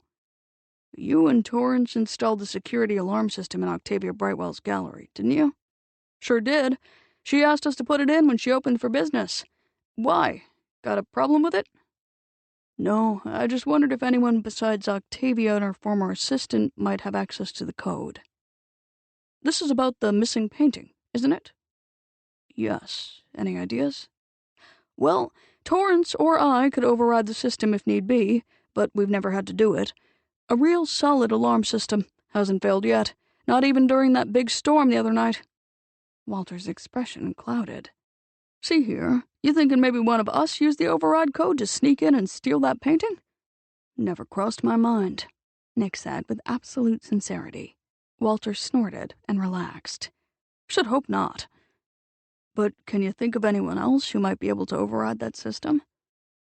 Walter stroked his square chin, reflective and willing to be helpful now that he'd been assured that he and his twin were not suspects. Torrance and I never gave out the code to anyone except Miss Brightwell. I know she gave it to Noreen Perkins, but that's about all I know. You'd have to find Noreen to ask if she gave it to anyone. Sean Valentine is working that angle, Nick said. Don't think he's tracked her down yet, but he will eventually. Thanks, Walt.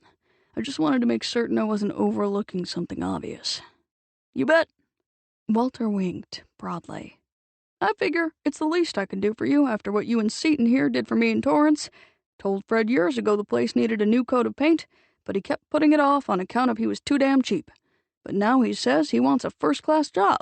Bottom line, On behalf of the Willis brothers, I'd like to say thanks." "It was nothing," Nick said. "Just doing our part to improve Eclipse Bay. Hartes and Setons have got a deep sense of civic responsibility, you know." Chapter 22. "Way I figure it," Mitchell said into the cell phone. "getting into a bar fight over a lady like Octavia is as good as a marriage proposal. You damn sure better speak to that grandson of yours or I'm gonna have to do it for you." "Stay out of it, Mitch," Sullivan said. "Things will get sorted out a whole lot easier if you don't interfere." "Shoot and damn." Mitchell stabbed at some weeds with his trowel.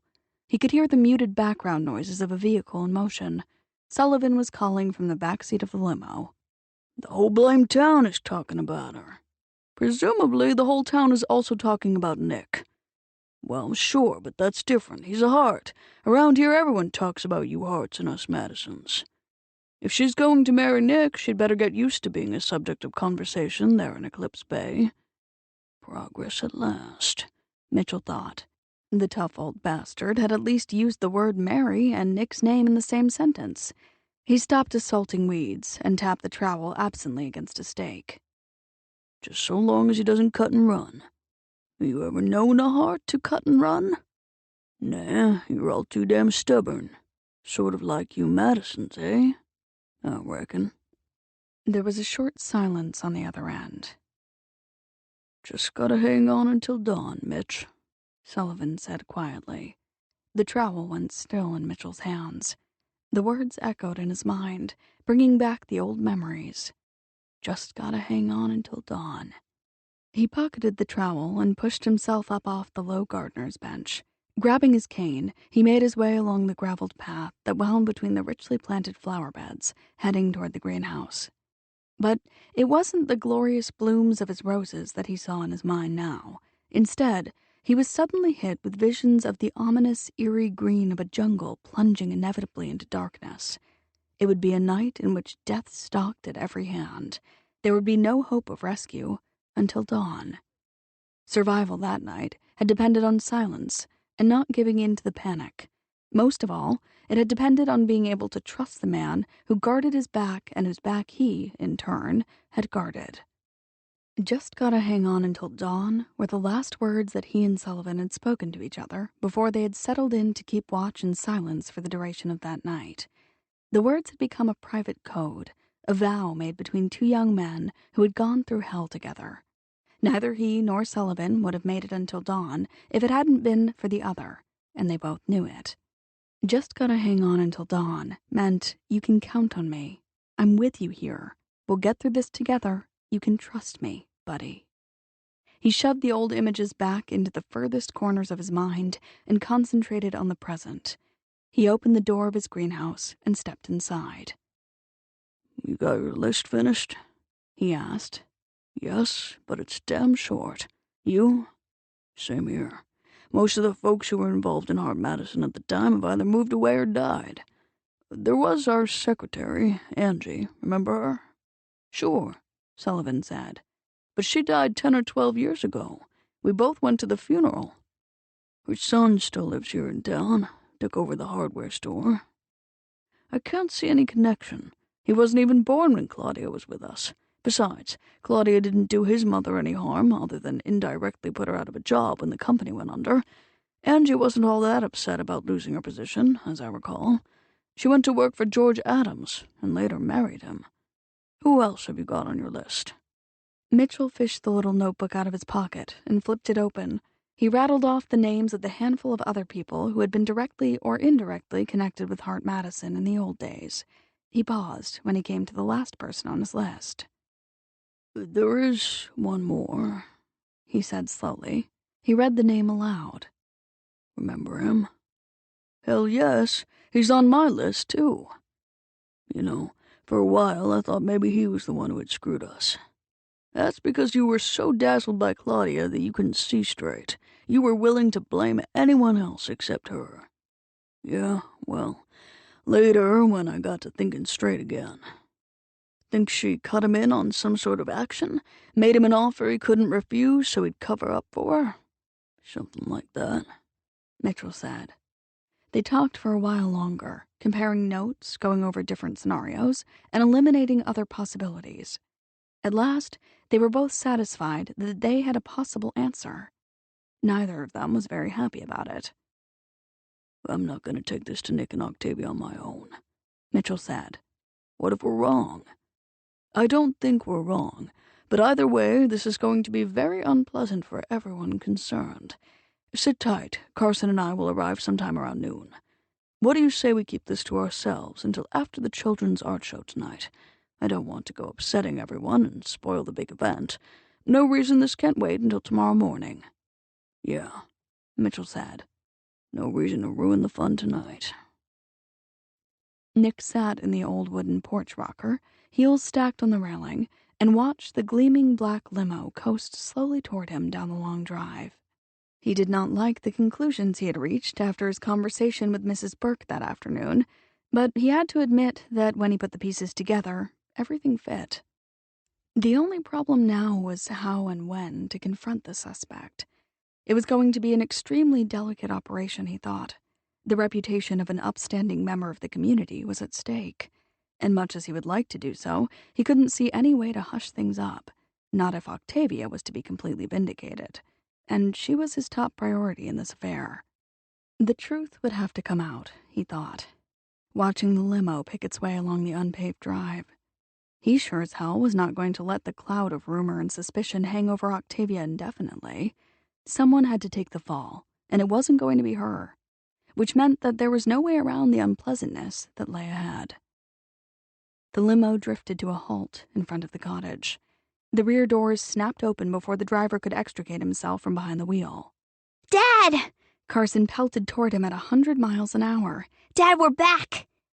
Sullivan levered himself out of the other side of the vehicle, cane in hand, and started around the rear of the car. Nick looked at Carson running toward him. My son. And then Carson was in his arms, and he was swinging his boy around in the familiar greeting ritual. When he set Carson back on his feet, he caught Sullivan watching them. There was fierce love and pride in the old man's face. He did not speak, but there was no need for words. Nick knew exactly what he was thinking.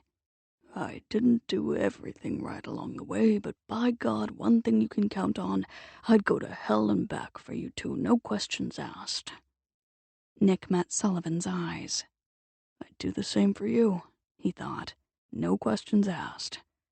Sullivan smiled slightly, and Nick knew that he understood. The limo driver put 2 suitcases down on the porch and looked at Sullivan. Anything else, sir?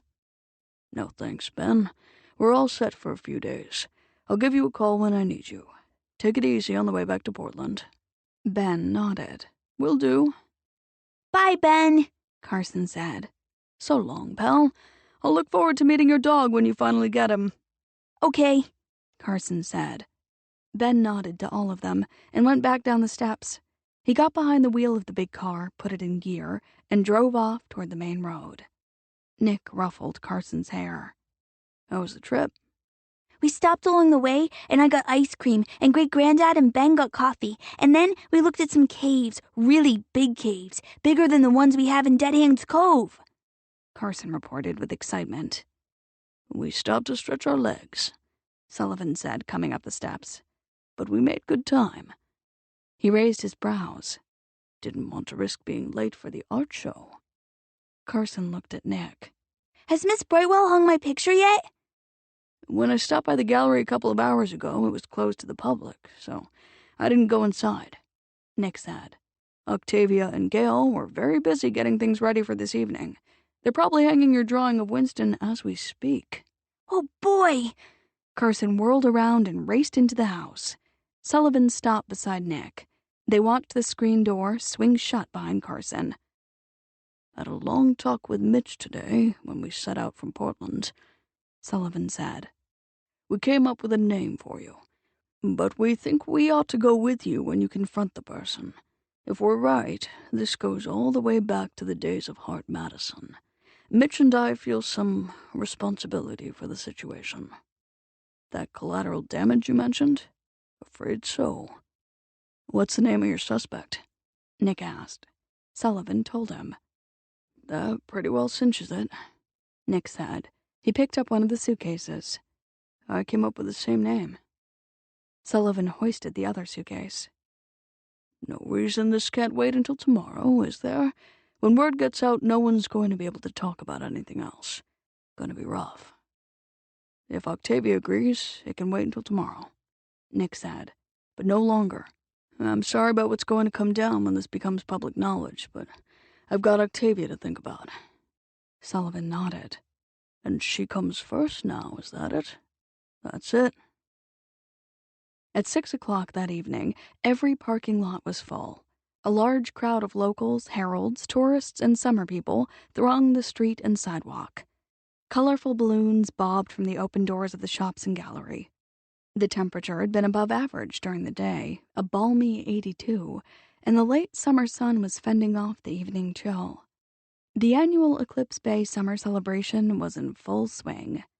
Octavia breathed a sigh of relief when several kids, dragging their parents, surged into Bright Visions the minute the door was opened.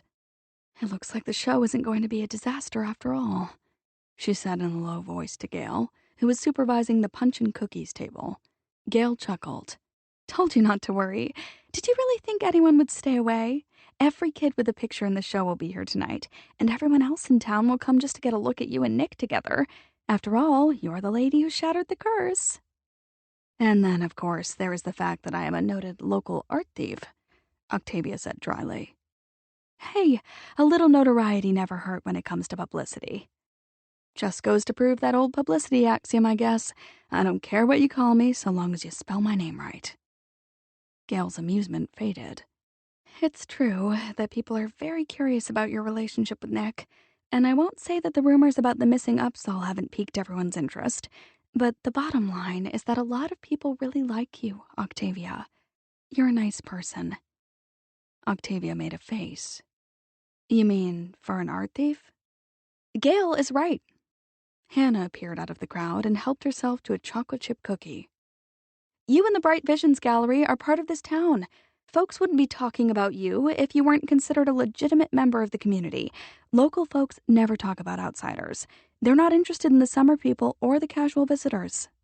"Like it or not, you belong here," Gail said. Hannah glanced toward the door. "And here comes a couple of your biggest admirers." Octavia followed the direction of her gaze and saw Eugene and Dwayne enter the gallery. They looked different. It took her a few seconds to realize that both men had shaved and put on clean shirts and pants for the occasion. Eugene's hair was slicked down with some sort of shiny pomade, and Dwayne had tied his in a ponytail. The pair came to a halt just inside the entrance, blocking traffic. Although they had walked into the gallery with a certain air of bravado, they now appeared uncomfortable. She got the feeling neither of them knew what to do next. "Will you look at that?" Gail murmured. "They've actually buttoned their shirts." "Sort of ruins the image when you can't see Eugene's hairy belly through the holes in his undershirt, doesn't it?" Hannah mused. Gail frowned. "I hope they're not here to start trouble." "Don't worry," Hannah said. "Sean Valentine is just outside talking to Nick and AZ and Virgil. Eugene and Dwayne won't create any problems with the chief nearby." "I agree. There's no cause for alarm." Octavia picked up 2 paper cups filled with punch. They wouldn't have gone to all the effort to get cleaned up if they'd planned to start another brawl. She made her way through the crowd to where Eugene and Dwayne hovered uncertainly. "Hello," she said brightly, handing a cup to each man. "I'm glad you could make it tonight. Please come in and have a look around." Thanks. Eugene seemed to relax. He took one of the cups of punch. Dwayne and me figured it was about time we educated ourselves about art, you know? "Of course." She gestured toward the buffet table. "Help yourselves to cookies." Look, Dwayne, they've got free food. He started toward the table. Excellent. Dwayne downed the contents of his punch cup and set off in Eugene's wide wake. Nick sauntered through the door at that moment. His gaze tracked Eugene and Dwayne's progress. Everything okay in here? "Yes, indeed," she said. "I was just welcoming a couple of other legitimate members of the community." He raised his eyebrows. Do I detect a trace of irony here? "Probably." She glanced at Carson, who stood with Anne in front of the picture of Zeb. The 2 children appeared to be deep in conversation. A couple of miniature art connoisseurs, she thought. Tell me the truth, Nick. Would you say that I'm a real member of this community? Are you kidding? You've got everyone from Mean Eugene and Dickhead Dwayne to the wife of the future mayor here tonight. You've also got representatives of both the Harte and Madison clans. Trust me, in Eclipse Bay, it doesn't get any more legitimate. You're teasing me, aren't you? I'm dealing with the truth here. And there's another thing that guarantees you a place of honor in our fair town. What's that? You broke the curse. She made a face. If you mention that stupid curse one more time, I swear I'd appreciate it if you would not refer to the condition of my former sex life as stupid, he said with grave dignity. At least you had a previous sex life. When I look back, I've got to wonder if I was the one under the spell. 2 years is a long time to go between dates. He gave her a smile that curled her toes. But it was worth the wait, right? He said. I am not going to respond to such a leading question. Not in public, at any rate. Now, you'll have to excuse me. I'm trying to host a show here. She made to move off. By the way, he added, lowering his voice, there is one more thing I wanted to tell you. She paused and looked at him inquiringly. Yes? He glanced around, apparently checking to see if there was anyone within earshot. Then he grasped her arm and urged her into a quiet corner of the room. Mitch and Sullivan and I think we've got a lead on the upsall. Stunned, she just stared at him for a couple of seconds. He was standing very close, one hand braced against the wall behind her. There was something utterly dangerously masculine in the way he leaned into her slightly, cutting off her view of the room with his broad shoulders. His body language spoke of possession and a silent claim that she knew every other man in the room could probably read. A sense of déjà vu swept through her. This was the way he had stood with her at Lillian's gallery show, she thought. He had put himself between her and the crowd that evening, too, cutting her out of the herd, making her intensely aware of him, and then asking her out on a date. She had known in her heart where a date with Nick would lead, and her nerve had failed her that night. Oh, sure, later she had come up with lots of really good reasons for avoiding the risk of getting involved with him, but the stark truth was that her courage had failed at crunch time that first night. She had run from him that evening, and several more times after that. But tonight was different. Tonight, because she had finally taken the risk, she knew him far more intimately and deeply, and she could see what lay beneath the surface. In addition to the intensely sensual threat he posed, there was strength and honor and integrity. Dear God, I'm in love. Automatically, she lowered her own voice to a whisper. Who? What? Where? Tell me what's going on here, Nick. He looked at her very steadily. No one's got more of a right to answers than you do. But this afternoon, Sullivan and Mitchell asked me to ask you to give them until noon tomorrow to confirm our hunch. Why the delay? We need to be sure. We're talking about someone with deep ties throughout the community. People are going to be hurt. We can't afford to be wrong. She searched his face. He was genuinely concerned about what might happen when it all came undone. And if you're right? She asked gently. There will be a lot of fallout, and it won't all come down on the person who took the painting. There is someone else who will probably get dumped on too. An innocent bystander. Collateral damage. Yes. She shivered. I hate those words. Translated, they mean that real people will get burned. Yes, he said again, but this time his eyes went cold. I told Sullivan and Mitch that, although I'm willing to give them some time, I'm not going to let this thing get hushed up or swept under the rug. One way or the other, by tomorrow afternoon your name will be cleared, no matter who gets hurt. I'm not going to let you take the rap. He meant every word, she thought. He was making it blazingly clear that she was his first priority. The realization gave her an odd feeling. No one had ever fought any battles for her, and now, in the space of less than a week, Nick had gotten involved in a barroom brawl and was about to expose an upstanding member of the community as a thief, all in her name. all right, she said. Tell Mitch and Sullivan I'll wait until tomorrow. Thanks. They'll be grateful. I owe them that much, she said. For Aunt Claudia's sake, if nothing else. She peeked around his shoulder. I'd better go. This crowd is getting bigger, and it looks like the cookies have disappeared. She made to slide around the broad shield of his shoulders. One more thing I wanted to tell you before you run off, he said quietly. She looked back at him, her mind on the cookie supply issue. Yes? Something I should have said that first night at Lillian's show. Something I knew at the time. Something I've known all along.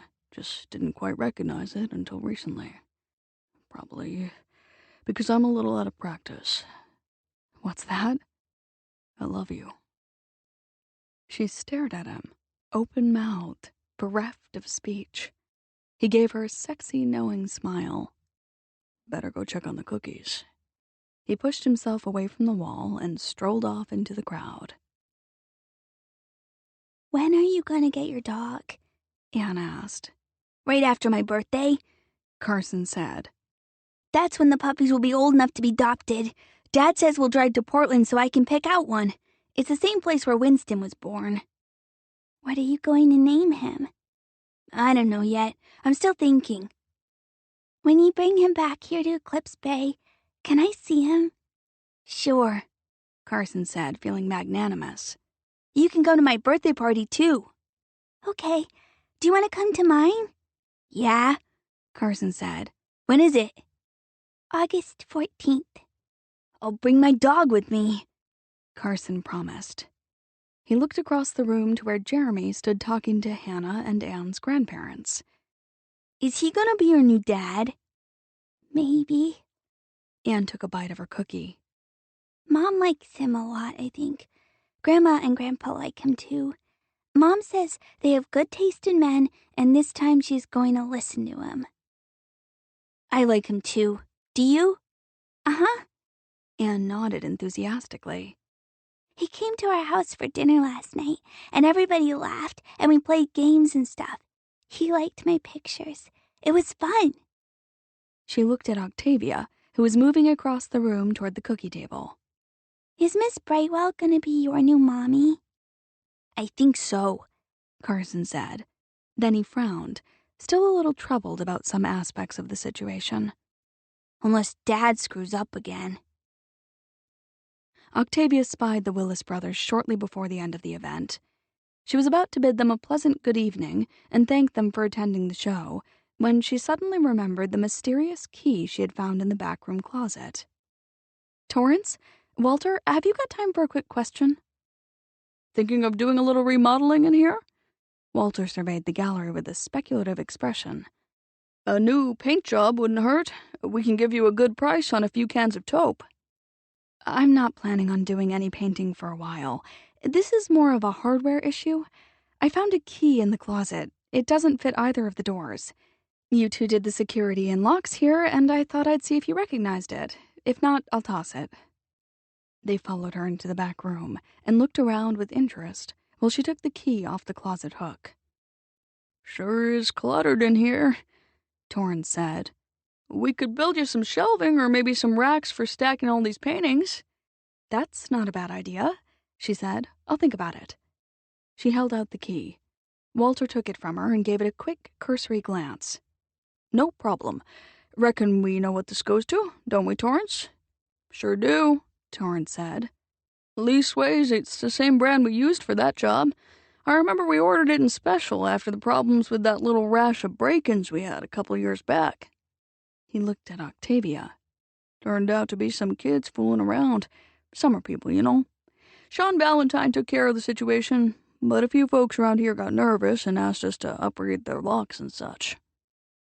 Won't be hard to check and see if this key fits where we think it does, Walter said.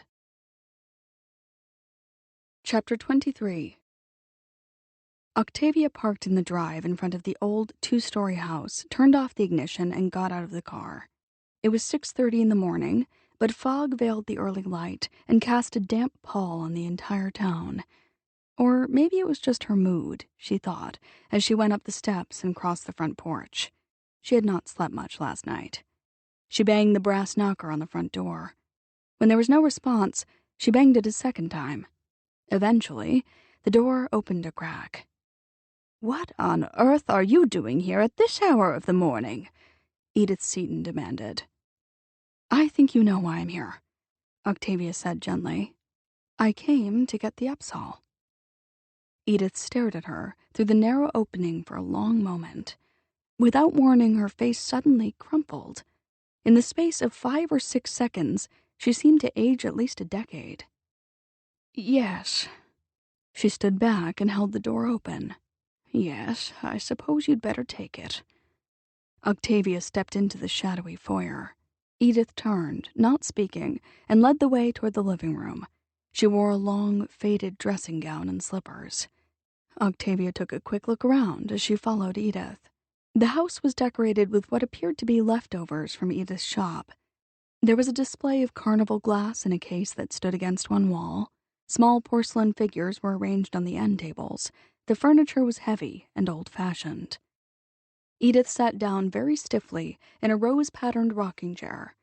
Octavia went to stand at the window that overlooked the garden. "How did you figure it out?" Edith asked in a resigned voice. "I came across a key in my back room. Last night I asked the Willis brothers if they recognized it. They said they had installed a special lock in the door of your shop. We checked. The key fit. Last night I got a phone call from Noreen Perkins. Sean Valentine had tracked her down to ask her about a missing painting, and she was worried that I might think she'd had something to do with the theft." "And you asked her about the key, I suppose," Edith said dully. "She, no doubt, told you that several months ago we exchanged keys and that she also gave me the security code to the gallery." "Yes. She said that both of you had occasionally gotten accidentally locked out. She had trouble remembering the security code for the alarm system, so she made sure you had it in case she ever needed it." "We thought it would be a convenience for both of us," Edith said. "But after she left, I forgot all about having the code and a key in my desk. Just never gave it another thought." "Until the day you and everyone else in town discovered that Claudia Banner was my great-aunt." I couldn't believe it. Color rushed back into Edith's face. Her gnarled, spotted hands knotted into fists. It was as if her ghost had come back to haunt me. Worse yet, it was happening all over again, just like it happened all those years ago. But this time it was my grandson you seduced. "I did not seduce Jeremy."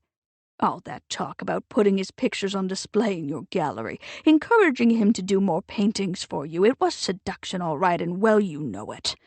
"It was business, not seduction." "You went out to dinner with him several times, too." "We are friends, Mrs. Seton, but not lovers." "Only because something better came along," Edith shot back hoarsely. "You dropped my Jeremy like a hot potato when Nick Harte started to date you. Don't deny it." "I do deny it. Every single word. You're putting your own spin on this, Edith. But I think deep down you know that isn't the truth." "You caused trouble between Jeremy and Nick the same way Claudia Banner did with Mitchell Madison and Sullivan Harte." "So you took the painting the night of the storm and tried to destroy my good name in a noble attempt to defend Jeremy from my wiles?" Octavia shook her head. "I'm not buying that, Edith." Edith sat in rigid, stubborn silence. "Do you know what I think?" Octavia sat down in the chair across from the older woman. "I think you used Jeremy as an excuse to take revenge for something that Claudia Banner did to you all those years ago. She is beyond your reach, and maybe you told yourself you had put it all behind you. But when you realized that I was her niece, the old anger came rushing back, didn't it?" Edith flinched. "She got away with it. But then Claudia Banner got away with everything. She never paid for the trouble and pain she caused." "Tell me what my great-aunt did to you, Edith." "She seduced my husband." Edith surged up out of her chair.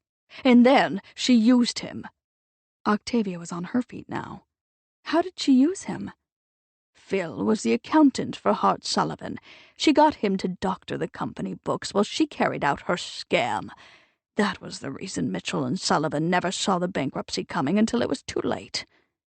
Octavia drew a deep breath and let it out slowly. I see. It was as if she was some sort of sorceress, Edith whispered.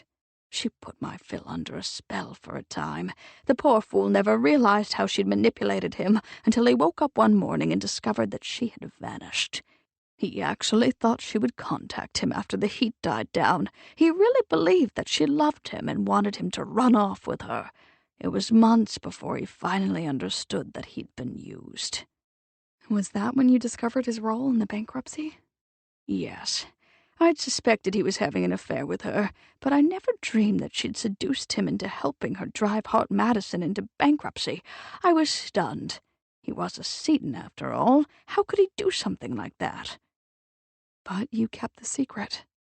I had no choice. I had to think of the family name. I had the children to consider. Just imagine what they would have had to face here in Eclipse Bay if it had come out that their father had had a hand in the destruction of Madison. It would have been rough on them.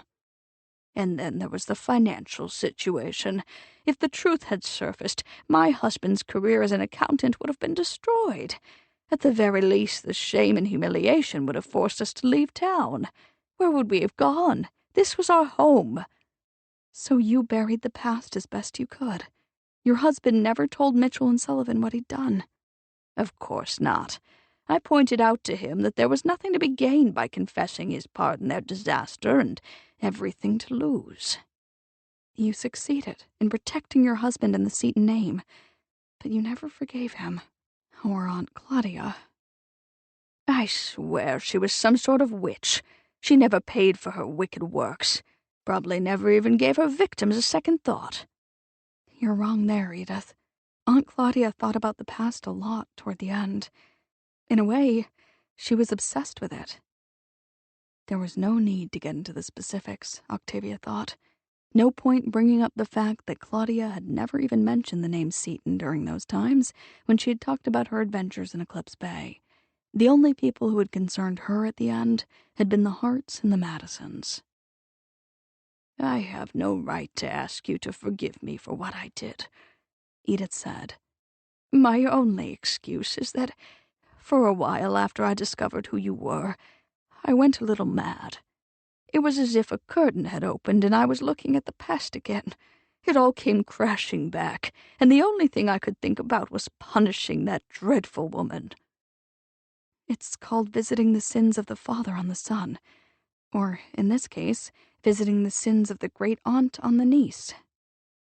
I told myself I was doing it to show Jeremy and Nick the truth about you, but you're right, of course. I did it to avenge myself. So you took the Upsall and started the rumors that I was the thief. When I finally came to my senses, it was too late. It will all come out now, won't it? What Phil did in the past, and what I tried to do to you. This time I won't be able to keep the stain off the family name. Jeremy will be embarrassed. The rest of the family and most of the people in town will think I've gone senile, and as for my friends... Edith trailed off, bowing her head. So much for nearly 4 decades of Wednesday and Saturday bridge games and civic committee meetings, Octavia thought. Even if the community and her friends were willing to forget the affair, Edith would never be able to hold her head up high in Eclipse Bay again. She put a hand on one of Edith's thin shoulders. You know, it was Aunt Claudia who urged me on her deathbed to come to Eclipse Bay. She said she wanted me to see if perhaps I could repair some of the damage she had done here. I assume that she was referring to the Harte-Madison feud, and I have to tell you that I was feeling pretty useless because the Hartes and the Madisons took care of that issue all by themselves. Edith took a hanky out of the pocket of her old robe and dabbed at her eyes. Yes, those 2 stubborn men seem to have become friends again. They didn't need me, Octavia said. But maybe I was looking in the wrong place. Maybe this was the damage I was supposed to repair.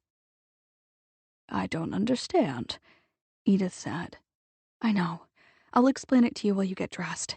Hurry, we don't have a lot of time. It's very kind of you to want to help me after what I did to you, but It's too late, my dear. The truth will be all over town by nightfall. It's only right after all this time. You're going to have to trust me on this, Edith, for Jeremy's sake and the Seton family name. But Aunt Claudia owes you this much, Octavia said. She unlocked the gallery an hour earlier than usual and went straight to work reorganizing and tidying up the shop. She took down drooping balloons and swept the cookie crumbs off the floor. It required 3 trips to the dumpster to get rid of all the used paper cups, plates, and napkins. When the trash had been dealt with, she concentrated on the display panels. One by one, she took down the framed drawings that had been done by the children and replaced them with the usual pictures. She stacked the kids' pictures in one corner in the back room, ready to be collected by the proud artists.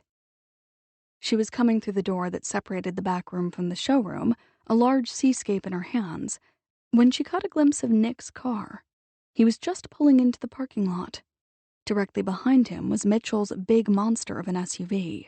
Nick, Carson, and Sullivan, accompanied by Mitchell, came through the front door 2 minutes later. They all looked at her, concerned and serious, and a little baffled. Okay, we're here, Nick said. What's this all about? Hang on, she said. I'll be right back. She darted into the other room to scoop up the painting that she had left propped against the leg of the work table. She walked back out into the main room, holding the picture aloft for all to see. Look what I found when I started cleaning up after the art show this morning. They all dutifully stared at the painting. None of the men said a word. Hey, Carson said gleefully. I remember that picture. It's the one that belongs to AZ and Mr. Nash in the Herald. The one everyone said had been stolen. It is indeed, Octavia agreed. You really do have a good eye for art, Carson. He beamed. She put the Upsal very carefully on the counter. Evidently, it got pushed behind a stack of pictures that was leaning against the wall. Heaven only knows how long it would have stayed back there if it wasn't for all the rearranging I had to do in here this morning. Well, shoot and damn, Mitchell said. The somber look evaporated from his eyes. A knowing expression took its place. It was in your back room all along. How about that? Thank the good Lord we didn't rush off to confront our suspect last night, Sullivan said dryly. He grinned at Octavia. Could have been more than a little awkward. Naturally, I feel like a complete idiot, Octavia said. But at least this fiasco is finished and Nick no longer has to play detective. Nick smiled slowly. He did not take his eyes off Octavia. I was just starting to get the hang of it.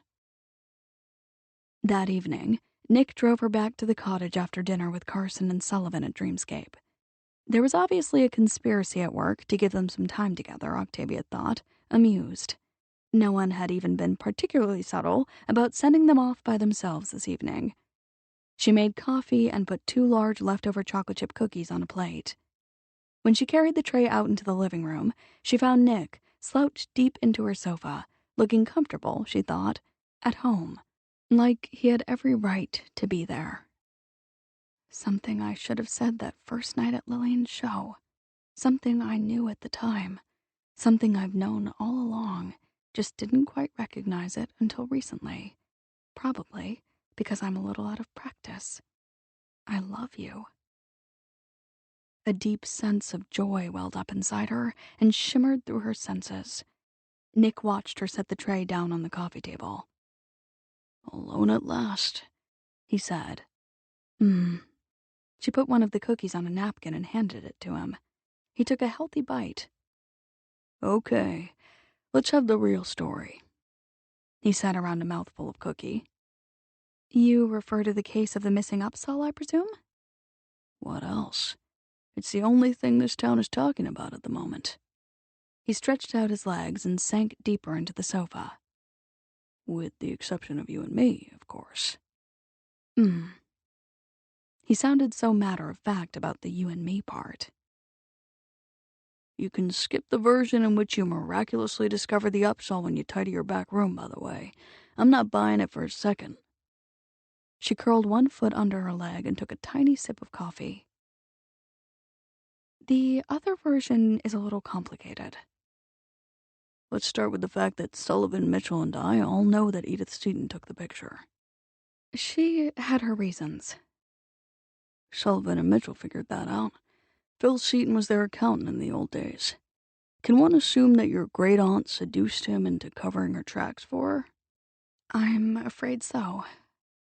And afterward, Edith was so horrified at the thought of being caught up in the scandal that she covered up for Phil. But never forgave your aunt, I take it. She blamed Claudia for everything, not without considerable justification, I might add. When word got out that I was related to her old nemesis, Edith freaked. After all, I was having dinner with Jeremy, encouraging him to paint, and then I started sleeping with you. Clearly, history was about to repeat itself. It was just too much for her to handle. So she stole the picture and spread the rumors. Piss poor sort of revenge, if you ask me. It was the only kind that was left to her, Octavia said simply. And she could justify it to herself for a time because she truly believed that I was turning out to be a bad influence on Jeremy. Because you encouraged him in his painting?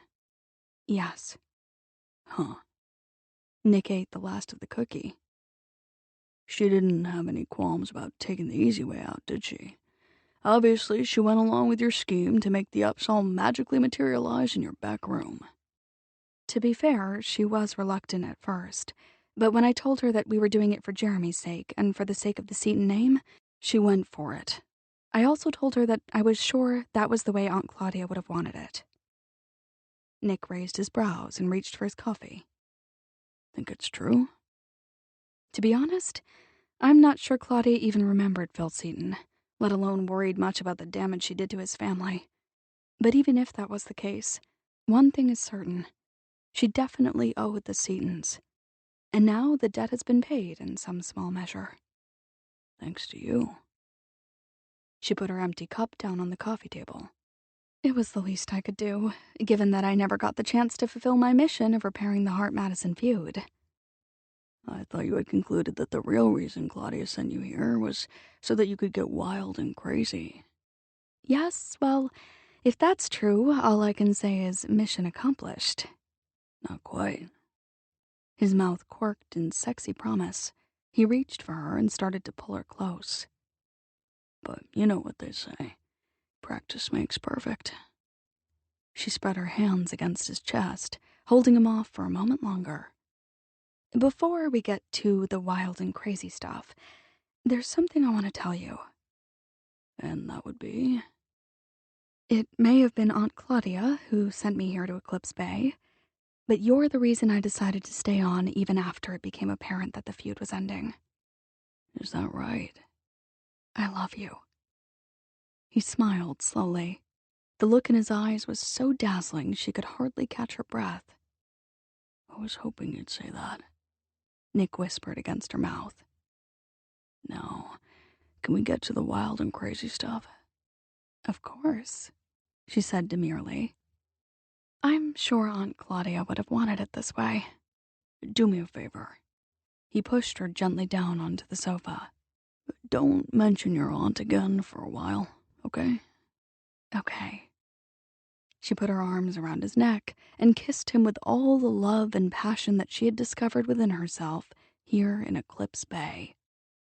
Wherever you are, Aunt Claudia, she thought, thank you. Chapter 24.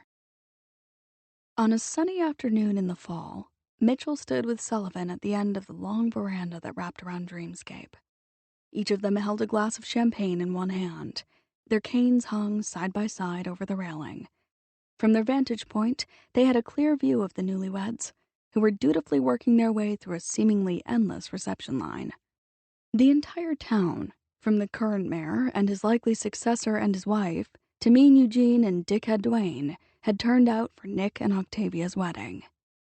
Knew all along Octavia belonged here with us, Mitchell said. You won't get any argument from me.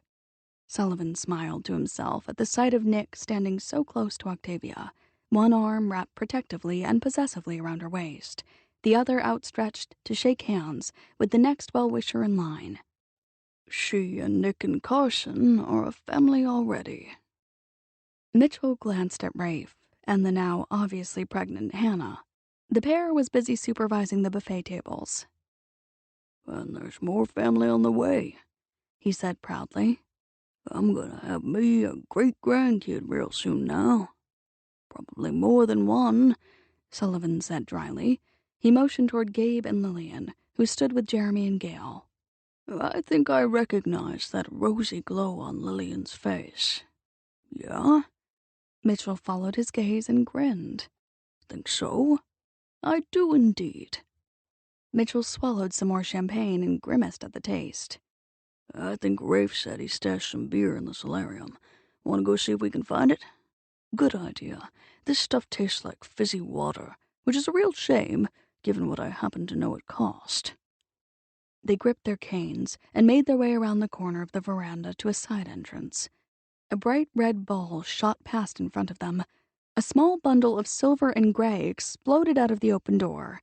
The young schnauzer seized the ball in his jaws and kept going, heading for the open lawn at full speed. Carson and Anne burst through the door, chasing after the dog. "Come back, Tycoon!" Carson shouted. "You're supposed to get the ball and bring it to me when I throw it for you. You're not supposed to run off with it." "Seb always brings back whatever I throw," Anne said with cheerful superiority. "He's a really smart dog." "Tycoon is smart," Carson informed her as he dashed down the steps in pursuit of his dog. "He's still learning how to do stuff, that's all. Winston's teaching him." Winston trotted sedately out of the doorway, following in the wake of Tycoon, Carson and Anne with an air of patient authority and attentive vigilance. Sullivan watched the pack of dogs and children race across the lawn in pursuit of the renegade Tycoon. I'd swear that dog of Hannah's must have been a butler or nanny in his past life, the way he keeps an eye on those kids. That's a fact. They went into the lobby of Dreamscape and made their way to the solarium. The beer was there, as promised, resting comfortably in a chest filled with ice. Mitchell handed a bottle to Sullivan and opened one for himself. They each took a long pull. Sure beats the hell out of champagne, Mitchell said. It does. They went to the window and looked out at the happy scene. You know something? Mitchell said. It wasn't always easy, but in the end, we did okay, you and me. We did just fine. Sullivan agreed. We hung on until dawn. This concludes Summer in Eclipse Bay by Jayne Ann Krentz, narrated by Gail Shellen. Copyright 2002 by Jayne Ann Krentz. This unabridged audiobook is published by arrangement with the Axelrod Agency and was produced in the year 2023 by Tantor Media Incorporated, a division of Recorded Books, which holds the copyright thereto. Please visit tantor.com for more information on our growing library of unabridged audiobooks.